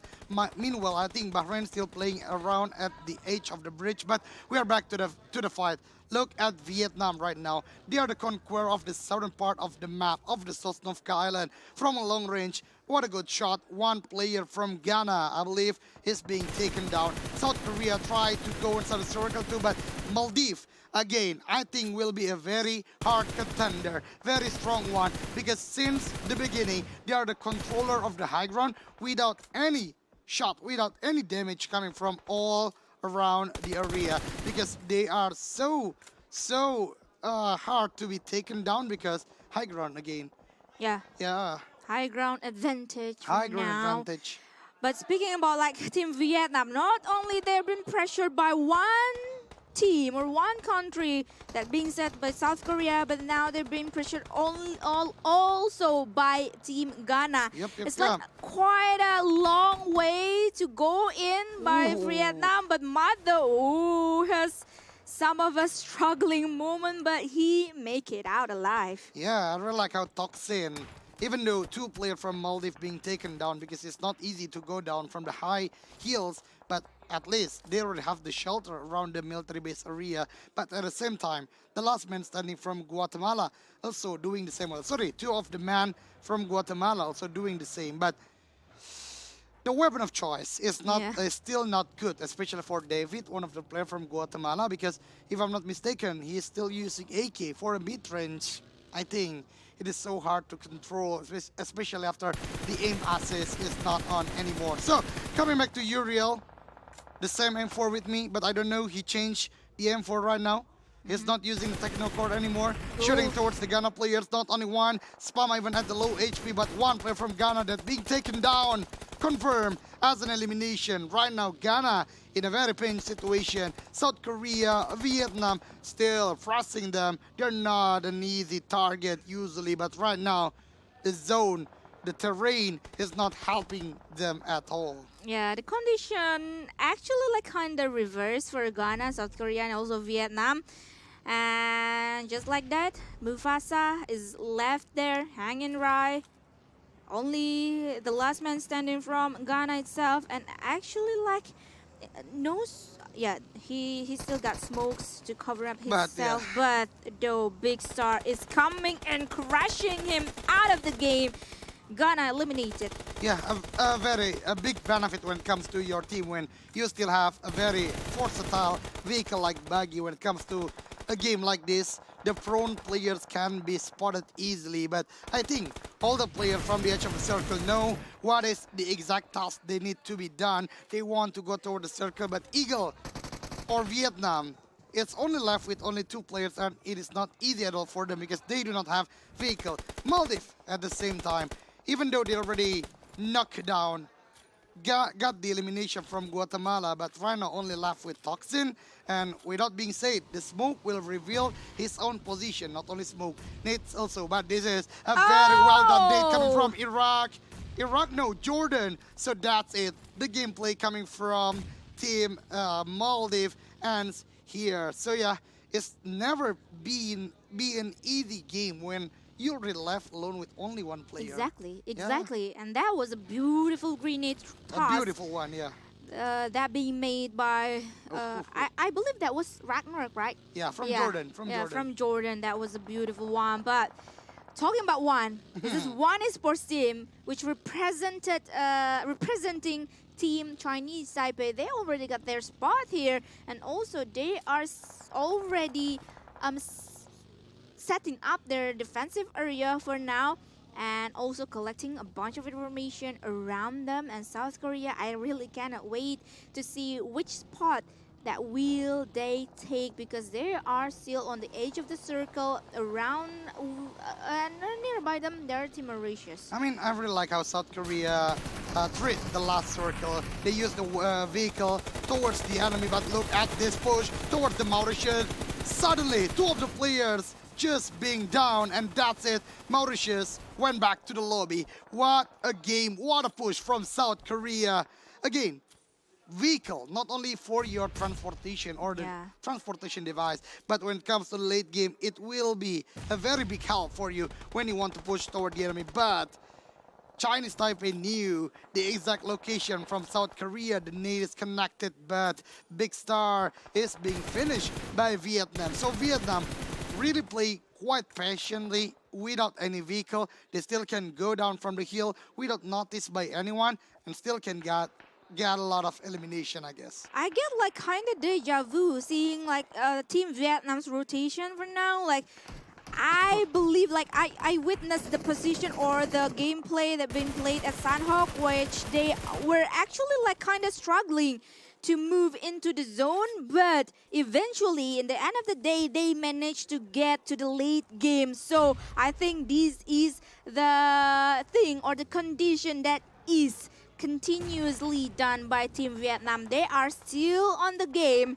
with 2 players and also collecting 6 elimination points. But not only Vietnam, Egypt and also Jordan is gonna take more elimination points. But with that being said, Egypt taken 1 man down from Jordan. But in terms of position, Team Jordan still managed to save Esawi up. I mean, it's not only about the position. Jordan still having a prime vehicle. Again, when it comes to the late game, we already discussed it a lot. They need it. They really need it. And I think Jordan already realized it. They need to go toward the circle. But Egypt with a good defense. So bad. The Chinese Taipei players are going push towards the Jordan player. 1 already being knocked down. 1 at the low HP. And look at that. Ragnarok again. Showing his quality. 2 players from Chinese Taipei down with a close combat battle. And adding more elimination for Jordan. Oh my god, Jordan with 4 men up. This team is really dangerous. Even Ragnarok is down now. They still managed to save the other teams now, but Laith and also Esawi, they are really being pressured so hardly by the other teams around them. But now they still managed to save their life up. But we are gonna see the battle between South Korea and also Team Vietnam, because Swill 2 is spotted on. Trade knock has been happening between Vietnam and also Team South Korea. Mathboy being the last man standing has been spotted out, and Chua Chong finishing him off. Get out from here, South Korea, by Team Vietnam. I mean, Vietnam did it again.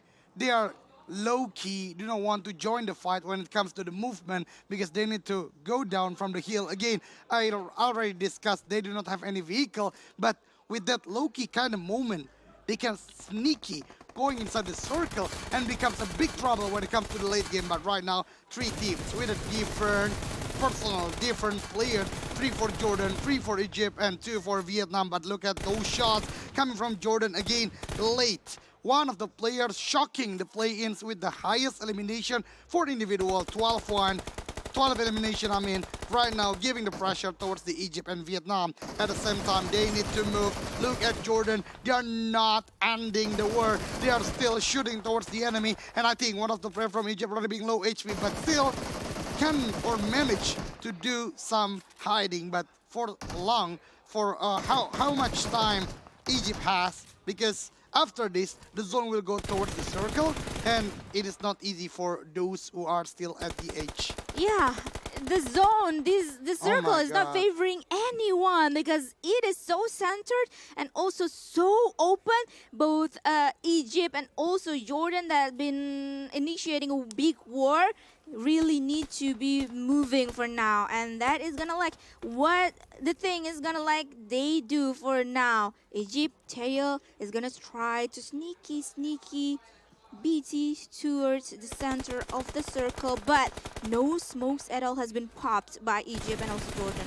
Yeah, but I think the shot, the ammunition coming from Jordan is quite a lot because they are still shooting, especially look at that shot, another headshot, and it is a confirmed knockdown. And I think Jordan knows where's the last player from Egypt. Still being spotted, not only late, Ragnarok also do the part well, even not only from Jordan, Vietnam, shooting towards the Egypt players. It is not an easy way. It is the worst condition for Egypt right now. Even one of the players still not doing the healing. He's still at the red bar. Finally, with the boosting, still can help him, but the one being knocked down can be revived. Surely, 100% fully, it can be revived. Look at the pressure. Still go towards the Egypt area. I think this is the worst situation for Egypt. But Jordan, even though at the late game they are still having the vehicle, this is one of the power. But Ragnarok being taken down by, again, none other than Vietnam. They are laying down. They really want the chance. They want the best momentum. And when they have it, they maximize it to the max, I guess. So yeah, shooting towards from Chua Chong again towards the Jordan. Not predicted. Still giving a lot of damage. And Jordan... and yeah, they are still hiding for a while because I think they are surprised by the shot coming from Vietnam. Again, we kind of see Chua Chong. We kind of see a ghost movement from Vietnam. My God. This is deja vu. And it's kind of like a ninja move by Vietnam. Somehow they managed to get into the zone safely and bombard 2 nades towards the players from Jordan. But there are some counter nades has been thrown, but they are not the same direction. 2-on-2K managed to be taken down by 1v1 situation now for Jordan and also Team Vietnam. Yep. 1v1 situation for sure. Esawi will fight Chua Chong. Chua Chong in most favors. Helmet level 3, vest level 3 from the airdrop, but I do not see the weapon that they pick from the airdrop. But the nade coming from Jordan. What a Kobe to end the game. What a good calculation and congratulations, Jordan, with the winner chicken dinner. We do not hear any clicking from the nades. Suddenly it's just thrown by the Jordan and it ends the game from Vietnam. What an Erangel match. Yeah, the cook timing though, that was so perfect. The direction though, the spot though, that was so perfect because actually like the players from Jordan is actually already know the spot of the last man standing from Vietnam itself. So yeah, might as well throw a nade and finish the game with a winner chicken dinner. So we're gonna like see or watch once again the highlights of the Erangel, of this amazing Erangel. I mean, we can say that this is a classic Erangel because when we miss Erangel so much, we knew a lot of things happened at the bridge. Even though the new Erangel upgraded or upgrading the bridge itself, but still the gatekeep can or possible to be happen. So really amazing coming from Chinese Taipei, really amazing coming from Guatemala. But in Guatemala case, they missed the calculation. Maldives running first, go to the high ground and make them in the bad situation or in a bad position. Yeah, and once again, what I can mention is actually about Vietnam. I kind of deja vu to see this kind of movement. They struggling a lot actually in the middle of the game, because we can remember they've been like gatekept by Bahrain in the main island area, and they have to take a boat to rotate towards the southern area of the SMB island itself. And when they touched down in the coastal area, the zone shifted away from them, and then they need to move. And there are some South Korea team gatekeep them as well, and not only South Korea but also Ghana. Ghana, and also not to mention Maldives. Maldives as well. So it is a very full pack action, I guess, for Vietnam. For the hardest way, I think Vietnam really did it well. So like I mentioned earlier, when they do the proactive movement, they search the boat, that is the winning condition for them. But like Chuchu always said, save the best for the last. The nades coming from Jordan, who knew they still have the nades after a long fight with Egypt, a long fight with Guatemala, long fight with Maldives. They still have the nades and save for the last for the predicted place, which is behind the airdrop. Yeah, because they looted their enemy down. Yeah, it can actually, be. It can be. Because like there are a lot of enemy. 13 elimination point for Vietnam, but Jordan collected 7 elimination point. So with that being said, even though Jordan that got winner chicken dinner, but the total elimination point from Vietnam is higher than them. So yeah, 25 total elimination point for Vietnam. There are 3 points gap between Jordan and also Vietnam. This is a really satisfied game. I mean, there are 2 different options. You want the game like Jordan, you push towards an ordinary way, which is going to the bridge, fight with the gatekeepers, or you are in a very bad situation, but you still can pull it out because you are playing quite smart in the late game like Vietnam. So both of the parties respected by me. So yeah. So yeah, El Doge, when life gives you lemon, might as well you make lemonade, right? Yeah, That's what Jordan did actually. When life gives you what? Milk? Milk? You make the milk lah. Ice milk. Okay. I will make the ice milk. Then look at the travel distance by Vietnam. Oh, I mean, when your life gives you cow, that's what I mean. You make the milk lah. Why milk ice milk? Okay, I know, El Doge, you want milk so bad now. So sorry guys. It's already quite late, so yeah. We need milk. We need milk. Overall statistic, 39 elimination, but not to mention Group B versus C reduced by 1 team because again Djibouti can play, so it's still a big numbers. They are fighting quite a lot and a huge fight, but for airdrop looted, this is the highest. Yeah, huge. This is huge. Highest, I guess. This is hard. Because when it comes to 3, we already say it as a high amount of numbers, but 4 is a huge numbers, especially at the latest moment for Vietnam. But I don't know, maybe the weapon is like AWM or AMR links, so Chua Chong didn't use it, doesn't swap the weapon. So yeah, 137 throw use. I think this is actually logically happen because a lot of teams being get capped and they can't do anything about it. So just being wiped out to the lobby, and Chua Chong, the second. Oh, and this is the same record with late.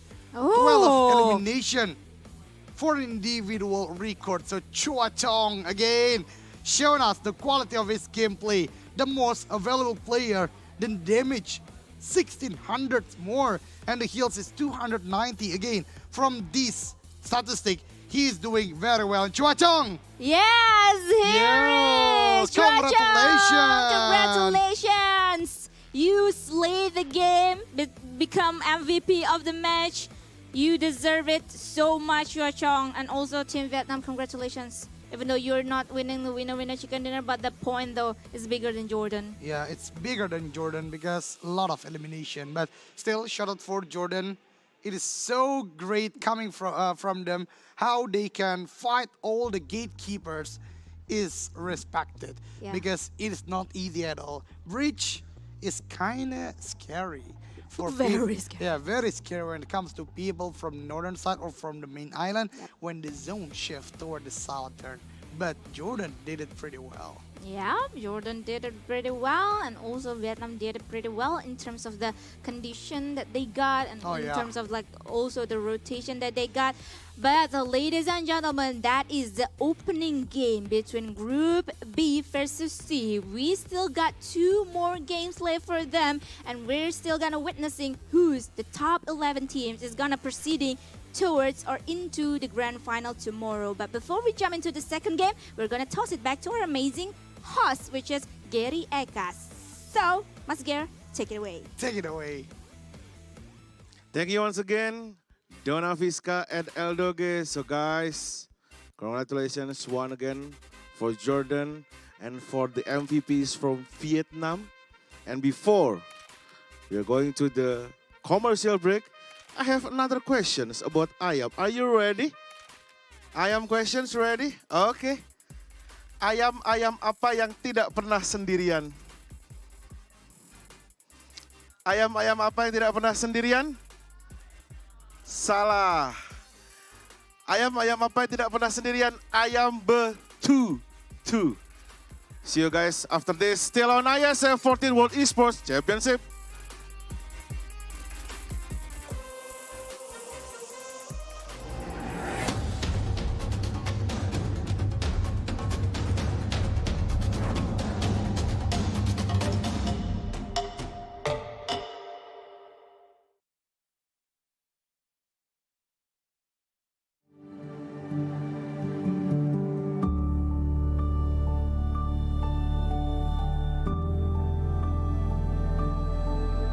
All it takes is one dream. One dream that becomes a journey. To drive an ambition. Believing in yourself. Persevering challenges. Always focused on the dream. To grow aspirations. Having the will to keep going. Building a future with a legacy. Knowing dreams can come true. Over 11 years of growth. The spirit of entrepreneurship. Created possibilities.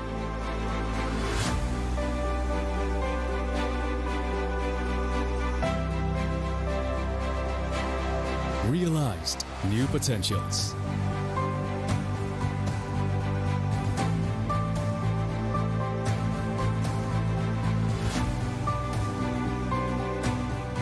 Innovate for the better.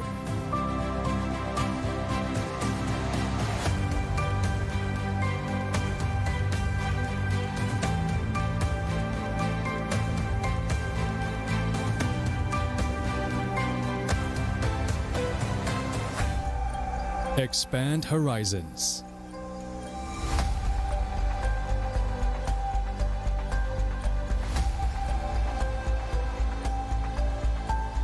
To change lives.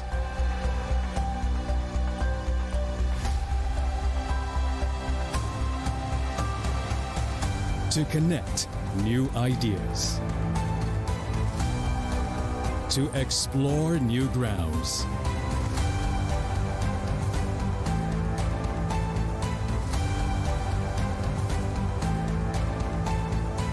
With the future in sight.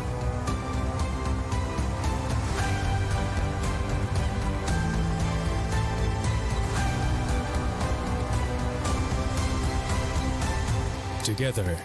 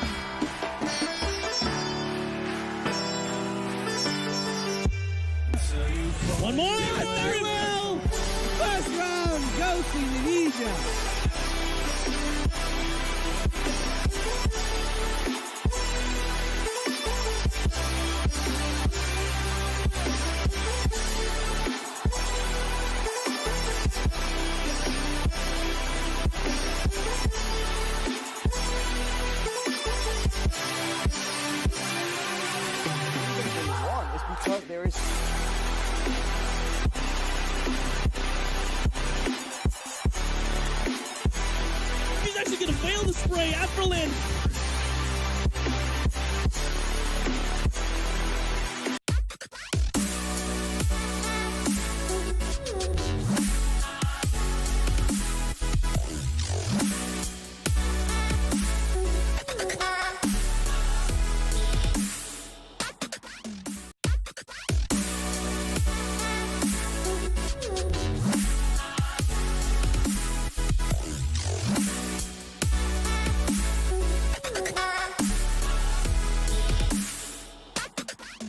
Get Galaxy A33 5G.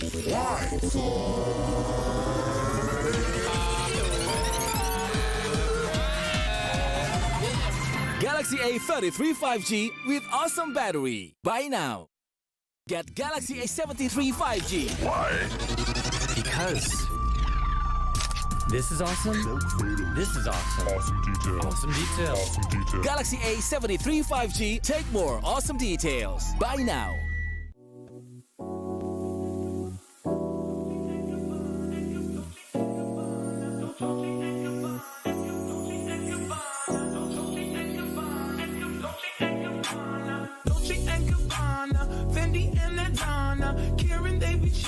All their money got me wearing fly. Girl, but I ain't asking. They say they love my ass and 7 G's to religion. I say no, but they keep giving, so I keep on taking. And no, I ain't taking. We can keep on taking. I keep on demonstrating my love, my love, my love, my love.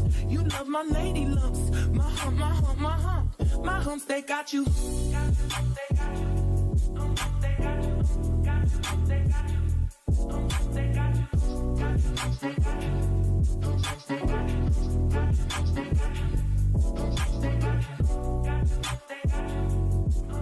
Dolce and Gabbana, Fendi and Adana, Karen, they be sharing all their money, got me wearing fly. Girl, but I ain't asking. They say they love my ass and 7 G's to religion. I say no, but they keep giving, so I keep on taking. And no, I ain't taking. We can keep on taking. I keep on demonstrating my love, my love, my love, my love.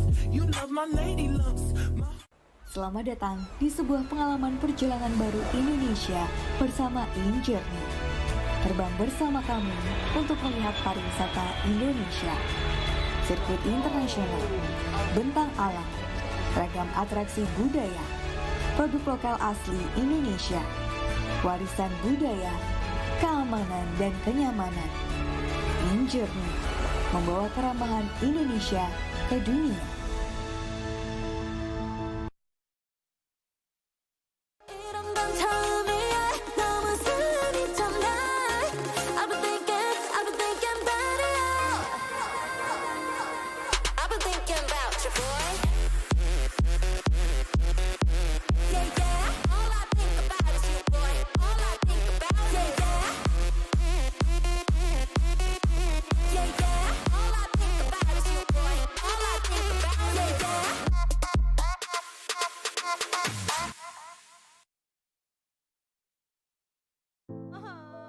Warga plus 62 emang banyak maunya.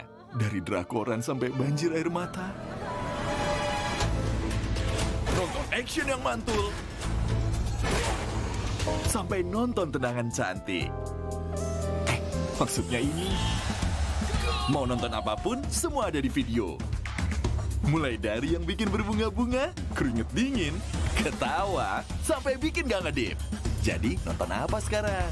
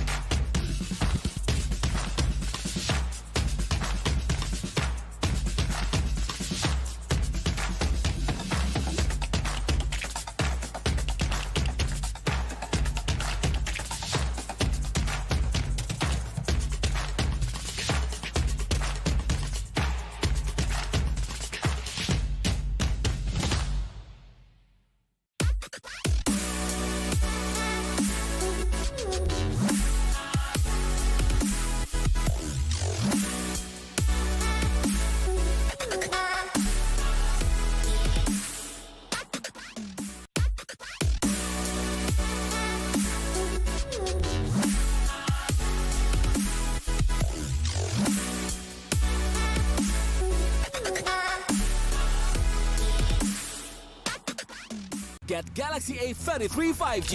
Why? Because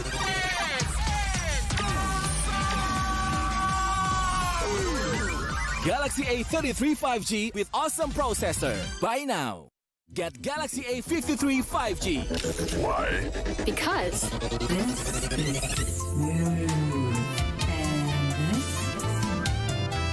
Galaxy A53 5G with awesome smooth display. Buy now. Selamat datang di sebuah pengalaman perjalanan baru Indonesia bersama InJourney. Terbang bersama kami untuk melihat pariwisata Indonesia.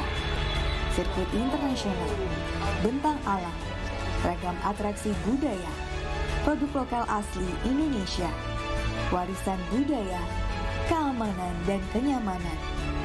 InJourney membawa keramahan Indonesia ke dunia.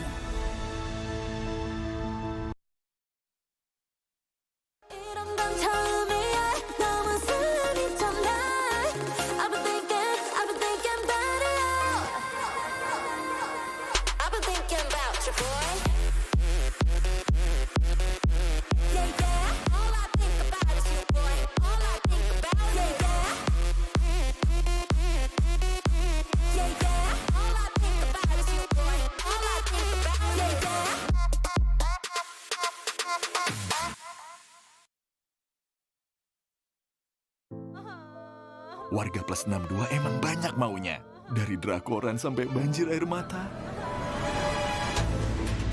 Nonton action yang mantul.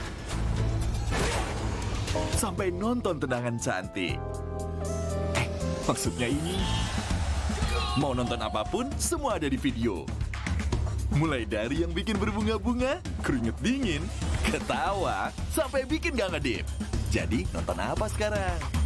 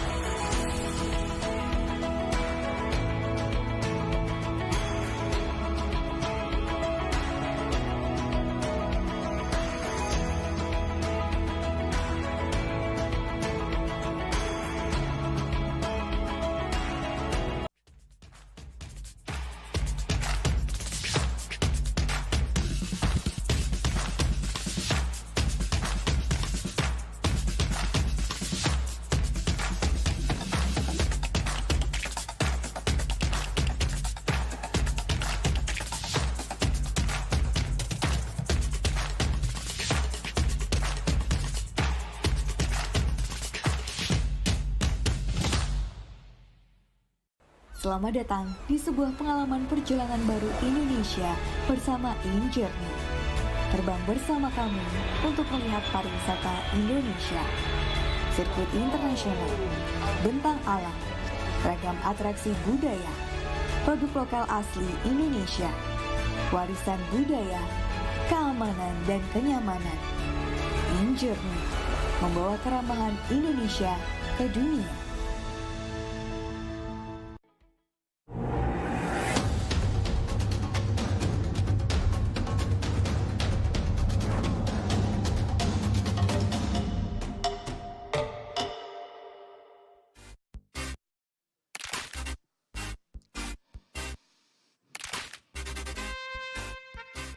Yes, yes, yes, yes.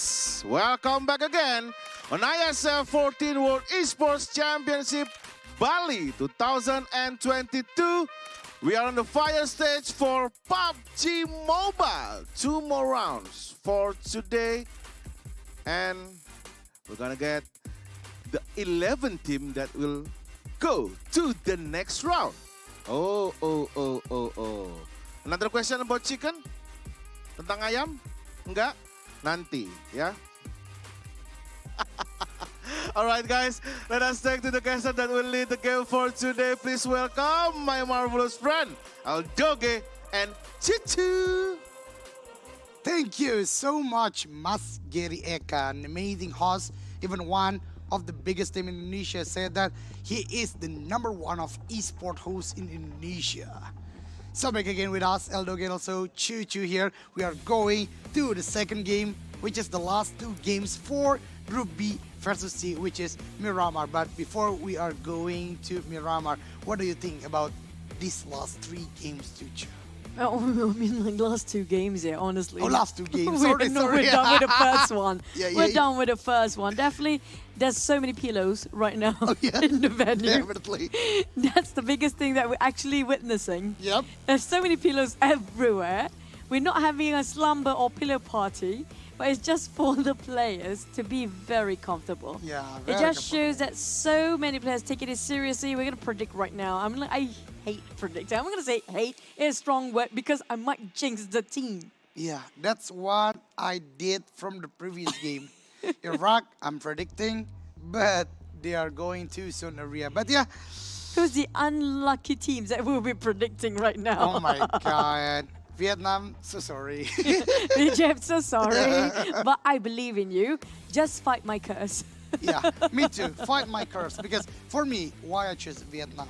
Yeah. From the previous game or even today, they're performing really well. Even though maybe not all the games they are performing well, they do not get the winner chicken dinner. But I think this is the time. This is closer to the end, and I hope Vietnam will show their best and get the winner chicken dinner. I'm still scrolling about the latest. You have the latest score, right? Okay. So speaking of latest score, now we do know for the fact that since you're actually rooting for Vietnam, they're not safe either. Same goes for Egypt. We are in the same boat at the moment. 11. Yeah, that's kind of true. So it's going to be them, and Bahrain is still playing for Group B. They can just overtake the side of Egypt and Vietnam, both of them. Libya actually do have a bit of a gap. But if you compare it with Bahrain, Korea is the closest to drag down Vietnam and Egypt. Now, if I were in a different position, I'm probably going to root out for Bahrain, Korea. But it's going to feel so hard for the side of Vietnam and also Egypt. So for Mauritius, I think it's a bit of a long stretch. Yeah, I think for Mauritius already quite far enough because they even reached the triple-digit points for total. But I totally agree with you. Right now, I think like South Korea, Bahrain is under pressure. It's shown by how Bahrain do not do the best at the previous game, even though they are faster than Vietnam in rotation, but they still can't manage it. They still can't manage to find the best way. But again, may the best win the tournament or go to the grand final. Again, 2 games, still anything can happen. But I think the minimum point, if you want to be safe enough, is going for Libya. 141 points. Is it possible though for South Korea? I mean, like, possible. Also Bahrain. It's still possible, right? I mean, like, it depends on how much they want to perform in one single game. I mean, like, at the same time, right? We're talking about even up to the point, I think Pakistan, Libya, Vietnam, Egypt is not safe either, provided the fact that they need to gain every single round some points. If Bahrain and Korea want to overtake them, they have to make sure this 4 or 5 team will be eliminated first. If not, it's going to be a long shot for the side of Bahrain and even Korea. So, I'm curious, will be a push or the same drop spot when it comes to the late game like this? Because they really want the point. Can they just drop to the opponents, the closest one, same drop spot? I mean, like, if they are confident enough, why not? Yeah. If they are confident enough, because why? If they did the wrong thing there and they jeopardize the entire team, it's going to be the reverse. Oh, yeah. And they're contributing more points towards the side of a team that really one of the closest opening right now. So that's extremely risky. But if they want to, they can actually try to drop towards the team that might not have a shot in the grand finals. Yeah, because what I can see, the data already collected. So they knew where is the exact location of their closest opponents. Because I see that not only the players, some of the teams I think have their own officials. It can be coach, it can be analyst. So maybe something like that will happen, because back to PMRC, while Infinity doing the same thing to Nova to close the gap to ensure the champion coming for the team. I think, yeah, it's still possible to be done. I mean, if I want to compare for PMRC, the pressure is totally different. That one is for the money. This one is just getting into grand final. This is more at stake. The money is secondary at this point. Right now, all you need to do is just squeeze into the top 11, but it's not an easy task. That provided you have to bring down the number 8 to 11 team. Now, these teams are the teams that won't sit quietly if you try to challenge them. Oh, don't sit quietly if try to be challenged or try to challenge. So that's a really good words, I guess, for those teams, because they are stepping up right now. They won the grand final, and I really agree with Chuchu. They are not just defending, but they are quite active right now. But I don't know about Bahrain especially. They have a lot of chance today. Yeah. Especially when it comes to Miramar, I think their specialty. And next one is Miramar again for Bahrain, because high ground control, one of the strongest, I guess, still for Bahrain. You know what? I really want to see what Bahrain have to offer on the table. Let's jump straight into our last Miramar in the play-in. Starting off in the screen here, we do have Jordan team. Now, I love the fact you pointed out about Bahrain team. This is what they're most comfortable at. This is their forte. And this is supposed to be the match. They really had it in their grasp. Yeah, totally. They do not want to waste this match. They want to play the best of them, especially for the flat pad like this, helping for Bahrain, because what I knew earlier, Bahrain is a team who did the drop spot towards the power grid area, the scrapping area around that place, and they are playing quite safe. Same with Pakistan. Oh, no, Bahrain is not there. Bahrain is going to another place, but Pakistan, near the power grid area, maybe can play at the central. But again, Pakistan is not playing because there's no Group A in here. Maybe Bahrain can do the strategy, and I think I see the way coming for Bahrain right now. They will love to drop around on the northern side of Power Grid or around Haseda de Patron, so that's quite a view that they got themselves there. They love the high ground so much. It's one of the most vintage point in the map itself. And if you guys just join us, if you guys asking, I did actually read the chat as well. Group A is no more playing for the play-ins. Most of them actually qualify for the grand finals, but they have to wait for the other groups not to take them down. We might actually have La Bendita or Minas General Circle. Yep.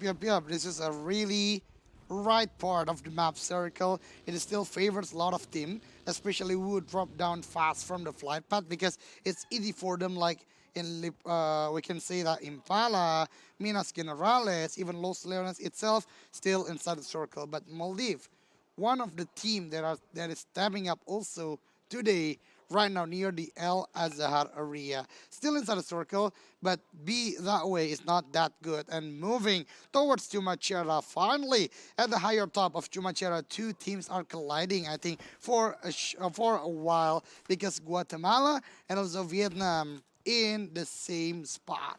I do know the kill fit sounds a bit confusing for you guys. Djibouti will not be playing, as they having a bit of issues regarding their health as well, so they will be sitting out, but it's not violating any rules so far.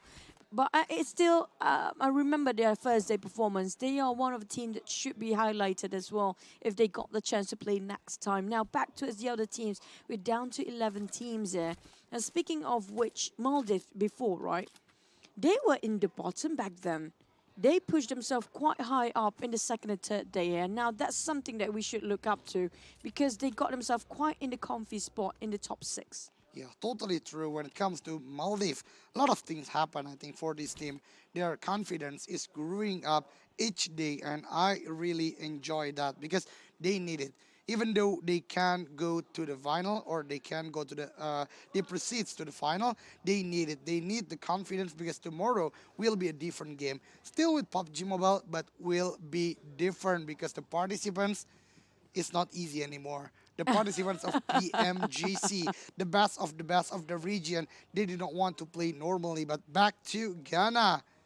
One of the player, Mufasa, actually quite far from the other one, but South Korea, this will be a very easy one, because 4th player from South Korea shooting towards Ghana, and Mufasa too open without any obstacle. The first elimination, the first point for this game coming for South Korea.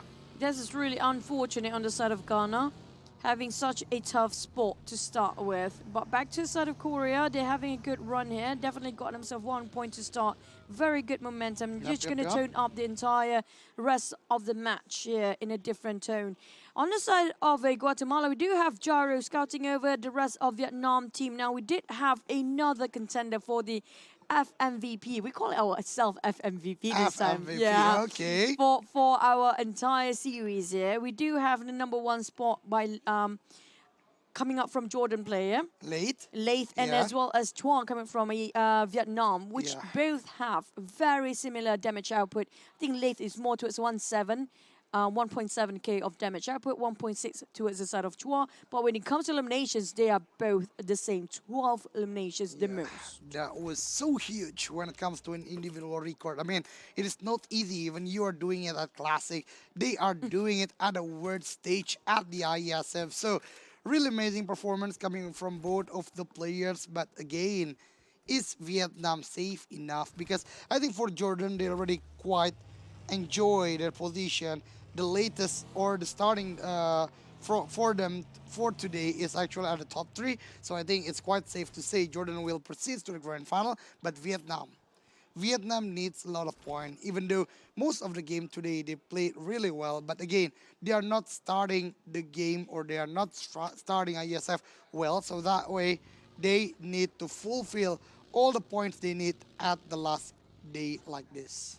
You know what? If they can actually do this, just to point out regarding the overall ranking, Sri Lanka, Pakistan, and Libya actually in Group A.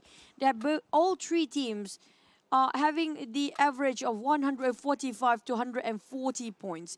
Now, if Vietnam, Egypt, Bahrain, even Korea can cut across more than 140, all the other 4 teams just now I mentioned will be pushed down. Oh, yeah. And that's worse because Group A can't do anything anymore. Yeah, especially at the last 3 games. So that way, that's the conclusion. Like I already mentioned a lot at the beginning of Miramar, Libya. I think this is the closest contender when it comes to the points because Libya can't do any more fights, can't do any more match because they are from Group A. So, yeah, maybe we'll see how the story goes. I mean, like, it's not that far for them to chase that much out anyway, because it's just 5 to 6 points different. Let's see then, because I'm curious as well. Anything can happen. Anything can happen because I think we are starting to discuss about like HVVP. We are starting to discuss about Vampire.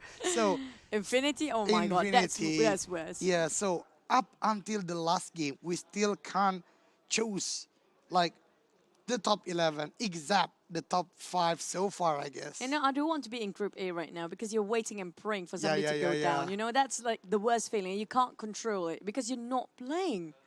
And that's the worst part. And that's good for Jordan. They are number 3 right now. They don't have a care in the world. All they got is like, we're waiting for the grand finals. And speaking of grand finals, the 5 teams waiting, definitely they are revising the rotation of all the teams are playing here today. Oh, totally true. Because yesterday, I met Indonesian coach, which is Nandi. So Nandi said to me that today him and also all the players just want to see all the games coming from the contenders, coming from the play-in participants. So yeah, I think this will be interesting fact. So there is there are data collected by the players, and I think it is not only for the Indonesian teams because we saw Fireflux already here since the beginning. So yeah, they are following all the matches. Yeah, from the play-ins. And the best part is these players that are playing for the play-ins right now have no clue how it tastes like to fight against these players, and they haven't got any data regarding their rotations. But the players are still waiting for the grand finals.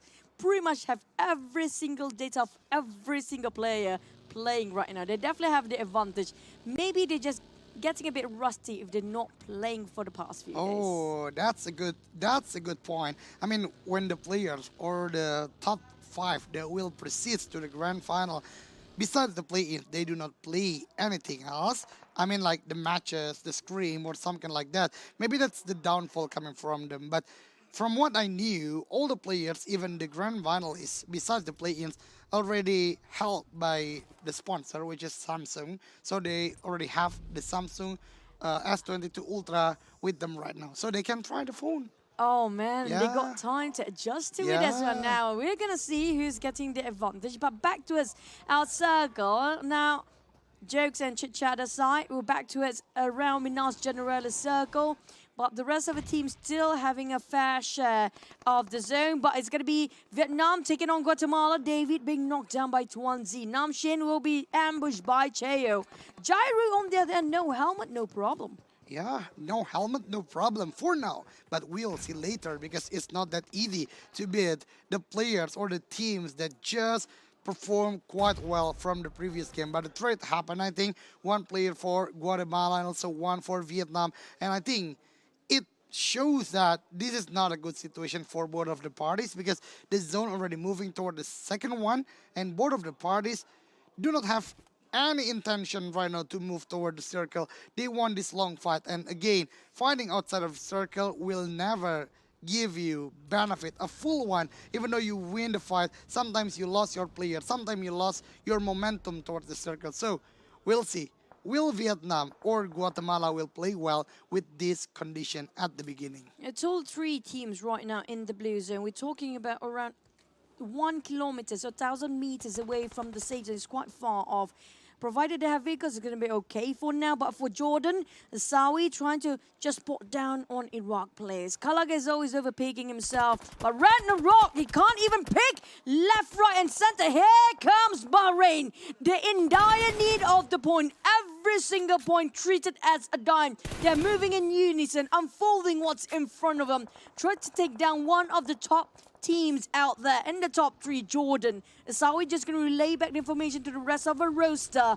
But will Iraq take advantage of this situation? Oh, that's a big question because, you know, when one player being knocked down and being eliminated as an elimination, it shows the team, which is shows the country right now. So if Iraq calculate quite well and hearing the gunshot, I think they should be know there is less player coming from the other team, which is Jordan. And I think Iraq want to try the fight because we can see Kalaga. Kalaga is the guy always doing the fight, even without any good scopes, he's still shooting. So yeah, Kalaga already started it, but I don't know, maybe still pulling back towards another place because they know this is still unworthy fight. They're still not inside the best position inside the circle. So let's see, because Jordan, at the same time, I think they do not move a lot. They do not do the aggression need to be done when it comes to a close combat, which is with Iraq right now.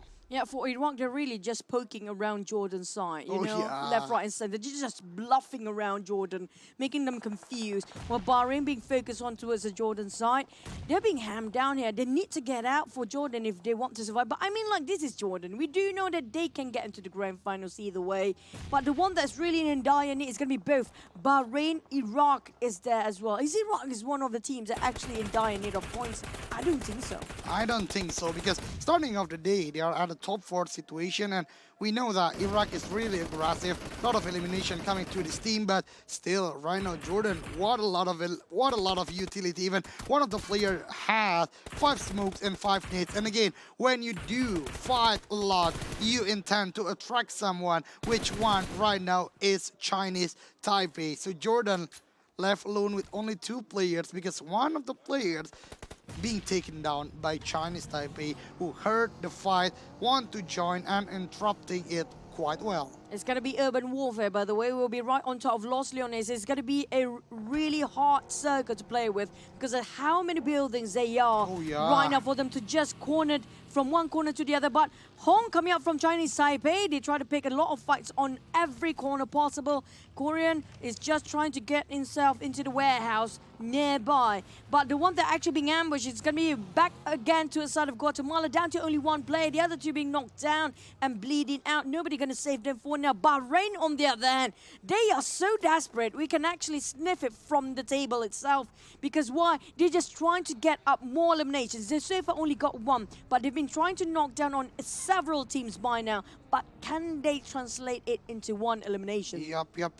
I think Bahrain really changed their strategy. They are not going to the high ground anymore. They are playing to chasing the teams, but we are back to the other team, which is Guatemala. Two of the players just being knocked down because the explosion of the vehicle. Right now just left with Chevo. Chevo with a good shot, but what can he do when he's just alone fighting all the players from Egypt? So nice try for Guatemala. What a good fight coming from Egypt. I bet right now Group A is biting their nails as Egypt gaining more elimination points, and they definitely can push up when it comes to the overall rankings later. They are one of the very few that actually have the chance to get in the top 11 in the last minute here. We're talking about even Maldives.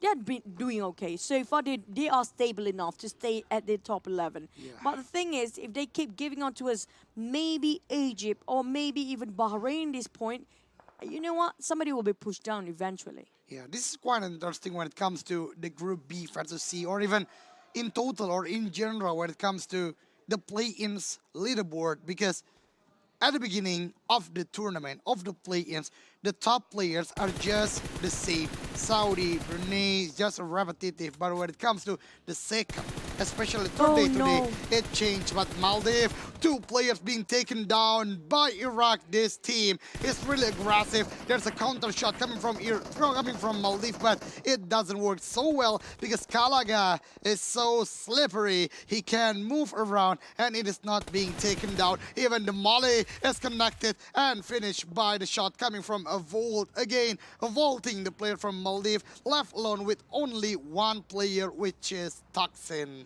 It's too far for Toxin to help the rest of the team right now. I saw how Kalaga did that, and Toxin just revealed himself. Iraq will not let them go and definitely will chase him to the end of the world. And Toxin still got himself a buggy. He can actually just build this one out. It's too late for him to actually help the rest of the roster. They are gone and dusted by now. But for Iraq, though, they're still on the run. We're talking about Los Leones, already taken by Bahrain, Jordan, as well as the Koreans. Yeah. But back to us, Asawi.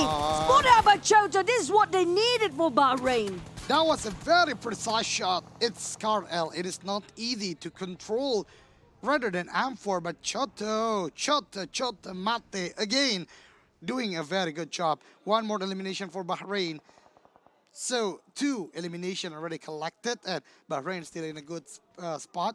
But Jordan at the same time only left with one player, and it is not an easy way because the circle intends to go to the city. So if you are just left alone and being pushed by a full party, that will be a big problem, big trouble for your team. Now, speaking of Vietnam team, right, they are being a bit conservative right now, and they can't do that right at the last 2 games. Because why?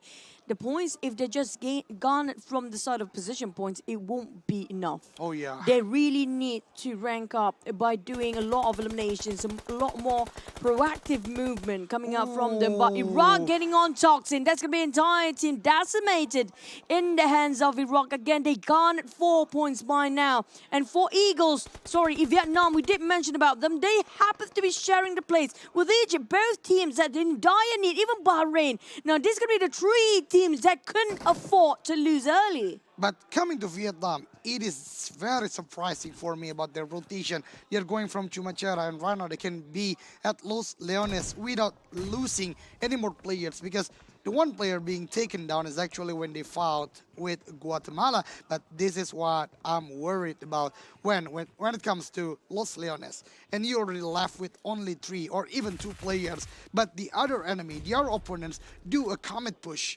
like this. It's not easy because the way from the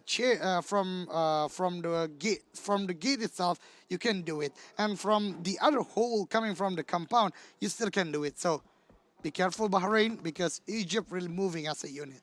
At the same time, I mean, like, if I were in their position for Vietnam, Bahrain, and Egypt, from the get-go, I wouldn't put myself in the center because it's just too risky here. Seeing as for all these 3 teams, you're talking about Chrono might reveal himself when he tried to scope out, while Lut already waiting with a Vector. Now, can they do they realize that they're being watched over by Bahrain team? Now, Chrono definitely being shot down from afar. We're talking about Hassan. Oh, no. Why? Hassan, why? You're not supposed to do that.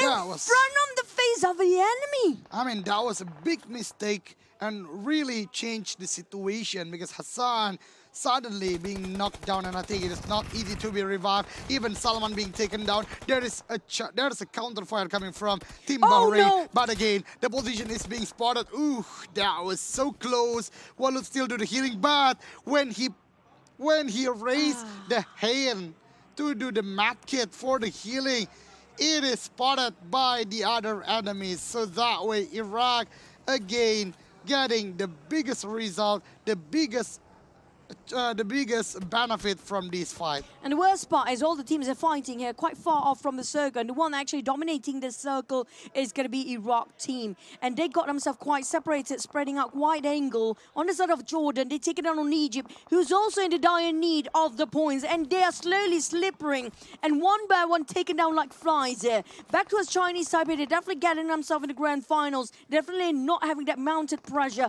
But on the side of Mauritius is a different story.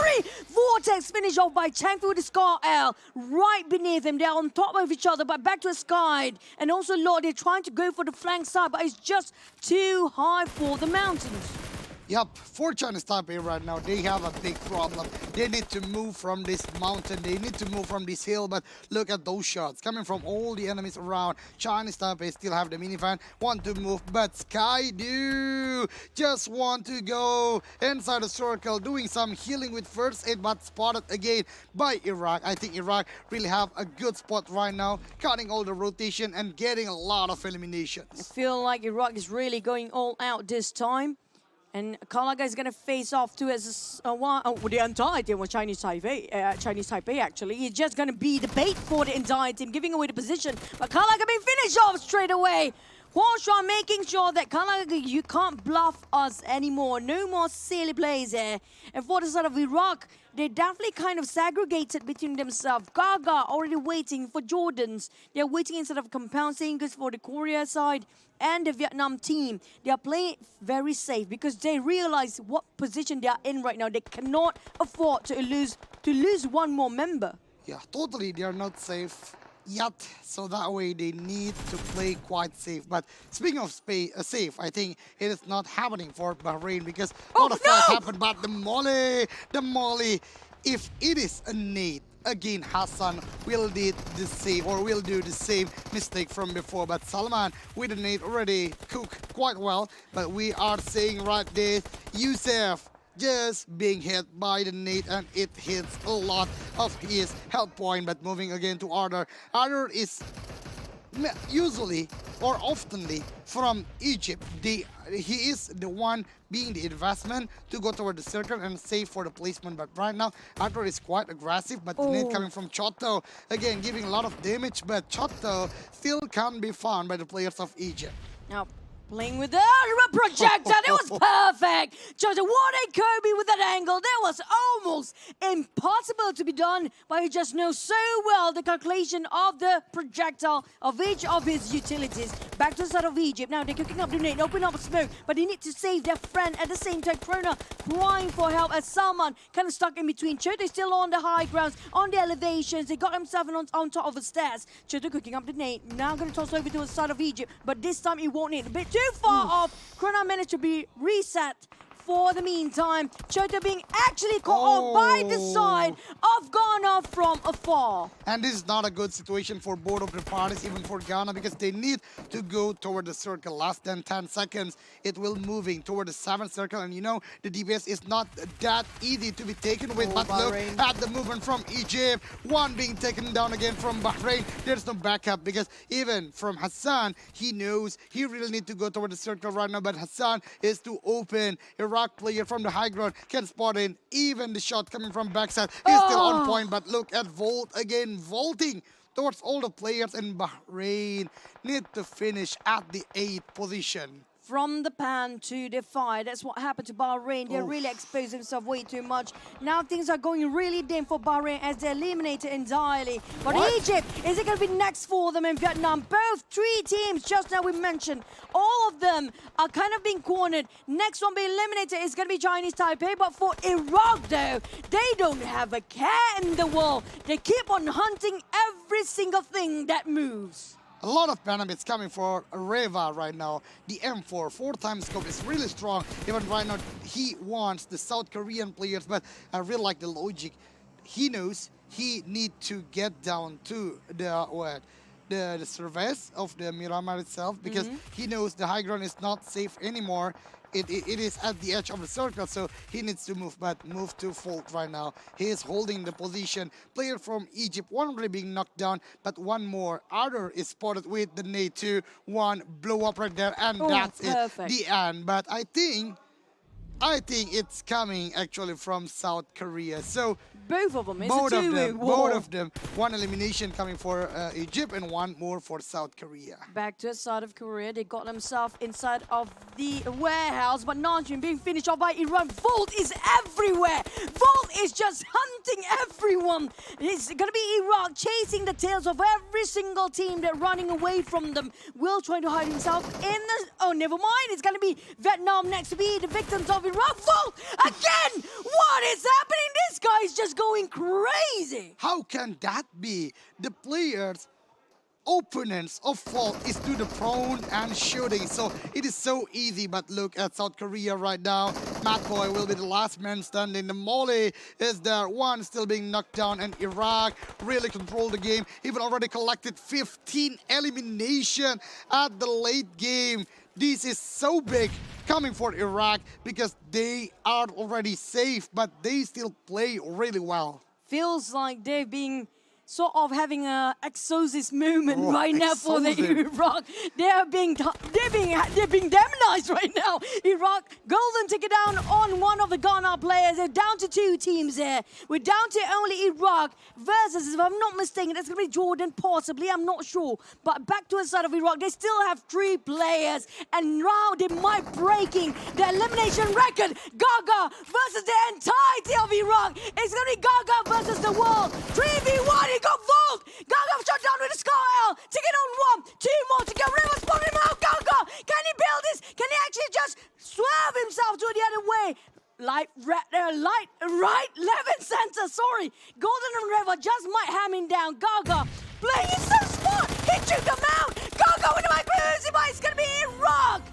Might getting themselves a new record entirely for the eliminations.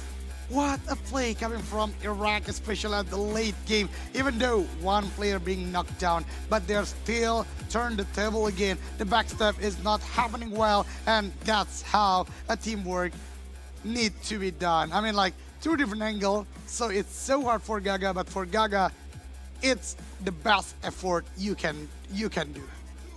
It's not up to the late level. Yeah, it's not up to the late level, but sorry, going to the top 2. Going to the top 2 still a big win for Jordan, though. Yeah? I mean, like, you know what the funny part is? All the teams right now are really comfortable in the top 11. They are the one who are really desperate for the points. I mean, like, we're not getting the points more in the grand finals. It's going to start off as a clean slate anyways. But the one that really made me a bit baffling for me, it's going to be the teams that's in the dire need, in the red zone, in the danger zone. We talked about Egypt, Vietnam, Bahrain, specifically these 3 teams, even Korea even. And these 3 teams, they happen to be clumping up together. Oh yeah. I mean, in their case, they should have played it a bit slower, just played a bit at the rim of the blue zone or at the rim of the circle, just to make sure that they will avoid every unnecessary fight as much as possible. I think Vietnam already did it quite well, but at this particular match, Guatemala is there. Who knows, right? Because usually Chumacera will be only for Vietnam, but Guatemala just changed it all. But like you already mentioned earlier, it's kind of interesting coming for the match. South Korea, Bahrain, Vietnam, how can they do the fight at the late game and fight each other, which they need the points, the points so much. That's the funny part. I mean, like, it feels like they can smell the desperation between themselves. They're kind of being the compass and navigate themselves among, like, they're attracted to each other. Oh yeah, it's kind of luring, right? Luring each other. We're playing a different game now, huh? Oh yeah. Gotta catch them all. Gotta catch them all. But back towards the 3 teams, Bahrain, Egypt, and Vietnam. They happen to be clumping up together and they're fighting against each other. And the worst part is, all 3 of these teams died by the other teams that are actually up there. especially Iraq and Jordan, though. I mean, is that why they are down there? How their mindset is like, if you compare with the teams up there, it's so different of place. Yeah, but I can't blame 3 of the teams because they are under the big pressure. Again, going to the top 11, the games is just only one after this, which is Sunhawk. But yeah, congratulations for Iraq. I think it is still the same record with Saudi Arabia, 17 elimination. There isn't any team so far at play-ins who can achieve more than 17 Chuchu. We do not have enough teams for that, possibly. I think that's the big part. I think that's the big part. We have to emphasize on that. Yeah. But if you look at the match ranking just now, Bahrain only gained 3 points in total. If you compare with Egypt, who got 10 and 9 for Vietnam as well. So this can be really detrimental for Bahrain. This is going to be punishing for them because they are not up there yet. If you look at their overall ranking right now, they are on 12. So where do they stand after this? Even Korean teams getting themselves 12 points there, they definitely will be pushed down. So like it or not, for the next match, they have to break the record. They have to get more than 20 elimination points. I guess so. Like you already mentioned earlier, it's not only about the placement when it comes to the last game like this. They need to be brutal. They need to got a lot of eliminations, you know? Bro, eliminations gain more than position point ranking if you can do it. Yeah. Even like, 17 eliminations. The most you can get a chicken is just 15. 15, yeah.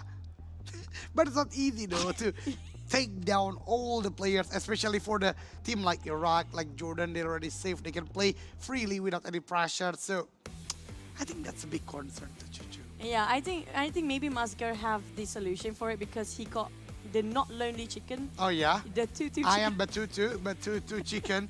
So yeah. They don't want to be that lonely. I think they need that chicken right now. From maybe Masgar can buy them that chicken to boost up their morale. But back to our top 4 teams. Iraq, Jordan, Korea and Ghana finally start to show up in the last 2 matches there. Yeah, even though it's quite late, but I really enjoy how the team that are under pressure, they are not performing for about 2 whole days. They still can show the quality of them. You know what? These teams, they should have been put in the last ranking since the first day, so they keep on under pressure all the time. Oh, okay. So they are performing when they are under pressure, you mean? So, you know what?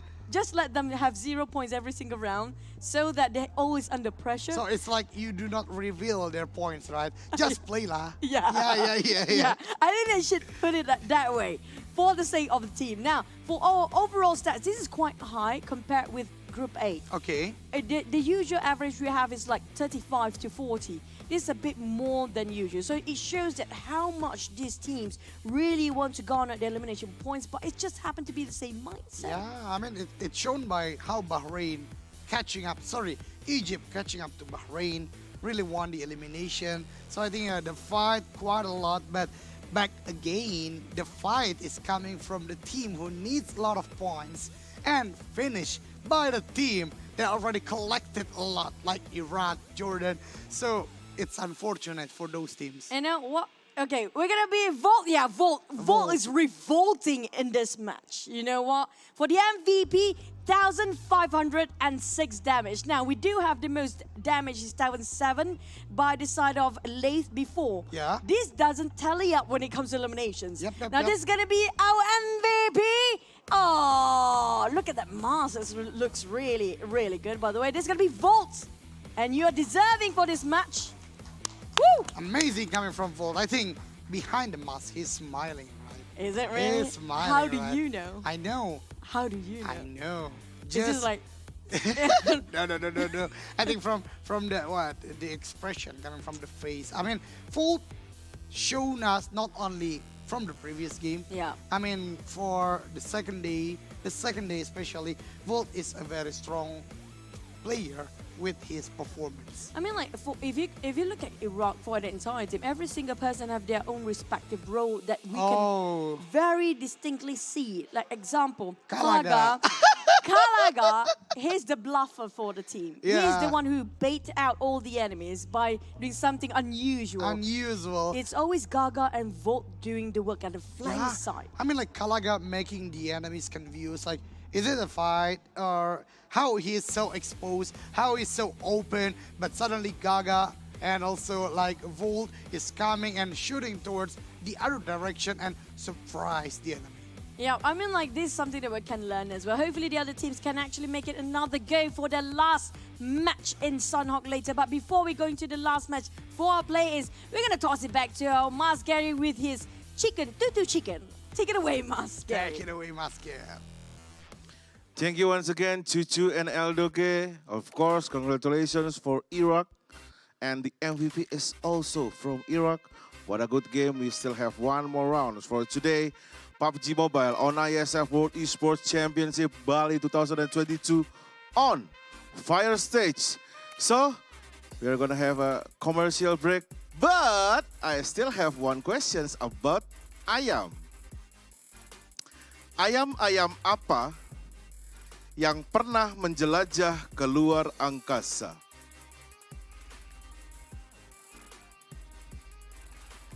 No, ayam-ayam apa yang sudah pernah menjelajah keluar angkasa? No, it's not ayam strong, but I am Groot. Still on IESF 14th World Esports Championship, Bali 2022.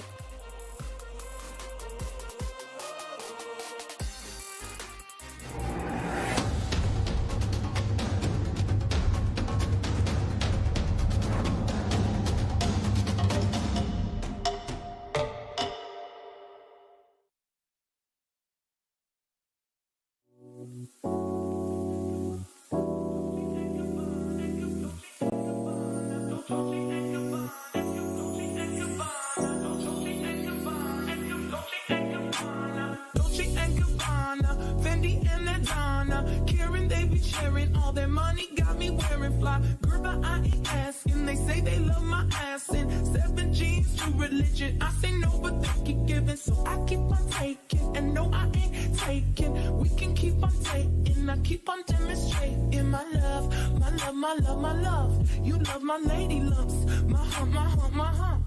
My humps, they got you.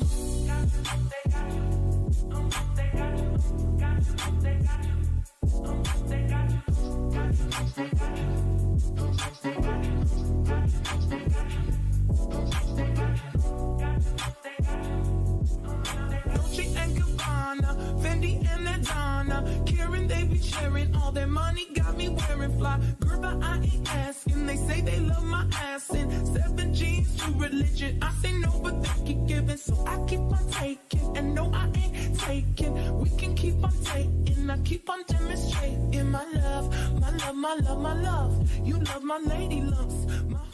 Selamat datang di sebuah pengalaman perjalanan baru Indonesia bersama InJourney. Terbang bersama kami untuk melihat pariwisata Indonesia. Sirkuit internasional, bentang alam, ragam atraksi budaya, produk lokal asli Indonesia, warisan budaya, keamanan dan kenyamanan. InJourney membawa kerambahan Indonesia ke dunia.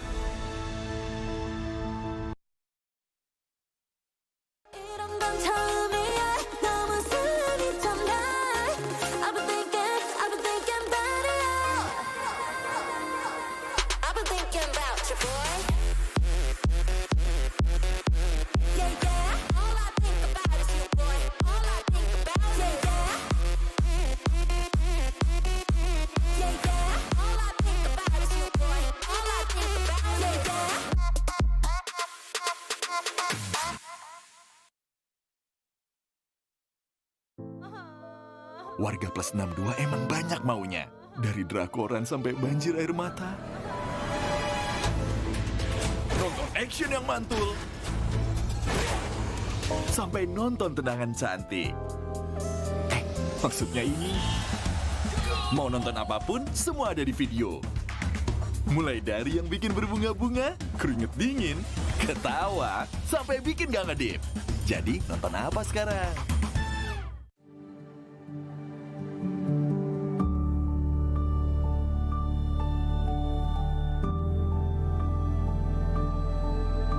All it takes is one dream. One dream that becomes a journey. To drive an ambition. Believing in yourself. Persevering challenges. Always focused on the dream. To grow aspirations. Having the will to keep going. Building a future with a legacy. Knowing dreams can come true.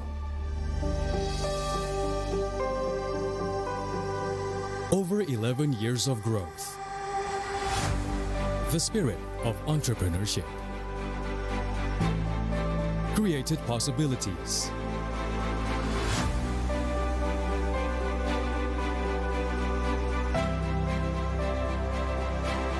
Realized new potentials.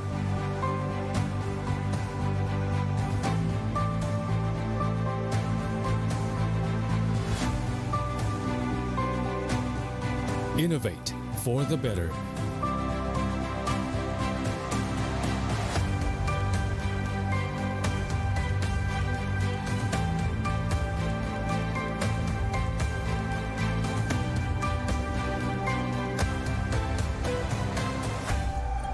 Expand horizons.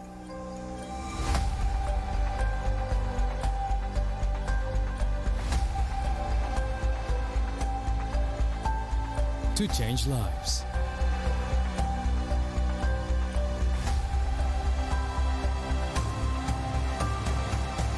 To connect new ideas. To explore new grounds.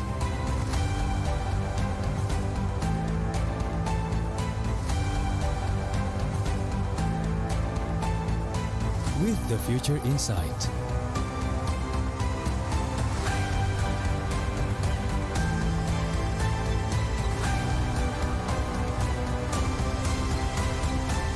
Together.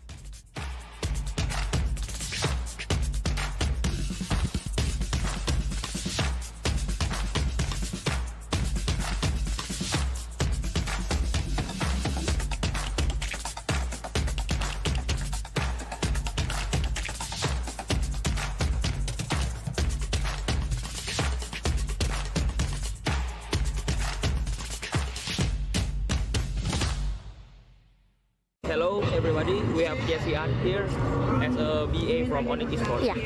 So I wanna ask you, so the first question is, what do you think about this match Indonesia versus Philippines? Match yang tadi menurut aku seru banget sih. Terus udah gitu kayak menegangkan juga lah. So the next question is, who is the top of opponent for Indonesia in IESF? Menurut aku Filipina sih. Cuma tadi Indonesia berhasil menang lawan Filipina kan. Cuma menurutku yang paling susah Filipina sih. So how much confident are you that Indonesia will be the winner for this competition? 100% dong. Kita harus percaya diri. So for the last question, any future hope for Esports Indonesia, especially Mobile Legends? Semoga makin berkembang. Terus udah gitu, semoga bisa berjangka panjang. Thank you. Thank you. Thank you for your time. Esports Indonesia. Jaya, jaya, jaya. Thank you Kak Jessia.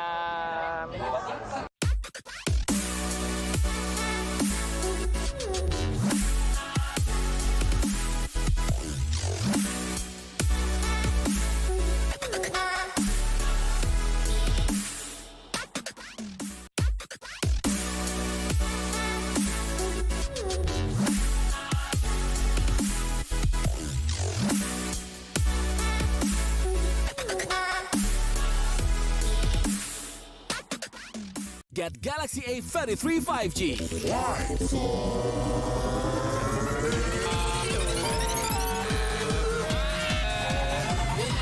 Galaxy A33 5G with awesome battery. Buy now. Get Galaxy A53 5G. Why? Because this is smooth. Galaxy A53 5G with awesome smooth display. Buy now. Selamat datang di sebuah pengalaman perjalanan baru Indonesia bersama InJourney. Terbang bersama kami untuk melihat pariwisata Indonesia. Sirkuit internasional, bentang alam, ragam atraksi budaya, produk lokal asli Indonesia, warisan budaya, keamanan dan kenyamanan. InJourney membawa keramahan Indonesia ke dunia.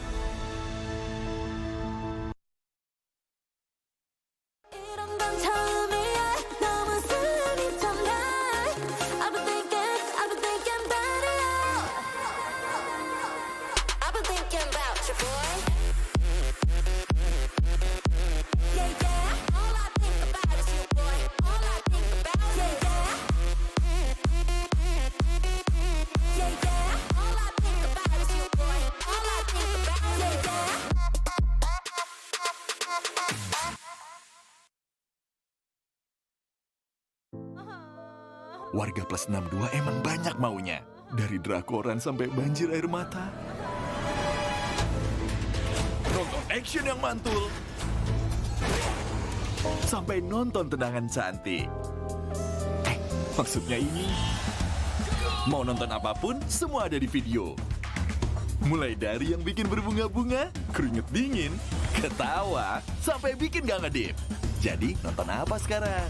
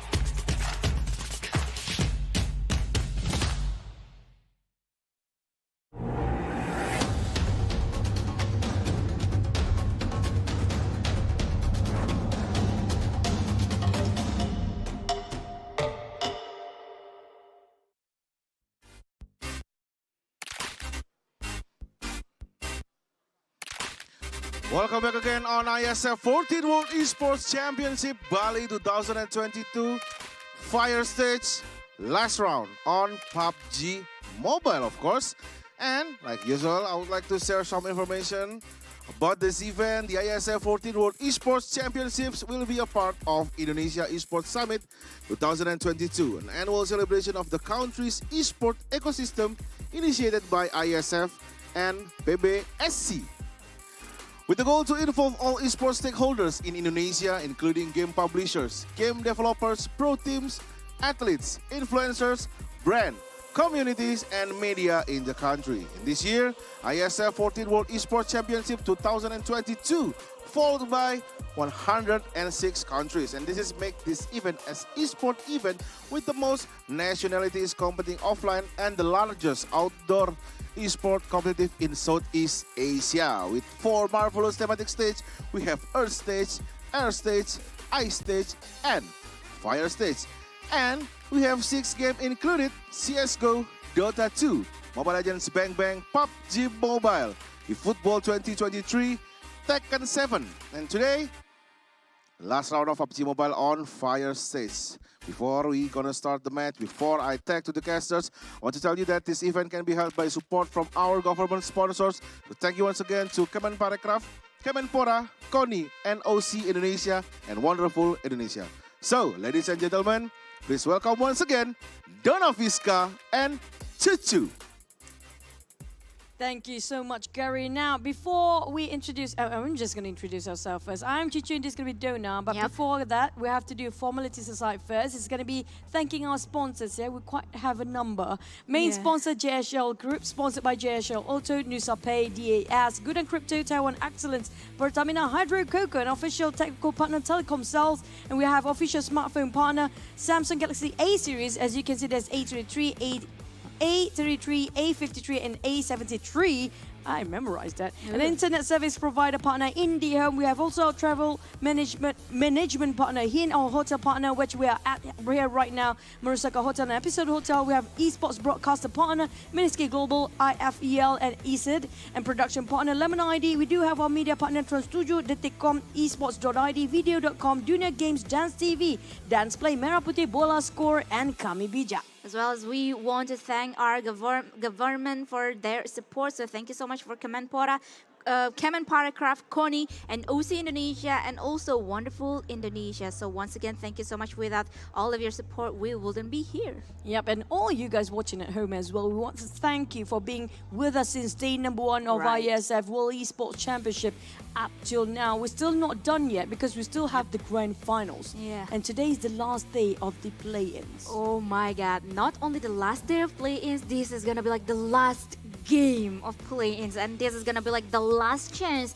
for both Group B and also C. And what interests me so much is actually there are several names. Some of the teams or some of the countries is actually in not a very good position in terms of the leaderboard itself for now.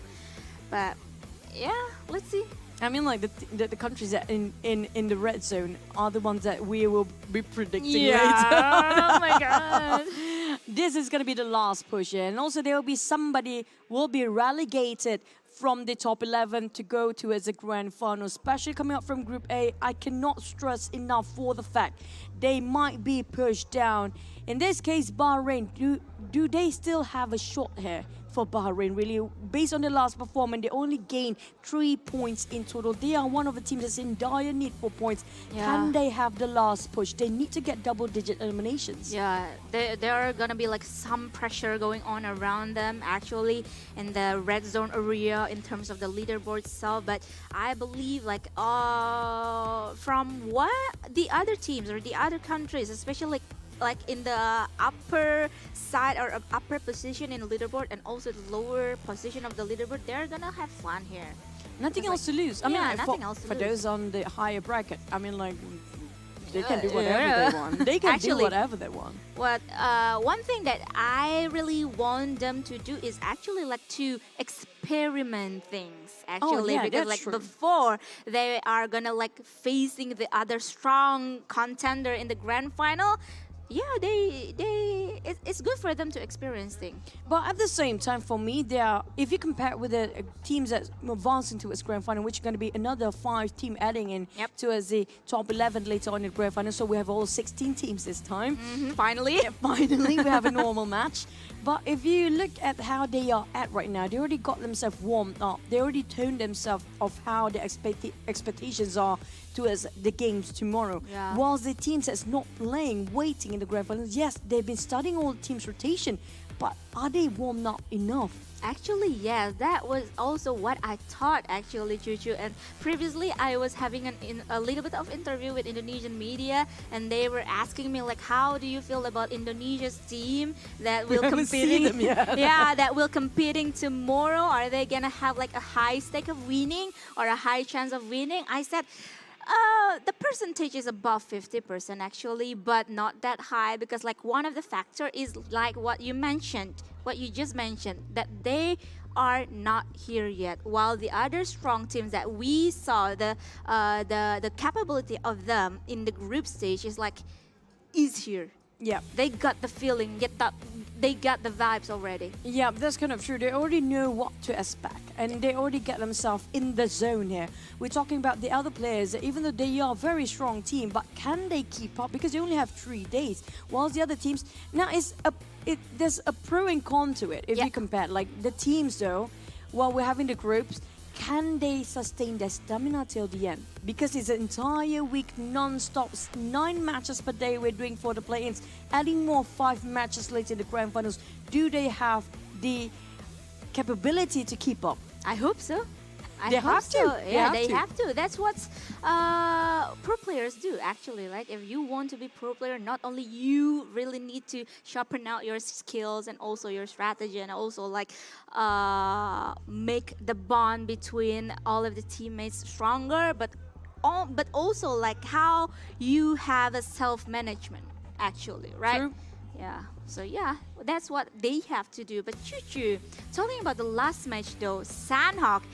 It's been like fun Sandhawks, actually. 2 Sandhawks that we've been casted is today. Today. Finally, you got Sandhawk. Yeah, thank you. Thank you. Yeah, after 2 fun Sandhawk that we saw, what do you expect with the last Sandhawk here? We saw earlier that the circle was quite unpredictable. It comprises a lot of a big wonky circle that have a lot of water ratio in it. That's already not a good start for the teams. And also we kind of have a lot of circle that's kind of unpredictable since it comprises all the islands as well. So when it comes to Sandhawk, it's a very small map, but the smaller the map is, the more high chances the teams will have to clash quite early on. Now in this case, in the last match though, we had this talk with Doggy before. Yeah. The teams that actually need the points happen to be having the same mindset. They happen to be clustering together. Now, none of them actually winning. Like I told them a story. If you put it in a story, it's like 3 fishermen's boats having to poke themselves each other for their boat to drown themselves, to drown each other out. But the big boats happen to just crush them later on. Yeah. So it's like none of them actually winning. Yeah, that is actually unfortunate for them. That is not a good situation for them, actually, right? Definitely. Definitely. They really need to do it all out, actually, for the for this last match, this last chance for them. But speaking of Sandhawk, the first Sandhawk actually like won by Chinese Taipei, and obviously Chinese Taipei still gonna on this game. And also the latest Sandhawk, which is won by Team Brunei Darussalam, and obviously Brunei is not gonna play again for this match. So, do you think Chinese Taipei is gonna have a winning condition for them, or is I mean, like they a high are quite chance? in the safe zone right now. They are pretty much in the safe area. So I don't think they, like you mentioned earlier, they might want to experiment some new moves or new strategy or rotation based on the other teams that are still not competing right now in the grand finals. Maybe testing out new drop spot if they want to. This is the time for the teams in the top 5 to test out their new drop spots when it comes to Sandhawk. And then just to point out, I think this is the most tournament having the most Sandhawk, by the way. Oh, because we never had definitely. this much Sandhawk in a day. 3 Sandhawk in a day. Oof. Usually they just play once, right? Yeah, once a day. Once a day, or maximum like once a week, possibly. But back to it regarding the Chinese Taipei, they're definitely not really having that mounting pressure behind their backs. But the one that should be focused on right now, who will land themselves in the 11th place? Because right now the point gap is not that too far either. Up to the 12th and 13th, they still can catch up. But will Libya be pushed down? That's another story. Yeah, that's another story talking about Libya. Libya is also in the red zone, but by the way, this is not updated yet. Yep. Yeah. The point and also the placement that we see today. But talking about the last game, as usual, we're gonna have our prediction. What about you, Chuchu? Who do you think? The unfortunate team that we will be jinxing right Oh now. no, I hope not for now, please.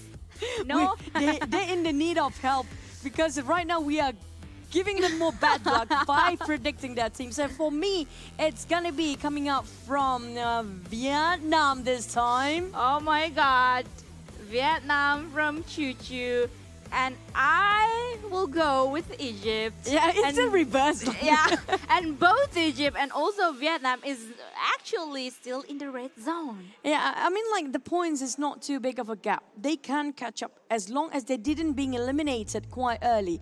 They have so many conditions they have to meet up, including not having any sort of handicap since the start. They cannot afford to even lose one man straight off the bat. And not just that, they have to make sure all the teams above them being eliminated first. Yeah. But at the same time, they have to be not too reckless about going all in too early on. So it's like everything has to be calculated very precisely efficient. Exactly. And I hope that everyone is gonna enjoy this last moment, this last dance, especially maybe harshly saying the teams that are not gonna like proceeding their way into the grand final, because like this is gonna be like the last game for them to play. So yeah, have fun. Yeah. Nothing else to lose, and that's going to be it. For them, it's going to be showing off their pride. They are the representative for their own region and own country, so they have to prove us they are still in for the win. Yeah, but talking about like these past 3 days, Choo. So many things. How do you think it is? How do you feel about this past 3 days? I mean, we saw since day one some teams are dominating. Yeah. It's just they're still dominating up till now. Yeah, exactly. And they are hot and cold team like Vietnam. Chinese Taipei is one of them, but they push in the last minute.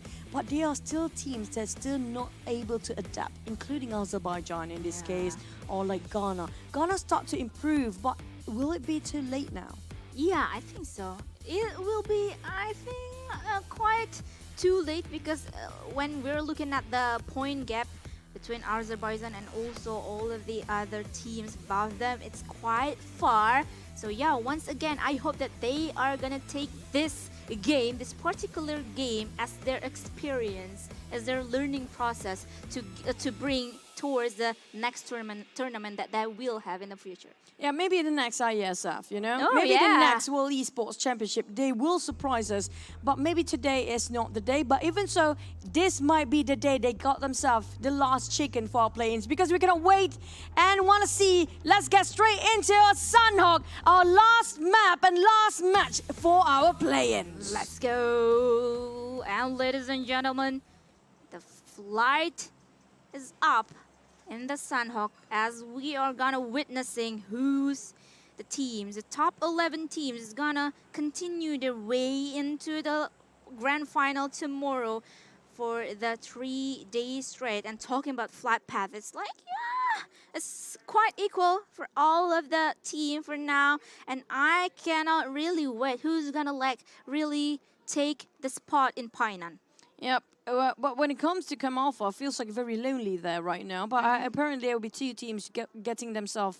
It's going to be a Chinese Taipei and Vietnam. But if you look over towards Chinese Taipei, look at one player on top of Tambang. Now, Cam is so quiet, but the circle. Oh my God. Is this going to be a quarry circle? I think, okay, I'm gonna feel my feeling first. Is it gonna be like Quarry, or is it gonna be like the Painan?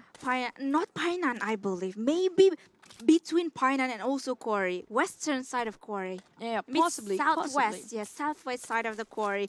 That is my feeling for now. How about yours? I have a feeling it might be Quarry. I mean, like, okay, if it's Quarry, then it's gonna be really hard to predict for the movement of the players, because it's multi-terrain, layers of terrain that the players should be focused on. There's not much places, not much compound to be hiding. Yes, there are compounds outside of the quarry, but it's just a very limited at the moment. On top of Cam Alpha, we do have Chinese Taipei taking on most of it. We do have one player on Tambang just to garner or just to gain information and relay back to the entire team about the movement of the other teams that might be tailing them from behind. Yeah, that is quite far. But talking about like Tambang and also Ruins area Nakam, it's quite empty for now. There's none of the teams concurrent or occupying the area of the that C island itself. It's quite crowded in the B island area, and we're gonna see the Maldives team is gonna occupy the bootcamp area. The bootcamp area is actually like kinda a hot spot if the circle later on is gonna shift towards the southern area, because some of the teams like Vietnam maybe, just maybe, is gonna take the rotation, the pathway towards the bootcamp area. Yeah. If they happen to pass by there. It depends on the second or third circle, really. If it's not really comprised, if you can see, I think bootcamp's just not in the center. It's quite at the edge of it. If it happens to be on the second phase, it's not already inside of it, I think Vietnam maybe just going to go shortcut. Or they can actually go through bootcamp still if they want to avoid unnecessary fight. Because right now, Vietnam cannot afford to lose not even one member. They've been playing very, very conservative. They need to be slightly aggressive just to get themselves enough point to make it through. Yeah, because like if they are not making it through to the grand final, it's gonna be like a big upset for them. But in the side of Team Iraq, no, I think it's some of a glitch in terms of like the elimination phase. We don't see it yet inside of the Team Iraq itself. But Paradise Resort, Ghana, I believe that Ghana is still alone in the side of the Paradise Resort. No contender at all that we've noticed in the side of minimap. So yeah, but on the other side, South Korea got their way towards the elimination of the first man. Yep, it's going to be Egypt Tail making sure they got themselves first eliminations on top of Langkawi. And this is a good start for Egypt because they really need the points as much as Vietnam here. And both teams are struggling to keep the boat afloat. They're still trying to slowly coming up from the shorelines to just get whatever that move along the process is just going to shoot it down. But the problem with them right now, they don't have enough in terms of utilities. Some of them don't even have their gears up. Even helmet on is a bad situation. Actually, if you want to really commit it into a war or initiating a war. But 4 to 5 minutes into the game, we are only seeing like some of the slow movement coming in around the players itself. Just to clear things up, in case you guys are looking at Iraq not getting any elimination, do they get eliminations though, by the way? So. Because Djibouti's is not supposed to be playing, their ranks is there, but the players are not actually there in the meantime. But back to the current situation here, we do have Guatemala, who happen to be not having any sort of a problem on top of Quarry, and still taking their own sweet time to loot up because they don't really need to get into too aggressive fights early on. Even though they have nothing else to lose right now, but they have a lot to prove towards the nations and the ones that are watching in the World Esports Championship. Yes. Actually, for now, Monikil from Guatemala is having a little bit of a challenge here in terms of like some of the equipment that they got for now, because like it's so minimum in terms of like it kit and also another healing prom that Guatemala looted, because like in a quarry area maybe it's so minimum in terms of looting equipment. But onto the other side of the island itself, Team Maldives seems to be like really looted up because they went away from Painan itself, and they went into the Painan itself, and maybe is gonna facing Team Maldives, as Team Maldives is actually like the conqueror of the Painan area. But Mauritius is there. Mauritius, this is the time to shine. They are the footsteps. That's going to be really scary. Maldives, their whole cavalry has arrived. My God, you heard the footsteps just now. There goes with the DBS. He's waited for the entire time. Fion next. My goodness me. There was a valiant effort. Still managed to secure one. Make it two. 1-4-2. They got themselves a discount for the knockdown, but here comes Vortex. He tried to fit it on Kobe from Sky. Dude, my goodness. Oh my God, Team Maldives as the conqueror has been collided by Team Mauritius. One man standing, one man left from Team Maldives. Are they gonna be out of the game here? Because Vortex is gonna be like searching the last man standing from Maldives, but that one last man standing is still there alive. Mauritius seems like everything in their hands right now. Maldives didn't see this one coming. They couldn't have predicted this. There's always somebody in the compound. You cannot assume it's vacant. But here comes the cook-up nade. It won't be in on the angle. Coming up from another one. Lord cooking it up. Tossing towards another window straight into Toxins. Oh, so close of getting knocked down. Toxin managed to heal himself in the last minute. Shredded almost his vest. He got himself an upgrade of loot, boosting himself up, but the footsteps getting nearer, and here comes the DBS. Oh my god, but Team Maldives once again is gonna be up with 3 men now because they can manage to revive themselves up, but Mauritius though really need to be extra careful because Team Maldives is getting ready. But I can see one player from Chinese Taipei is trying to hunt them down. Here comes they're walking on thin ice. Mauritius versus Maldives. Mori trying to keep them away. Mori getting on one with the DBS. Vortex is down. But here comes Toxin trying to do plays here. Going towards the first floor with the DBS. Oh, what? Jump and shoot. Toxin getting on lower. Toxin. Oh, so close again, Addy. Mauritius being eliminated, obliterated. It's going to be entire team out. But here comes Chinese Taipei. I can't even pronounce his name right now. Hui. He's just going to finish off the job.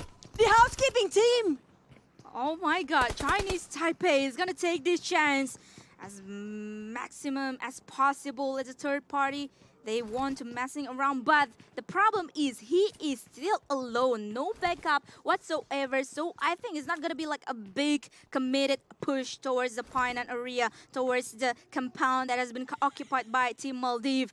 But it's too bad though. It was too bad Team Mauritius because things go south for them. Because actually like they can actually won that war against Maldives. Yeah, just a bit too late when it comes to the backup coming in just to save their teammate. But here comes Maldives fighting against Chinese Taipei. They spotted out Chang Fu. The rest of them are here. The entire cavalry of Chinese Taipei is here. Eddie with the Vector. Try to close the door, making sure they cannot have an entrance. Chang Fu taking on Toxin. Iran taking on another team, but here comes Eddie to do the play. It's going to be 1-1 trade, 2-1 right now. Mori, last player, survive. All he needs to do is just exit out. There's no way he can fight this one out. But I think 2 men from Chinese Taipei is not going to let him get away from Painan area. But Mari is ready with his DPS gaming. Once again, Mari as the last man standing cannot really stand strong there. Chinese Taipei got their big win here. 3 elimination point has been pocketed and securing Painan area, which is the center of the next circle. Is a fish eat fish world. Oh, yeah. After one, the other. I mean, like, now Jordan taking on Egypt. I mean, like, Egypt, they cannot afford to lose anymore. Vietnam and Egypt. Vietnam is playing it as slow as possible. While we do have Bahrain, can they secure double-digit eliminations there? They need that kind of push to make sure they got themselves squeezed in the top 11. On the Jordan side, they are taking elevations of the grounds right on the outskirts of Cave. Spotted out the rest of Egyptian players. IESF and Krona will be in dire need of help, but they don't have men anymore. They lost heavy casualty early on. Look how Jordan just tried to outcorner them every way possible. This is going to be very interesting as we can see. Jordan, as far as we remember, is a very aggressive team as well as Egypt. So if they really committed to push towards the Egypt, to collide towards the compound that has been occupied by Egypt, is going to be like a big war, especially with Lath position. He is so ready to take or to give cover for his teammates. On the other hand, we do have Iraq players trying to scout out for more victims there. Ghana left with only 1 remaining member and just gonna hide it out till the end of it. They need the position points and take a bit of a scooter moment for Volt and Golden, our last MVP in the previous match when it comes to Murama. But Egypt saved by the bell, but they opened fire. Why did Krona do that? They were leaving. Now he gave away his position just now.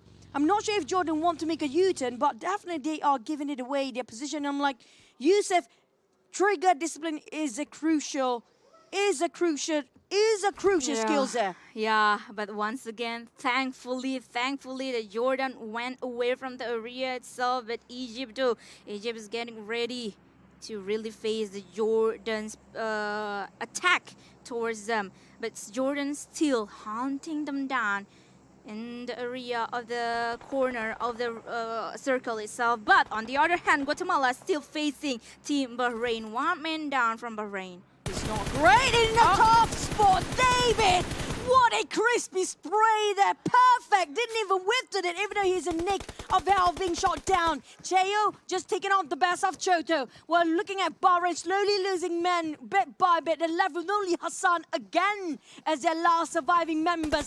Cheo just going to finish it off. Guatemala will wipe off the best of Bahrain for now. Left with only Hassan. Can he bear the responsibility with the double digit for Bahrain? That's going to be a tough one. Yes, very, very tough. Salman been locked down by the players from Guatemala, especially already thrown the Molotov by Cheo. And just like that, Salman is way out of the game. Only left with one player from Bahrain itself. But Team Guatemala doesn't really manage to take or to search for the last man standing, which is Hassan, I believe. Yep. It's always Hassan. Always. You know, the funny part, Hassan is a bit a bit clumsy. So he always toss Molotov right like a different angle. But he always the last one to survive. Yeah. I'm not sure why, but he happens to be really lucky. Now, the next circle will pop in within 15 seconds. And where will it fare? Because we do have Chinese Taipei right on top of Painan, scouting over towards the quarry. They're going to go 2-2 formation. While coming up from Samien Nakam, taking it very long and sweet, is going to be the Vietnam team. They're taking more health utilities just to play the healing match. But we do have Camp Charlie as our fourth and third circle here. And it's going to be a rough one. Whoever's in the main peninsula have to go towards the other side of the island. Exactly. Especially the sea island area is quite empty for now. Only some of the players or some of the teams is already occupied Camp Charlie area, and this is going to be like a sweet kind of circle for Team Vietnam as they really want to win this game with a bunch of elimination points because the western or the southwest area of the circle itself is safe and sound for them. Oh wait, here comes the fires. Iraq versus Egypt still ongoing after such a long time. Should have done and dusted there. Iraq is still not happy. They already secured 6 eliminations. They want 4 more. They want that 2 more from Egypt. They are hovering around the window. Krona couldn't not pick. I mean, like, Egypt, just build this one out. Take a vehicle, just flee. Because this is not the war they want to fight against. With Iraq already set a tone, really aggressive, they might just dig in their own grave here for Egypt. Yep, still committed to both Egypt and also Iraq, but no, I don't see any aggressive movement being played by Iraq. They gotta play it safe for now. Maybe they are gonna wait for like a perfect opening, a perfect entry to really colliding into the compound area that's been occupied by Egypt itself. But they gotta move. They gotta move faster because the blue zone is hunting them down. Well, they move fast enough. Their own foot, by the way. There's no vehicle around them. Yep. Back to the side of Chinese Taipei, keeping the pressure towards Guatemala. Monique almost being knocked down entirely, but definitely... Oh, never mind. It's going to be Chinese Taipei. Oh, coming out from the other end. Chinese Taipei, they have a go, want to rush in, but Jared taking on the flank side. Changfu with a UMP now charged forward. There's only one rock in between them. Hong cooking up the nade. Jared doing the same. They're going to exchange nade here. I don't see this going to be a happy ending, but here comes one for Hong. He managed to evade that one. Now Jared taking another one. It's going to be Jared taking on Changfu. Hong fleeing the scene here, trying to buy his time to reset, but Jared with the DBS, no mercy shown. It's going to go for the elimination here. He's doing savage moves towards the side of the Chinese Taipei. Finish off easily. Hong, can he clutch this for the team? Oh my God, Hong being the frontliner that is going to be facing Gyro. It's not going to be like a very easy situation going on for Hong, but he managed to take 1 man down from Guatemala. And just like that, Guatemala only left with 2 players. And I think it's gonna go south for Team Guatemala as Chinese Taipei managed to colliding into the defensive area of Guatemala. And just a snap of a finger, Guatemala out of the game. Absolute decimation coming out from Chinese Taipei. They even get themselves a huge upgrade of loot from that death boxes around there. But for the Korean side, it's going to be Leif gatekeeping them. Will and Uriel, can they fight against Leif, the legendary guy in this entire play-in? Exactly, the legendary. But this is it. This is the only way to eliminate the player in the sniper tower. But Leif managed to dodge the molly out and went away with the buggy. And he is still alive, even though a lot of pressure has been sent towards himself. But South Korea, though, South Korea is still hunting him down. Are you kidding me? It was 2v1. Yeah. He even was on a watchtower. He get to have the space to jump down and just drive the buggy away. What is that, Superman? Who is Leif actually? Who is he actually? When I was looking at that, I'm like, no way Leif can survive this Right? one. The Molotov burning the watchtower. There's support fire coming up from behind. But he's just sneaking away from that, out of the place. I'm like, how? Yeah, even actually, like South Korea's player actually have a vision towards Leif when he went away with the buggy and didn't manage to like send a single bullet towards him. This man is legend. I mean, like this, he did some sort of magic, definitely. I mean, like nowhere else. Nothing that we can explain from that situation. Back to the side of Chua, our previous MVP, but Ragnarok coming up from Jordan, taking on Iraq. They are on the savage streak, if you ask me. They're going on rampage, but Ragnarok being knocked down. Iraq right now on fire. They wanting for more. They're not showing any sign of stopping at all. Leif with an AUG got themselves an airdrop. Ragnarok will be safe if they pop enough smokes to us. But Leif almost been pinned down by Volt just now. Oh my god, thankfully, Leif is still there. Leif is still alive, but Golden though. Golden being the sneaky assassin from both, from above them, but Leif, and finally, he is taken down by Golden. This is Golden moment. For the side of Iraq, Golden, definitely a smart move, ingenious even. Who would have thought he actually will coming up from the... Well, this is beyond high ground, right above them actually. Yeah. And it's going to be Iraq trying to move forward. They are crossing this bridge on top of Camp Charlie. Now they're trying to fish out anybody who swims. They spotted out Corona. There goes one more. Egypt eliminated next. This is not great for them. Can they still make it to the top 11? Oh my god, I hope so. Well, let's see. Let's see about the result later on. But that was very unfortunate for Corona himself to be in the open area and also like facing Jordan and to Iraq, I believe. Yes, Iraq as the opponent. As we know, Iraq is also a very strong contender, but Chinese Taipei is gonna be like the next big team, or is it gonna be like things go south for Team Iraq himself? It's a bit of a brawl between Iraq and also Chinese Taipei. We have going against Kalaga. And they're trying to play around our structure. They got outplayed by Chinese Taipei. Kalagan down on his knees. Golden revived by Volt. They're having another go. Shot finished off. Will is doing his best here. Can he clutch this as Hong is too far behind? Oh my god. And another grenade has been tossed by Volt towards the IU. And then Hong himself, he are gonna go away, go back from the messy here that has been made by Iraq and also Team Chinese Taipei. But Iraq, this is gonna be like 1v1 situation between Ayu and also Volt himself. But Ayu is gonna like, he needs to be really extra careful. We can't even pronounce his name, guys. Do enlighten us, by the way. But unfortunate enough, we do have one more team out. That's going to be one of, I think, Jordan just now, who tried to get a go against Iraq. He's just on fire. There's no stopping them at all. Back to the side of Chinese Taipei.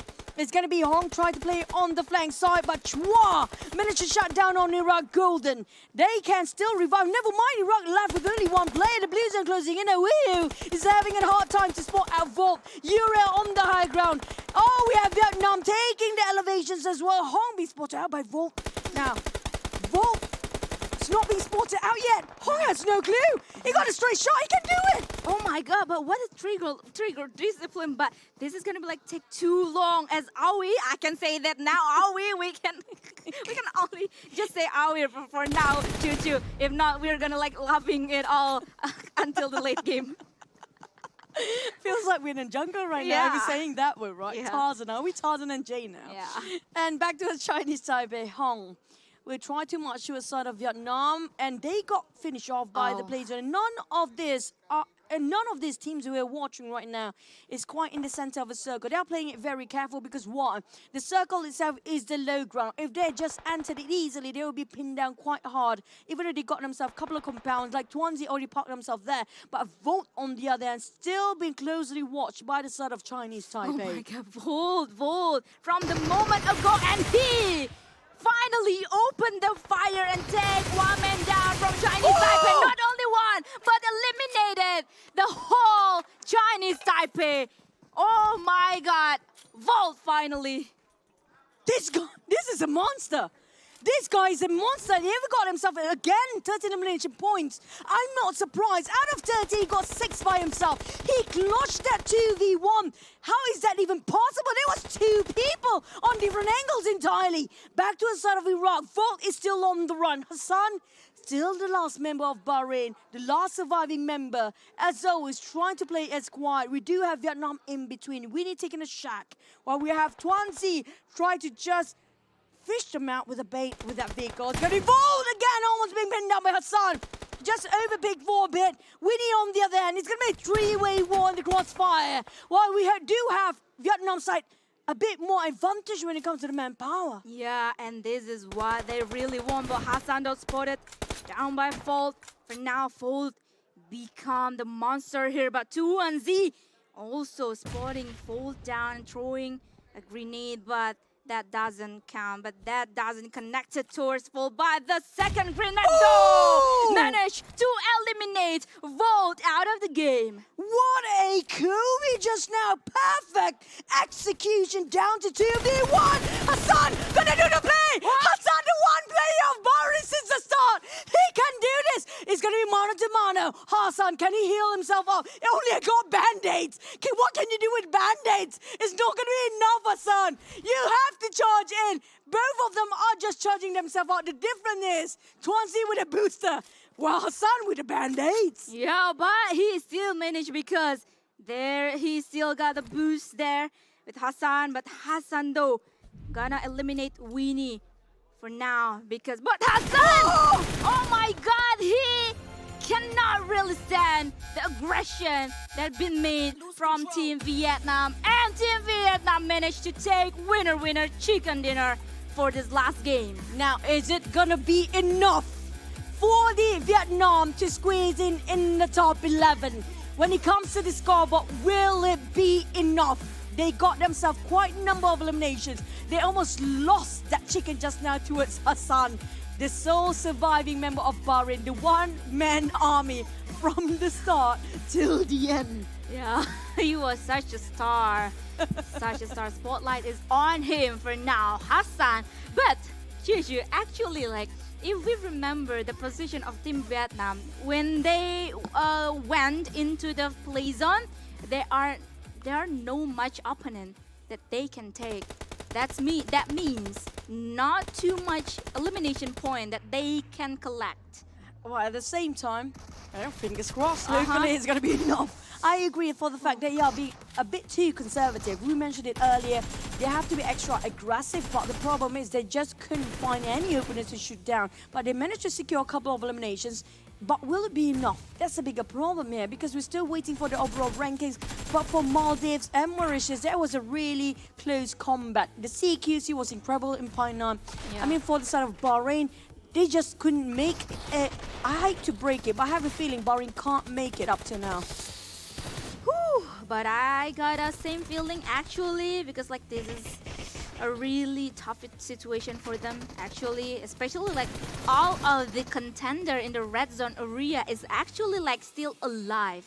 True. Until the late game, better. The place in terms of placement point, they are better than Team Bahrain. You know, the funny part is Bahrain is so good when it comes to long distance kind of war. but they're always being shot down by Guatemala from behind. Yeah. It's always that case here, but we do have Chinese Taipei, a different player coming in this time. It just changed the dynamic of the entire team so different. They got quite a number of elimination, but for the Iraq side, I have a feeling we're still gonna have Volt as the MVP. He's just not gonna die. He's just a walking and running zombie. Who is Volt actually? After we saw Leith, the monster, now we got Volt actually. Like this group stage has been insane. It's just incredible.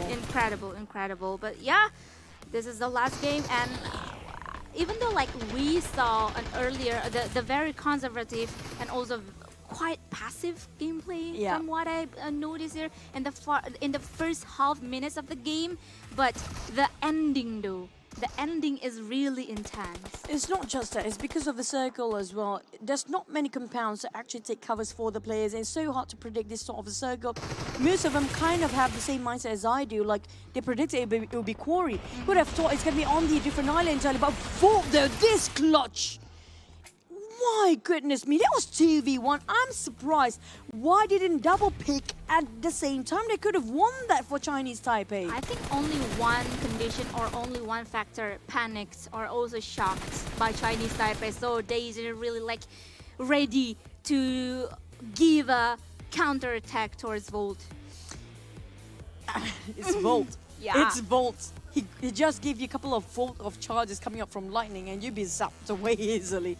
But for Iraq, they got 23 points. Definitely this gonna be like really firming the position when it comes to the top 10.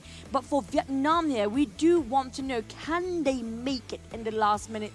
Bahrain, I feel like it's going to be a long shot though.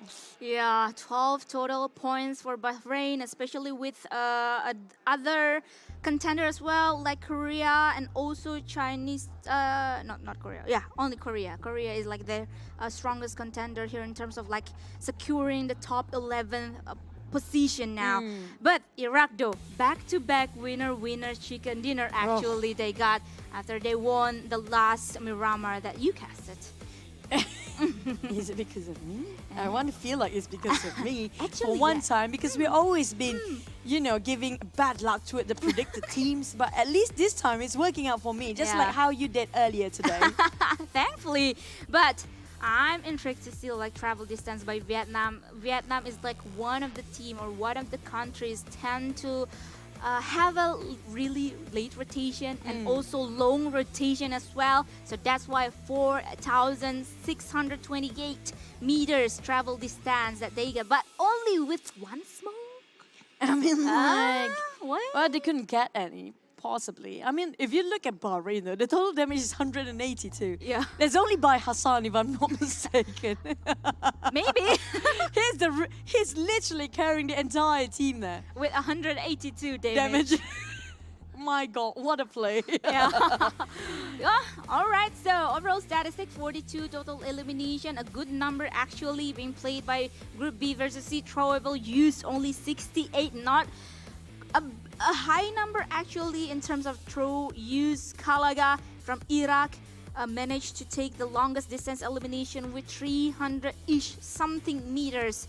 And in terms of distance itself, airdrop looted, pretty standard, pretty typical, with only 2 airdrop has been looted. I think the Kalaga longest distance of elimination just now was the one he actually shot down of one of the Egypt players under the bridge. Yeah. He's the only one that actually spotted him out. But for Iraq team, I don't know what happened, but they got a different side of them that's really scary right now.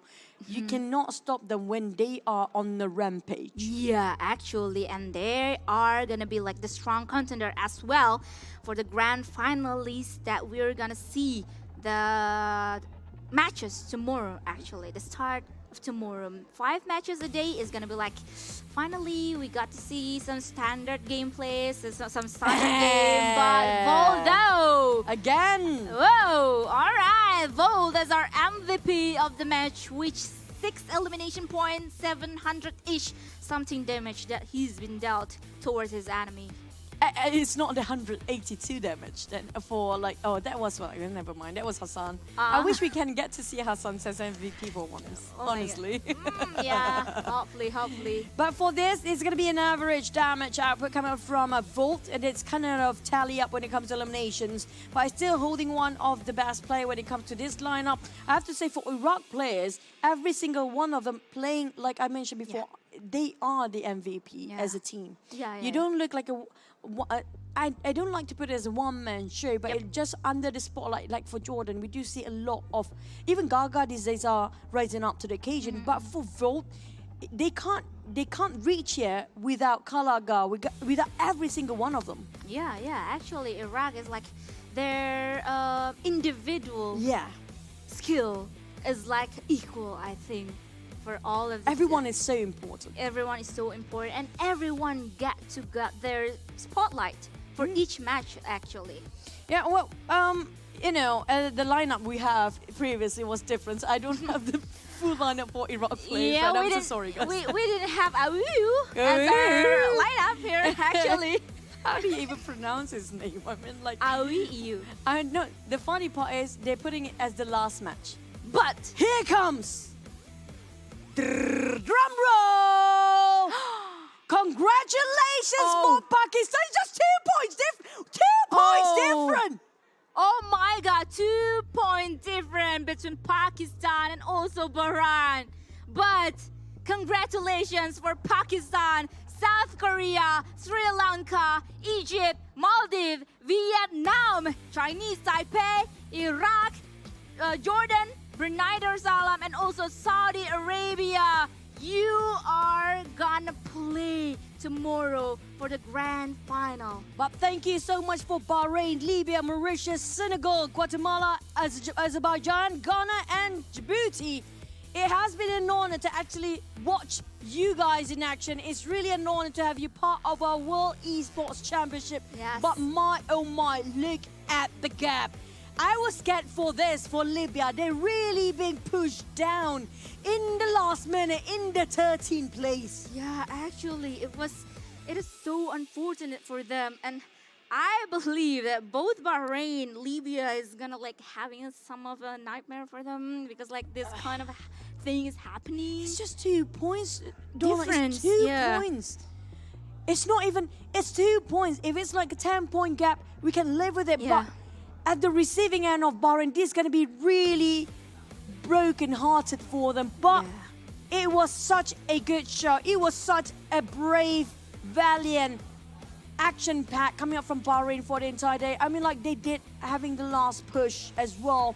And also for Libya, it's just they did their best. It's just not going to be enough for now. Yeah, they got their spotlight actually, like some of the play style and some of the game, some of the words that made by them is actually like insane also. Well, we still have a lot of matches when it comes to the grand finals tomorrow. Can't wait and see for the 16th team to be in action. But let's just toss it back to our host, the amazing Gary. All right, thank you once again, Chuchu and Dona Fiska. Guys, you already see the table. Saudi Arabia is the leader of the table of the day. So we have finished all of the play-ins on Fire Stage PUBG Mobile IESF 14th World Esports Championship. So before I close the event for the day, I would like to tell you that this event can be held by support from our government sponsor. Thank you once again to Kemenparekraf, Kemenpora, KONI, NOC Indonesia, and Wonderful Indonesia. And of course, tomorrow we'll have a grand final for PUBG Mobile on IESF 14th World Esports Championship, still on a Fire Stage. Okay, thank you for watching, and ayam apa yang tidak bisa bertelur di siang hari? Ayam jantan, betul. Thank you guys once again. See you tomorrow on IESF 14th World Esports Championship. Bye-bye.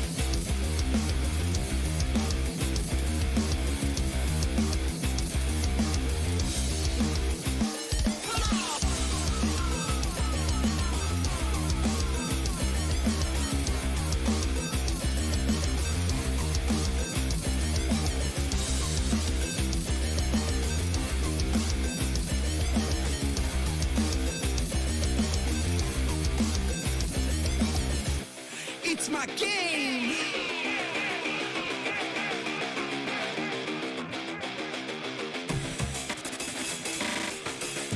It's my world.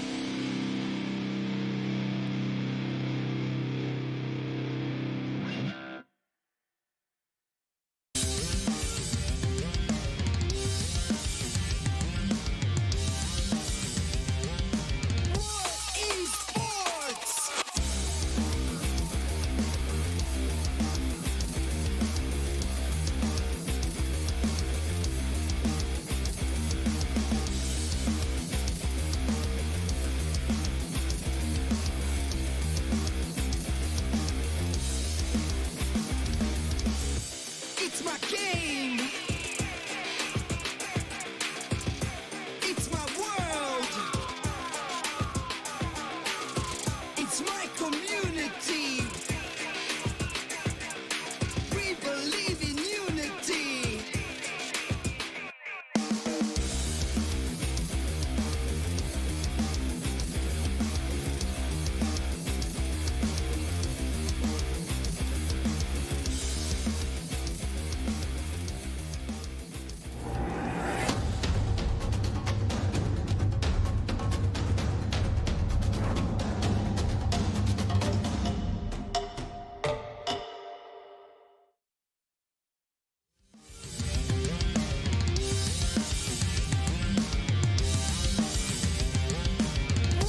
Esports.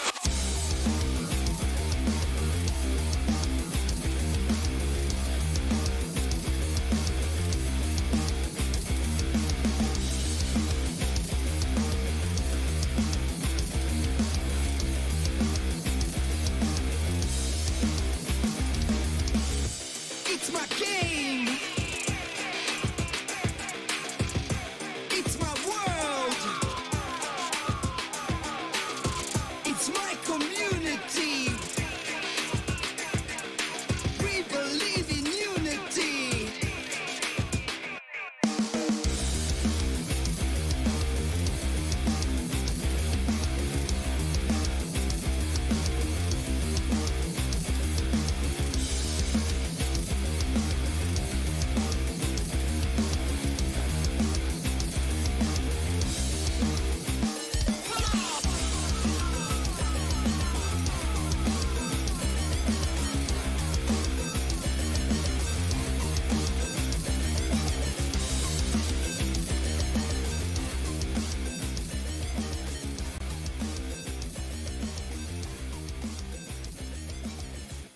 It's my game.